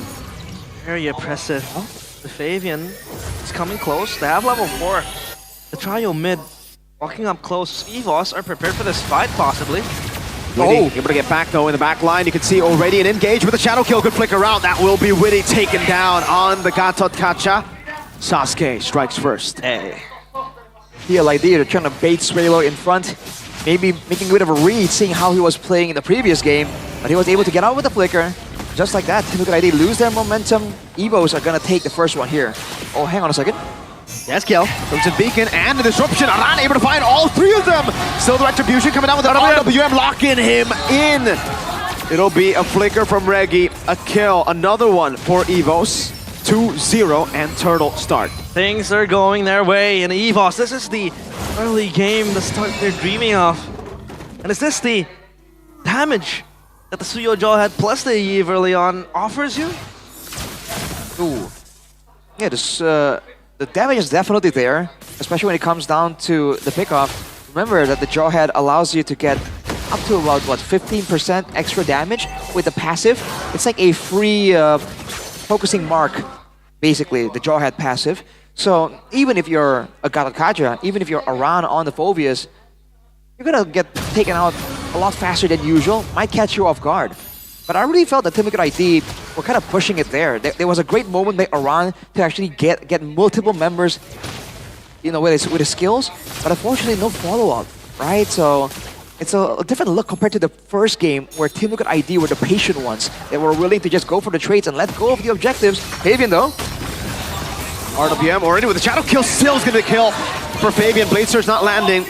Albert with the Queller going back. He brought back into the team with the Soul Sever, landing on Witty. He'll pop the Revitalize, but that's it. At least a kill for Fabian, and this Hayabusa will be fueled to be online, to come online in the upcoming minutes. As Aran just trying to deal with this wave. Albert, level 8, a 2-level gap discrepancy in the jungle. Fabian hasn't really been getting the snowball ideally the way he would want. He already waiting around for Aaron Shiki though. Hang on. Won't be amounting to anything just yet. But again, with a level disadvantage here, Team Liquid ID curious to see how they wanna approach this fight. Especially again with the counter matchup in the mid lane here. EVOS has so much more prior compared to Team Liquid ID because Heskel was stuck trying to clear the waves, trying to match Sway low when it comes to those rotations. Yep. And of course, Turtle next on the menu for both teams. Counter-Strike completed for Fabian, so at least he has that tool to use in a team fight. Whoa, good reaction from Heskel. Witty jumping to the back line together with Aran. It's going to be the flicker already used for Aran now. That's going to be the RWM. Witty, AOG defensively, still Aran brought back into the team. Defense rage to Zonya Heskel. Aran taken down. Brands picks up his first kill in the game. The objective is still there. TLID might go in for seconds. In the back though, Fabian is on Sway low. Oh, flicker already used! Zaman Force for Aaron Shiki as he gets the kill. Now jumps on Brands, will be able to get the resets. Still 2 levels down, Fabian on Albert. And they will not rush the Turtle. But they're doing a great job kind of allowing all the spells to be used on everyone else so that Aaron Shiki can get in there and actually do a lot of damage on that Zaman Force play. So that could be the angle that Team Liquid ID are looking for. Force Evos to expend everything and then let Aero take over. Oh, unstoppable force though. Uh-oh. Yes, kill this time, able to flicker out. Brings Key back into words. Everyone shoulder bashed. Aran takes the kill. Reggie, slam, and spread. That's gonna be a Hesky with the Crimson Beacon and AOG as well, but Albert wins on the retreat. Really jumps into the back line, but will be slain by the Quella of Albert. Oh, 3 members down, and even Albert was able to steal that Turtle. It's secured by him, EVOS. 2 Turtles in their pockets. Fabian, all he can do is just watch and see. It really feels like forced plays here from the side of Team Liquid ID. Their composition doesn't really synergize that well together. It really benefits them when they are ahead, when they don't really have to worry about the counter moves from Evos. They have so much chase, so many ways to cut off Evos, but they're still lacking some of that damage right now. Fortunately, they were able to take advantage of the interaction between the Phobias and the Jarhead there to take Key out. But overall here, Evos and their backline, particularly Brands on the Beatrix, has been a huge problem for Team Liquid ID. And he's been relatively safe unless Aaron Shiki makes the move towards him. So maybe with a couple more items, everyone will be able to really be a real threat for brands. And unlike earlier, right, you can't build a win of nature against a Harith. There's no way for brands to build that immunity and safety for a couple of seconds. And the electric gun is ready as well. Extra range, but Reggie wants to come in. Key. Good zoning from Key. Flicker ejector penetrate. Aaron able to flicker out outside of the RWM, but Witty. AOG actually gets out. Escape death in narrow fashion. And EVOS, they get nothing out of this siege. Maybe just a spell. The hands of Aaron Shiki, the flicker gone. Key, the conceal play. Exposed. Yes, skill is there, exposing him with the Lantern Flare. All right, Team Liquid ID coming back. Try and find some more. Albert has left the vicinity though. 1v1 potential in the bottom lane. 2-level difference. Yeah, Albert won't go for it, nor will Fabian. They'll both just, you know, Fabian will take the shot. A nice one, man. Yeah, respectfully for both junglers. I mean, Fabian is down 2 levels now, only 1 level, level 11. And again, the turtle ready for both teams. TLID, they need this desperately. As EVOS, they want to complete perfect objective close by the river. Reggie caught in the bad spot. Unstoppable force to the back line. Key unable to get the kill. AOG locking him down. Aran mounted on. RWM as well as Fabian is forced back on the quad shadow. Winnie gunned down. Oh, Albert with a katon gets the kill. Aaron can only run, dash away. 2 for 0 and the turtle. Perfect for EVOS. You can see the attempts there from Aaron to try and carry the team in those fights. But he doesn't even have a Holy Crystal, just not enough damage right now. And EVOS are doing a great job acknowledging that and forcing Team Liquid's hands every single time. They went for that play with the wave already crashing onto the towers of Team Liquid as well. So TLID, by leaving the topside wave, letting the turret clear it, they've also lost a decent chunk of gold. As the discrepancy grows to 5k. Oh man, starting to go out of control here. Yeah, EVOS though. I do hope they don't really fumble the bag this time around. Outer turret, or rather tier 1 turret, down bottom, acquired. Same goes for the top one. And they're gonna get 2. It's a bonus for them. They have control over the orange buff. So at least now with a concealed play, they might look for something. Ooh, Key walks up. EVOS are playing for Unstoppable force and a Menace Rage. Witty able to go for the top, but will get shredded down in the background. Taking very low. Fabian wanted to go for the kill. It's gonna be Key who falls. Sway low. I'm not too sure about standing there. Dumped on by Aram, but Albert gets the kill on Yehezkiel and saves the day for EVOS. Wow, the baby alien again, becoming one of the foundations of this roster. Just, backing them. And now TLID, they lose around, they lose Yehezkiel. What do they do at this point of the game? For Team Liquid ID, going for trades wouldn't be the worst of ideas. We talked about the late game Harith being an absolute menace. Unfortunately, almost 6k gold behind here with the Lord already in the picture. EVO's already back with 5 members ready to go for this. TLID, I feel like they should probably go for some kind of trade, but again, the composition isn't really built for that. With the Phobias, with the Tushin and the Harith, they were definitely counting on being able to win it out in the fights. They will be forced to concede that Lord for free though. Now it's gonna be a defense game against a Yi, against a Beatrix, dude. And EVOS grasping this chance. 5 fingertips, both hands, and so far everything is looking fine and dandy for them. And hopefully no misplays might happen. TLID, they can still bank on Aaron Shiki for the late game. The hair still exerts insane amount of damage. Fabian though might potentially be out of the equation for now. The Holy Crystal completed for Aaron Shiki. So for now, EVOS, all they need to do is just wait. So far at least, Team Liquid ID are doing a great job playing around the Jawhead. He has been finding those engages, but they haven't really been given to him for free. He's been forced to do a lot of creative things. Use the flicker, use the unstoppable force to threaten a little bit, and then he can find an angle like there. Oh, Hayabusa! Whoa! Big shadow kill. Fabian will fall. Albert was waiting on the last quad shadow, and he gets the kill. 5-0 and 5. TLID now looking to defend up top. No holy defense. They've dealt with the Lord, but Fabian's going to be up in 20. Yep. And Fabian Hayabusa isn't the answer to this composition. EVOS, they're sieging, they might end this. Key, able to go for it, Menace Rage. Oh, it was miscommunicated. The Menace Rage was on Witty. RWM coming down as well as Aaron Shiki is able to dash back and forth, flickering out the safety, burning all of their resources. EVOS will take control of TLID's base. 2 base turrets. Oh, AOG up top. Almost taking it down. Unstoppable force and the ejector. Key picked up, thrown back. Fabian able to get the quad shadow kill! In the back, Brad's able to flick around. Albert with the blade surge. They stayed too long! And TLID capitalize 2 for 1. Again, the mistakes are still there. EVOS biting off more than they could chew. And TLID, finally they find an opening to traverse around the lead that EVOS has been building so far. And keep in mind, the 2 members they took out was Reggie and Key. The main carries here, Albert and Brands, still relatively untouched. And on top of that, because of the overstay, they were able to get 2 base turrets. I think for EVOS, that's still most definitely worth it. Winter. 30 seconds to go. Winter Crown as well. The Hayabusa already struggling now is going to struggle even more.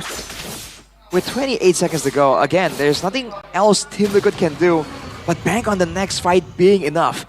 Fortunately for them, Aaron Shiki was able to pick up several valuable kills there. He already has a Holy Crystal. Not really at full build just yet, but getting closer and closer. Hopefully it will be enough, because otherwise this next one might be the final one. Lord, in 6 seconds. EVOS, of course, growling around this Lord. And TLID, all they can do is just wait. They might look for something, but nah, it's just going to be bursted down by EVOS. So again, another round of base defense in the hands of TLID. Oh boy. Hey, Albert's got the girlfriend buff. Hey. Very relevant here. And look at this, dude. Avian trying to threaten a bit more. And that's the poke potential. The Yeeth, the Beatrix, but also the Suyo with the Queller. Team Liquid ID trying to hang on to their final base turret. Whoa! What was that? Oh man, this time it's Key with the ejector. Sway low is gonna be punished. Why does this always happen? Weedy in the back, jumping onto Prance. Albert gets the blade surge down. He has just right there. AOG to escape. Arad mounted on and will be slain.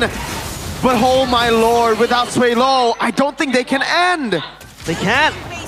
Not enough damage to burst down, but TLID, the base defense. Saman Force back up, Aaron Shiki on it already, jumping to the back line, Brad's gonna be taken very low! Aaron Shiki still falling! Fabian, only member left defending!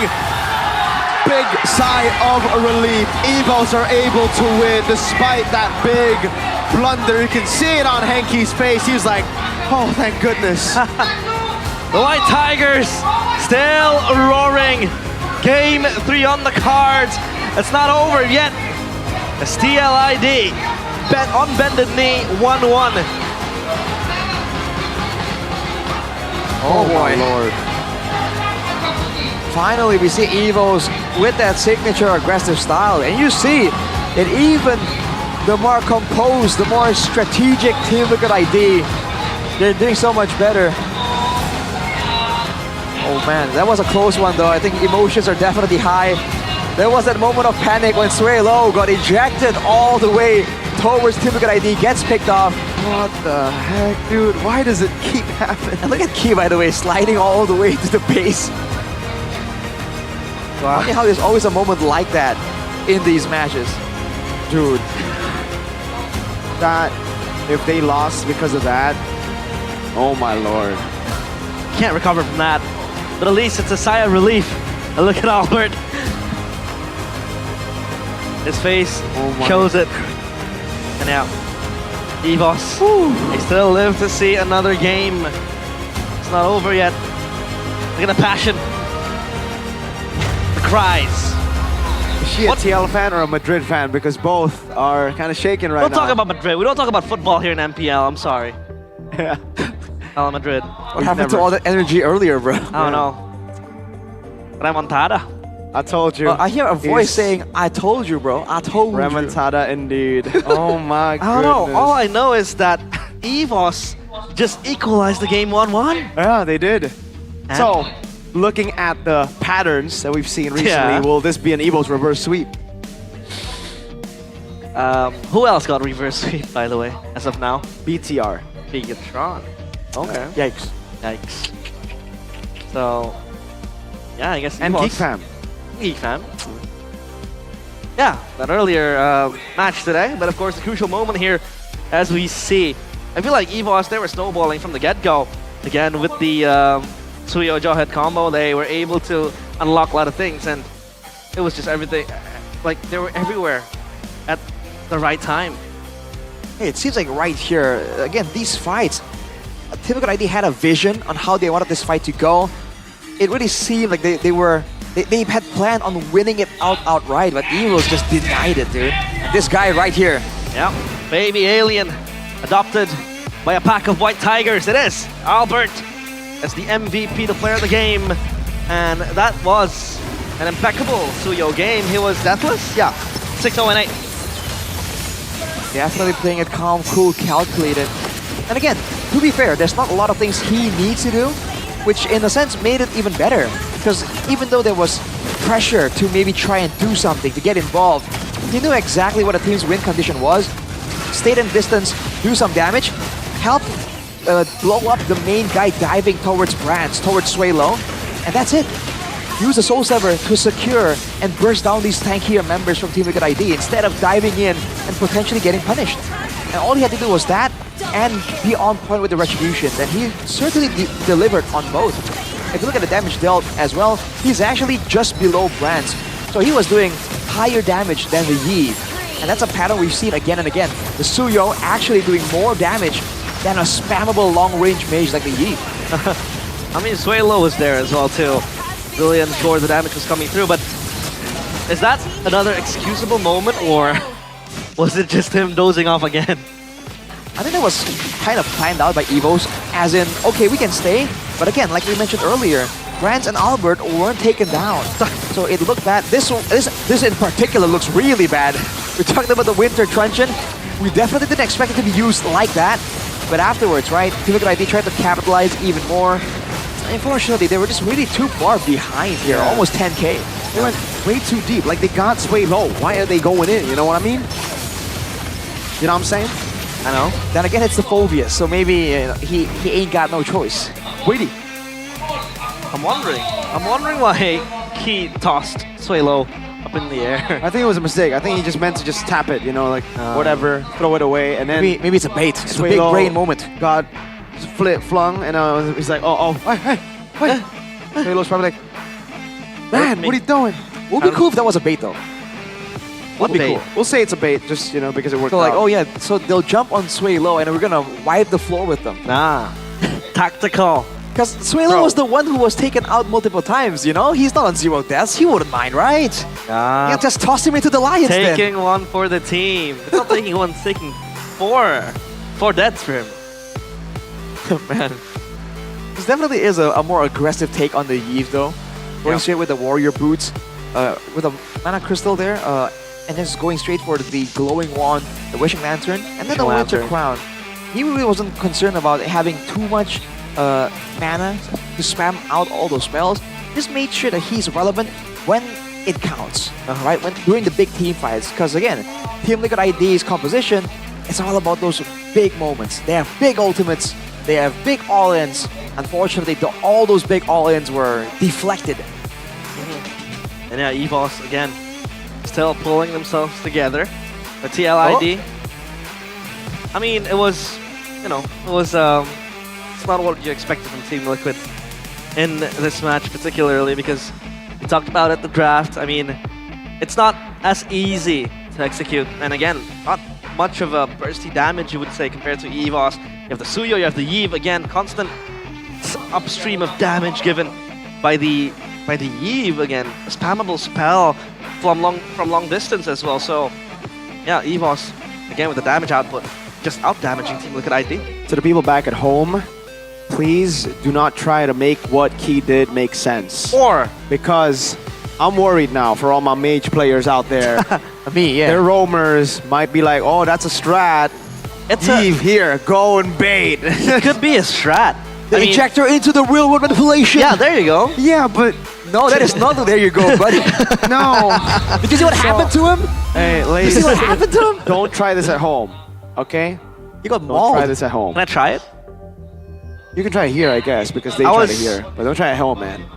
I had a Jawhead XP once, right? And I was playing Tig. Dude, on a Jawhead, I always do that, just for the lulls. Yeah. But like, don't do that if you're trying to win. On an MPL match, dude. Not on an MPL For match. the lulls. 1-1. Equalizer. By As EVOS. Expected. Expected. Just like the other match. Equalizer. Yeah. Not an And a equalizer. comeback, a remontada. So it's a remontada. Ay. So, if we're gonna mirror this match with that match, I think this is gonna be a 2-1 for EVOS. Whoa. Hold on. So you're Bold counting prediction. out TLID? You're counting out the first team who Nah. got the first point? Not really. It's still the first half. It is. Still the first, yeah. Yeah, it's still the, we have game number 3, so Exactly. just buckle up because we're gonna have an interview with Bude Clara Mongstar. PCM? Oh, PCM? PCM? PCM? Match yang begitu meriah, namun di tengah kemeriahan ini ada Kapten Saikot. Halo semua. Halo Kapten, ini tiba-tiba di season ini ada anomali yang hadir nih. Bude Kak lumayan kaget ya. Saikot, sekali pertama season 15 hadir, benar atau tidak? Pertama kali. Ini ada apa? Kenapa baru hari ini datang ya Saikot? Pengen dukung banget sih secara langsung, soalnya dari kemarin kan nonton online terus kan. Terus kayak pengen langsung nonton aja secara langsung. Kangen stats sebenarnya. Widih, kangen stats, kangen main, kangen lihat atau suasananya? Semuanya. Semuanya. Oh, berarti ada kemungkinan main lagi dong di MPL. Gak tahu. Hey. Tapi Saikot, apakah kamu datang ke sini? Emang ini tuh EVOS lagi dalam kondisi yang bener-bener butuh dukungan? Sebenarnya dukungan sih, dukungan juga. Cuman ya ini sih, hasil dari mereka juga. Tryhardnya mereka. Tryhardnya mereka. Jadi di sini Saikot biasanya ngelihatnya di rumah. Iya, biasa online terus kan. Oke, by the way sekarang Saikot selama nggak kelihatan sibuk ngapain aja Saikot? Terakhir kemarin habis nice try di China. Nice try, nggak apa-apa, yang penting sudah mencoba. Iya benar. Tapi keren banget loh, udah berusaha. Lalu habis itu sekarang kalau kita lihat dari perjalanan Saikot yang kemarin sempat melalang buana, berarti juga ngeliatin EVOS terus. Benar. Gimana sih kondisi EVOS untuk sekarang ini udah bisa masuk UGD? Sebenarnya masih bisa sih. Kan juga baru week 7 ya, 2 week lagi kan, sisa 4 tim lagi. Menurutku berharap aja hari ini bisa menang. Kejar-kejaran poinnya, kamu berasa gak sih di season ini tuh bener-bener kayak lagi close banget? Benar. Soalnya kayak aku ngerasa ya dari sejak aku main sampai sekarang nih bener-bener tim manapun bisa menang gitu loh. Tim manapun bisa menang. Iya benar. Tapi kalau posisi 7 yang didapatkan EVOS di season sekarang, ini kamu ngelihatnya gimana sih angka 7 ini, angka keramat gak sih buat kamu? Buat Sebenarnya 777 kan lucky kan. EVOS? Wih. Iya benar.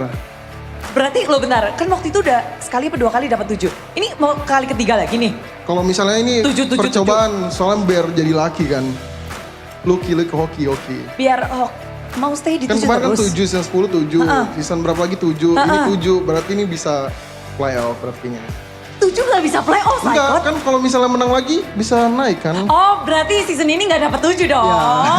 Oke, 7-nya cuma di week 7 aja. Percobaan. Percobaan. Jadi harapannya pengen ngerangkak naik, Benar. 7-nya udah dirasain, sekarang saatnya pindah. Benar. Cuma percobaan doang ini 7-nya. Kayak Cuma- pengen ya.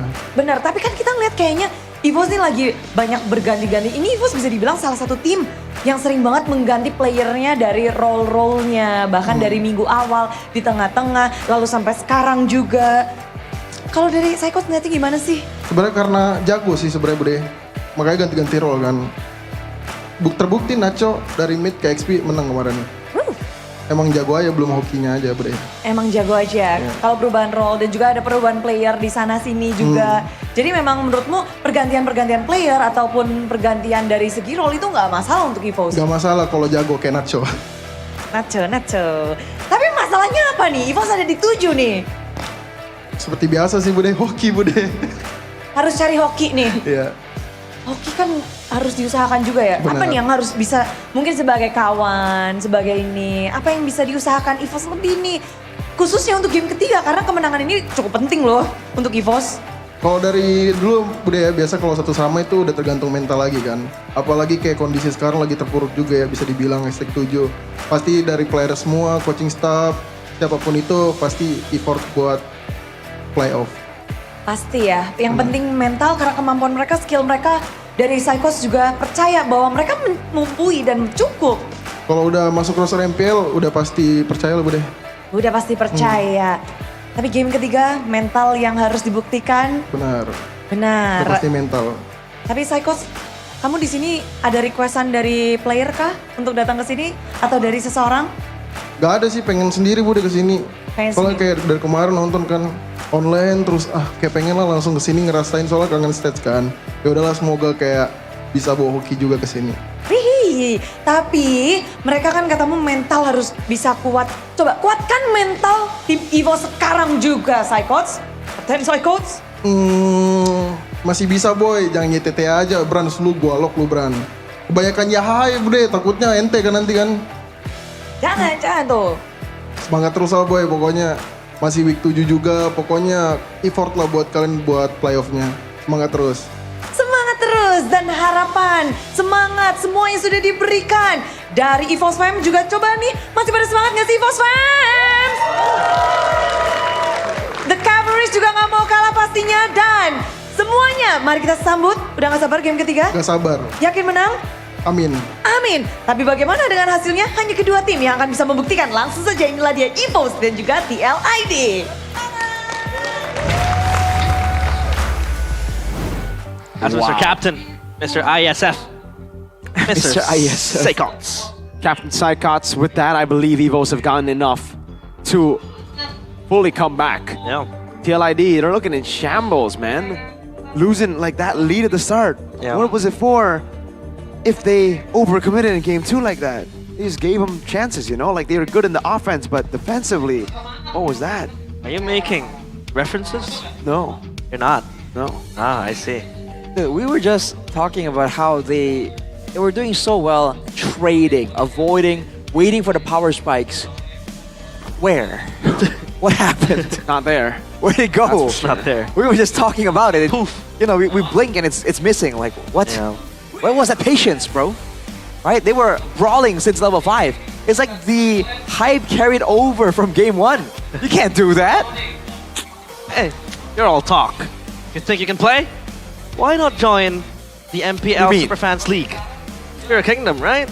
So obviously you should be in the Kingdom team. But I don't think I'm in a super fans league though. Ah. This is for the super fans. It is for the super fans. This is a I'm a platform. super fan. He's a super fan, you're a super fan. Look at this hair. Sort of. It's proof that I'm a super fan. Yeah, so this competition is a platform to prove which team community is the best and most united across Indonesia, not Manchester, while also giving super fans a stage to compete, BTR. unite, and show their pride for their favorite team. BTR. So if you're gonna be in the Bigatron super team, what role would you play? Jungle or gold. Ah. You can carry the team? What if Solo. you're matched up with like 4 epics? Gee. I mean, yikes. That's every day, bro. Wait, Navi! Navi's number 1? Yeah, we talked about this yesterday, no? Number 1 up there. Wow. Navi Lysel. Liesel? So Navi was like, we don't care about MPL ID. We care about MPL ID. Oh my god, look at number Superfans 2. League. Juragan Troopers. Juragan Troopers. Hey, where's the Kingdom? I think we're at all the way 6th down. place, I Anarchy think. Kingdom Bang Get Bang. humbled, Arashi. 8th place and 6th place. That's a W name though. RRQ Kingdom Bang Bang. Araki Kingdom. Nah, it's actually them calling, you know, people in Indonesia. Araki Kingdom Bang Bang. Bang, bang, Bang, bang, hey. Bang Bang, tolong Bang. But what about Sonic Kocak or the Sonic Royal Sonic Makassar, Royal bro. Makassar? Okay. So, interesting names. Makassarian players. Roar 16. Roar. I wonder what team they support. How about Evo's Academy? It's a bit on the nose, bro. Evo's Academy at 9th is crazy, dude. Like, they used the name Evo's Academy, and then they went all the way to 9th. Like, Psychots might want to look at this. yeah. But Geek Osiris though. That's an Egyptian god, right? Yes, Osiris. sir. Yes, it is. Geek Slayers. They wait, are they? The Geek Geek Slayers. Slayers. Geek Slayers. Whoa! What did the geeks ever do to you? So, are they sabotaging themselves by Exactly. slaying Geek while Right. representing Geek? But I think the Troopers, Juragan Troopers, will win the whole thing. Oh, really? You gotta face off against Navi. Come on. Dude, I got troopers. Navi. Dude, I got troopers. Navi lights up. RRQ Kingdom Bang Bang. On 8th place. It's not how you start, it's how you finich. Nah, it's a marathon, not a sprint. I don't know if that's the finish. That's the what scores, though. That's what Ghani's team says every season. What? Ooh. It's not how you start, that's how you finish. It is. It's always how you... Second place, FC. Second place, FC. Shout out to Ghani. That's brutal, man. Aye, aye, aye. But of course, the game recap from game number 2. It was a match between Aronchiki and Albert in terms of the damage dealt because, you know, Aronchiki was there, 45k damage, and Albert was also there with a lot of damage, basically. But the gold department, though, Albert's just farming his way on towards the blade of the game. Yeah, man, Albert was doing so much better there. Fabian on the Hayabusa. I think we had high hopes for it. And there were maneuvers in the early game that were designed to try and get him that success. The dive onto Suelo, right? The initial kill attempt. Unfortunately, it came at a cost. Because they were so intent on trying to bait Suelo in there, you know, the bait they dangled in front of Evos got absolutely wrecked, absolutely consumed. It could be said to be the main starting point of Evo's snowball. So Team Liquid ID, if they really want to go for the brawl style, they want to match Evos in the aggression, go for it. Like pick, you know, consider the matchups a bit better because especially with the Tsushin, right? It came out kind of early in my opinion and the Eve was left open the whole time. So, I mean, I think we were talking about the Lucas potentially coming out. I feel like, yeah, the fact that they kind of maybe changed plans after seeing the Eve there becomes a bit of a problem, man. So, I don't know. They have to kind of pay more attention to the lanes and how the early game is gonna go. They can't just get like a good teamfight composition and expect Evos to let them scale up to their power spikes and fight. Now, Evos, obviously.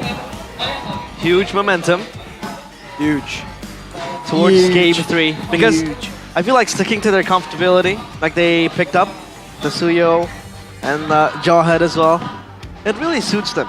It really suits the aggressiveness of Albert in the early game. He was able to funnel himself with 6 kills total in that match. So, obviously, if they're able to stick with what works, I think, you know, don't change it up. I mean, still Suelo with the Eve, even after what happened in game number 1. Yeah, you can just double down. And it's so funny that for Evos, after the 3-week break, they seem to be trying out so many different things. They have so many different ideas. Where did it take them? Back to the Jawhead Suyo combo, bro. if it still works, if it ain't broke, don't fix it.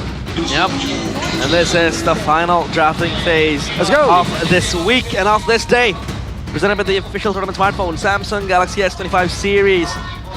We're in 2 bands in, and Liquid, they respect the heck out of this Jawhead. They ban it out. Meanwhile, for EVOS, it's still the same. The chip and the Fanny taken out. Fanny and the ship, Harith taken away as well. It's a battle, it's a brawl, ladies and gentlemen. We're not going to see these signature picks come up.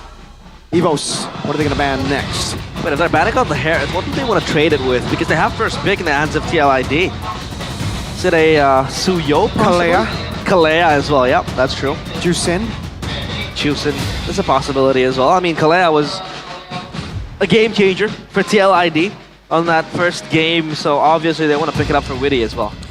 Yeah, it's a great pick. It allows Team Liquid ID, if they want to go in for that brawl, to get an edge there. It's flexible, it can go defensive and aggressive. Oh, Kimmy. Did that go the Kalea? Interesting. All right, Team Liquid ID will have access to it. So any kind of assassin that Evos want to bring out here is at risk of getting coiled up in that Tsunami Slam. I mean, the Kalea was one of the most significant figures to be played in the first game by Witty. Now EVOS, will they open up their cards in the jungle here? So far for Albert, he was having a shaky game 1. It was mostly a shutdown towards him, but game number 2 it was insane for him. A Granger's open and a Joy as well. But for the Joy though, is Kalea going to be able to just lock down the Joy? Yes, if the Joy strays too close to the Kalea, that's a catch angle for Witty immediately. Interesting here for EVOs. They get the mix of magical and physical damage. But Team Liquid ID doubling down on the Phobias and the Hayabusa with the Kalea. They feel like they have what it takes. Hang on a second. The glue comes in through. EVOs, they might be forced to ban out the Faramis here just on the off chance Team Liquid ID are willing to make it work for them. Yeah. Because, okay, with the Phobias, with the Kalea, the Netherrealm is already a great spell. Against the glue, with that burst potential, able to spread over the whole team, I feel like it's a bit too costly to overlook for EVOs. I agree, the Faramis is going to be a very good pick to go for, but they ban out the Farsa first. Speaking of good picks though, I think for EVOs, the Navaria deserves a shout. With the Granger already picked up, and up against a composition that kind of needs to go for the pickup, gets close, revealing them, stopping the ambushes, stopping the assassinations from happening will be a pretty okay tool to have. It's just, can you survive against the Haya as a Navaria? That's it. That's all Suelo needs to think about. Yeah, especially when you have the Astral Echo that really reveals information through the bushes as well. I thought at first they will be the ones to pick up the Farsa themselves to round out the poke composition that they have with the Granger as well, but they banned it out. The Valentina taken out as well for TLID. Valentina denied. Interesting, that could be... No, hang on. I was thinking about the Lucas possibility whenever the Valentina is in the picture.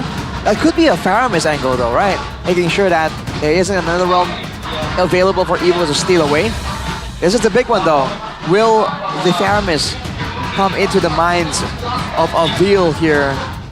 Do they have something else they really want to deny from Team Liquid ID so badly that they're willing to face the potential of a Faramis? Now EVOs, obviously, with one ban, will it be the Faramis or will it be something else? Oh, it's over over. the Beatrix. So now, TLID, got to take it away. Are they going to try to take away the Faramis first? Is that the idea? That's a weird comp though, if that's what they're planning on. Exactly. It's a dive comp with a Granger trailing behind. But against a dive comp like TLID, doesn't the Faramis gives you safety? Well, technically, if Team Liquid ID plays dive, if they play pickoff, like how do you guarantee? You're just forced to actually commit whenever one of your friends is getting engaged on, because you have to stick together. Yeah. And if you're gonna stick together against a Phobias, there you go. Yeah, it's looking a bit difficult, but that's the option that EVOs want to explore here. So TLID, they can go for the Yeve again. We've seen the Yeve be means to stop the Faramis in his tracks. What else? Any big AoE tool will be good. Something with survivability to deal with the Joy can be great. So Moskov. Gold. Oh, Moskov. Yeah, Moskov I think I'm okay with. The mid lane though, there's so many options. It depends on how Team Liquid ID want to approach this. Do they actually still want to double down on the pick-off potential? Do they want to go in for a full-on fight? How they want to do? Carry. Oh man. That's single target. They need AoE. Okay, there you go. Okay. If they went for... All right. Weave and carry. They're going to play the normal Kalea carry, pick off into a one-shot single target. But remember, there's a Faramis. So if you do go for those pick-offs, it's going to be tough. I'd say it's going to be tough. Roamer though for Key. Tig? Yeah, Tig. You need some sort of a engage, I'd say. Tig is awesome here. Yeah. AoE as well, right? AoE is the name of the game here. Against all of this dive, they're gonna need something to stop Witty as well if he really goes in for those risky plays. El Momento definitely has it in him. Will this be his redemption game? Because we have seen him not touch these momentum heroes. What? Hylos. Are they more of them trying to sustain the damage? Okay. It's also a way for them to actually get an engage technically. If they went for the take, I guess it is an engage, but they can't really chase the members of Team Liquid ID too far. So they're going for a more team fight look here. I don't know though, against a carry though? The Hylos? You're in for a world of pain. Shred it down. The carry out. Obviously, Tank Eater It's basically dinner for Aaron Shiki. Don't forget the slows from the Yves as well. You're gonna be lumbering through the Void Crystals and the Void Blast here. Interesting. I feel like there's potential for both drafts though. It's gonna come down to the game plan. How they play the first objective is gonna be very telling on how the fights are gonna go. A game of fate to close out the week. EVOS, will they be able to climb back up, or will TLID kick them even further down? It is EVOS against TLID, game number 3. Make it or break it for EVOS. They are fighting for their playoff contention lives. Still 7th place in the standings. They need a win desperately. Need underline, bold, italic there. They desperately have to get this done. In the lanes though, I think in the early game, Brands on the Granger is going to be having a better time against Aaron Shiki. Same thing can be said for Reggie. The glue against the Phobias is a known matchup already. In the mid lane though, that's a whole different story. The Yves, I think, will be able to clear still really, really well. Ooh, Brands gets that gold buff. Yeah, the Kalea and the Yves, definitely a bit more dangerous than the Hylos Faramis. Ooh, looking at the emblems right here. Hang on, the 2v2 is kind of distracting for a little bit. Yeah. But yeah, the tenacities for the frontliners of EVOS, definitely important. It's going to be an inspire though for Sway Low. It's all about getting the spells back up in time for those big moments. Like I mentioned earlier, the only catch they really have is going to be the Glorious Pathway with a glue like lumbering towards you. So they don't really have a lot of surprise tools. So Albert is going to be a bit more limited because of that. Yeah, at least the electrifying beats. It's always available as well for Albert. And so far, TLID, they might look for the 2v3 in mid, but no. Key with the Revitalize. Very a bit early. premature there. Yeah. Very, very early. That's good info. He's going to be down for, I think, yeah, Turtle. They won't have it for Turtle. No. Might look for this objective, knowing the fact that Key doesn't have the Revitalize. Witty is here as well. Albert just trying to clear his purple buff. And this might be a fight where it breaks it. It's already too low right now. RWM come down. Retribution from Fabian. Key gonna be slain. EVOS disconnected. Reggie will be able to get onto him, but around with the flicker forward gets him. One more shot, 2 kills, and a turtle for TL. What is happening to EVOS? They got bashed. That's what happened. They were split up apart there. Typical ID made the first move onto the turtle, and EVOS were greedy. They were trying to do so many things there. Go for the purple, their own purple buff, contest the turtle, and also get Trio and threaten a fight. Way too many things. Arashi, this has happened twice now. Twice, okay? It happened yesterday in the Classic Derby. It's happened again here. I like the whole XP lane go mid rotation type deal, but you need to get your mid laner to a spot where he gets level 4. You don't come in to soak in the entire wave and only you get 4. Swalo wasn't 4 in that fight. Meanwhile, Yehezkiel was. You saw that when Phobius went to the mid lane, he didn't instantly help clear the wave. He actually gave Yehezkiel a bit more space for him to get a little bit more XP, and then he decided to help clear. EVOS have miscoordinated on this twice, and it's literally costed them games. Yep. And even if they did do it right, there's an argument to be made that the early game is going to be so much more favorable for Team Liquid ID. EVOS, we've seen this before. With the Faramis, you have sustainability, but can the members that you keep alive output the same kind of damage? With a Hylas and a Glue, I don't really think so, man. Against a Phobius, against a Yves, with the Kalea healing them, I felt like that whole scenario was doomed from the start. I don't know why EVOS even attempted it. Yeah, recurring mistake happening for EVOS time again. And now, obviously without the Netherrealm in that fight earlier on, Turtle, EVOS do not have the advantage. This time they might blitz it for the second time. Ooh. The point is, right, the whole point of a team fight is because you have Faramis. You want to try to sustain. If he doesn't have ult, then it's already bad. Witty in the back, able to find a Tsunami Slam. RWM instantly locking him down. Another round comes in, but you can feel the lead. Shadow kill in the back. Albert will be taken very low. Still able to escape though. It's going to be Witty who will fall. Together with Key, Aaron Shiki able to go down. Albert dives in deep. It'll be the shoulder bash now. Also in for the pursuit. Aran getting it. Fabian jumping on the sway low. Has to purify. Another jump in front of Pursuit, another one! Dunking on Suelo to claim the double. Brands unable to get the kills back. Is that worth it though for EVOS? Overall, I don't think so. Again, I don't think they should be fighting. They should be waiting for the right kind of power spike, because you can see exactly what happens there. Aran on an absolute warpath, just bashing everyone down. They don't really have the power spikes. They need items if they can really threaten the full roster of Team Liquid ID. If you're just looking on the base passives and skills of the heroes, Team Liquid ID are very happy to take these fights again and again. Of course, Starlium Sight ready for Albert. Again, still having to wait for even greater damage. The Pavian might steal this! He will. He'll take it away from Albert. He wasn't expecting a random Kakashi to make his way into his own jungle. Winnie conceal. Oh, he tried to bait out a few skills, I'm guessing. That's Kakashi jutsu training in the woods. And that's why he's a ninja, right? Comes in undetected.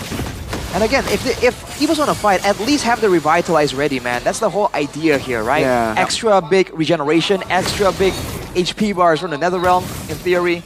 They should be using all of the tools at their disposal right here, because Team Liquid ID are definitely doing all that. Skypiercer completed for Brands at this point, but he really isn't in any position. He's kind of roped into a lot of these scenarios now. In fact, Aaron Shiki seems to be having the better time. So I think it's inclined to join the fight at least to, number one, get early stacks on the Skypiercer. Who knows? If you get the last hit, it'll be very advantageous for him to build up that stack. But oh no! Oh! Dabran, can you survive? Good slam from Reggie to stop that from happening, but Brands needs to recall. And that's it, right? With the Granger, when you have a Hayabusa jumping in front of you, above you, you need peel, and I do think in a situation like that, Brands is just so susceptible. And later on, there's no easy peel available for EVOs either. It's gonna be key with the Law and Order, the stun. That's about it. The Reggie can maybe, stop someone for a short period of time, but nowhere long enough to be, effective. But Aran getting poked down here, that's the other advantage that EVOS has, the range. But they have to be careful. If they want to play with that range, they can't be caught in choke points near the neutral objectives, slowed down by those Void Crystals. Aaron Shiki is in the picture now. Key, Reggie, whoever gets jumped on will be deleted. Problem now for EVOS. Throwing. Whoa, great initiation. Eskiel taken out before he can even notice that he was engaged on. 1-0. Turtle should go for free to EVOS. That's a very important kill, because the Eve now out of the equation, no damage whatsoever, and yeah, EVOS finally at least answers. Being thrown out in the wild, TLID, they relinquish the second or the third turtle. Great move there by Reggie, man. This guy just finds windows to really make the plays happen. Usually it's on an Edith, but on the glue, it's also finding great moments here. They're still behind though, so they still gotta be careful. The main issue around here already has a Radiant armor and a Dreadnought armor completed. Not a Quiros just yet, but he's gonna be able to stay in the front for a long period of time, man. Because the Joy, the main source of magic damage, in theory won't be outputting all the damage onto Aran. He'll be looking for Yeheskiel, looking for Fabian as well. So it's gonna be up to Suelo, and he, I don't think, outputs all that much damage enough right now to threaten Aran away. Yes, it's back to the waiting game. And I don't feel like a good idea. I'm not sure what they're planning here. Whoa, that's very quick. 8 minutes and 39 seconds. Wow. That is fast. And you know what the carry can do with the Holy Trinity. This Hylos might just be disrespected by the carry. And that's the other issue, right? EVOs, they have advantages, they've won fights, but they haven't been able to control the carry at all. Whoa, Tsunami Slam! Okay, well, another realm coming down as well. Fabian to the back will be, Chasey Seed! Quad Shadow back and forth, the Shadow Kill as well. That should be him falling. And it will be Suelo, Albert in the back line, able to find Aaron Shiki! Albert! Whoa! Gets away too! TLID crumble 1 by 1. Brands gets a shutdown. Oh, the White Tigers roar back to life. And TLID, they lose 4 in an instance. It has turned around in their favor. They just underestimated EVOS, man. Albert. Wow, that was the play that probably turned things around immediately. The dive towards the backline, deleting everyone. Fabian and Aran were too distracted trying to dive in and make it difficult for Evos. They forgot that their backline, you talk about having little peel for Evos, there's even less for Team Liquid ID technically if Aran isn't in the picture. Yeah. So Weedy in particular, again, has to coordinate with Aran here. If Aran wants to go forward, then Weedy has to stay in the back and be on babysit duty. And not to mention this Ranger just creeping from the depths of EVOS. You know how much of an insane damage dealer can be in late game with the Sky Pressure stacks just, you know, stonking up. And now the Lord spawned at EVOS. Not inclined to take it just yet. The positioning has to be impeccable here. Team Liquid ID, they want Aran in the front. They want to make sure Yehezkiel is in a safe zone. And if the fight breaks out, they need Aran to actually be able to reach and zone away the Prio members here. And they really, really need to get an eye onto Albert before anything even happens. Well, fight might break soon, but it's all about dancing with the Lord TLID. Ooh. Just baited it in towards EVOS. And so far, Fabian clears the mid wave. At least that wave will halt EVOS for quite some time. For TLID has their fingertips onto the Lord. Look at the wave on the bottom side though. Fabian already showing EVOS. They're gonna have to make their move soon here, but they're already spotted by Weedy and Aran. Going for the blitz. They're going for Fabian it. He's giving all in over to Key. He will be wiped before the NetherRealm can catch him. Good art will be able to zone him away now. That's going to be the winner crown found by Aran. Jumping in. Fabian looking for the angle. Finds it in the back. Shadow kill to Sway Low. He's isolated. Fabian won't be able to get the kill. The Reggie was baited all around. The front line and the back line, they were split by Fabian. Oh, Fabian isolation onto the back, and this Lord, it needs saving. But nobody is here to save the day for EVOS. That's the danger of the carry, man. Again, EVOS don't have a lot of tools to punish that carry specifically. You saw Key walk up thinking he's gonna survive for just a bit longer. But this is now Aaron Shiki with the Malefic gun. He has an extra range built in already, more penetration. Dude, EVOS have to operate like the front line is only temporary. Oh, slick moves there by Fabian. Doing a lot better here on the Hayabusa when it comes to impact in the game. Still on 0 kills though. Yeah. No kills funneled to him whatsoever. So obviously, for EVOS at least, for now, they can take a breather, but the Lord up top, Albert will try to clear it. Items though, radiant armor for Reggie. Try to expel that damage from Yehezkiel because this Yves will grow to become such a pestering menace in the late game as well. The Void Blast as well will just try to hinder EVOS from progressing. The Lord up top, trying to march in, and EVOS will look to clear this.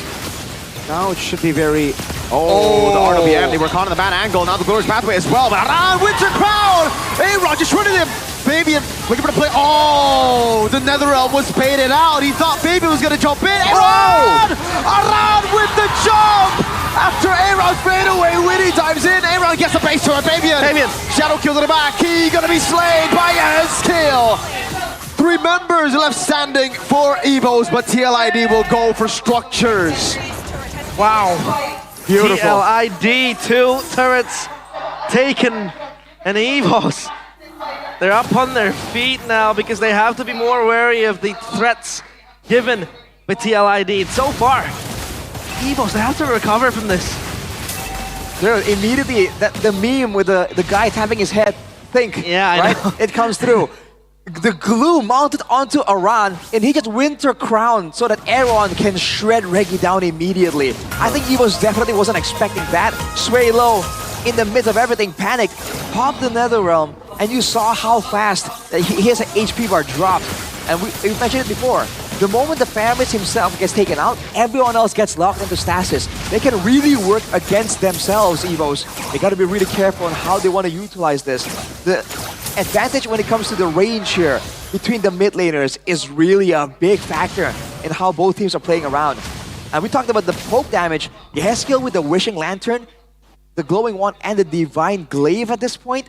Dude, he is gonna do a ton of damage before the fight even begins. And for EVOS, they don't have any built-in regeneration. They have to revitalize, but Team Liquid ID have the Kalia passive to work with.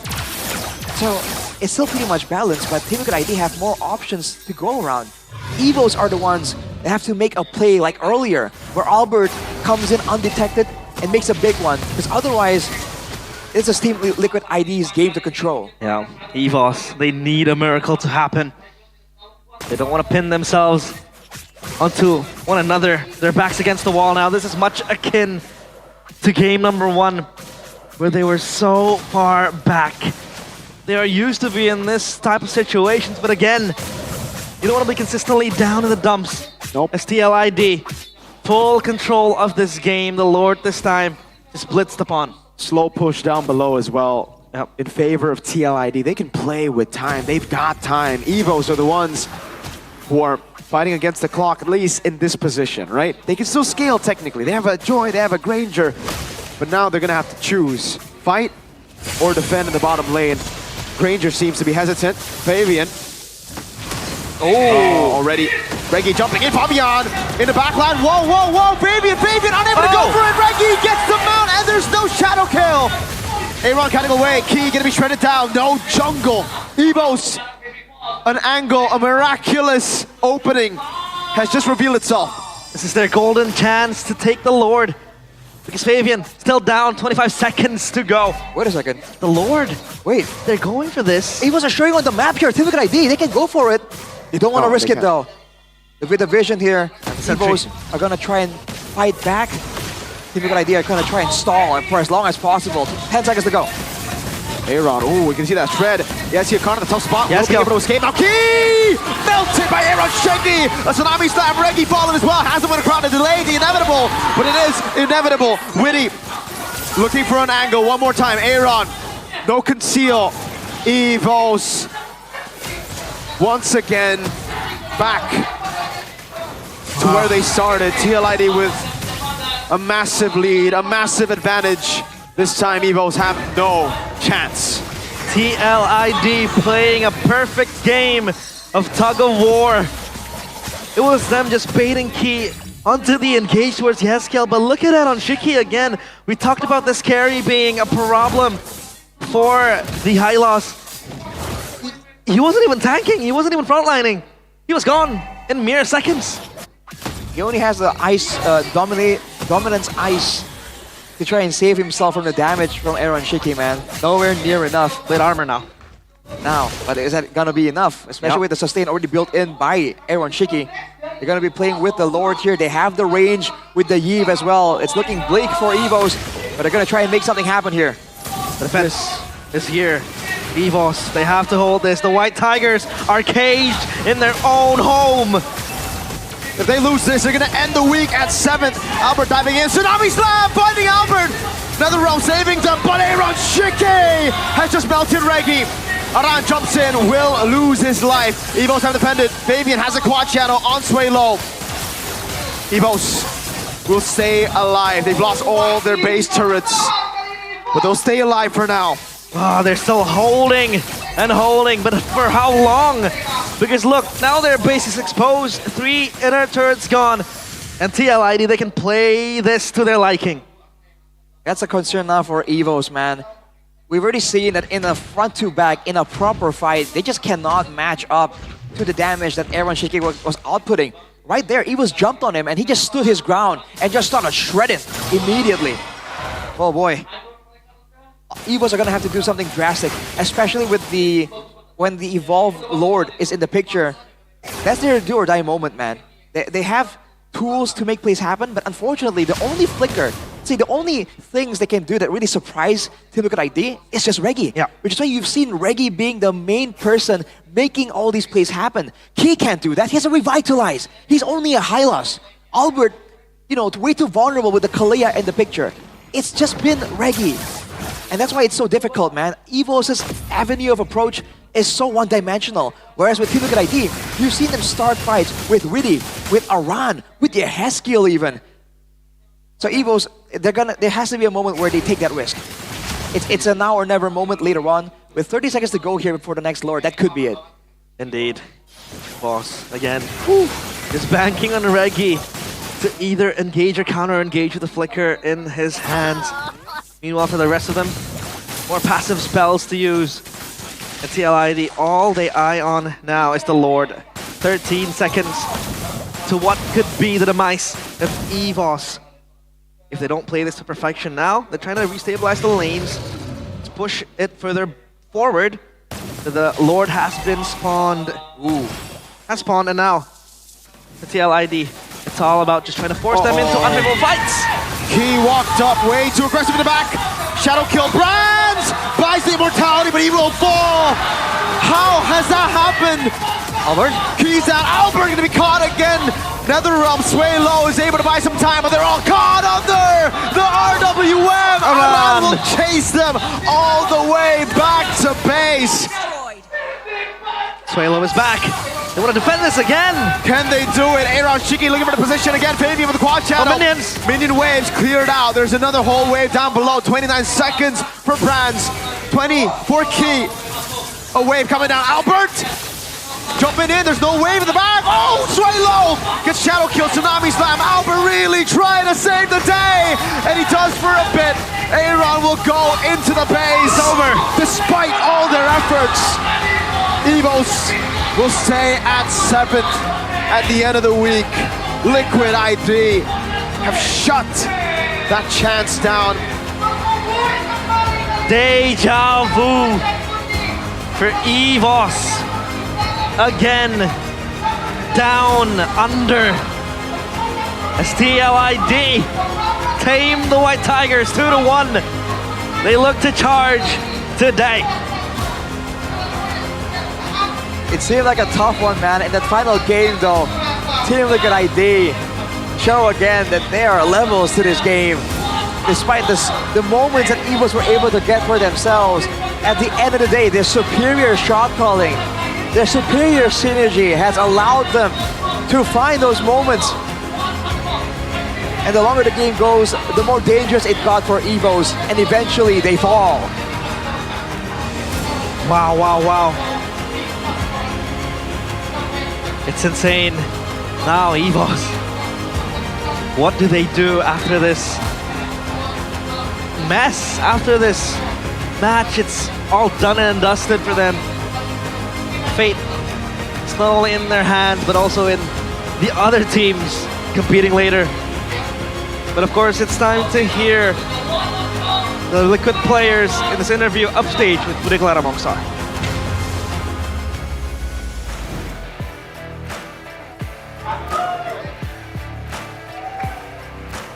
TLID, pasukan kuda berhasil menjinakkan pasukan macan di leg yang kedua, pembalasan dendam yang begitu manis untuk kali ini. Begitu ketat, begitu mendebarkan untuk TLID hari ini. Gimana Aaron? Ketat. Ketat? Ya. Seketat apa? Ngedapetin poin melawan EVOS di leg kedua ini pasti susah dong. Susah banget, sama kayak harapan mereka mau playoff. Waduh. Bentar, jadi ketika lawan kalian kalah, berarti ke depan-depannya makin sulit juga untuk EVOS ya sekarang? Enggak sih, gampang itu lawan mereka, paling Onyx doang. Oke, tapi sekarang, karena kamu tadi udah nge-spill ini kan bisa dibilang satu tiket playoff udah sold. Lalu satu yang nggak lolos juga udah sold. Untuk EVOS, kamu sudah punya gambaran masa depan EVOS? Punya sih gambaran, soalnya kata fans-fans mereka kan Iron nggak pernah menang tuh lawan Erlan kan. Oke. Tapi kenapa Erlannya nggak dimainin? Lawannya Brands. Berarti masih bener, Iron belum pernah menang lawan Erlan dong? Iya bener, tapi kayak kenapa Erlannya nggak dimainin buat sekarang gitu. Biar revenge gitu, balas dendam. Wow, jadi menang kali ini belum terasa puas ketika lawanmu bukan Erlan? Ya. Ya, berharap ketemu di playoff dan ada Erlan? Bisa mereka. Iya sih ya, masih harus berjuang, semuanya masih bisa terjadi. Dan tapi gimana sih, ini kan Brands bisa dibilang baru muncul. Dan tadi berhadapan langsung dengan Granger dari Brands dan juga hero-hero Brands. Seorang Brands, sosok yang sudah melalang buana di MPL dari season ke season. Gimana ngelihat Brands? Dan di musim lalu juga kayaknya memang beda gitu kan? Atau bagaimana kalau Aaron melihatnya? Kalau dari aku jujur ya Bude, aku ngelihat Brand sih udah improve banget. Jago dia tadi. Jago. Kan di musim lalu pun kamu juga selalu menang tuh lawan Brands ya. Mungkin di musim lalu tanknya doang kali itu.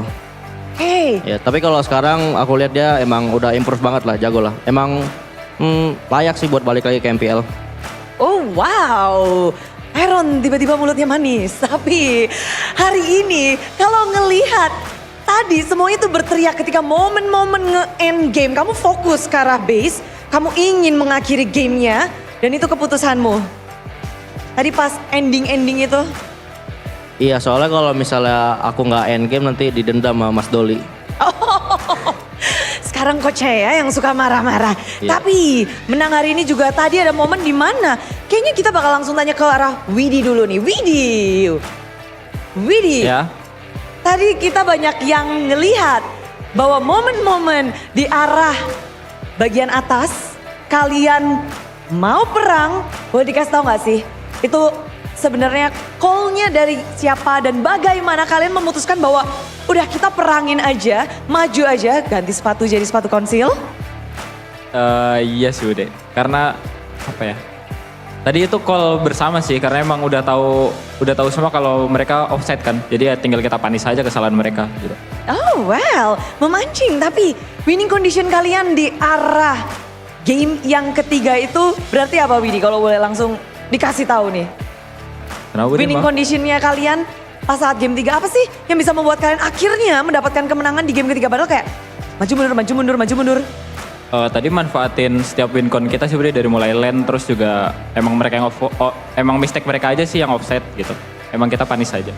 Dan kalian langsung memanfaatkan hal itu? Iya benar. Iya benar. Dan balas dendam Widi, bagaimana Widi? Balas dendam yang sangat manis tentunya untuk kalian. Cukup seru sih Bude. Karena apa ya? Derby biru mungkin? Gitu, ya udahlah ya. Tim biru-biru biasanya bersahabat. Dan kalau ngelihat dari tadi pun, Aran kamu lagi nge-push hero-mu kah hari ini? Aran? Sama kayak Hilda kemarin sih, selama belum di ban bakal aku pakai terus. Tapi nggak cuma kamu, tadi Regi juga kayak gitu.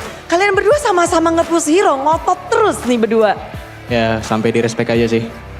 Sampai di respect aja, tapi udah cukup puas belum sih ketika satu match hero-mu 2 match. Oh, udah 2 match ya? 2 match dari kemarin, 6 game itu main PoV. 6 game main Poveus. Kamu udah seberapa dekat dengan Poveus? Emang udah hero aku banget sih. Hero kamu banget, tapi ini belum ada tim yang nge-ban. Gimana pendapatmu? Aduh, mungkin next match kali ya, belum tahu juga, nggak tahu juga sih. Nggak tahu juga, tapi dengan Regi juga tadi nge-push blue-nya. Iya. Oh gimana? Emang hero dia berarti. Aduh hero power aja. Aduh hero power. Satisfying? Ya seru. Seru. Dan ngelihat dari hari ini juga keseruan gak cuma ada gold lane, ada semuanya. Bahkan mungkin kalau dari Favian nih, bertemu dengan Albert. Leg 1 kalah. Leg 2 menang. Dari Favian sendiri apa nih yang mungkin Faviannya lagi jago banget, PL ID lagi jago banget, apa Evos yang malah lagi agak goyang? PL ID-nya lagi jago-jago banget. Jago-jago banget. Ya. Banget nih. Banget. Kalian habis ngapain bisa jago-jago banget lagi win streak 3 kali kayaknya? Mungkin banyakin bonding sih. Lagi banyakin bonding aja sih. Banyakin bonding aja. Tapi apa kita ngelihat kalau hari ini melawan Evos, game 1, game 2, game 3 juga seru banget. Buat Favian sendiri, game mana yang paling seru? Game ketiga sih. Karena hard game. Jadi kayak saling berlawan lah. Seru. Saling berlawan. Ya. Dan caramu untuk memenangkan game 3 gimana? Game 3 sih aku nggak main Bude. Sejujurnya ya. Ya karena emang digendong aja sama 4 bocah ini. Ditempelin glue terus kayaknya tadi ya? Iya digendong. Jadi ya nggak terlalu main sih. Tapi ketika hari ini hasil lebih baik, kalian terus-terusan. Menurut kalian sendiri ini kan dari klasemen benar-benar ketat. 1 tiket playoff hari ini sudah didapatkan oleh tim RRQ. Makin terpressure nggak sih? Kalau makin terpressure sih enggak ya. Karena kita yang pastinya next-nextnya bakal ngasih yang terbaik aja sih.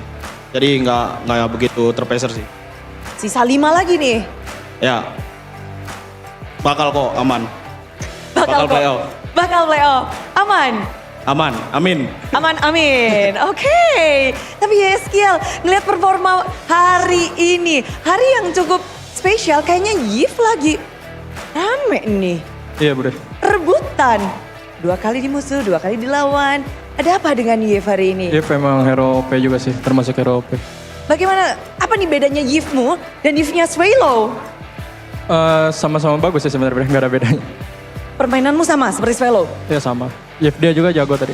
Oke, sama-sama jago, tapi ngelihat kejagoan kalian hari ini kan Yeskiel yang selalu tenang, selalu anteng, balas dendam nih Yeskiel.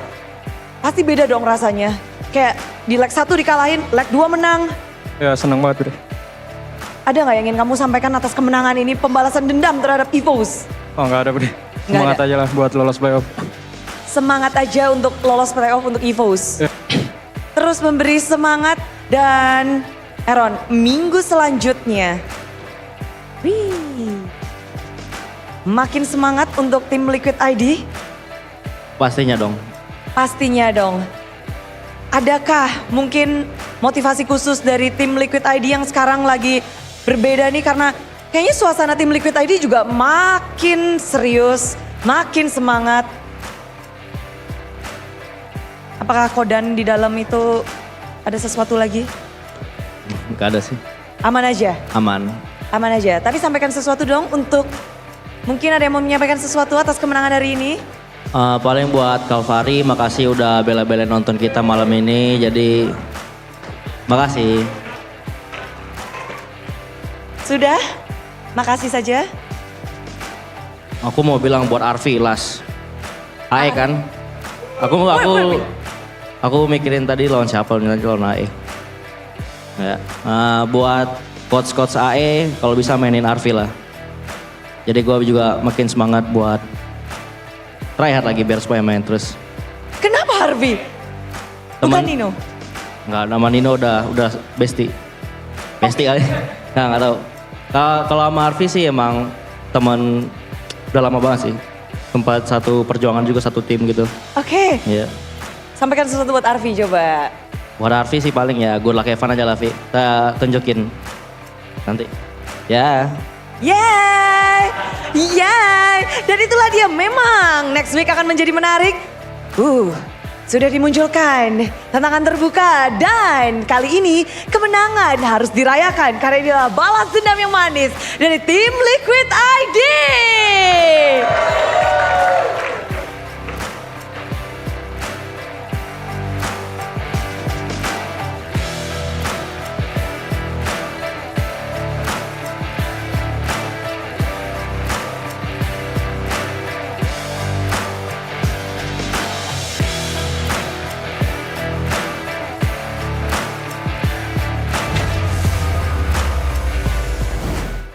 Look at that horse head, just dangling as if around. Team Liquid ID, you know, with their trophy right there. You know trophy hunting? You know trophy hunting? Trophy hunting? Not sure if I follow. It's when you hunt hunt animals. I see. You know, you have their you're a hunter now. heads as the trophy. So, TLID hunting themselves? I don't know. But at Hey. least they're able to tame a pack of white tigers and What in the world were they doing here? this was so off position. Yeah, I think he was trying to investigate one of the quad shadows to see if there's a chance to catch Fabian in the act, but I mean, even Brands wasn't all that close enough to really do anything, so they just got chased down. And despite having the glorious pathway there, he just could not match up to all the mobility tools, all the crowd control, the slows coming in from Team Liquid ID. So they got chased down, and they lost the chance to go for a decisive defense in the base. And that's because of the shot calling, so that's why the man we look to as the reason that all happened. Yep. MVP.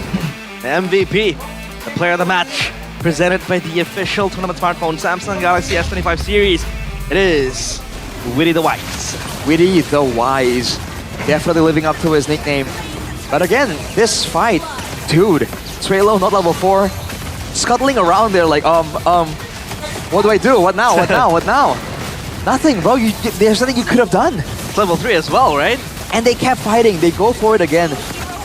It's almost like I feel like we've seen teams go for the Faramis and then really overestimate how much the Faramis can do in the early game. Because again, it's your enabler. You get people to survive, but they have to deal the damage and the utility themselves. So in order to get full value, you can't just rely on the Faramis to win the fights. And as the game progresses, it gets even worse, man. The fact that we mentioned this already. The fact that they picked a Hylos into the carry, I bet towards the late game here when he was really non-existent, they were thinking like, dang, a Tigreal would be quite nice right now. But unfortunately, they made their choice here. And this is what I was talking about earlier. Pavian dragged all the way behind enemy lines. That definitely was an interesting situation.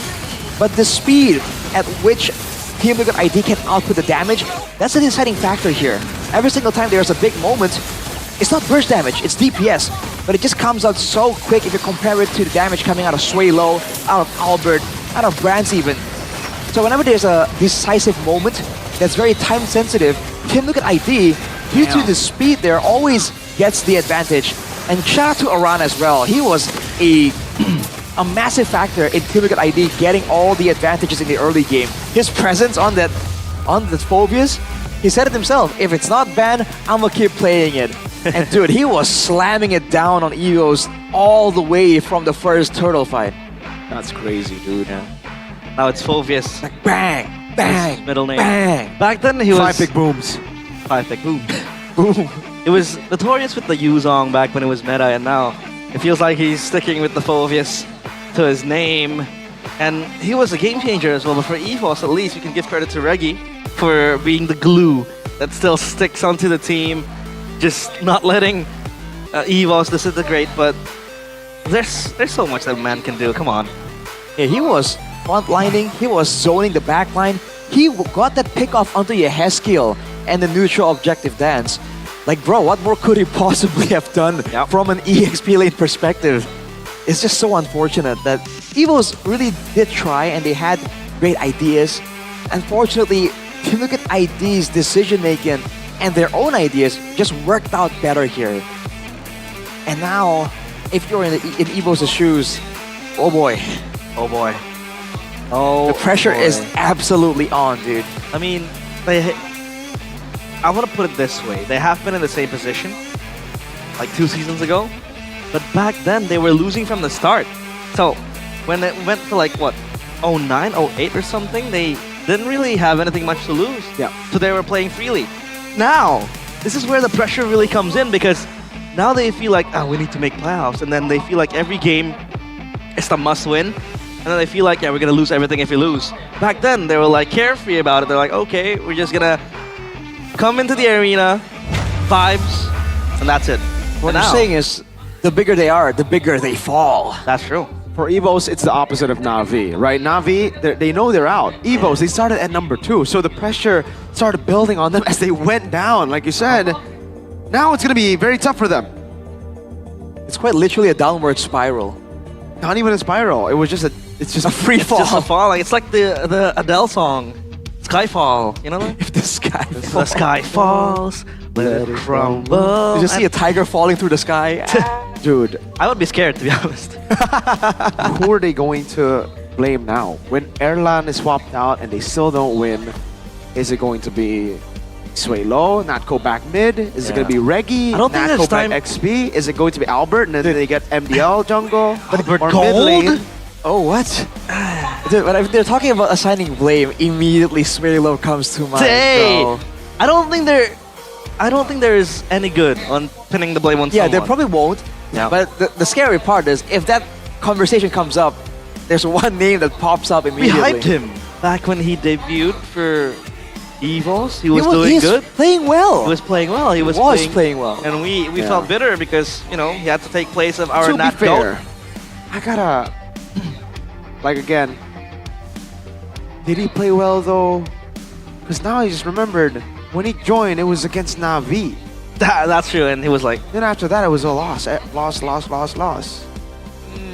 So... Wait, their last win was against Na'Vi? I believe so. I believe there was one more game, one more match they won, if I'm not mistaken there. We didn't see the check. potential Gonna for check. that, the unique picks, the Zasks and all that coming in for Suelo. But yeah, I do wonder if that's just something you can kind of, throw onto Suelo, or is it the communication? Because again, some moves will look really bad if your team doesn't follow up on it, right? That's a fact. Yeah. I think we can all agree that happens. I'm not saying that's exactly what happened to Suelo and Evos, but there's just more than we can just tell from just merely observing in a broadcast. Yeah. The pressure as well is different because we're we're wait. chilling. So Evos won against Navi. And then? Right, one more. And then. In week 3. Yeah. And then week 4, they lost to Dewa United. And then they beat Onyx before Yeb. And then they lost to BTR. And then now. All the way to now. So the last one they got was against Onyx without Yeb. Interesting. Aye. So what you're saying is it's time to recall Nat Goat. I mean, I don't think so. I think at this point, they're swapping too many things. I'm kidding. Stick to Obviously. We're at week 7, bro. Come on. But You're going to be switching again?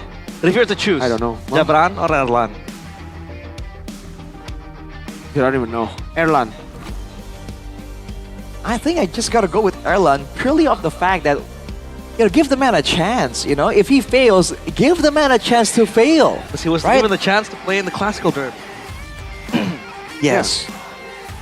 But I mean, again, you can't just be slotted in for one match. I mean, for the whole season. Yes. Well, at least longer, Yeah. right? Because at this point, even if he, fails to make playoff, he doesn't get that experience of failing either, right? True. Because it was, there was all these swaps going on. That is a good outlook. Let the man grow.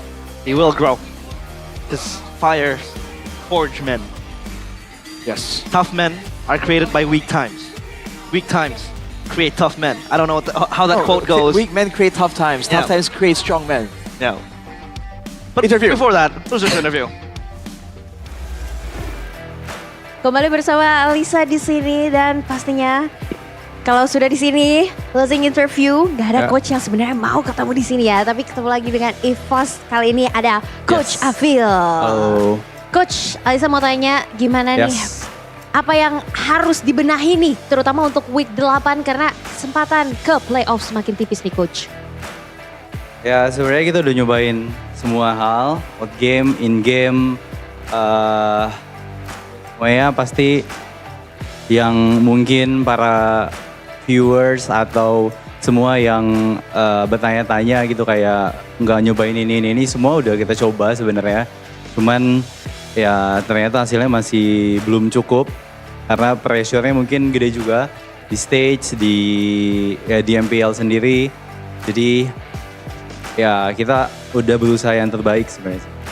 Sudah berusaha yang terbaik, namun mungkin hasilnya memang belum sesuai dengan apa yang diharapkan. Tapi Coach banyak yang bilang draft dari EVOS sendiri ini monoton. Kalau kita lihat kemarin ketika melawan RRQ, Regin selalu mengeluarkan edit dan sekarang selalu glue. Bahkan draft-draftnya tidak banyak perubahan dari match ke match. Tanggapannya seperti apa nih Coach? Sebenarnya kalau misalnya dari draft kita juga nge-adjust juga dari apa yang di pick musuh. Jadi kalau misalkan glue kan biasanya ngadap ke Poveus kayak gitu dan di game itu emang lumayan enak banget lah bahkan glue-nya main di situ. Jadi ya kita juga nge-react ke apa yang di pick musuh. Kalau misalkan Aran pick OP ya kita pick glue. Kalau Aran pick yang lain juga pasti kita berubah juga. Jadi sebenarnya bukan apa yang kita pegang, tapi kita lihat apa yang di-pick juga sama tim lawan. Karena kan kita second pick kan, kita lebih nge-react kalau second pick. Jadi ya kelihatannya jadi itu aja. Tapi hero yang lain pasti berubah lah, nggak cuma satu dong. Oke, jadi bukan karena pool hero-nya yang terbatas ya Coach? Oh enggak dong, mereka punya hero pool yang sangat banyak tentunya. Tapi when comes to match up, mereka juga setuju, mereka juga paham kalau misalkan ya pastilah Poveus ketemu dulu karena lebih enak gitu. Pastinya dapat dipahami dan dimengerti. Dan Coach, boleh gak sih kita kasih kata-kata mungkin untuk para EVOS fam yang sudah setia mendukung pastinya, silakan. Yes, untuk EVOS fam tentunya ini bukan posisi yang saya inginkan juga, bukan posisi yang tim inginkan juga dan pasti bukan posisi yang kalian inginkan. Cuman ya kita cuma bisa ngucapin makasih untuk kalian yang selalu mendukung dan minta maaf kalau misalkan kalian ngerasa tim kesayangan kita semua lah ya. Tim kita juga lagi nggak bagus performanya. gitu ya. Dan pastinya kita berharap yang terbaik ya Coach Afil. Apalagi di week ke-8 semakin dekat ke playoff. Thank you so much Coach. Thank you. Hope for the best untuk minggu Amin, depan. amin, Dan amin. jangan lupa Superfans dukung terus tim kesayangan kalian. Dan kita akan kembalikan lagi ke para caster. Silakan caster, take it over. Obviously, Coach Avil doesn't look pleased by He the looks result. sad, bro. He looks sad. I want to give him a high five. High five. Pat on the back, you know, like. But this was basically a run in that game. It's pushing at Evo's back. Yeah, it's more like a shoulder bash. Shoulder. Bro. Bang! And then a boom, bonk in the head. Boom, boom, boom, boom, boom, boom, boom, boom, boom. Bada bing, bada boom. I mean, at this point, what's the recovery plan here? Dude, I remember don't know. early on when they took their first loss. I forgot what the first. I think their first loss was against Alter Ego. When they took their first loss, Avil took the loser interview, and I remember him saying, "Yeah, we were just not coordinated. There were a few bad calls here and there, but we can work things out." Second loss comes in and says, "All right, there was some mistakes there. There's also draft got overcome." Then it kept on like every single loser interview, he would add on to the problems, and there he was just like, "Oh man, we know we've disappointed you fans, and we'll try to do better because it's piling up a bit too much now. Like they're gonna have to fix these issues." They need to fix those issues, and in the upcoming moments, we also have something to look at. It is, of course, the national team of Indonesia competing at the 2025 SEA Games in Thailand. Saudi Ha. It is going to be the TLID roster. Of course, you see right there, Kyo with their own names right there. You know, a Christian Witty, a Sultan Christian Muhammad, Witty, Fabian Bayu, Christian Witty. Putra. Yeah, all these guys. That's such a cool name, honestly. Congratulations to Team Congrats. Liquid Indonesia for being the representative of Indonesia. But also, I got a question. Where did we get this? Like, usually there's a qualifier. Was this a closed door qualifier? I guess. But look at Team Liquid ID though. Number wow. 3. That's a huge jump. They climbed from. Realize, look at the net game win. All Wait, I what? need is a win, bruh. Oh, Onyx! Wait, it's Onyx 6! 6th place. Unfair. This is unfair. This is, what do you mean it's unfair? This is unfair. It's just cold hard stats, realize. Because Onyx played only one game this week. Well, it is what it is. Bigatron played only one game this week too. That's true. No, that's not true. They played twice. They lost to Liquid. Oh, that's why. 2-1, yeah. Oh, man. Again, it's so close, man. It's unfortunate for Navi, by the way. It's off the bat immediately. They're done. But oh man, everything else is just so close right now. Man, 0-13. RQ obviously qualified for playoffs. Geek Fam as well. Yes, sir. I mean, we. What are you laughing about? Nah, I mean we were talking in the broadcast when it was Bigatron against Navi. Bigatron when we were like, Bigatron locks in top 3, and then boom. Because they were up until Liquid won. Number 4. They were up until Liquid They won. lock in top 3 until the final match of the week. But it's okay. We have better net game win. Look, 5. So if they win, they will rise up. Actually, they will rise above GeekFab if they win. Because the net game win are so good. The number 2, basically. If they win. They got Onyx, I believe, Alter Ego, Dewa United, and GeekFam next. Oof. That's a set of tough matches, obviously. For sure, for sure. And for EVOS as well. I don't know what the recovery plan is. Again, like I said, for EVOS, they have to climb back up. But then, who becomes the sacrificial lamb if EVOS is going to climb up? I mean, all these teams, they deserve to be in the playoffs. But yeah, so far it looks very bleak for EVOS. I guess for them, an Alter Ego. Alter Ego? You don't want to have. No, it's have between Alter Ego? them and Alter Ego. Ah, okay. Damn. And that's the thing, though. This is how it should have been. You know, previously in seasons past, when we know we know exactly who isn't gonna make it, that's not the real competitive league we're looking for. This is it. It's so close. Yep. So close, and no exact answer, but the answer to the Rookie of the Week is Toy. Obviously, this guy, very vital to RRQ in every stage of the game, and he can always be a game changer. Critics towards him was the fact that on the laning phase is very good. He's very stable. He could really carry the farming patterns, but when the team fight comes in, this is where he kind of struggles a bit. And it feels like from the weeks that has been going past by, he improved a lot this team fighting. In the past, I think we've always just seen him as a template gold laner, a guy that gets things done consistently for RRQ. We saw a glimpse of him being able to carry games against Onyx with the Irithel, if you guys remember. And then today, yesterday, he performed out of his mind. That Moscow play. The reason he's not player of the week is because he got outshone, in my opinion, by his own teammate. His own teammate, player of the week. Imagine the MVP leaderboard being led by a roamer. The middle part roamer, it is Edok.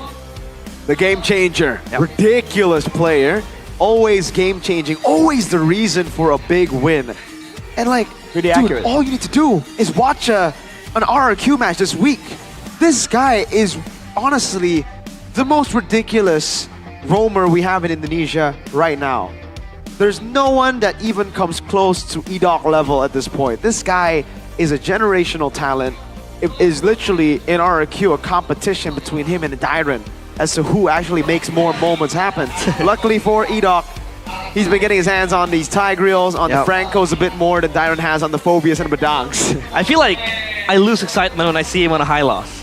Because I want to see him on a playmaking type of hero, so yeah. That's usually when they lose too. They need Dyron or Edok on a game, on an initiator. For sure. And this is next week's schedules, in which 3 days of action, TLID against Alter Ego, Bigatron against Dewa, Geek, TLID, Alter Ego, RRQ, Bigatron Onyx. That is one match to watch, and of course on Sunday, Rumble in the RRQ jungle against Dewa, Onyx against EVOS, and Navi against Geek Fam. Onyx against EVOS. This is a make or break game.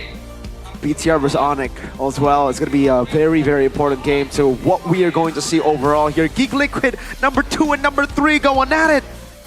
Every match is so intense now because it's so close. It's close. I know we say it every season. I know it gets tiring, and I know you think we're just saying it for marketing purposes. But if you look at the standings, you actually see it getting closer and closer every single season. So it's not... We're not committing fraud here. This is real. It's real. real. It's competitive and the most competitive. Realize is real. And what is real? What? Are the tickets to MPL ID Season 15, because the tickets are now available as they have always been. You can buy your tickets through the GoPay app or the official MPL ID website and get free diamonds. Free diamonds. You don't want free diamonds? Oh, I love my free diamonds, for free sure. Diamonds? I already have free diamonds. Unlucky. But of course, the playoffs tickets, batch number 1 for MPL ID Season 15, are now also available. You can get your tickets on the official MPL ID website because they are selling fast. And Season 13 playoffs, it was a banger. 14 playoffs, it was a banger as well. 15, banger. I think it will be an explosion. I love it, man. I mean, we don't even know the venue yet, but you guys can go and check it out first. Get your tickets, and then later on, well, it will be in Jakarta. I think they've confirmed that it will be in Jakarta. Jakarta? Because where could it be? Jakarta. Imagine Velodrome again. Imagine if they have it in your house. The playoffs. I don't think it'll fit that many people, man. I think like I can fit We'll just the take players. Just the players, the casters, no camera crew. No camera crew? No one else. I think that's all my... No Indo broadcast as well? The casters with Indo broadcast, but that's about it. No panel. No if panel. It's in my house. Whew. What about your house, Rashi? Not nowhere near big enough to host an event of this scale. The playoffs, dude, looking like this, there's gonna be so many people, man. Come on, no way. Yeah, so many people, so many hype. So I'm gonna make a prediction. Velodrome. Velodrome? This is a wild prediction. Nah, you can't. I think Season 13 was in the Velodrome, so I don't think they're gonna repeat that. I think because it was, they're gonna repeat it. But of course, it has been me, Realize, with Mirko, and Arashi. It's been a pleasure. So please comment down below your predictions for the venue, the MPL ID Season 15 playoffs, because this is over now. The season, week 7. Week 7. Week 7 is over. Day number 3 has been your closure for now, And so far, it has been very close for all the teams. So, of course, by then, you have to get yourselves peeled for more of actions next week. So that has been it for us. MPL ID Season 15. Wait. Hold up. Practice. Hold up. Wait. Hold up. Do it again. Hold up. Hold Do up. it again. Gonna practice it. Do it again. Do it again. I'm Do it stuttering. again. I'm gonna do it again. Okay. Ready. Focus. Focus, Arashi. Ready. Focus. We're ready. We're ready. MPL ID Season 15. We own this.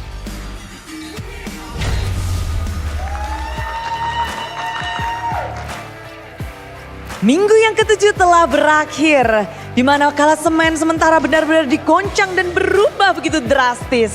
Kita bisa melihat bahwa satu tiket playoff sudah berhasil didapatkan oleh tim RRQ. Dan dengan demikian, tinggal 5 tiket untuk babak playoff tersisa bagi tim-tim yang masih berjuang. Kita melihat bahwa klasemen sementara ada 2 tim yang mendapatkan 8 match point kemenangan. 3 tim, 7 match kemenangan, dan posisi 7 dan ke-8 mereka masih harus berjuang keras dan benar-benar memberikan segalanya karena bisa dibilang ini adalah harapan tetes darah terakhir bagi mereka. Harapan ke babak playoff masih terbuka bagi semua tim kecuali untuk Navi. Navi memang tidak bisa melanjutkan perjalanan ke babak playoff, namun mereka bisa menjadi batu sandungan. Dan boleh diingat bahwa acara ini MPL Indonesia Season 15 powered by Moontown, supported by PBSI, presented by official turnamen smartphone Samsung Galaxy, official e-wallet GoPay, official sponsor Head and Shoulder, official coffee partner Good Day, dan partner ini sports kita ada Telkomsel, Dunia Games, dan IndiHome bersama dengan advertiser Kacang Sukro dan Hawkband. Tak lupa supplier kita RSV Helmet. Minggu ke-7 sudah berakhir, namun kita masih belum tahu siapa yang akan melaju ke babak playoff. Hanya 6 tim saja dari 9 tim yang akan berjuang. Dan kita harus melihat bagaimana tim-tim ini akan melanjutkan perjuangan mereka, jalan ninja mereka ke babak playoff. Dan kalau kita juga ingin memberitahu bahwa ada sesuatu yang spesial, tentu saja inilah dia. Kalian bisa membaca di bawah ada pemenang. Selamat, congratulations untuk Arjuna Raihan. Di penghujung acara kita masih ada yang spesial buat kalian. Sebuah kejutan yang kita pun juga terkejut. Dan kamu pasti juga happy kan? Karena mendapatkan hadiah ini. Congratulations sekali lagi. Dan kejutan apa yang akan hadir di minggu yang ke-8? Karena semua tim masih penuh pengharapan. So di sini Bude ingin mengucapkan selamat tidur. Sampai jumpa lagi di minggu ke-8 MPL Indonesia Season 15. We own this.